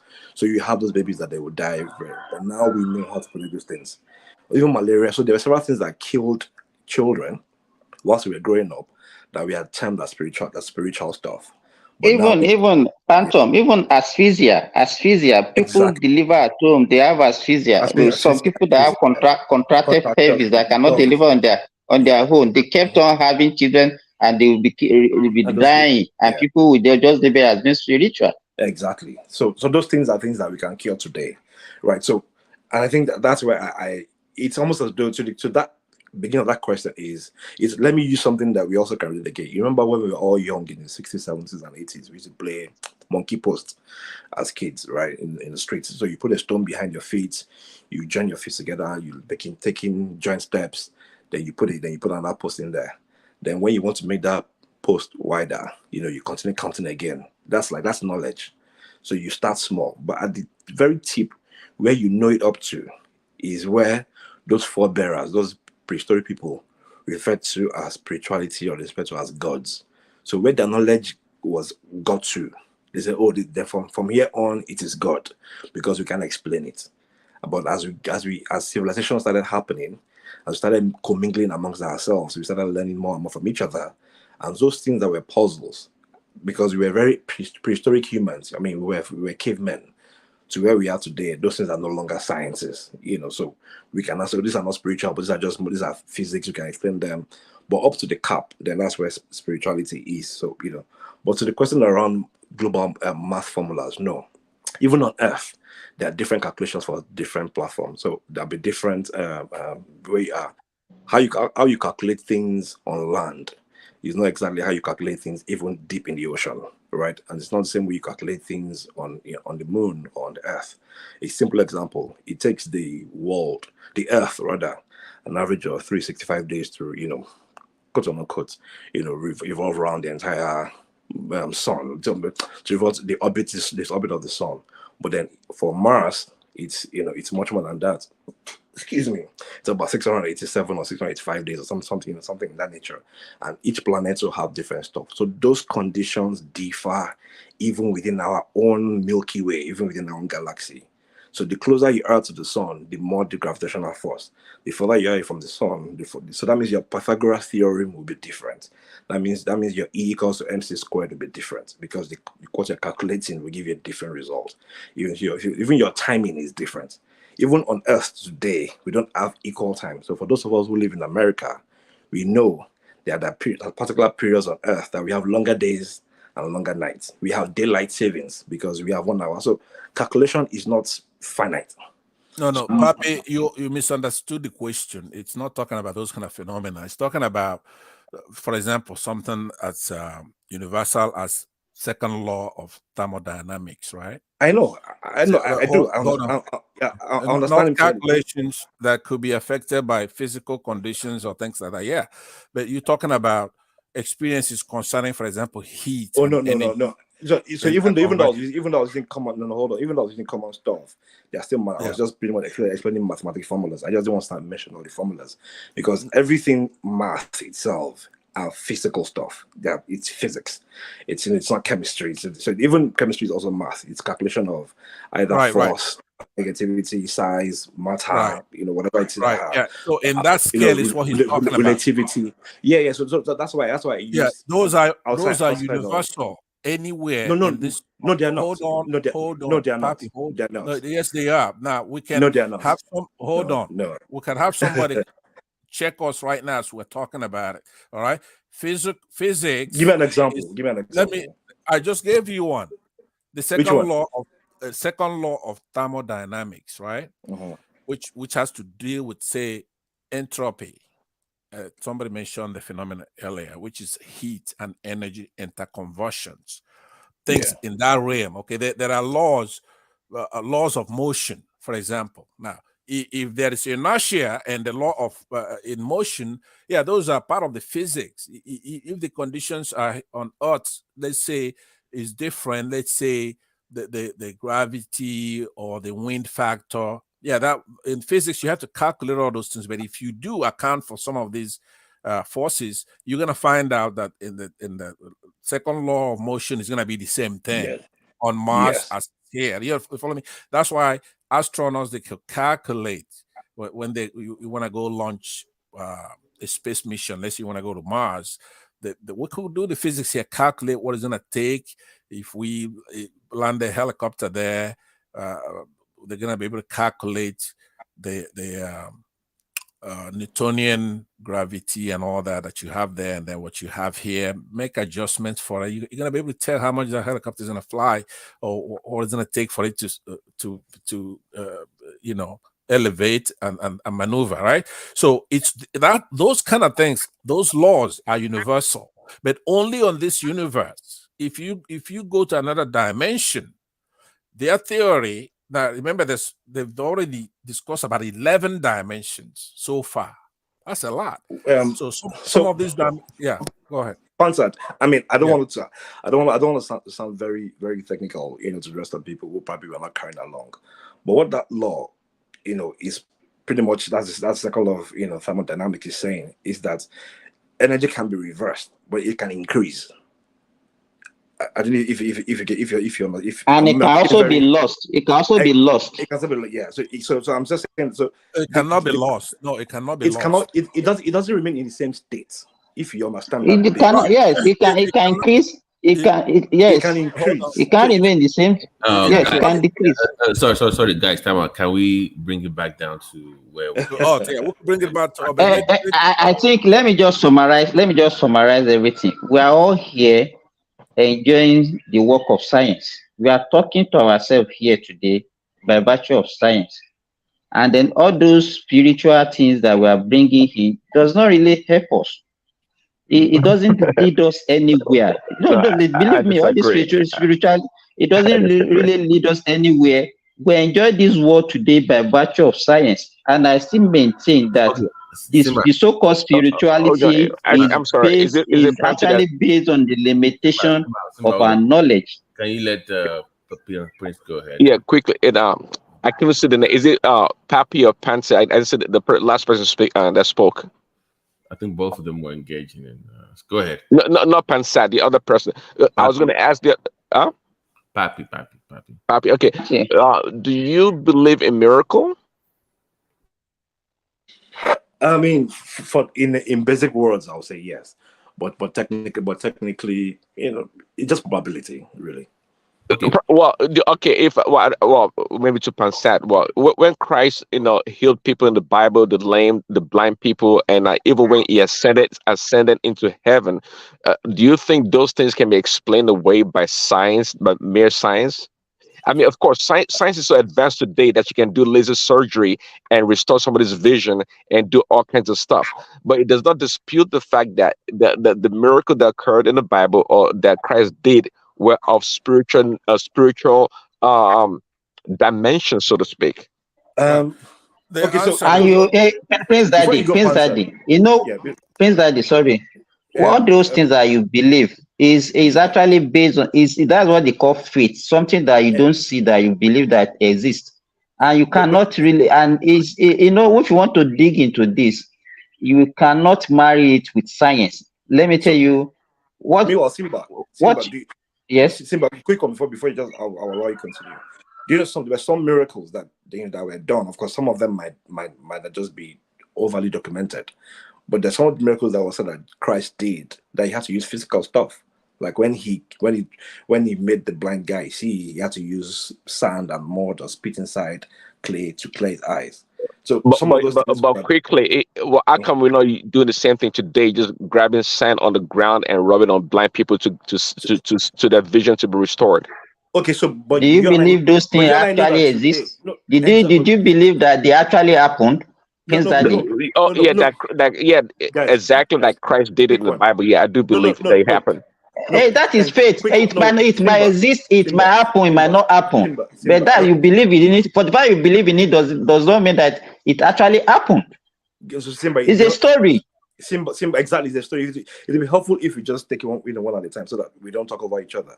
But that same condition, that same making the blind see, is done today in almost in every hospital. They restore sight. That's the same thing that happened back then, even in terms of the miracle. Exactly to the point, and I agree with you. That's what I'm saying. So it can be done by science, but also spiritually, it can be done.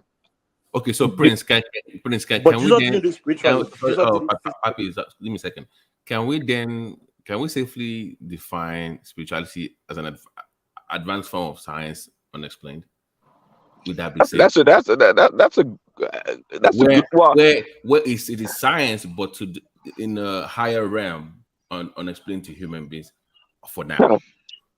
Well, I will take that explanation, but I'll maybe. But don't say, Babati, don't say it's an advance. There's nothing advanced in spirituality. If we just believe it. No.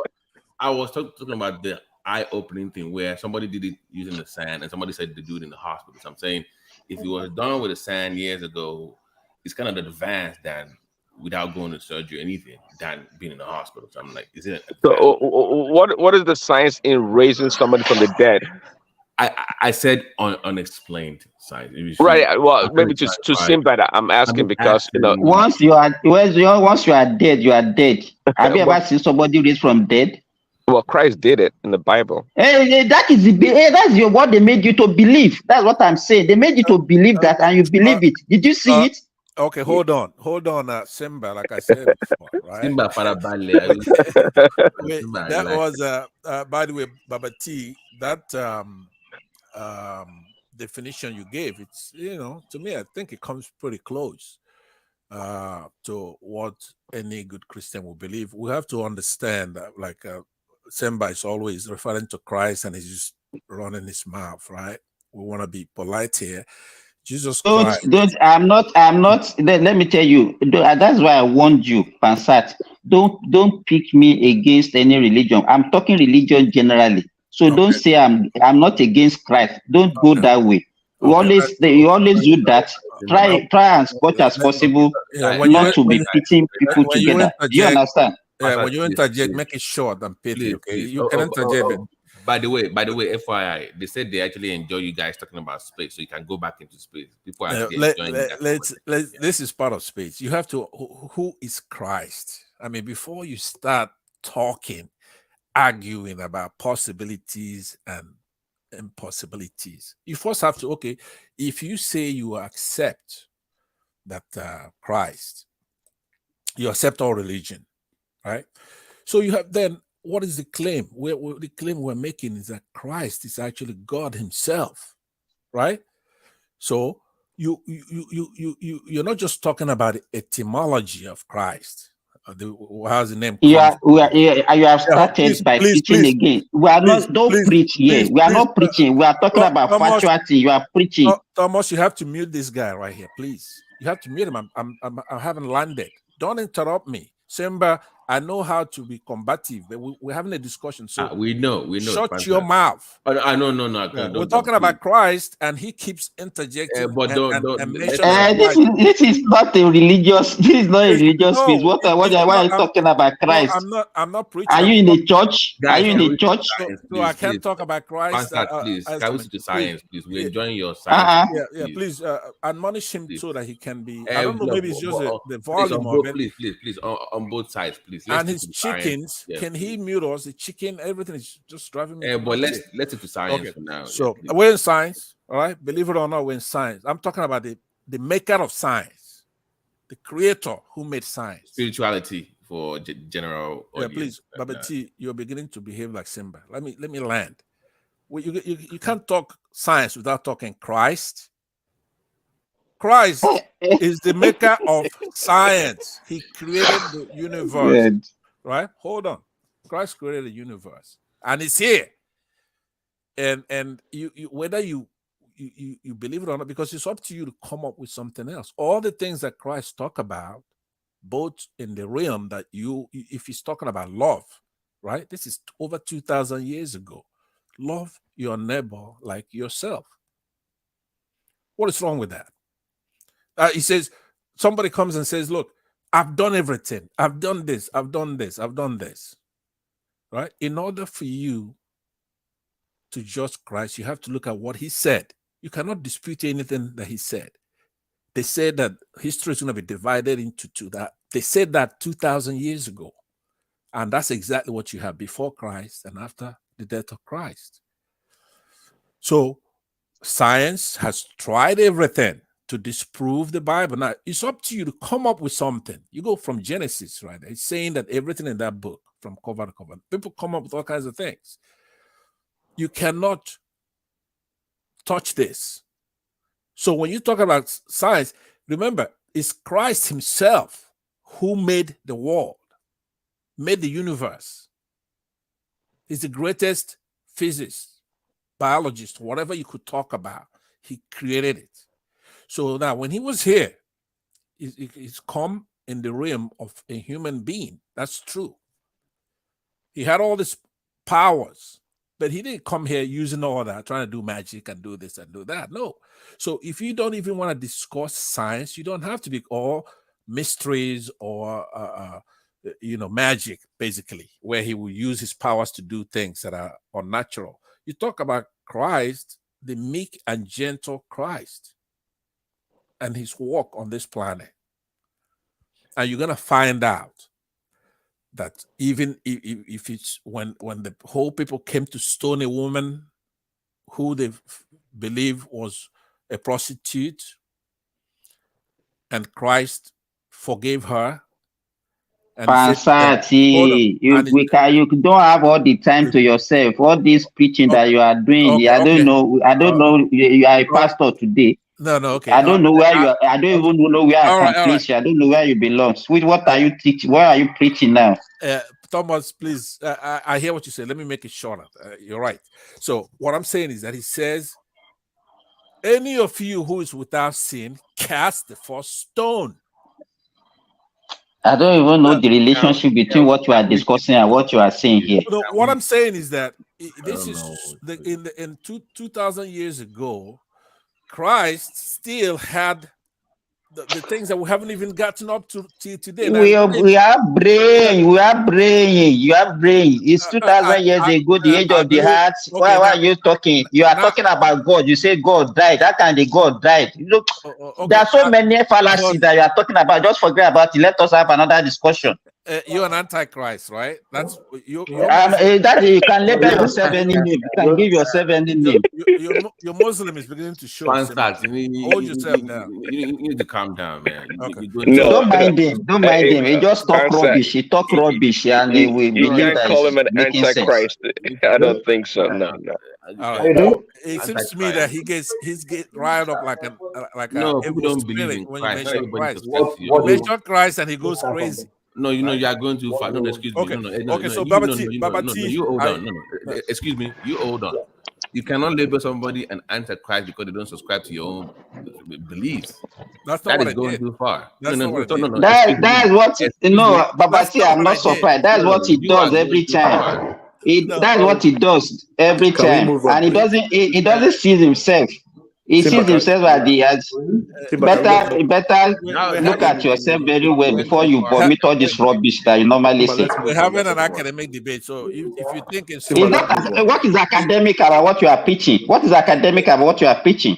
Okay, so if you we want to turn it into preaching, we are talking about something about knowledge. You are talking about Christ, and you are calling me antichrist. I don't think you have more knowledge than me here. As far as science, I'm not competing with you. You have your own knowledge, I have my knowledge, but you cannot be saying this. Let me tell you, if you want to engage in any argument, Bansat, don't whip sentiment into your argument. You are fond of that. When you are talking, sometimes you bring ethnicity, you bring religion, you bring so many things into your discussion.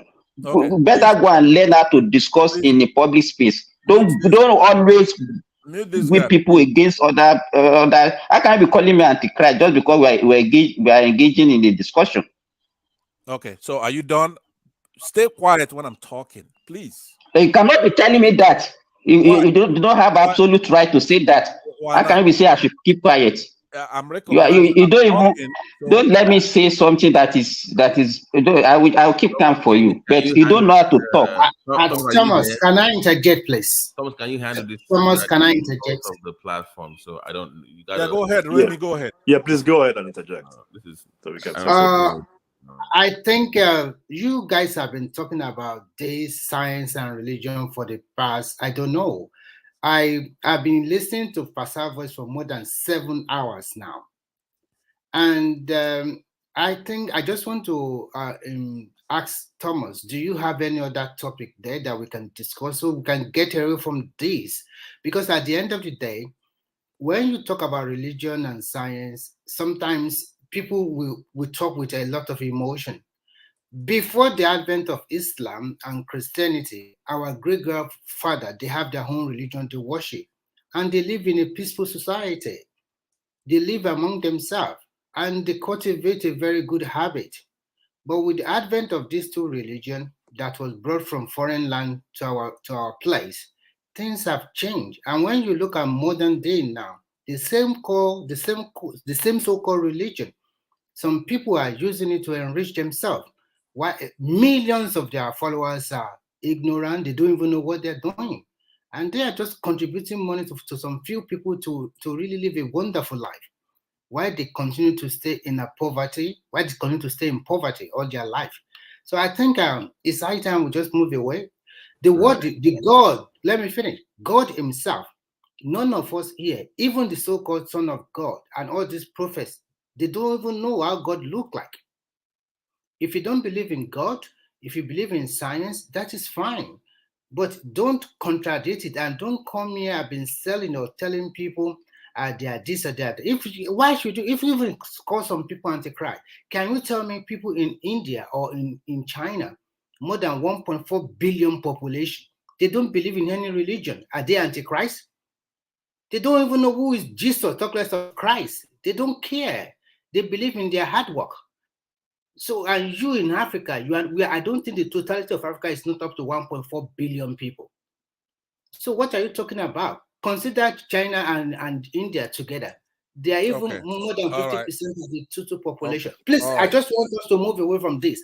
So I'm employing the host to change the topic and just let it go. Exactly. Okay. So yeah, when the host comes in and make the call, that's fine with me. But what I was concluding with is that antichrist doesn't mean somebody who doesn't know Christ. Anti is somebody who's against, right? If you're over there, so you are still continuing the same narrative. No. Listen. We're waiting for the host. I can't tell you apart from Simba. By the way, Remy, you just interjected, and we all listen to you. Hold on. You interjected. Let me respond the way I want to respond. Don't tell me how to respond. When the co-host come in and change the subject, I will oblige. No problem. But hold your horses. I think it's not around now. Well, you said, okay, if it's not around, let me just take 1 minute or two and I'll round up and then pass it on to whoever. Maybe Baba T will moderate until Thomas comes back. I was trying to explain to you that when somebody is in China, they have not heard about Christ. They're not anti-Christ because they don't know about Christ. Now, if you know Christ, you've heard about Christ, and you are against him, right? Then you're antichrist. So the people in Israel, they are Jews, they know about Christ, and they are not practicing Christianity. Are they antichrist or whatever you are saying?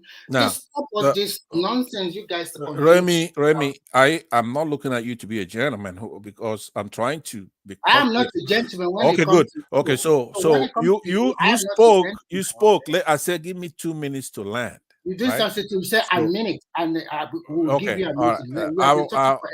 I'll take that if you can let me land, and then don't anticipate what I'm going to say. I'm not going to say what you want to hear. You and I'm a Christian.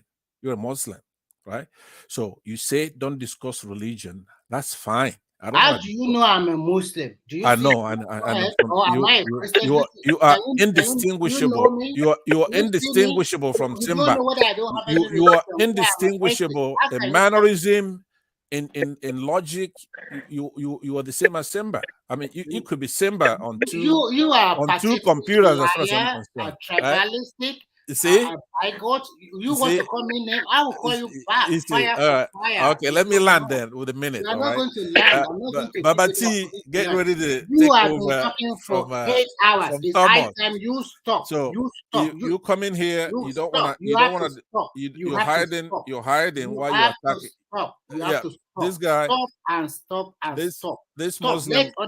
Pastor, do you mind me asking this question quickly? I have a short question to ask you, Pansat. Okay. Sure.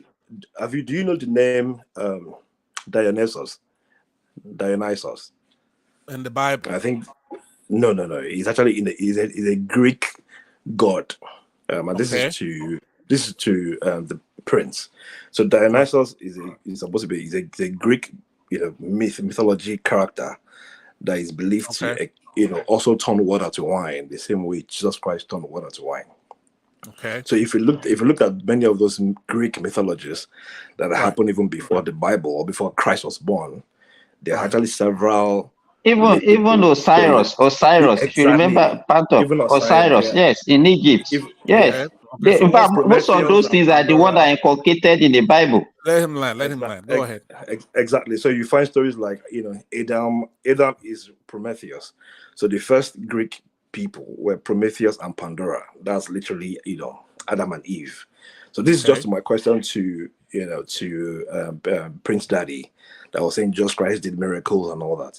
Before the story of Christ, there were actually some of them actually for Greek mythologies as well too.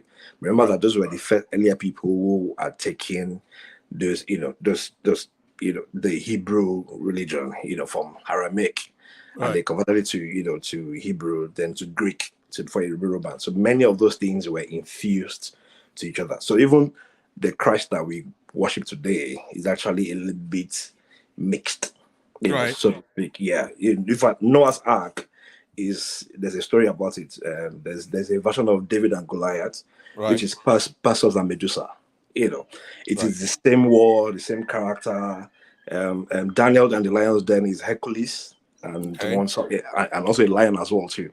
Okay, so what's the question on that? I get the theme of what you're talking about. So my question to you is: are you aware of such things? And maybe if you're aware, you can maybe share your own knowledges that we can use, for like myself and Praise Daddy can marry between multiple religions or multiple cultures that became the modern day that we have today. Yeah, well, if I can, before I get Pansat, I've heard a lot of these stories before, from Osiris to the Greek mythology. Some of these stories, they are revisionism, if you ask me, and some are true. But it doesn't dispute the fact, because if you know anything about the Bible or Satan, for example, Satan didn't just come about like yesterday. It's been around pretty much from the beginning of the creation of everything. I would say it's a very knowledgeable. It's a very knowledgeable being. Okay, What did you say? I said Satan. Satan. Oh no. That's not accurate though. That's not accurate. But go ahead. It's not accurate that Satan exists. No, it's not accurate. It's the serpent and then there's Satan. Two different characters, but we mix it. But it's different characters. But go ahead. I'm referring to Satan according to the book of Ezekiel that work in the secret places of God. Yes. So if you want to call him serpent or Satan, but that's fine. The Bible you mean Lucifer? Who serpent is. Not Satan. No, not even go there. Lucifer is Jesus Christ, but let's not go there. Oh, I'm sorry. Yeah, Lucifer is Jesus. So, but if you're not ready, see, a lot of let's see. I disagree. I disagree with that. That you are wrong. Allow me. The question that was posed to me. Hold on, please. The question that was posed to me. But before I answer that, I hope somebody will have asked like, what do I mean? But but let me allow Prince Daddy land this point so that Okay, so before I answer that question, actually, I want to invite Doopsy to come and take my place. After I answer that, I would go to the chat. So we can have a woman. Yeah. You said you want to leave almost 1 hour ago. You are still here. Okay. What's going on? Yeah, I didn't want to leave when that subject came about because I don't want to be like, all I come here to talk about is politics. No, I'm also somebody who's interested in learning some of the things that we're talking about here, and of course, dispelling my. Listen, the question that was posed to me. Okay, I don't know who posed that question. It was a few minutes ago. Who posed the question? Was it Prince Daddy? No, it was Patty. No one posed any question to you. Is Thomas? Are you there? Thomas. Okay. Can somebody just send it? Okay. If there was no question posed to me, then that's fine. Simba, you lie with a straight face. You know, somebody posed a question to me, but you're gonna do by fiat. You say, "Oh, nobody questioned it. We're gonna let you. That's okay." Oh, by the way, that wasn't Sinbad, that was Remy. But anyways, what's the difference? Who's got time to figure those two out? They're the same. What do you mean the difference? There is no difference between the two. Okay, so Dupsy, you could take my place. I'm liar. Just go I'm away. leaving. These Just two. go away. You said no. Just go away. You are bigots. All these negative things about life is all about. Simba, stop saying that. Simba, knock it off. So you are confused now. You don't know what you are saying again. Simba, please. You think you can just rubbish here or something like that? Okay, let's continue. Let's continue, guys. Come and take my place, Dupsy. We can use a lady's voice here to see. She knows about all these things. Dupsy, come and take my place. Okay, bye, guys. Yeah. Thanks. Bye. I'm successful to kick you out. Bye. You did okay. I'm not gonna leave again. You didn't kick me out. I'm leaving on my own. Until you drop. I will continue to hammer you. And okay, go ahead. Is Dupsy? Yeah, I'm also here for you. Okay, let me try to answer the question. So, in regards to what Patty asked earlier, all those things, the stories, the mythology, stories, and all the other stuff, they don't really dispute the existence of Christ. That he came as a virgin, it was born of a virgin, Mary, and that he did all those things he did in the Bible, and he also ascended into heaven, and the greatest thing is about to happen when he comes back, when he descends from heaven and comes back to rule.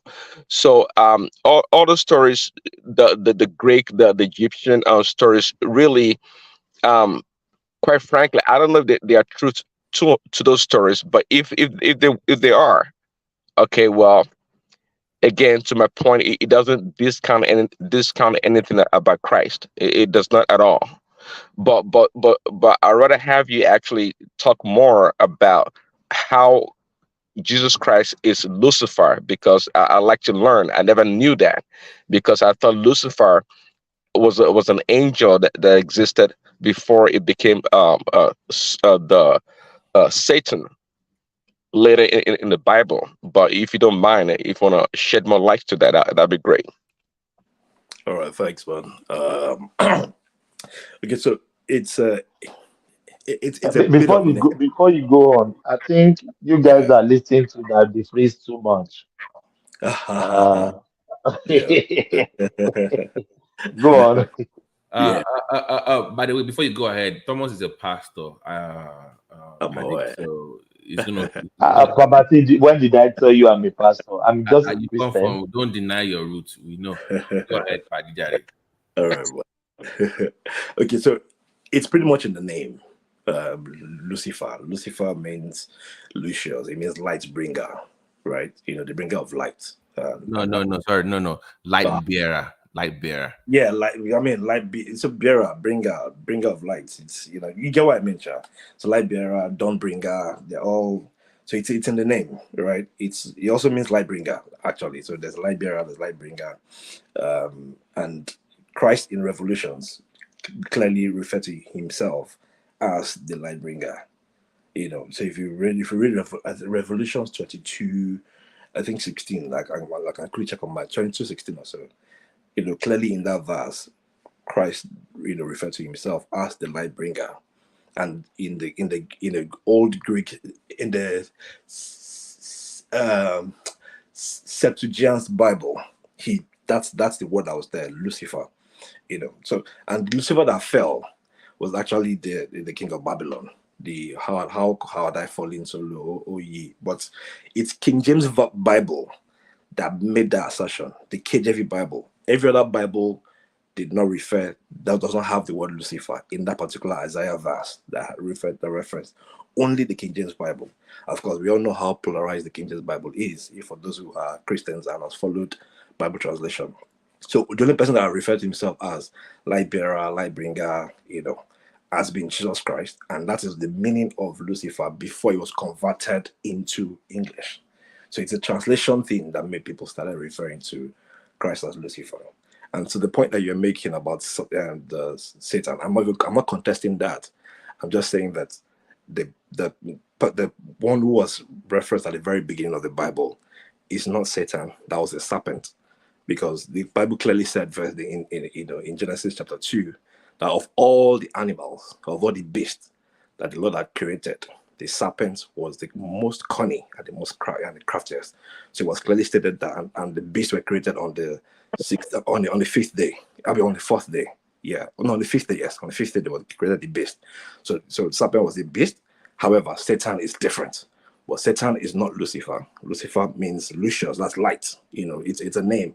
So if we were Greeks or we were in the Roman people, many of us would call ourselves, named Lucius. So that Lucius. Well, I'm sorry. So in the same Bible, you talk about the Satan allows his angels appear as light. See, there's so many places in the Bible that Satan is referred to as light. Okay, is what do you call him? It's an angel of light. That's what Satan is referred to. Yeah, morning glory. Morning glory, to be exact. Morning glory. Okay, it's not light like the way Patty is couching it. I mean, nothing could be sillier to describe Christ as Lucifer. Morning star. Yeah. Exactly. But listen, this conversation on that is just very, very, very. Quickly, so Lucifer, and so do you? I guess Patty. So is there a Jesus Christ or no? Or no? Is there a Jesus Christ or no? No. There's no. Yeah. There is no Jesus Christ. However, there is a Yeshua. Okay, it's the same thing. Okay, No, hold on. Yeshua in the language. Let me first of all, you know these things already. We all know who that character was named after. The way you start from the beginning. Let's go from Genesis. I thought you were leaving now. No, Remy said that he's kicking me out, so I'm trying to show him that he's not a moderator. He can't kick me out. But what I'm saying is that when are you leaving, Passat? You said that 2 hours ago. After what I'm saying right now, then I'll leave. I posed the question to Dupsy, see if she wants to come in. Actually, that's where the original thought was, to have a lady in the panel. I was gonna give my seat to her. But listen, Jesus Christ was part of when God said, "Come, let us," plural, let us create man in our mankind, in our life, in our own image. Exactly, right? So he was there in the beginning, right? So Jesus Christ created everything that you're talking about. All those angels, which Lucifer originally was one of those, before he got jealous and had to be cast down from heaven down here. That's not Christ. I mean, you have to know who Christ is. That's the book of Eli. That's not in the Bible. I'm talking about in the beginning. In the beginning, there was no way. No. In the beginning, there's no reference to that us as being Christ. Let's not mix it. Us. It doesn't. Yeah, it says us. It's a modern church talking point. No, it's not true, because you have to take the whole. Hold on. To reference you, to make it easy, you have to take the whole Bible. Right. No. Remember, there's hold on, please, Daddy. You're following my hand, Pansad. Hold on. You're following my hand now. You're doing good. People who studied, listen. If you studied religion, for example, and then you sit there, you have professors talk about all kinds of things. They're not Christians. They're just teaching religion, and they're trying to make sense out of it, and which is what you're important into our conversation here. There are so many interpretations. Give me the Bible first. Give me the Bible first. Give you what? Give me the Bible verse that that reference. The verse. Okay, I don't have it at the tip of my finger. what I'm saying is that when you Google it, use your phone. No, hold on, please. I'm on my phone. I can't Google. I'm saying, can we get Paddy's ideology? Because this one first time we don't know. What do you subscribe to, Paddy? Sorry, Pansad. Okay, no problem. Yeah, go ahead. So we know where it's coming from, because this is my first time meeting him on this platform. Paddy, what do you subscribe to? Are you so that way we know where you're coming from? I'm a Christian. So you're Christian. Okay. So go ahead. Sorry, Paddy. Well, no, I'm sorry. What kind of Christian? Scientologist, or what kind of Christian are you? I'm only asking. I'm a follower of Christ, but not Jesus. Okay, which Oh, Christ do okay, you which Thomas. Christ do you follow? Which Christ do you follow? Just 1 second. I'm leaving now. Could you bring in Dupsy to take my spot? Only Dupsy will take my spot. So I'm leaving to listen. Guys, Dupsy will come and scatter everywhere. no, she will be all right. Do you want Dupsy? Yeah, she's good. She on this kind of topic, she's very good. No, don't worry. You cannot even Pastor cannot coexist with Dupsy. You are just a let him go. Let him go. Let him go. Okay, bye guys. Dupsy will come and finish Passat now. I'm still listening from the chat session. Okay, bye. Yeah, thank you. Yeah. Okay, go ahead, Patty. It was trying to answer the question about the Christ he subscribes to. No, I actually already answered. I just said that. You said the Yeshua that is the traditional. Babati, do you know who Paddy sounds like? Who's the? I know. It sounds like Daddy Freeze. Anything you are hearing from him, that is Daddy Freeze talking. Come on now. On the flip side, the knowledge is out there. I've never met Paddy before on the platform. So it's my first time of ever, been on the same show with him. So that's why I'm like, let me clarify where it's coming from, so I know. So pretty much right.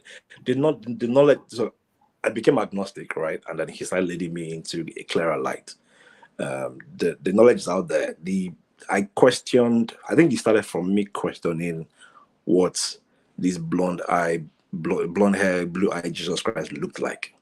And from that bit, several things started becoming clearer when I started making researches. So it was Da Vinci that made that painting, and then we realized that it was painted after this particular person, and that image was there. Patty, as a Christian, we worship God in spirit and truth. So it doesn't matter what image of Christ is painted by Da Vinci. Oh no! Come on, Prince, don't do that. Imagery matters. Why do you think they focus on the media? Exactly. Well, and I'm not saying it doesn't matter, but as a Christian, we worship God in spirit and truth. If that been the case, and by common sense, anyways, we know from the Middle East, it's hard to have such a person of blonde hair and blue eye coming from. No. That is you. We're talking about people out there. That is you, because that is you. But we're discussing people out there that don't know any better, that will think that and still think that. Because if you're very clear, that's literally what the Bible questions. Idol worshiping. You don't make an imagery of me. It's in fact it's in the law of Moses and the Ten Commandments. But you answered my question though quickly. But I just say it doesn't matter the image of the person. That's because we worship God in spirit and truth. If that been the case, does it matter if Christ is a blue-eyed, blonde hair human being or dark skinned African? Does it matter? Yeah. Yes, it does. By the way, let me ask you a question. How many white people do you think will subscribe if they put the black Jesus? They say, okay, Jesus is from Inewi, and you had a nappy-headed Jesus Christ. How many of them will still be Christians? Be honest with me. Well, I don't know. I can answer that question, but trust me. But I know what I'm talking about. One of the reasons that people are Christians in this country is because they feel like Christ was one of them. That skin color matters to some of these people that they pretend that they are real Christians. Trust me when I tell you. So I'm being honest right now. Well, because that's what we've always known. That's what we've been exposed to, and that's what we've always known.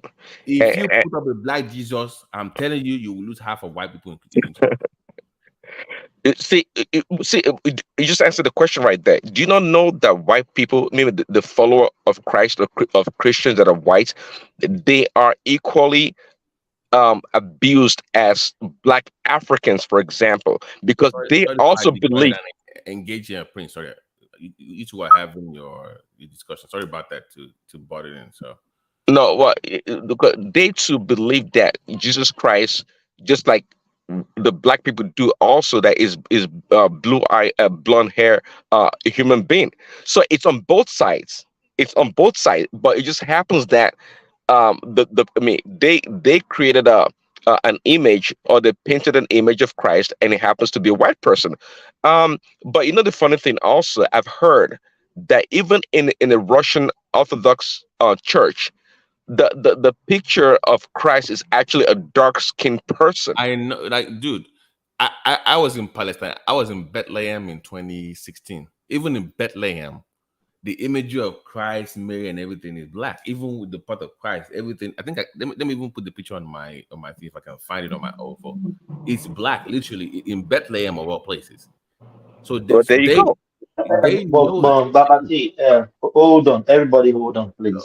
No. I don't think we should be deliberating on those nonsense picture the Western world or anybody puts up.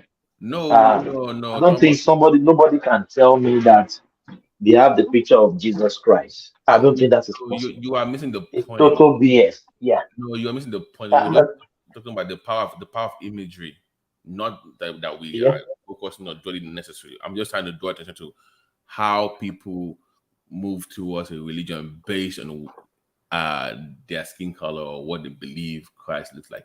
Some people even argue that Egypt was built by white people.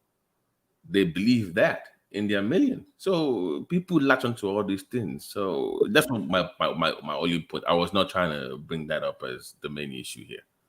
That's all right. That's all right. I'm just trying to know where we are. What's the bone of contention here? And by the way, Prince Daddy, before Christ, there were like about 67 versions of Christ before your own actual Christ. There's even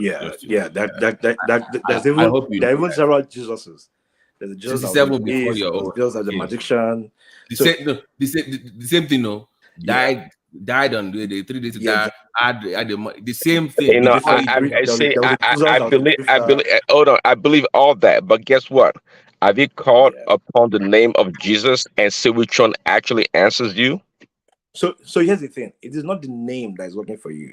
It is it is the name. It is the name. No, hold on. It is your faith that is working for you. The Bible clearly says it is your faith that will deliver you, not the name per se. So when you call on that name, there's a faith behind it that you are seeking. It is that your faith, that manifestation, that your manifestation that's actually working for you. And that's the benevolence of God or Christ in this true sense. But then when you look at how people naturally worship itself and how they've craved that particular character and how they made they made crosses and idol and all, and they made pictures and caricatures of that, it has shifted from the real intent to idol worship. So hold on, please. Let me offering time. Blessing time. Let me do some administrative but yeah. So guys, I think if you are listening to these guys here, you are know their vows and what they are talking about. Can you just click the like button? Click the subscribe button. You can like, share, and subscribe. And if you give us some super chat as well, we won't reject it. This is our own side church. So continue, my brother. Yeah. Can you bring Dupsy up, by the way? I saw that she wanted. Dupsy is not in the house, so okay. We're still waiting. See, idolatry it's always been there before Christianity. Even Abraham, that we call our father Abraham on earth, right? He was an idol worshiper. Our father, no, you are African. What it got to do with Abraham? Well, in the Bible, is a progenitor of many Christians. We will bring you back home to your father very soon. Don't worry, we will discuss our work behind the scenes. Go ahead. Right, but see, we worshiping idols is nothing new. Okay, but again, that's why worshiping Christ or God is it's a relationship, as people say, and which is true. So when you are set, by the way, we believe in our heart and we confess with our mouth. So yes, your faith works, but there's only one name that's called that works, and that's the name of Jesus. Okay, there's no any other name. So it doesn't matter to me if there be like thousands of Jesuses before the actual Jesus and after Jesus. We know that for a fact that there were people that came back or that claimed to be Jesus after Christ. So that's not a problem. But when we call the name Jesus, there's only one name that can answer. All those other names are dead. No, wait. How do you have you tried other names before? How do you know? Well, no, I just have to call the name of Jesus No, and say, no. That is you. You said other names don't work. Have you tried them to confirm that they don't work? well, no, other name called Jesus. It said that there's been other Jesuses. That's what we're talking about. The wearing his name Jesus is the point. But they also my point is this idea that you are the only way to something is not accurate, or somebody is not true. So for you to say that is the only way, have you tried other ways to know that yet? You don't know. You've tried the way you know, but people have tried the other ways too, and they claim it works for them. How can they say that your own way is the only way? Well, my way is absolutely the only way. It's not just, but that's the funny thing. That it's not just for me. I don't have any monopoly on it. It's for everybody. I don't have any claim to it. No. You're speaking on behalf of Christians now. What I'm saying to you is that people are practicing other things and they call their names in other places and they say that work too. So when you say yours is the only way for your people that you believe, not everybody necessarily. I see your point, but I'm not questioning or doubting that those things work also. Because if you remember in the book of Genesis, also the Pharaoh also called on his magicians and the sorcerers, and they also perform magic. So it worked for Pharaoh also. You said the only. No, you used the word only. That means that is the only way. Only means one path. Well, when I say the word only means, I'm talking about the absolute truth. I'm talking about the absolute truth, and I'm talking about the only way to God. There's only one way to God, and that's it. How do you know? No. That's the argument I'm making. That I'm disagreeing with you. When you say it's the only way to God, and people in their millions somewhere else say they have a different path. You tried your own way that worked for you. Wonderful. But you cannot then dismiss other people's ways too by using the word only. Oh no, I can never dismiss other people because I use the word only. Doesn't mean I dispute other people's. That means that statement is not fact. It's not true then. Well, because we're not talking about, we're not using a logical statement to draw a conclusion. That's not it. Let me leave it at that for now. Okay. Not grilling you, just having a conversation. Okay. All right. Well, I like your comeback, but I'm just saying that it's the only way, because other things work doesn't mean that it's not the only way. No. If you say something is the only way, that means every other way is not the way. That's what you're saying. Yeah. So that's what I'm. Guys, hold on, please. Yeah, let me throw this question out there, and before I throw the question, don't get it twisted. I'm a Christian. I believe in God, but this question has been occurring every time we speak to God when the Christian matters. So we knew that Islamic or Christianity came to Africa some years back ago. So everybody that was born before they brought Christianity to Africa, so how are they going to be judged? Because Christianity for now, we said if you don't accept Jesus Christ as your Lord and your Savior, you are not going anywhere. So what about those people that doesn't even know about Jesus Christ? What are you talking about? Yeah, what you're talking about is God's admonition. See, all those people before Christ, they've been accounted for and they've been provided for. So it's not like they're gonna go to hell. That's not the point. They too, they're gonna have the opportunity, or it has been provided for them, to be saved. My name is Remy Koka. I've applied for 4 years. Remy, mute your mic. Remy, Thomas, can you help Remy out here? His mic is on. Hot mic, please. I've muted him. I think Remy is vying for a job. Maybe he should tell us the job. Which we can. Say my name is Remy. Prince Daddy, you will never see me go against, and I try to refrain from this religious bashing thing, even though I disagree with most of it. But I've seen that it works for some people. But this absolutism, like where you just think it's just you. When people say, especially, it is just us. We are the redeemed one, and therefore everybody else is condemned. That's the kind of part where I like you not to group into that category of arrogant Christians that think. Not you. I'm not saying. No, I'm just saying. I know what you're talking about.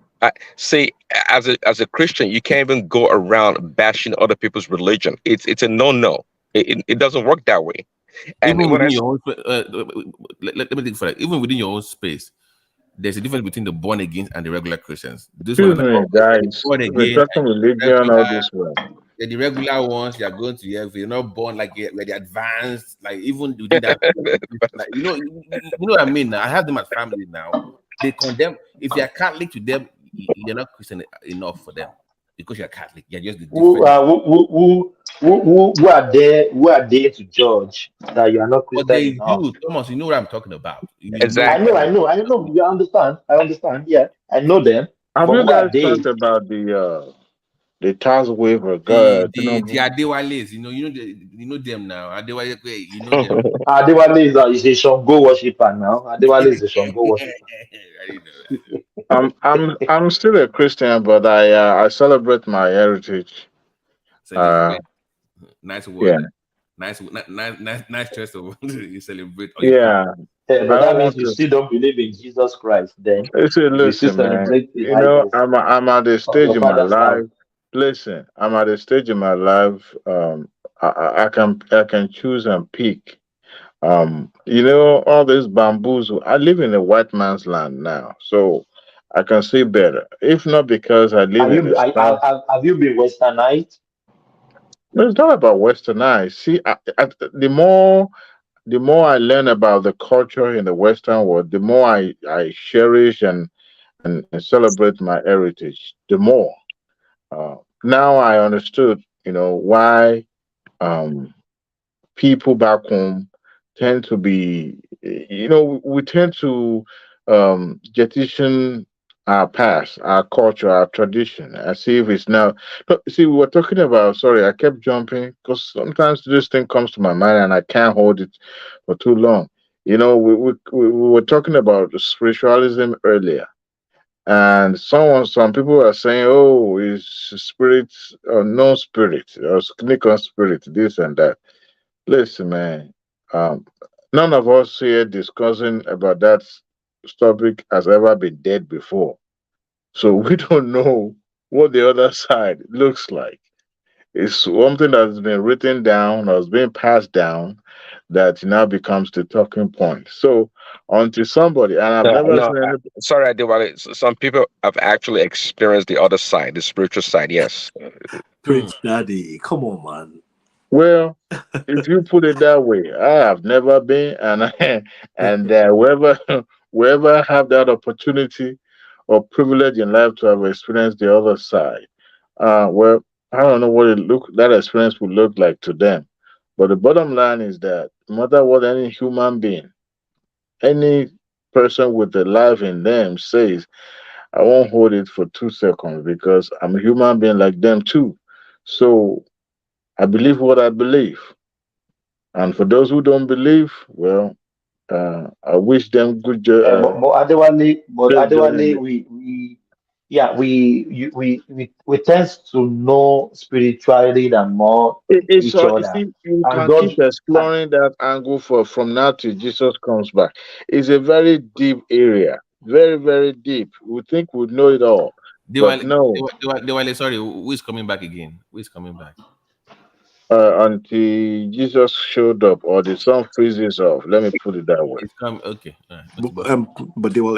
It's a figurative speech. No, not say that. Not that. I'm sure you're very aware that the people who created this Christ for us they don't even believe in the Jesus itself. See, that's what I'm trying to say. I see the Christianity is more prevalent in the southern. I mean, but you agree with me. If you go to, God help you, to the East Coast or the North Side, these people don't even go to church. They show up on December, Christmas and Easter. Maybe that's it. Even Easter for where? Maybe Christmas. Maybe it's even pagan.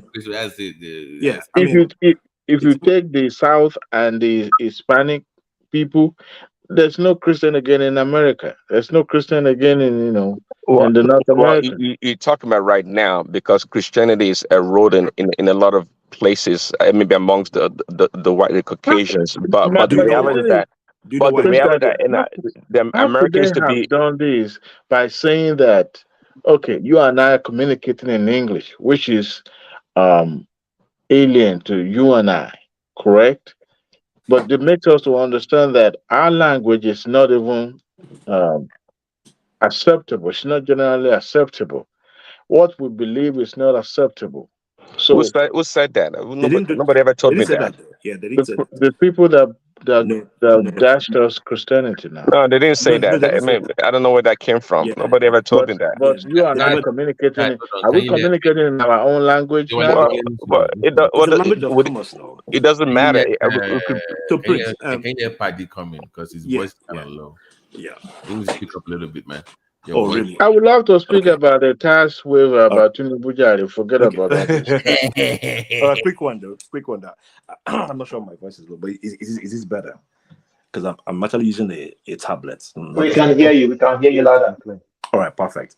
So first off, I mean to contradict. I think that they were late. I hope. Yeah.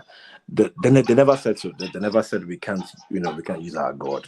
It's more of a when someone colonizes you, and I don't want to trigger many Yorubas, but even the Yoruba that we speak is not Centurion. It was the bigger empire that made most of us start speaking Yoruba.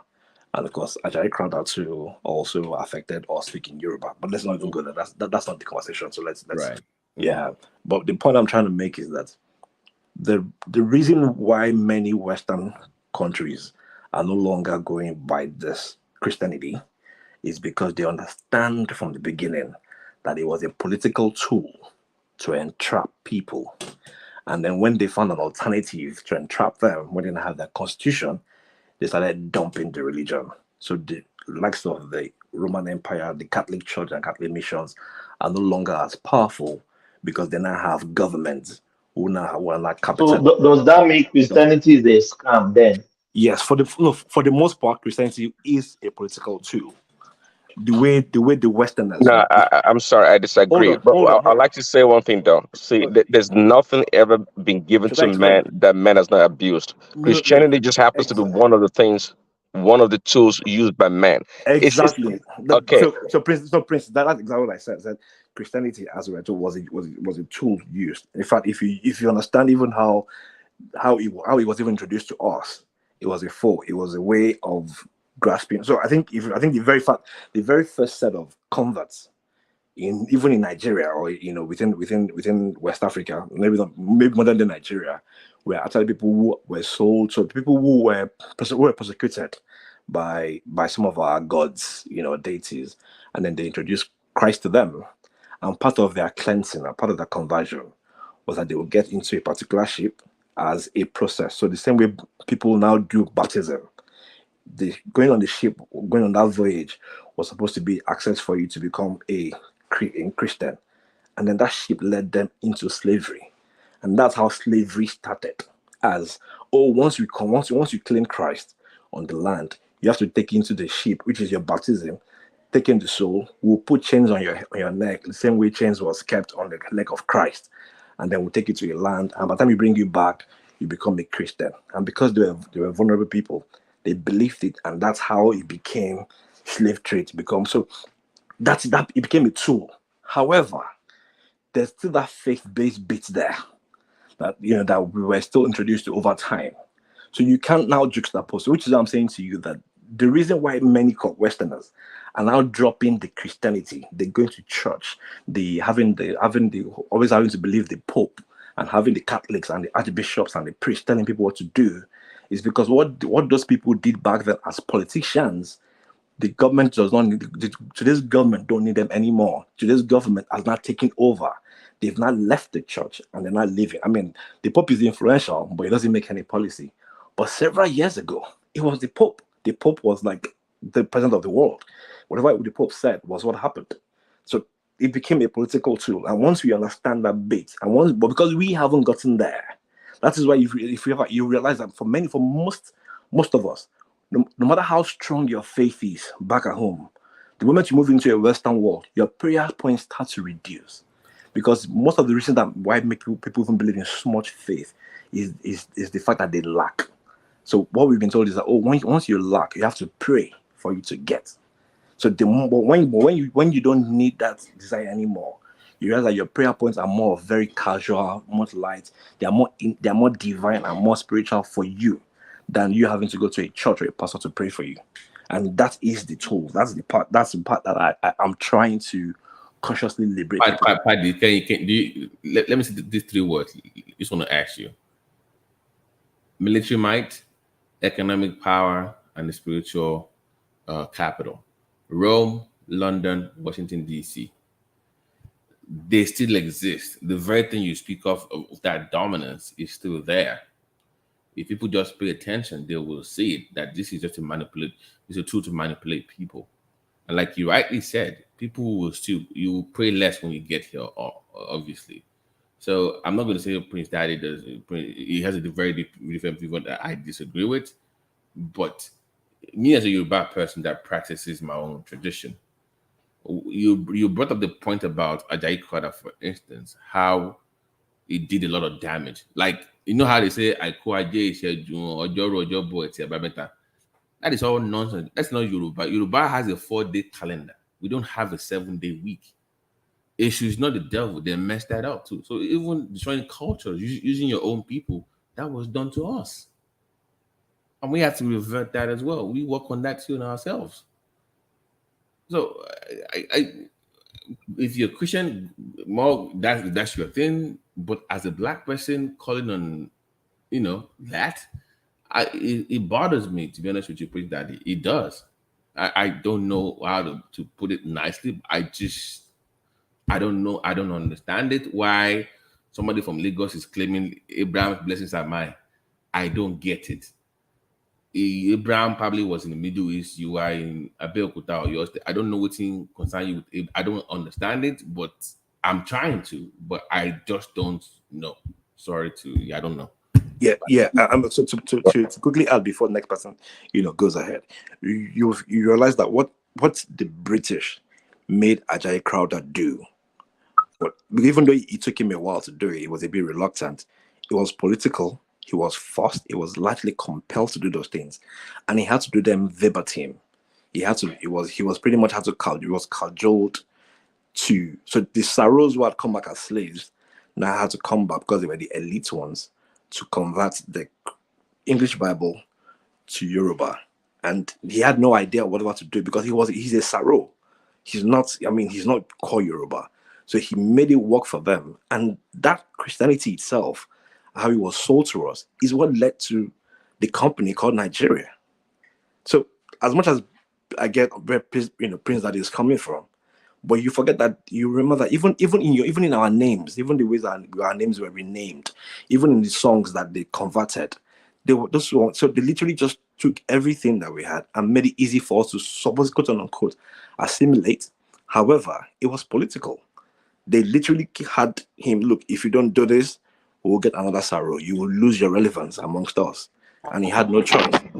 He had to do that. He had to do that. And Paddy, it was so bad. Last point. It was so bad that he even had to call all of us Yoruba simply because he didn't even give every inter tribe the liberty. I'm not Yoruba technically, but because we were the last to fight that name, by the way. Exactly. 1886, because my great-grandfather was on the throne at the time. He was the last person to sign off back to the Lagos province. Because back in the days, they used to say Yoruba and Egba. If you remember, it was never a Yoruba. It was exactly. Yoruba I'm also Egba. Because we are taking our liberation from Lishabi off the Oyo Empire, who are the Yorubas. Even the Ijebus were not part of the Yoruba Empire. Right. But so and then the Saros came in because they can speak English, and then they wore wigs. They're still everywhere. They're everywhere. Our Martins, our Gomez, they know themselves. And so those I'm just joking, I know. So this faith. Are the Saros not Yorubas? So no. So the Saros are a mix of Yoruba. Are they not the returnees? Are they not the Yes. returnees from Sierra So Leone? that exactly, yeah. I was about saying that. So they're Sierra Leoneans, there are some of them. So I mean, their bloodline was mixed. However, the Yoruba speaking part of them was the most influential. So they were able to speak that Yoruba in Sierra Leone when they came back, right? But then because they were more like the ones that the British related with, and these are the ones who literally influenced us and did the biddings of the British to all of us encompassing. So the missionaries, building of schools, building hospitals, the religion, faith. So all this faith that we have, the Adewale that is in your name now, that you think is a day of God or whatever it is, the traditional names that were not changing. So the Olu, Oluwayemi, Oluwagbenga, that we think are Oluwa along. No, they're actually traditional names that have been converted. Traditional So you songs. trying Most to of them explain my are like own name to myself? Sangotola, Exactly. Oyatola did not change to Olu I'm because actually, they believe it's hey, idolatry.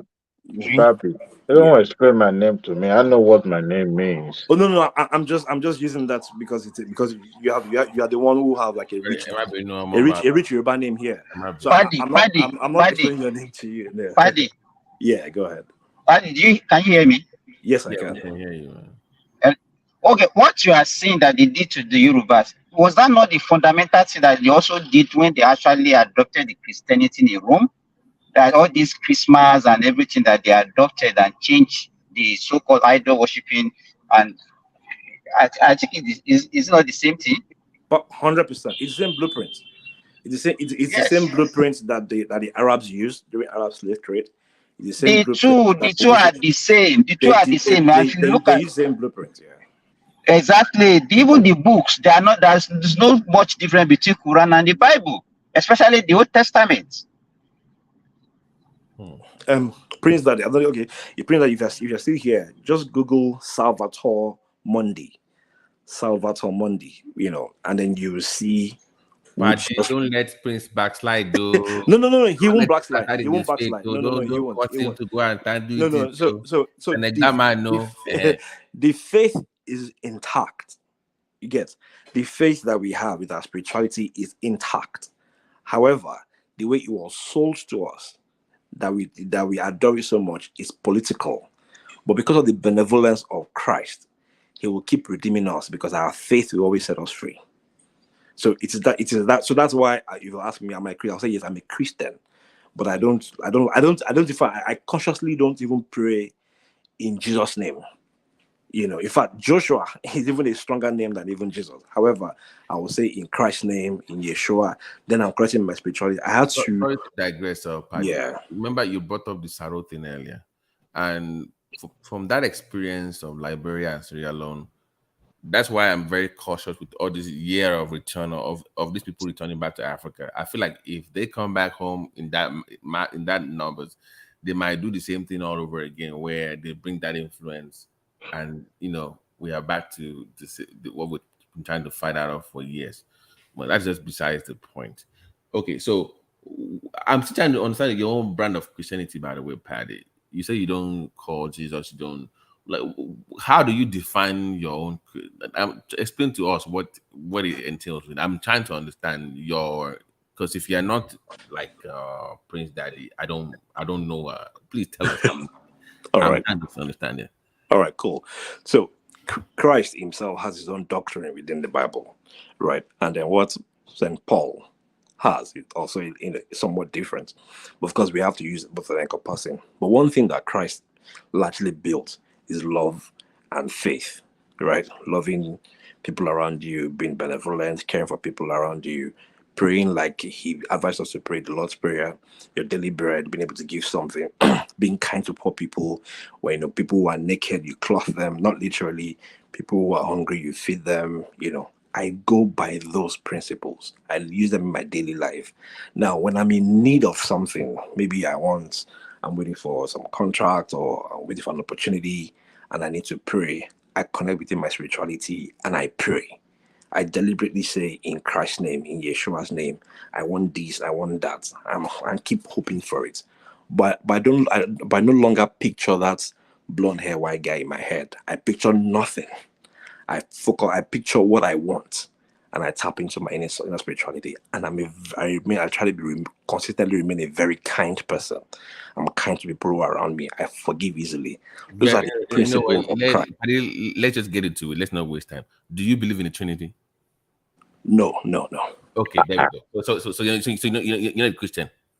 No. I mean, that's the tough one. That's the tough one. Christianity, because I already know. I already know where I'm like. No. The Christianity. But I can probably not believe in the Trinity. I that's really confusing as a Christian. I mean, I'm like trying to figure out what kind of Christianity he's talking about. Okay, so okay. It's okay, but I'm just trying to. No. Do you know why? Because Christ Himself clearly separated three of them, right? So there's God the Father, right? There is the Son, and there is the Holy Spirit. But what we've come to see, there is God the Father, God the Son, and God the Holy Spirit.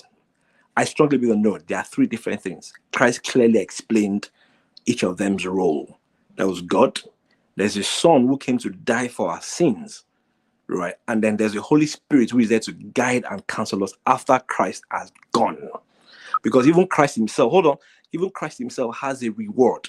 One thing that Christ never shied away from was to constantly mention His Father. My Father have I forsaken me. My Father, forgive them. There's a constant reminder in my Father's palace, in my Father's world. There's a constant reminder. Can you do me a favor?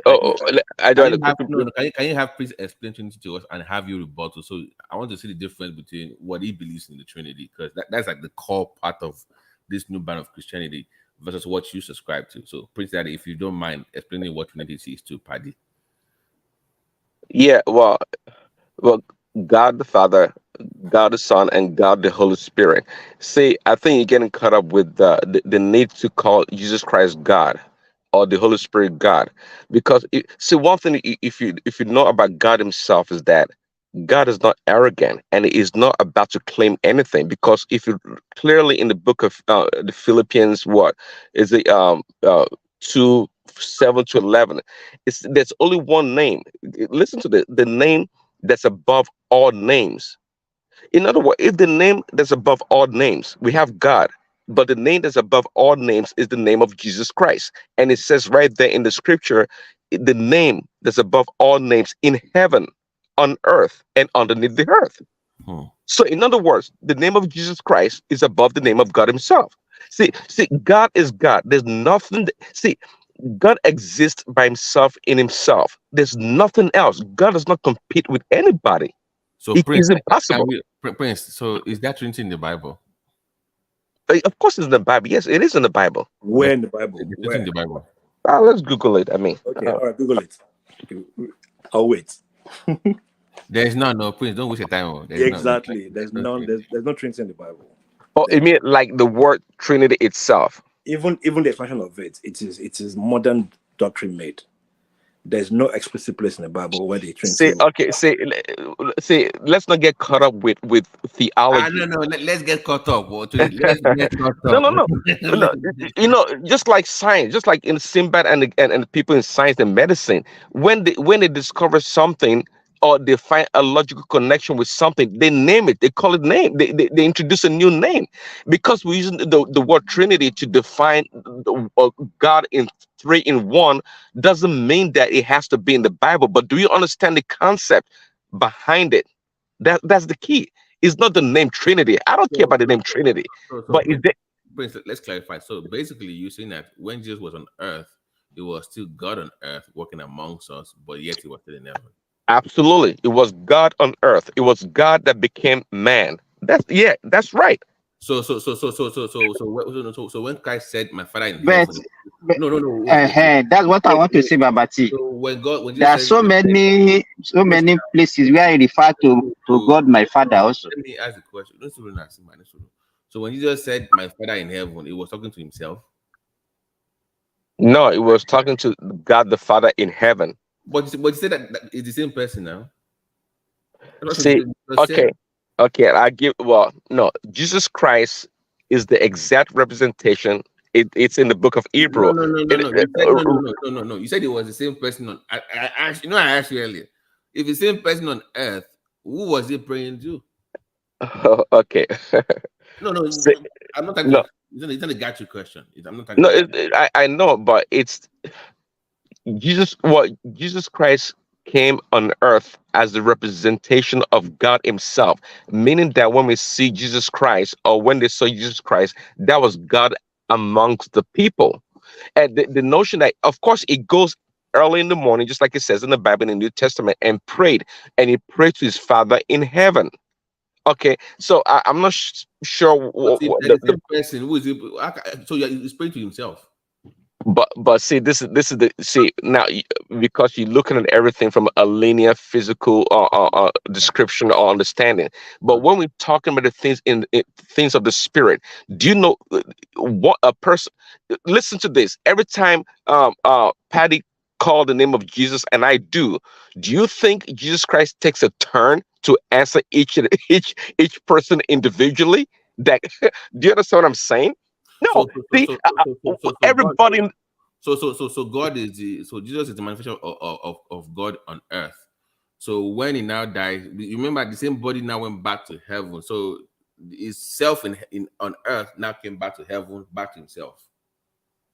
Yeah, he went to heaven, he ascended into heaven and sat at the right hand of God. Yes. So himself now became another version to his side, to his right side. The same person. He became two and or three. No. The person in the person of Jesus Christ.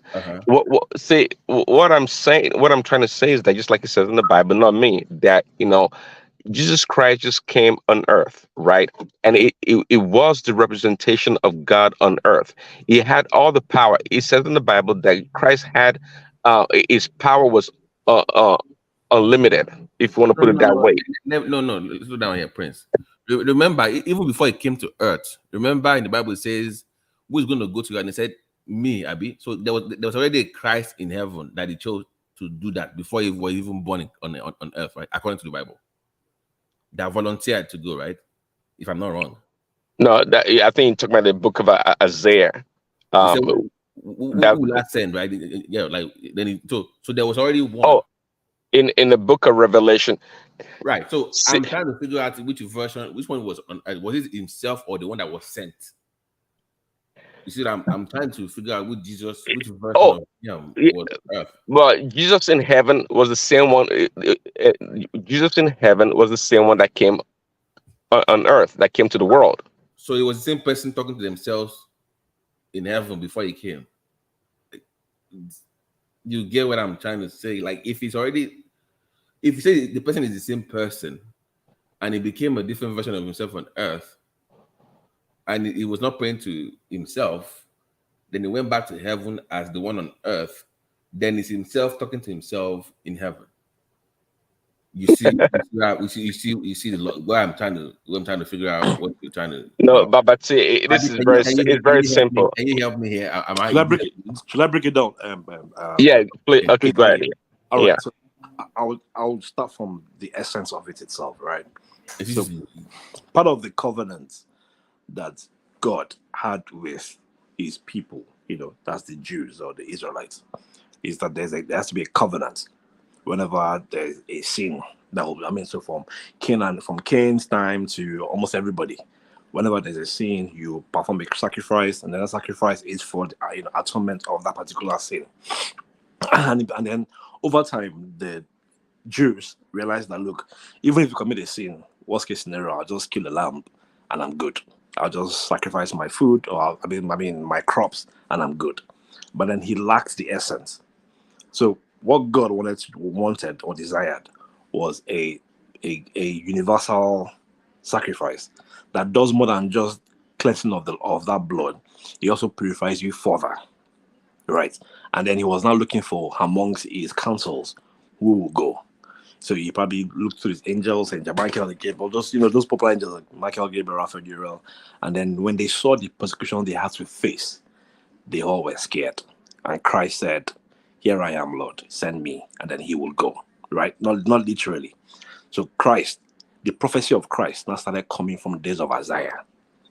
up until, in fact, because God loved David, he even made a pledge to him that even the Savior that will come and redeem his people will come from the lineage of David. So Christ was born. So Mary is from the several generations of David. And then the vision of Christ even came long before Christ was born. So we have people like John the Baptist and co. So with that reference of for God so loved the world, I mean, John 3:16, we know that being. So he gave his son. So the part of the reward that Christ will do for coming to die for our sins, which is like a global sin. So that bloodshed encompasses every lamb or every cow for every oxen that human beings will sacrifice anymore. It becomes a divinity that cleanses our sin forthwith. So prayer sinners, new sinners, everybody are all encompassed on that grace.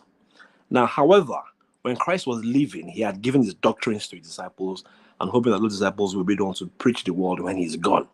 But they still had their doubt and their fear because they were now facing persecutions. That God, how are we going to now cope when you go? So then he now said, I'm going to now send this. I'm going to send something that will come down. I'm going to send a guide that will come down when I'm back in heaven for my reward. So if you remember, on the day of Pentecost, the Holy Spirit had already descended, right? Even before Christ went to make appearance to Saul. You remember when Christ made appearance to Saul when he was blind and he was blind for a few days? All the prophets already had Holy Spirit already filled in them. The church already had Holy Spirit filled in them. So, and that shows you a clear separation. Holy Spirit had already come on the day of Pentecost. People were already speaking in tongues. They're already seen. However, their persecutor, which is Paul or Saul, because his name never really changed. He just had like two different names based on the region. And then he was the one who now met Christ again. And Christ appeared to him. I think is it on the gate of Gethsemane or that's that gate where Saul became blind and then he saw and that doctrine happened. So there's a clear separation of all. The Holy Spirit is not encompassing all of us even to this very day.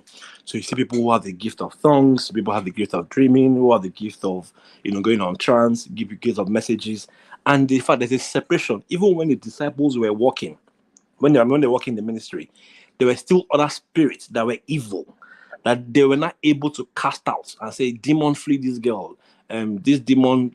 So the gift of the Holy Spirit is to guide them forthwith so they can do the things that Christ could do. However, that is not Christ. Christ is still coming on the day of judgment, but the Holy Spirit will not leave until Christ comes. And just be to remain on earth, guiding every one of us. So there's a clear separation. So the day when Christ is going to come, the Holy Spirit will still remain on earth, guiding all of us up to the day of rapture.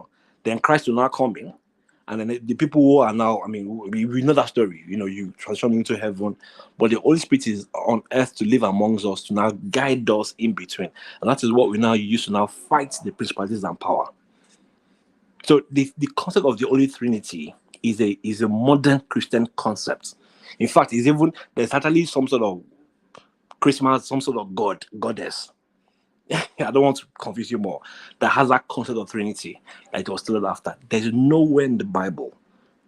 Thankfully, Adewale said there's nowhere in the Bible that explicitly clearly said that there's a Holy Trinity. It's a Catholic thing. Now we now believe that it's Christian. I'm sorry. Well, there is. I did a research, a Google search right now. Right. There are multiple places. I just said earlier, the word Trinity is a theological word. If I want to put it that way. But there's so many places in the Bible, including where is it? In book of Matthew, as it 28:19, that talk about God the Father, Son, and the Holy Spirit. Multiple places. So again, if just like you're familiar with the word Christophany or theophany, which is essentially that is a theological word also that means Christ was at the beginning of the Bible till Revelation to the end of it in one form or another. So that's why Prince Daddy. Okay. Can we agree that God did not create religions, right? We did, right? Exactly. I agree with that. Yeah, absolutely. So in the spirit form of our hearts, he understands that we are both evil and good. One can argue we're more evil than good. We just suppress. The only way we are good is by suppressing our real self, which is kind of evil in some nature. That's actually the root sense of good, in my opinion, is suppressing your real self, which is the bad, evil self.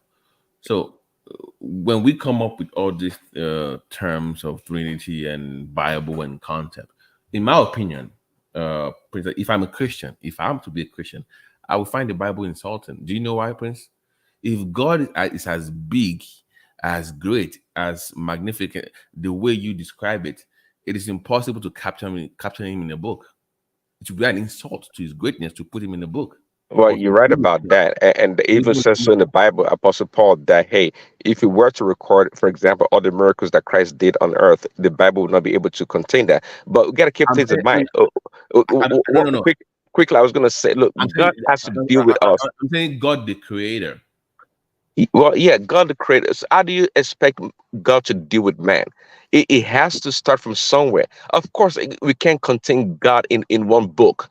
Have you heard about extra biblical things that beyond the Bible? No, the Bible is for us. Is for man to learn. Okay, so let's do. Is the Bible the book of God, or a book of man about God? No, the Bible is God's word. It's documented by man, but it's absolute God's word. No, come on, no. So God wrote it. It's a mixture of history, right? Okay. Because it's also a mixture of history, and of course, it's a mixture of experiences that people went through. That is the Bible. So it's not. So it's our understanding of God, not God actually telling us. It's what we know. In fact, the only part where there's an No, explicit... say it's like illogical somewhat. It's impossible for man to know God without God's revelation to man.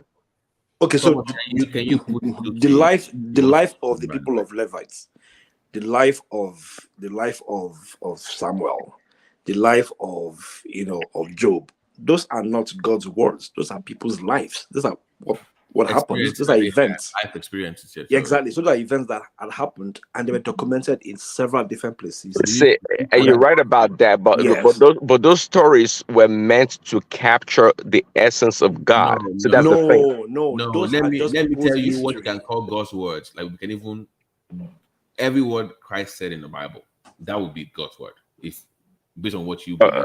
Okay, yeah. Ten commandments will be God's word. Yes, in fact, that is the only God's word. Right. Revelations will be like God, what He showed me. Exactly. That would be God's word. God's word. But Moses' journey down, that's not God's word. That is just history. Well, see, I agree it is history, but at the same time, is the history that captures God at work. See it's not just history, because if you actually do you know why it's history? I agree it's history that captures God's word. No, but if you look at it properly, the Bible itself, up until when Christ came, was the sole story of a selected people. The Bible, from the days of Adam, the Bible was the primary story of the Bible was a selected people from Adam. And Thomas, can you let Dupsy in? She's trying to get in, please. So sorry, go ahead, Paddy. So the Bible is a selected. Good night, guys. Good night. All right. Good night, Babati. And that selected story of a people, right? So up to the point where until Christ now came in and said, even the Gentiles, which is who we are, can also tap into the gift of God. Up until then, it was written specifically. So the Philistines, the Romans, the Egyptians are not part of that. They didn't come with that grace of God. So up until from Adam to Enoch to Eli to Abraham to Lot, those were to Noah specific lineage, and that's what the Bible even all through to Jesus. So it was baby stories of people that he liked. The ones he didn't like, they died along the way. Are you saying Goliath is a child of God, or Goliath also had the grace of God? No. The Goliath and David is the story about God. See, it says also that Enoch walked with God. So all these stories, they're not just stories for us to enjoy, like Let me ask you. Let me ask you. King David smashing the wife of his his general. Is that God's word? But It's like, there now. No, answer now. How does that? absolutely, Solomon. Is it God's absolutely. word? It's an account of an event. But do you not see God riddle? I mean, hold on. So what happened to King David? Yeah, what happened to He him? was punished for it. Exactly. What Yeah. what was the prophet Nathan came and told a parable to David, and guess what happened? Exactly. So which is what I'm saying. It's a bless. So it is those moments that we can relate. But that message Exactly. was that message was for the king and the king alone. No, well, I don't know. What does that have to do with the king? What does the king care about it? No, that message. You just said that the message was for David alone. Oh no, it's not for the king. It's not for the king alone. That no, I don't believe that. David was the one who took. So God. Remember, it was a parable. I read your book, right? When they said God made a covenant with his people, that is the people. That is people. That Exactly. God's word to everybody. Yeah. Well, that was the beginning of it. It's people, and that's why. By the way, it's people. The Israelites or the Jews were a people group that were selected. Okay, that was selected to be the starting points of our relationship with Christ eventually. See, that's why all the blessings that the Israelite have, now we've been engrafted into Christ, we also can have those things. There has to be a beginning of it. So that's what I'm saying, that it could have been a story about the Yoruba people or Africans or Igbos. It doesn't matter. It has to start from somewhere. Let's not get caught up with where it started from. Because Christ, at the end of the day, Christ came for everyone, not just the Jews. Now he came so we all can be saved, including the Jews. But it had to start from somewhere. But remember that the entire essence itself is not for Christ, though. It was the Jews that literally demanded for their savior, and they be demanding for a savior even long before Moses. 400 years before they be asking for a savior. So during the slavery in Egypt was when they started asking for someone to come redeem them. As of today, 2023, the Jews in Israel are still waiting for that savior. They don't even believe is this Yeshua. So they've always asked for their own savior. So they're the ones that remember, even I said Hercules, even Samson. They demanded for Samson. They demanded for Saul. That's the King Saul, not the one that became Paul. Well, so they've because you're right about Samuel. It. Exactly. So they've always demanded, and the demand for Christ was also their demand. So God, because they are a people of God that God has promised up to Abraham. But when it came, the Pharisees and the Sadducees, they denied him. They didn't recognize him, right? Exactly. So it was because of the way he came. Exactly, you know because of the way he came. He didn't come with the regular heroics that the people exactly before him right. They had that perception also. Himself. Yeah, it was Christ himself. It's Christ himself that made the choice to include everybody. The essence, the reason Christ came wasn't to redeem guess what? The first people that became Christians are the same Jews, right? The same Israelites. That's the descendants that became Christians. You keep that in mind. Let me cause wahala now. Who are the real? No. And they were persecuted. Remember? Wait now. Who are the real Israelites? Who are the real Israelites? It's in the Bible, right? I mean, no. I said that they are black. Some people say that they are black. That this is not the one that we have. It's not the real one. So who are the real? See, that's why I don't get into those things. To me, they're totally irrelevant. But of course, they are black Jews. We know that they're documented by DNA. Now, for example, even in South Africa, the people they call the Lemba people. Okay, that claim to have the Ark of the Covenant they called Ogoma Lugundu. I watched a documentary. They Jews. They tested their DNA, and yeah, they look like Africans, but they are Jews. They have Ethiopian Jews also. So they are Jews everywhere. They're European Jews. They're Do you buy into that multicultural, multi-ethnic Jewish? But see, I can care less about that. I don't care about that. No, Patty, do you buy into that? Do you buy that? No, I don't. What see, that's the thing. What does that have to do with my salvation anyway? I mean, what does that? No, you said these people now. If it's, we need to know who the people are. I agree. I agree. It says so. Is people right? But again, now we've been engrafted into the lineage of Abraham, and therefore all the blessings that they have as Jews, also as a non-Jew, a Gentile like myself, I also have it. So where are the blessings? Yeah. No. You said that no. If they are the ones doing everything, that no. Think about the logic. If you say that they're supposed to rule the earth and they're clearly ruling the earth right now, but that blessing is supposed to be for everybody. So why are we not, the other people not getting the same blessing? Of course they are. What do you mean they're not getting it? Of course we are getting the blessing. You said it's for everybody, but it's like they're the only ones just enjoying that special blessing. What do you mean the only one? How are they the only one enjoying it? The only reason we have this knowledge is because some people took it and sold it to us. The people, the blessing, it didn't come to us organically, remember. So it wasn't like maybe after I left Ethiopia, there was an Ethiopian Bible, and then somehow and then they did the disciples came into our part of. No, it was clearly exclusive. The only reason West Africa got introduced to Christianity was because of the voyage of the British, who used it on purpose to colonize us. Thomas, are you Thomas there? Okay, sorry. So a tool that was used as a to colonize, to enslave us further because of our resources, right? Even though we've learned that liberation out of it, for people who are not Christians, if you understand the essence itself, it wasn't even for our own good. It was, in fact, they wanted us to believe in it, not because they care about us. They wanted us to believe in it so they can manipulate us. But let me ask you a question. Hold on. Very day. Yeah. Do you actually think all those Europeans that came with the Bible to enslave us, do you think they actually understand the Bible fully, or they were actually saved? Do you think they were? Yeah, they do. In fact, they were missionaries. They were not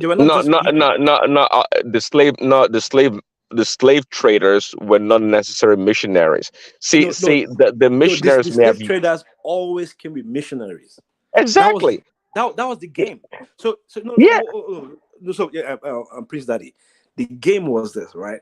It's okay. Let me just give an example. Let's imagine a bus driver and a conductor.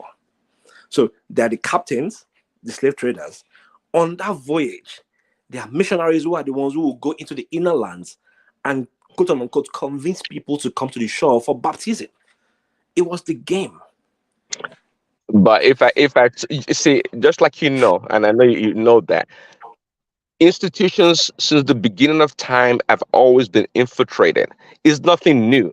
The notion that today somebody does a lab coat or a doctor's coat and go to a hospital, and trying to impersonate to be a doctor, it's doable. People can always impersonate. It doesn't mean they have the right intention. It's to usurp the essence of an institution or a people. So the notion that some people dress like missionary and they carry the Bible like they do today. Like, see, there are more deceivers in Christianity today than it has ever been in this world. So it's not an issue about it was the missionary that went into the inner lands and tried to get people to come to the shore so they can be enslaved. See, I'm not saying that all the missionaries were pious people. I can guarantee that some of them colluded with the slave traders to enslave people. But we have to put our focus back to Christianity, or what they were trying to do. Yeah, but the point I'm trying to make is that Christianity itself, right, wasn't done for the purpose of liberating the world. There's a clear people that Christ was sent to redeem. Point blank, simple. Right. But quickly, do you remember in the Bible? I think the entire 12 disciples, or the people that were sent initially when Christ died to go spread the gospel. You know what happened to them? Yes. They were persecuted. What happened? Exactly. They were all killed. Exactly. And their stories was buried in the book. So there's a book called the Codex Sinaiticus. I can't remember. But some labels call it the Codex. That was discovered in Egypt, and then there was another one discovered in Ethiopia. So it's archaeologists that found a book. Yeah. Have you read anything about? Have you read the Ethiopian Bible before? No. I try to. They make the Bible look like a summary book, and they're like the oldest form of Christianity. Like Yeah. So in fact, part of the last Christians when Ethiopia. Hold on. The Ethiopian Bible is the oldest form of Christianity. They have the text, their own Bible, their own text. Well, in their own alphabet or their own writings. But let me tell you. Let me explain to you. When I was in college, my roommate is one of my good friends today. Was from Ethiopia, and he was part of the priesthood, and they actually are like known like Levite, like and he had all the stuff and historical context and everything that he had. Any part of the Bible that I try to tell him, he would tell me the beginning of that story and the ending. It was comprehensive. I mean, it's a huge book, bro. It is huge. So if you have time, just go look at it. When you just you can buy it from Amazon or whatever. Sorry, and it's called the Ethiopian Bible. Yeah, just have time. It makes Bible like also all this you know when you talk about Genesis about the giants and angels having sex with women, but there was no details for everything. It goes into details of everything from Methuselah, everything you want to know. You to tell the well detailed story. Everything that was missing or somewhere in the Bible, you will get the real story over there. So they are more of the Old Testament kind of Christianity. So if you want to know more about that, just check it out. You can buy it on Amazon if you want. Sorry, Paddy, sorry to cut you short. I apologize. Go ahead, man. My apologies. Oh, sure, it's fine. So if you're aware of the Bacillus, that's like the very first church in Ethiopia, which is so, and these were several AD, several hundreds of years, or even 800 years AD in between. It was archaeologists that discovered that book, and then which was written in Aramaic, and started converting and replaying to where it got to Bible today. It wasn't even made for us. It ended when it was written down. It became like a constitution. So it's a mix of story, politics. And so it's almost so before government, before modern day, when we started having presidencies and prime ministers and the likes, there was no constitutions. The Bible was what gave, the Greeks and something of repute to use, and then they made it into all to the point where King James and the kings in England and Germany found it and used it as a tool to liberate themselves. So it was really used as a tool to, suppress their own people. And remember, even before, during those periods, they had witchcraft, they had sorcerers, and it was the Bible that they used to kill those people.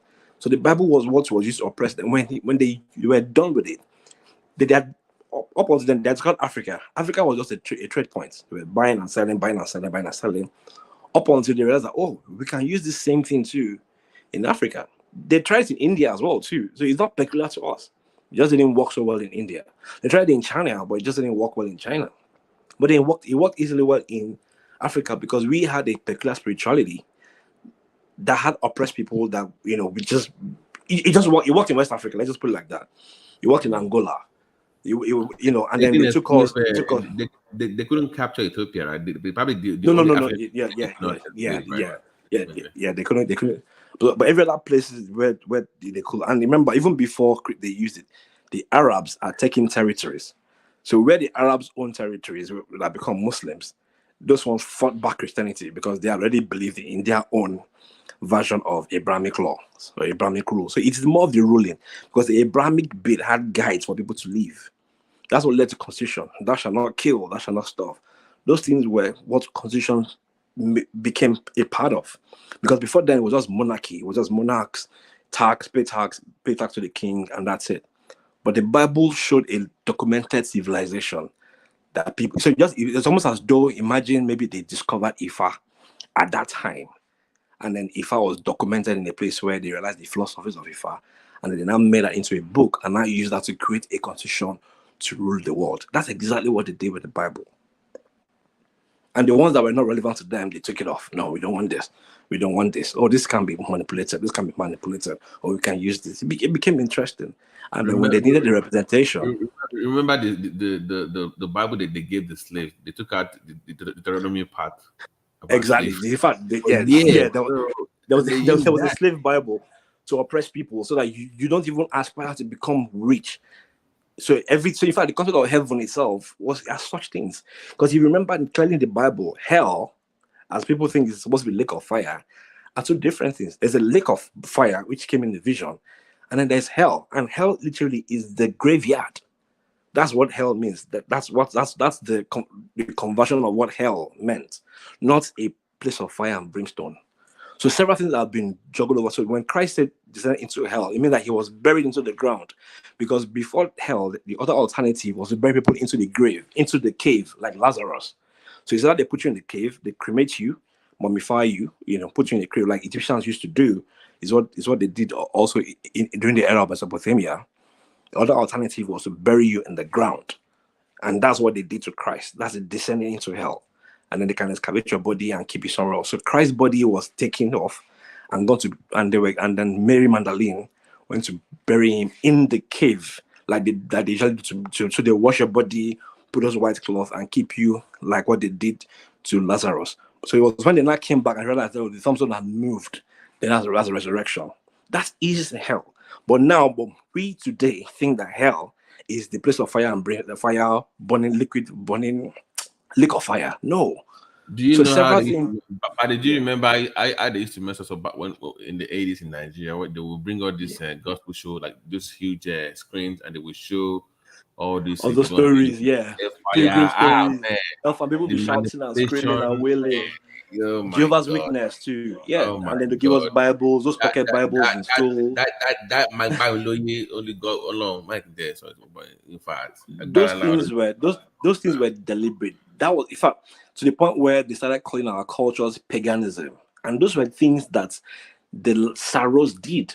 It was the Saros, because in fact, Christianity, when it came to us, was used as a tool for slavery. It was when the Saros came back that it became a tool for salvation. The same Christianity, the same Bible. At some point, it was to capture slaves.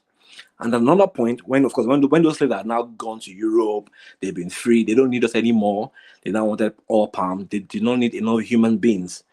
Those ones are educated, they had come back. Those were the ones who, because before, those ones even felt much more educated and more enlightened.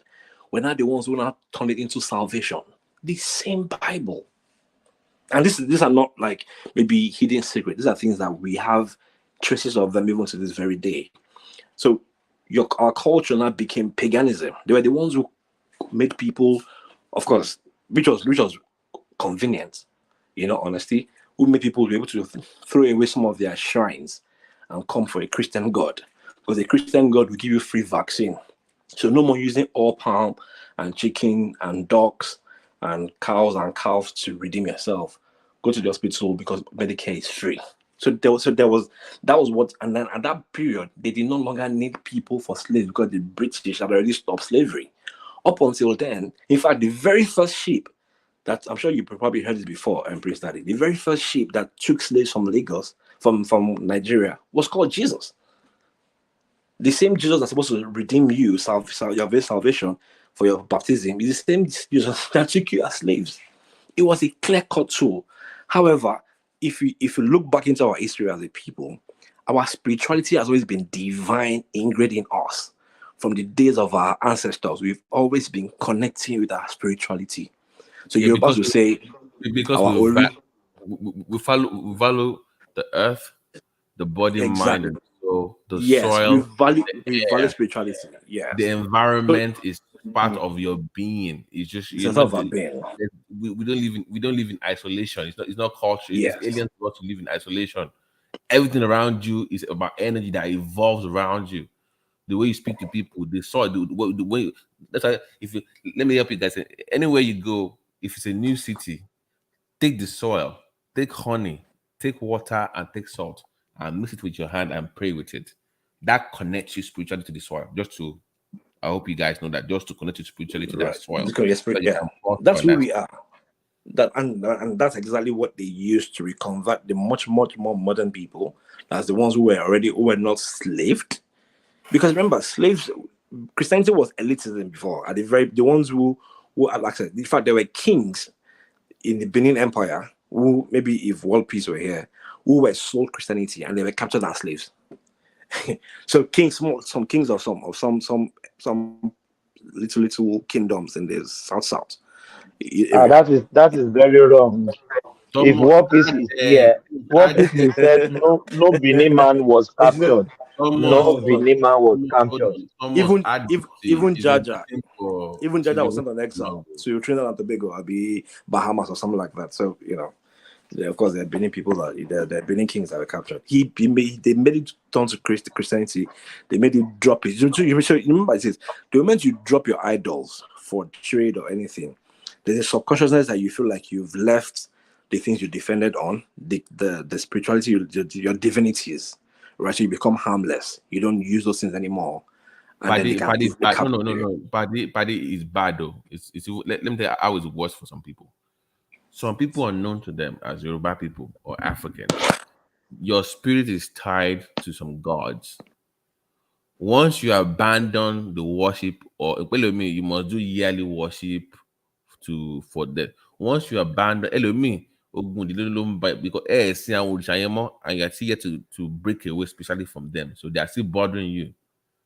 So okay, Dipsy is here finally. So I'll let Dipsy go ahead and engage you guys. Good to see you. Thank you. Thank you, Baba T. I don't know what's wrong with Thomas. Maybe he's been sleeping or something. I've been there. I was advocating for you all this while. Bring her on. Thank you, Jare, my brother. We are together. I'm not just a worshiper of Ifa. I'm a free-spirited person. So I'm not a Christian, I'm not a Muslim, and I believe in God as well. So I just want to correct Papi, is that Rotimi? Is Papi Rotimi? Is that the same person?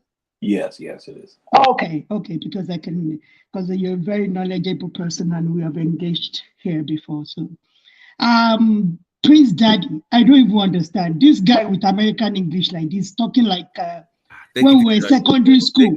Take it easy. Take it easy. Gently. He's talking as if we are still in secondary school when they brainwashed us with Christianity. That's the way Prince Daddy talks sometimes. I just wonder. And he lives in America. You should know more than this, my brother. And I want to say to him today that he should stop reading King James.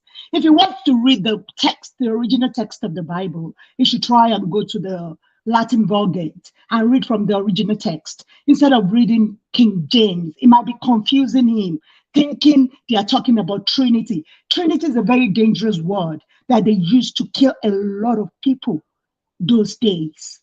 It's very political. It is not something that Jesus Christ that Yeshua talked about. He didn't talk about Trinity at all. So it's a very political word that was used to kill a lot of people those days. If you don't believe in that thing called Trinity, you'll be murdered, cold-blooded. So it's not something that it is originated from that the original scriptures. So if you go back to read the original scriptures, you would know that there is nothing like Trinity. It was all after they start translating the Bible from especially King James. I think is the one that actually did all those things, talking about slaves, talking about Trinity and all that. So please, if you really know that you want to be a good Christian and you want to have a brilliant discussion about what you believe in, it is always good to go with the original text so that when you're talking, you'll be able to convince people, because somebody like me now, you can't convince me if you're not talking from the original text. If you're still talking about Trinity, and if you're still talking that you don't know that Jesus Christ is Lucifer, then you still don't know much about what you believe in.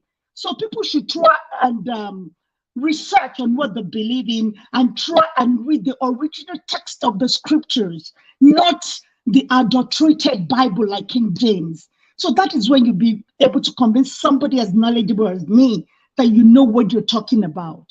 Okay, I can yield the floor for the next person. Thank you. Dupsy, before you run away, tell us more about Lucifer being Jesus Christ. Prince Daddy, I can't tell you more than what Poppy has told you tonight. If you close your mind, they say my people perish is in your book that you read. My people perish for lack of knowledge. You know, that was specific for people like you. So if you close your mind, I can't help you. So if you have an open mind, you'll be able to acquire knowledge. And that is the only way you can know the Almighty, the creator of heaven and earth. Do you understand what I'm saying? So if you don't have the wealth of knowledge that you're supposed to have, you can't know God. You just be deceiving yourself around that thing that the white people presented to you. So I am not a Christian, but I love God. That is that's the being, the Almighty being over there. So I love him. I know him because I have the knowledge. As to Prince Daddy, based on what you know, do you think, you said that she loves God and she's a good person. Can she make heaven based on what you believe, Prince? If she believes in Jesus Christ, absolutely, yeah. No, she says she has a good heart. She's a good person, and she loves God. But well, I don't believe in Jesus Christ. Jesus Christ so is just can she make an ordinary person that came into this world. But what the difference is that he was a righteous person that walked uprightly and did the good things that he's supposed to do. So I don't believe in him as my savior, but I look up to him like a role model that did things that were right when he was around here on earth. So I don't believe he's not my God. So Prince, is that good enough to get into heaven, like to afterlife? I mean, she's a fan. a fan of God? Yeah, she's of Christianity. Yeah, but she's not. But she's a fan. She respects it. Yeah, I think I've had months ago. So we had this conversation with Dupsy on a platform. It's not an issue about. This is the thing. If Dupsy ever had the opportunity to hear about Christ and she accepts Christ, that's all that matters. To make heaven. So it's not about, I'm not the one that decide who goes to heaven or not. But all I know is that if you believe in Jesus Christ and you're saved, you surely make heaven. And one thing I know for sure is that it has been appointed for everybody to be saved, meaning that she's going to have the opportunity, just like I had and everybody else, to be saved. So I'm not too concerned about people, not believing in Christ, but more so when they have the opportunity, would they accept Christ as the Lord and Savior to be saved so they can make heaven. Dupsy, you have the opportunity now with Prince to help you with that conversion. Are you to surrender my life to Jesus Christ, right? He said if you don't, you have the opportunity. So it's not giving you the opportunity now to do the needful. Just like the way Yoruba people love Shango, Oya, and all the deities.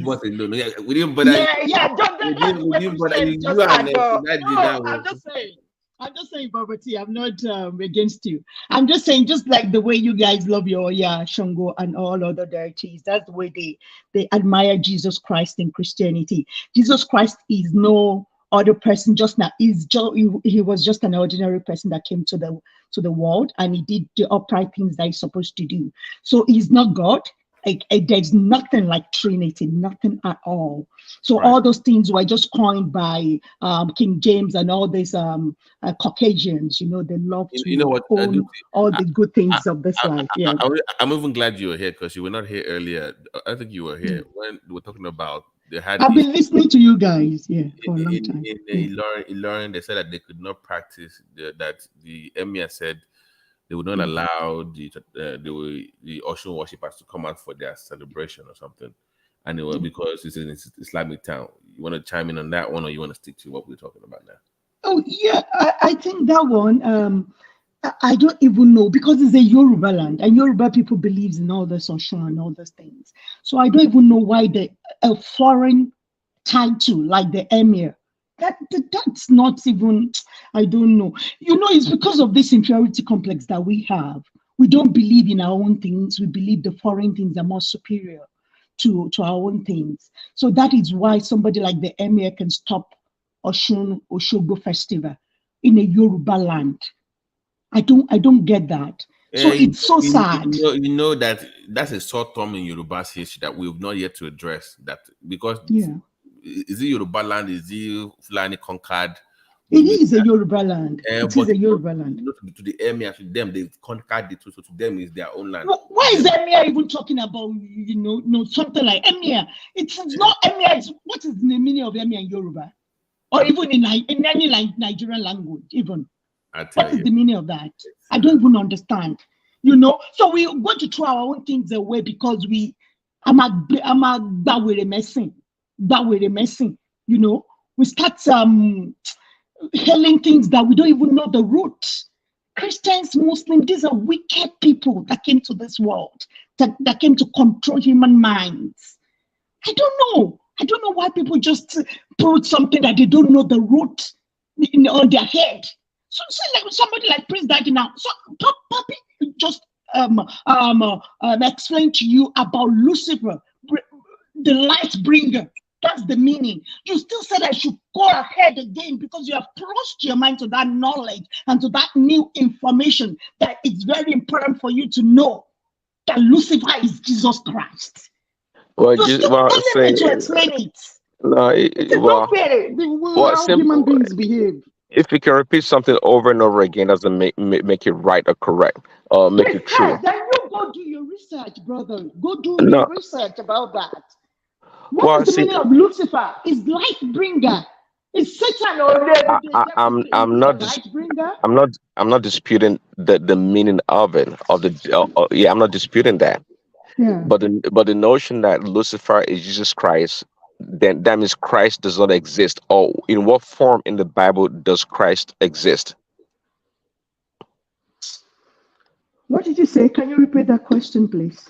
You Say said if something. it said Jesus Christ, well, it actually said Jesus Christ is Lucifer. So Yeah. so what does that mean? Does Jesus Christ exist or not? Jesus Christ does not exist. I only Okay. know about, from your own book, I know about, what's the name? Yeshua Mashiach. That's the one I know. I don't know Jesus Christ that you're talking about, because anything that got to do with, say, King James and all these people, I don't know anything about it. So, but I know about Yeshua. Who is Yeshua Mashiach that you mentioned? Who is he? That was the story that was told, that a guy came into this world that was born by a young girl called Virgin Mary. Do you understand that? So that was the story that was told about this particular guy. Do you understand? So that is what Christianity is based on. That's what they believe. Do you understand? So that is that was written in that holy book. I don't believe in it. I don't know anything about it. But I know that's what's written in the holy book because I love knowledge. That's why I know a lot about the holy book. I just want to know. I love knowledge. I know about Quran. I know about Bible. I love knowledge. But I'm a lover of God.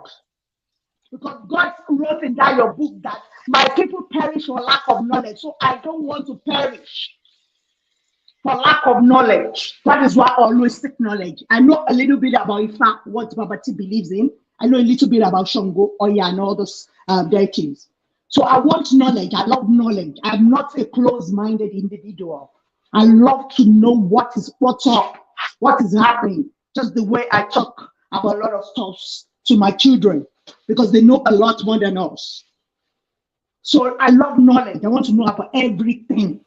I'm not a closed-minded person. They are offering you a way to Christ now. Pastor Thomas is here. He wants to. They said I should give my life to Jesus Christ. They are giving you a way to to give your life to Jesus Christ. I'm trying to help you.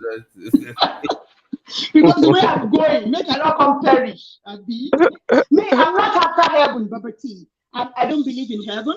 I believe to live as a normal human being on earth. When I die, I die. I'm not like them that they are looking to be compensated. That is why they deceive themselves. I don't want to be compensated. I want to live like a human being. I want to be a good person. I want to love my neighbor. I want to love God with all my heart. I don't want to be compensated for it. I want to do it because I'm human. Do you understand? They are doing it because they want a compensation, which is called heaven. And this is deceit from their colonial masters. They've deceived them into being a slave of this thing they call Christianity. I was saying earlier that it bothers me that a Yoruba man is singing Abraham blesses and Olúwa dáríjì wọn torí pé wọn mọ tí wọ́n sọ torí wọn mọ tí wọ́n sọ. Àmín.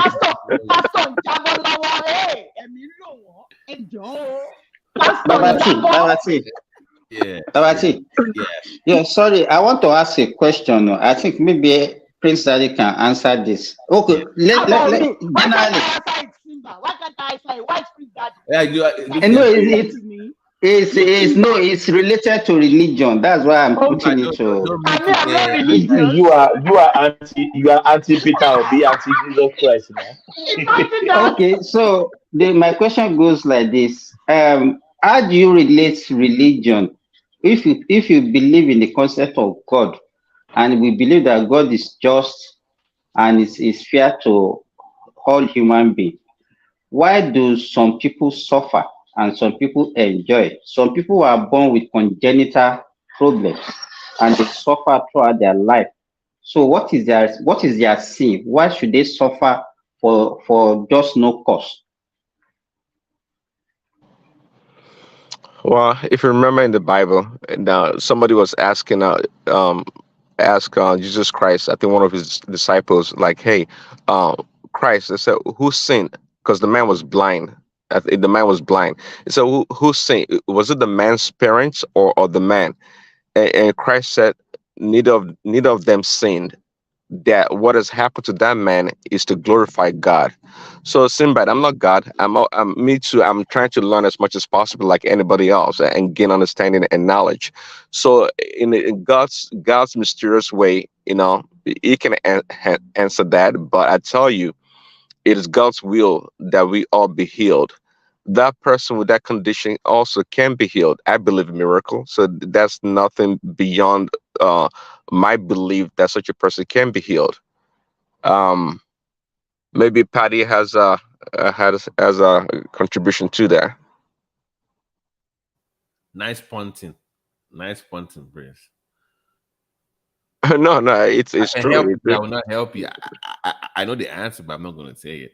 Oh, tell us. I would like to learn. I love to learn. It's pretty much that people are born that way to fulfill the scriptures. So when people have deformities and stuff like that, it's an event in time that's supposed to prove that God is all powerful. And so when we say what we call imperfection, according to your Bible, is perfection in the eyes of God, because for somebody that is blind, deaf, dumb, they serve a purpose for where they are. So, well, yeah, just like that was Jesus Christ's response to his disciple. This man was born so God can be glorified, because the power of God can be glorified.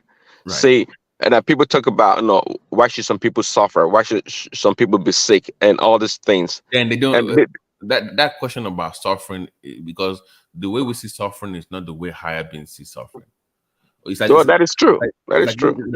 Like God give me wealth, God give me money. God does not make money, but He makes trees.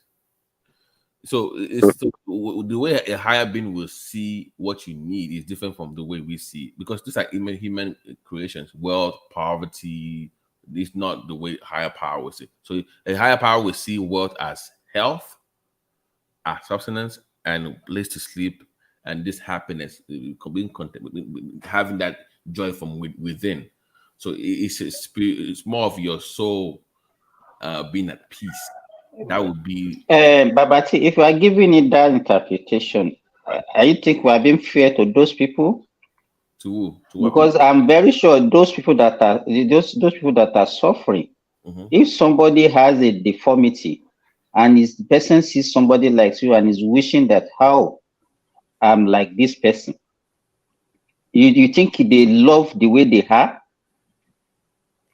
Because I don't think we are being fair by giving it that interpretation.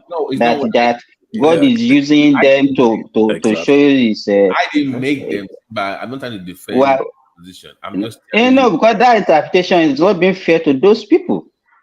Oh, so now you're being a physician But, now. Simba, life is not fair.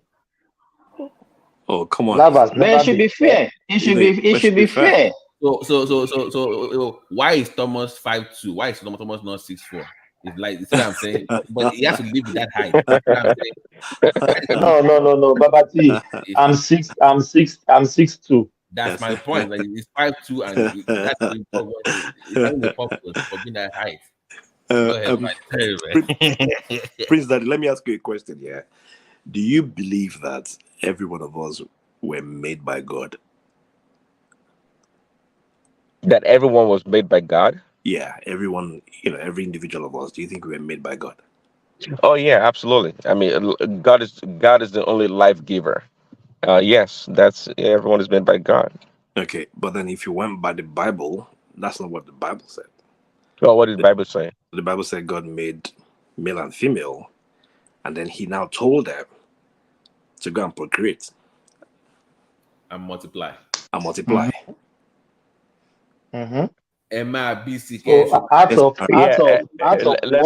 Let's make man in our own image. Mm-hmm. Yeah. Let's make man in God created. That is why other people was created. Meaning there has to be a beginning, and that's one thing a lot of people don't want to acknowledge. This things didn't just happen because they just happen, like some scientists or some people. But Paddy, do you even believe in that story that Adam and Eve are the first person on earth? So I don't even need to believe it because the Bible was very clear. There are two separate people. So there's men, male and female, of them that he had made in chapter 1. Adam and Eve were made in chapter 2 for a purpose. The purpose is to till the ground. So there is separate. So it sounds very confusing, right? So in Genesis chapter 1, verse 5 and verse 6, he made man in his image, male and female. He created them, and then he blessed them. He now told them to go into the world and procreate and have dominion over the earth. Blah blah blah blah blah blah blah.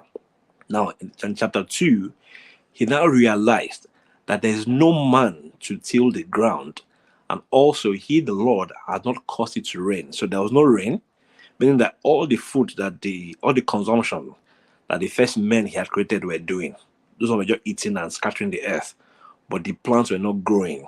He now had to go and make a man that had the skill of agriculture. Then that's when he made Adam and Eve, made him sleep, made him from clay. Papa, you hear he said he poured his essence into them. Exactly.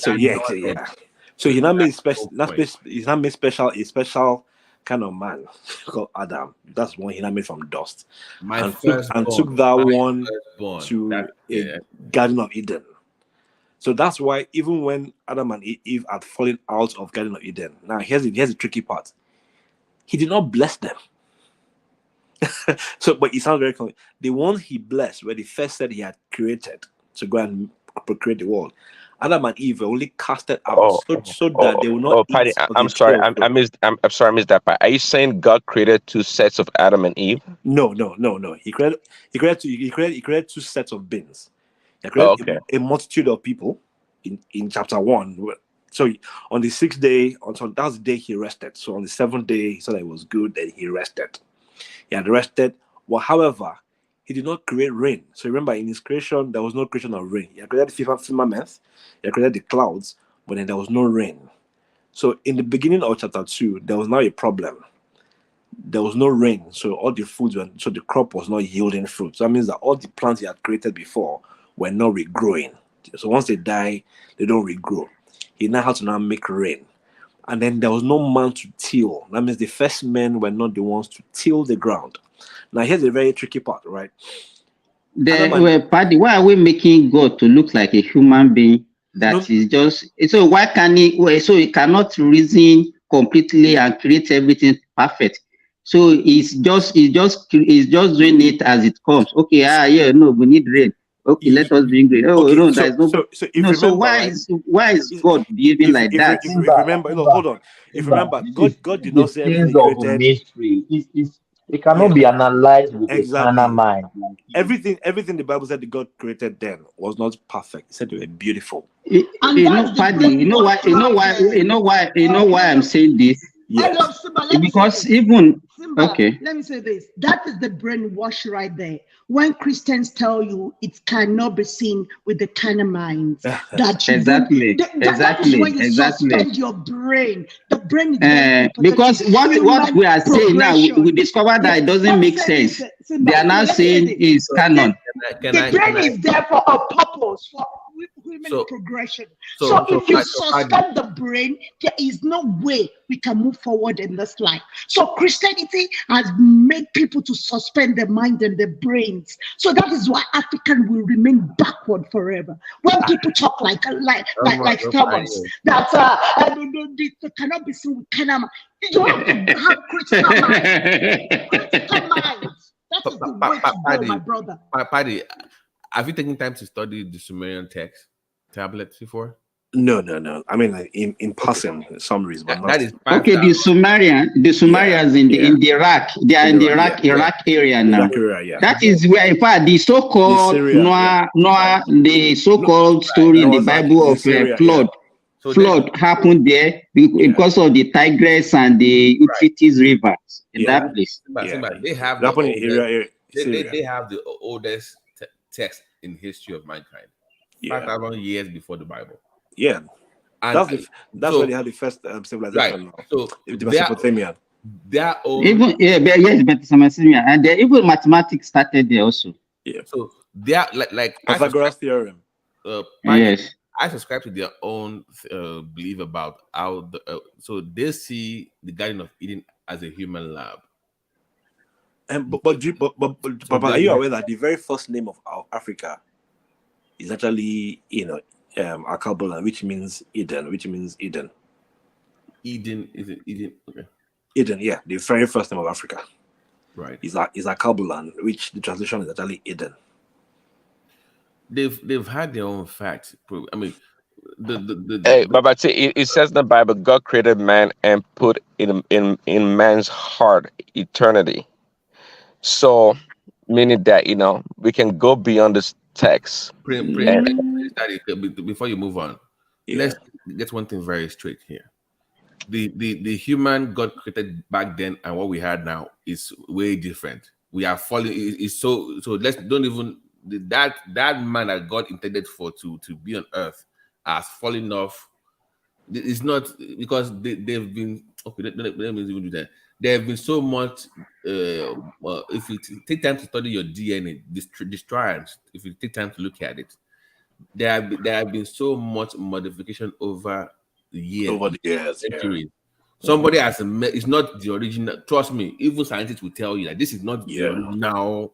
Somebody has. So we are the pirated one. Evolution. Somebody lived for 400 years, 500 years. That part of our DNA that makes you live longer. So the issue I have with that one is that the calendar years we're using now is just what they were using back then. But I'm saying even at that, even compare your health to the way your grandparents were living 100 years ago. They were stronger. It's just we've kind of like. But they not live like this. Nobody lived 900 years old. Okay, this is my bigger point. The original man from back then is not the same one now. So even at the spiritual level, your Bible will tell you they saw God directly. They could interact with God. So that level of interaction with supreme beings is not what we have right now. So something happened way between that. Okay, so because you are still you are picking it based on that very spiritual text. So here's my bit, right? Let's first understand that the way the Bible was written, it was written the first book of the Bible, that's Genesis through Exodus, I think, to Leviticus. Genesis, Exodus, Leviticus. The five book of Moses. So they were written by Moses, right? You missed my point. Hold on, no. So I'll get to your point.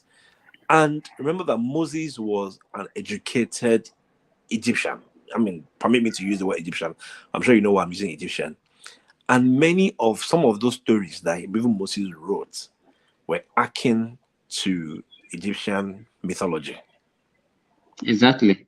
the people who we now call Israelites were slaves, ostracized for 400 years with almost no history.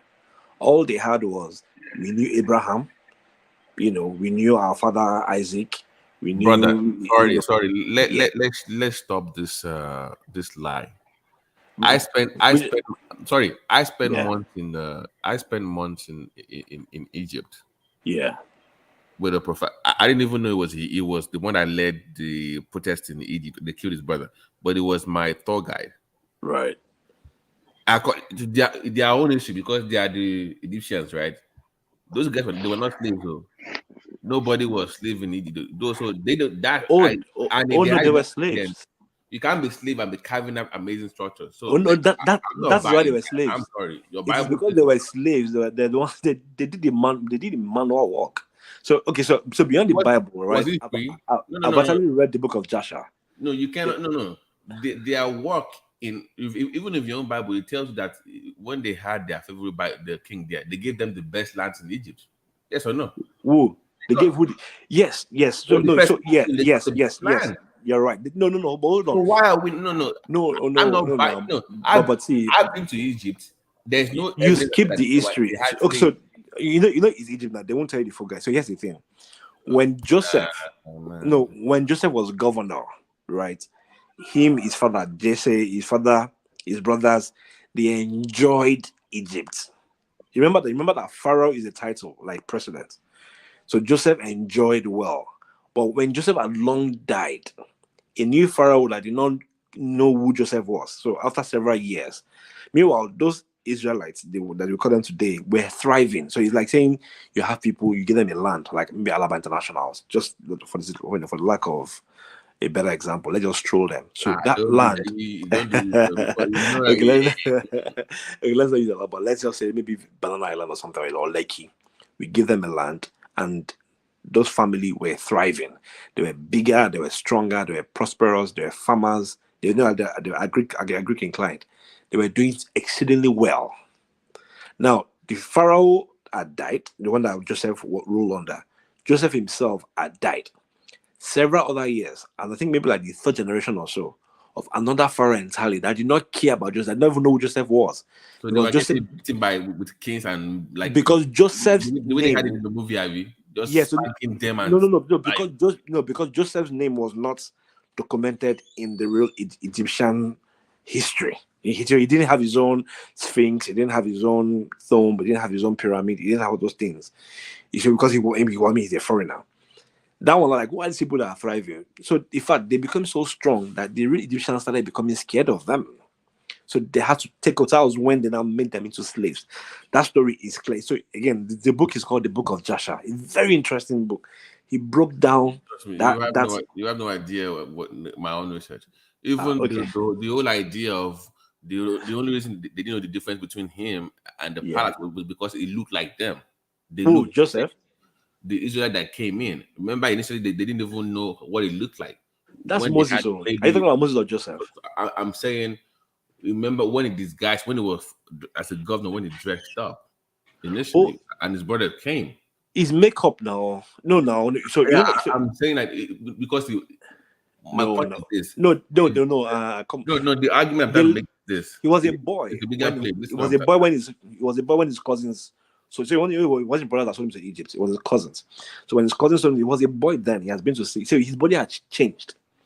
He was now a man. My point is, what I'm trying to make is this. Yeah. Because I went to some places that ordinarily you would not go in Egypt. Yeah. And even remember earlier I was asking jokingly earlier. You thought I was it's not really a joke. I asked who are the real Israelites. Remember I asked earlier like even in some part of Egypt, it's not the people that live there now that were there back then. So I'm just trying to paint a bigger picture here. Like even the people claiming to be something might not necessarily be that. So you're saying that the Israelites of today who were given land to live in Egypt were not slaves? They worked, but they were not the way they were depicted as some kind of slave camp and slave labor. I don't buy that. They But were you know that, filled. but are you aware that Egypt will not tell you that part of the history because it is toxic? No, They're no, no, literally, no, they're no. literally. And again, I just mentioned. No, they didn't tell me that. I did my own research before. I'm asking you now. Have you read the book of Joshua? I've not read the book of Joshua. Okay, so do you mind pegging it down? No, that's actually the actual book of their story. If you don't mind just pegging it down, and maybe after this show you can even watch a YouTube video. It's very interesting. You will clearly see what happened. Paddy, you know why all those books were not in the Bible? Because they know that they are controversial and it will not propagate what they actually have in mind very well. Right. There's also another book called the Gospel Book of Thomas. Of Thomas, right? It's also not in the Bible. We know that. Even the book of Mary Magdalene. There are quite tons of them. You know what's funny though? My time in Israel, my time in Israel, they took us to the church, the first Church of Christ, because according to the Jews, I'm not saying that if you don't believe that, according to the Jews, the first Church of Christ was paid for by Mary Magdalene. So you will see that is the first paid by Mary Magdalene to open the first ministry of Christ in that place, and they have the whole thing still there with the stuff. Just to FY, I thought I bring that up because you mentioned Mary Magdalene. But when I was younger, I was really into all this stuff, traveling the world, looking for all this, missing piece and reading all these books, and yeah. But we're here now. But go ahead. Sorry to interrupt. Oh no, it's fine. Yeah. If I just whilst you're talking, Daddy, before we move on, we have 30 minutes to go. We just shut down 10 hours, but let's just give it 30 minutes more, half an hour. Then we shut it down. Let's move from. I'm enjoying it. So really, I'm enjoying it. Paddy. Here's the bigger point that I'm making. There is more than we know, obviously. Yeah. Okay. But the question is, what we know, is it enough or is it even necessary at all? No, so what we know is not enough because we still have a long way to go as humans. The world is asked for us to dominate. I mean, in terms of spirituality, not. Yeah, I know. Yeah, I know. I'm talking about spirituality. Okay. It's for us to dominate, right? Now, here's what I feel like many Nigerians, many West Africans, or let me use in particular, many Yorubas are failing to get is that what our forebears did was for us to improve. And every other civilization has taken what their forebears laid down for them and they've improved them. As far as I'm concerned, based on what I hear, the rhetorics I hear, our people are the only ones who are craving to go back to that era. Oh, let's go back to our days. So I'm not talking about cultural norms like prostrating and morals. I'm talking about the spirituality. It is for us to improve. Oh. Those things that our forebears did, those herbs, those concoctions, are laid down for improvement. Because number one, we have more population, we are more learned. They had far bigger limitations that we have access to today. That we can improve those things for us to consume. But because of the way we are as a people, and I'm not trying to shade us, we kind of like run away from improvement. I want to stick to in fact, Paddy, I think it's actually affecting our development, and it's making us to be lazy. Yes. What that is something that needs a physical solution. We're looking for spiritual solution to it, and it's also not making us productive. It's not making us to be productive at all. Yeah, and in fact, because you know why that is? Because thinking is difficult. Mental work, to do a mental work is difficult. When you want to have a critical mind, it's not something that's easy. It's better when you say there's something wrong with this person, instead of going for PET scan, different kind of scans. It is better and it's easier to go through that route instead of you to do a mental work, a deep thinking about what is actually wrong with this person. The little experience I've had in my practice have made me not to believe in spirituality. Believe me. Exactly. You know, I've seen several cases. I'm still not happy with you, Simba, because Christianity. Have you ever spoken about your own religion before? I'm talking. I'm not talking about. I'm not talking. No. Lucy. Just wait. Let me talk. This I didn't mention Christianity in all everything I've been saying. I'm talking about religion generally. You've never, since you came on platform today, did you hear me mentioning Christianity? I'm talking about religion generally, especially the true Abrahamic religion. I'm not particular because you know what I said earlier. There's no difference between the two. If you look at Bible and Quran, there is a lot of similarity between the two. So I'm not particular about any of them. I'm talking about religion generally. So don't think that I'm attacking one. And that's what is very difficult.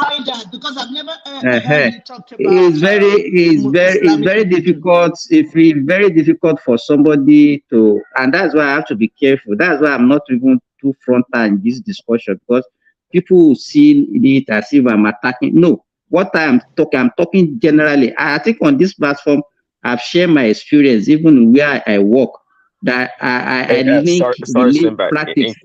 In case I go off, my battery's low. So nice discussion so far. Appreciate it. What happened to Dupsy? Dupsy left something. Okay. Dupsy is still here now. It's Paddy that I think it's Paddy that left. No, I'm still here. It's Dupsy that's not here. Yeah, it's Dupsy that's not here. How are you diagnosing your patient with this kind of eye? You look back, go. Right. Okay, she's back. I'm kidding. What do you say, Babati? Nothing. I didn't say anything. I'm just kidding. I'm just kidding. Yeah, I mean, because I was a Christian, that is why I go all out. I know a lot about Islamic religion that is fake as well, but I don't talk about it because I wasn't a Muslim in the first place. So that is why. So I love somebody that was a Muslim to talk more about it as well, so that you can educate a lot of people about that as well. So that all these stories, let me tell you, all these things that we are discussing now is the same thing in the Quran. All these Adam and Eve, all these story of Moses, they are all the same. So if you attack one, you are attacking the other. That is it. Okay, you understand what I'm saying? So the only difference that you see between Islam and Christianity is actually the New Testament. When they talk about the story of Jesus, Simba is very and clever. that is Simba is very clever with it. It's been dancing around this all morning. Islam just dance around the issue. He does not want to address it frontally, but it's okay. Which one? Which one? You know, we know what you are doing. It's fine. Don't worry. I asked my Ilori earlier. You didn't give me. Say, not really. You see, it's Islamic. You don't want to. I know what you are. Okay, it's okay. Okay. Babati.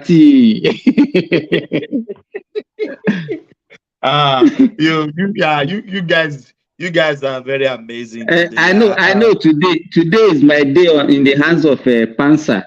So Pansa. I think Passat is improving. Passat is improving. It's really improving. Thank Thomas, because this version of Passat is compared to the old version. This one is way better. It is a mild form. New and improved Thomas. That's why I came in. I don't like the old Thomas, but this new Thomas and Dipsy, Passat was actually rooting for you to come in. Don't mind me. That guy is so smart. It's because I've been abusing him in the comment section. That's why he was mentioning my name. He's such a smart guy. Don't mind him. But no. Passat is a smart guy. Passat is a smart guy. I love him, but when he goes to he will be a good politician. You know, when you are attacking Passat, he knows the way to turn the tide around and now hit you very hard. I said one day, exactly. Very manipulative. Highly manipulative. Very crafty guy. I said is intelligent more than Peter Obi one day. Oh my God. He said, how do you say that? I said, Peter Obi is not intelligent. When he's speaking, no. Passat is more the IQ.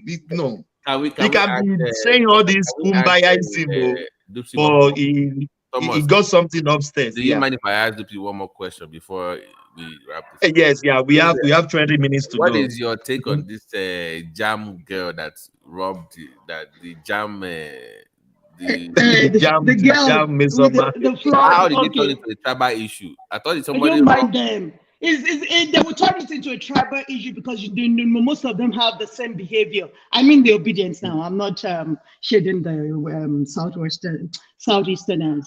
The obedience have the same behavior. Just exactly the way Peter Obi came third in the election, and he wants to claim his mandate that he never had. Exactly, the guy wanted to claim first that he never had. It's the same thing.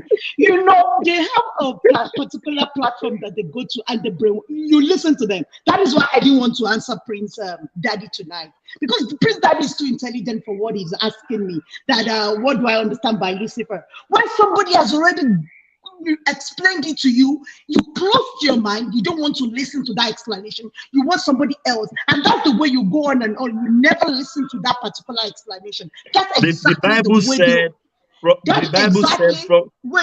the mouth of the 2 or 3 person, then we will establish the truth. So we want to establish the truth. So that's exactly the way the obedience behave. You will explain something to them over and over again, as long as where they take the information from doesn't say that particular thing you're saying, they will never listen and understand what you're saying. So that's why Okene will come here. You will explain that thing with all your strength to him. He will never take it from you. He will still be talking about that particular thing that he wants to do. Forget the girl for a second. It's not even the girl that I'm asking you. Is the highly who gave me a name? Dupsy the word. Dupsy the word. Dupsy the word. Oh, Thomas. No. I mean the obesity. Baba T, mo change yoruko Dupsy ni. Dupsy the free thinker. Oh, wow. Okay. And you said which one? The other woman, right? Right, like the former Minister of Education. I don't even dig. I don't dig that woman at all. This girl. In fact, they had this lawyer from the UK. I will pay for her to defend her. I don't like that woman from day one. I don't understand why she's behaving that way. She's too exposed for the kind of things that comes out from her mouth. I'm always very disappointed anytime she talks. And so I don't dig. I don't even listen to her. I love people. Babati, I'm a free thinker, just the way Thomas wrote on my name. So if you don't have an open mind, I can't communicate with you. If you're closed-minded,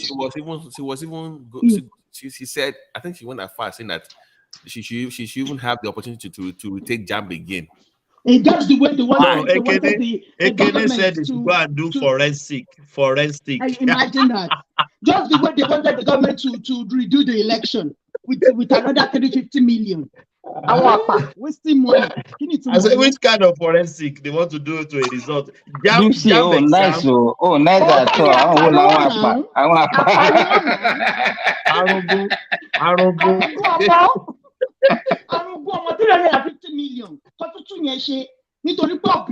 Billion money, is a million. Billion.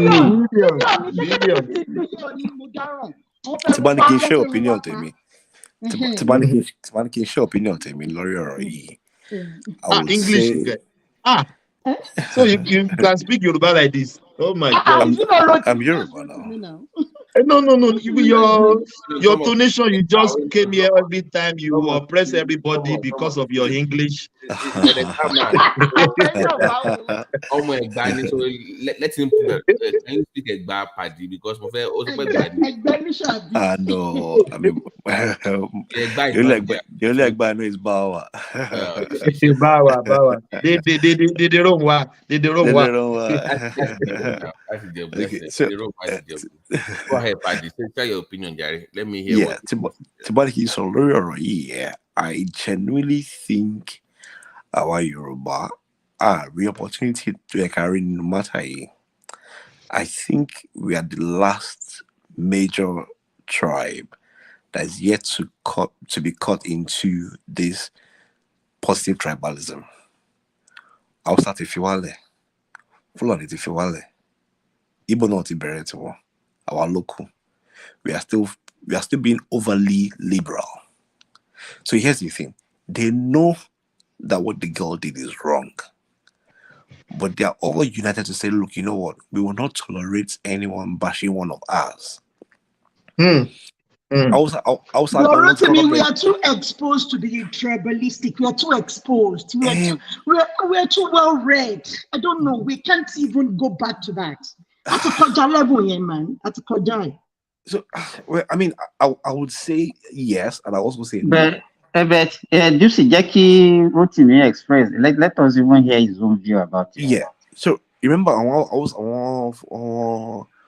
full. I also know from time immemorial. One came condemn around one tower. One day they lay around jar, but they will never lie. Or even not the birds. One thing. One they condemn. They know within themselves that what that girl did is asinine. But when they condemn enter, in fact, they would make it seem as though and let JB, even though it's very glaring. So they keep making excuses upon excuses. So if something I want you, John, I want to bury South no. Even the Bible when world peace once you mention his tribe, whether it's for good or bad, at the defend. No, don't talk about us. But we are the one. We are not the ones who is still holding on to, or we are liberal. Everybody can be divided. But we have to party. We have to be identified with something positive. We are not like them. I know it's haunting us. This our liberalism is haunting us. Paddy. So the point I'm making is, Paddy, have you ever listened to my engagement with Chief Gomez on this platform before? No, I haven't. We have gone at it before. This idea Oyibo, of China, yeah. Koreans, Indians, they are all being united. Everybody team drum. That's the way the entire world is moving. Russia gone drum, Eastern Europe drum, South American drum, Eastern African drum, Southern African drum. Kilo shower. Even on one to look at Africa go. English. Because of our I know the reason why he's speaking Yoruba now. You should know why he's speaking Yoruba now. I know. Okay, so anyway, I'll just say even the northern Arabs of Africa, even the Arabians, everybody are becoming unison. The only tribe I know that has a population, because Yorubas are over 50 million, we have that population. We are still the ones who are overly forming liberalism. But here's the thing: we are losing touch. We are losing our culture. We are losing our language gradually. We are losing our lands because they're infiltrating. So in cases like this, even though we know that what is wrong, no matter however we see that immorality is wrong, they will never condemn it. But we will always condemn ourselves. But we always condemn ourselves. We don't care, even though you are. No, we call the spirit. Igbo came out. I condemn him when he's supposed to be condemned. I don't care because it's from Yoruba land. No, I don't. Now the Afenifere or Afenifere what they call themselves, when they start their own shenanigans, I condemn them. I don't care because they are Yoruba. Yes. So see, here's the thing, Thomas. I very much agree with you. Even, of course, I'm also in the same train as yours, right? But here's what we are not seeing is that we've already been creating a divide. So once they are using it against us. They are using it against us. That was the next thing I was going to say. They're not using it against us. So the point that now we can't no more thrive. It's now as though so look. Here's the thing now. Once we become divided, and this era of TINUBU goes off, they're gonna push us back to where they think we should belong, because everybody already now becomes a single voice of power, and that's why I even beyond outside of Nigeria, the entirety of other people are already doing the same thing. And how do we now grow? Because we are only as strong as our numbers. So I'm not saying we shouldn't condemn ourselves or chastise ourselves when there's something wrong. I'm saying that we should not learn to closely teach ourselves.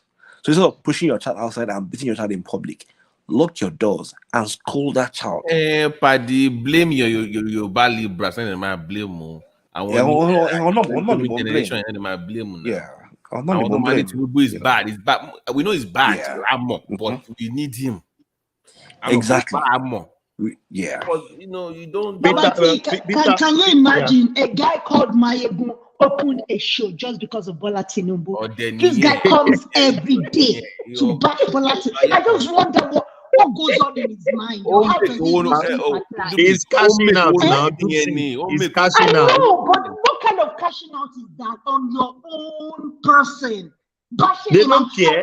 Money is the root of evil. Yeah, they loaded a lot of people with this stuff. People like Rational Mind, they can't take Udeyi is not a Lagosian. Udeyi is a Lagosian now. He's a Yoruba guy. Rational Mind is follower of Mayegun now. Anything you hear from him is from Mayegun diary. Exactly. In and out. Garbage in, garbage out. Everything from Mayegun. Imagine that. Oh my God. I get your point. I have engaged. If Thomas remembers, I've gone at it with Chief Gomez on this platform about this Omoluapism, because he always tell me we cannot help ourselves. It's in our nature. When we had a bad day last year, summer in Houston, and KBC came and I had an engagement with one of the lawyers. It was so bad. I had to go beg him. I was like, what's it bad? Because you are discussing Lagos and Ibadan. They are buying it in acres. I'm telling you now, they are buying them in acres. Forget Lagos. What's the rattle? But they are buying those in acres. What's the rattle? And your buyers are just selling land to people for peanuts. The day Ekene shows Alaba International. What's the rattle? The last time someone did something for us was Awolowo. Look at how Awolowo was able to build the Western region. Look at how we thrived as a people within that region, from Ibadan all the way to Abeokuta, all the way to Lagos, Songwater. We had industries. We built the airports. All on NTA now. NTA was owned by Yoruba before Nigeria looked at more lower. Ports now. That is so we have that. It started with WTA now, West African Television Station. Yeah. We own all those infrastructures. We own the largest industrial settlements in the entirety of the country. But we have, it's almost as though, like, what is so wrong in closing your window and spanking your child? That's why, even for me, but Professor Rory, I have to speak our language. So I don't do the same thing. I don't do the same thing that I'm trying to condemn. You know, and that's what other people do. When they want to score themselves, they change that, they speak their language. One bar and one sorrow. When they speak English, you can see sometimes even on this platform, if Danzita want to talk to Ekene and Uptown, she will change to Igbo. It will change to Igbo, yeah. It change to Igbo, just to yeah. You're right. I think we have to learn, and that was one of the reasons why Pansa came, because he knew that I've already joined Mike in castigating them, and that's why he said I have something in my eye. I didn't even know what was describing that time. Anytime if they see anybody attacking them, then that person becomes an enemy, because they know that once you understand their antics and you are getting at them, then they know that this one, no, you can't play with this one again. Because every time here we castigate ourselves. Oh, no, don't talk like that. No, don't say. Did they on their own platform? Did they do such things? Did they have any restriction? Simba, to balance earlier, do you remember earlier on? Let me say this in English. I don't give a damn who listen. Do you remember earlier on when we were all abusing Dangote earlier in this program? And somebody said, what if Dangote was an Igbo man? They said, no, don't worry. You know what I'm saying? If it was a different person, it was like, no. It was like, it's this level of... But see, even if TINUBU were to be an Igbo man today, no. Those people, they're so jealous. God. But there is that of Lagos upset. I've said it times. This is not it's an open secret. By the way, Thomas, one of our famous men on this platform said something. Nobody caught it, but I caught it. He said, we're discussing economic dominance, and he said, well, if you dominate Lagos, at least we'll give you something now, but we'll see dominate. And nobody said anything. No, I'm like, You know what I'm talking about, Mr. Joel. Yeah, I caught when he said it. I'm like, he said, hey, at least we can dominate Lagos. At least you see something. And if you don't care about it, it's none of anybody's business. I'm like, okay. Pay attention. This is economic dominance. So you must. Oh my God! I'm a local. No, it will be all right. I think people are thinking now because we see liberal. I don't know where it's going to end us. Thomas, one of these days, way for full discussion, my dad is the head of. He's the liaison of Yoruba to South America, or whatever. That is his jobs for the chiefess, whatever. Oh yeah. Bro, we have lost over 1/3 of our land. I'm telling you how bad it is. It is. We are here discussing. You sold your land and you collect money and you use it to drink burukutu. Stop doing that. We are fitting that narrative again. It's that when you as in Yoruba land, we don't have council of Obas. So they have a state level. There's no Yoruba council. There's no Yoruba council of kings. They don't have one. So there's many things going on behind. I can't even say on this. So when they go to another to go and buy land, once it's supposed to say, I want people bullying now. Somebody don't get back now. But you don't have anybody managing those lands for the indigenes. They apply for the next 30-40 years from now. When that place will develop. They have a good foresight. In fact, BT today, I was just thinking today. No, yesterday, tomorrow. We have to shut down. Let's go to the back room and discuss. Let's go to the back room and say, after party, after back room. After party. So yes. Thank you guys.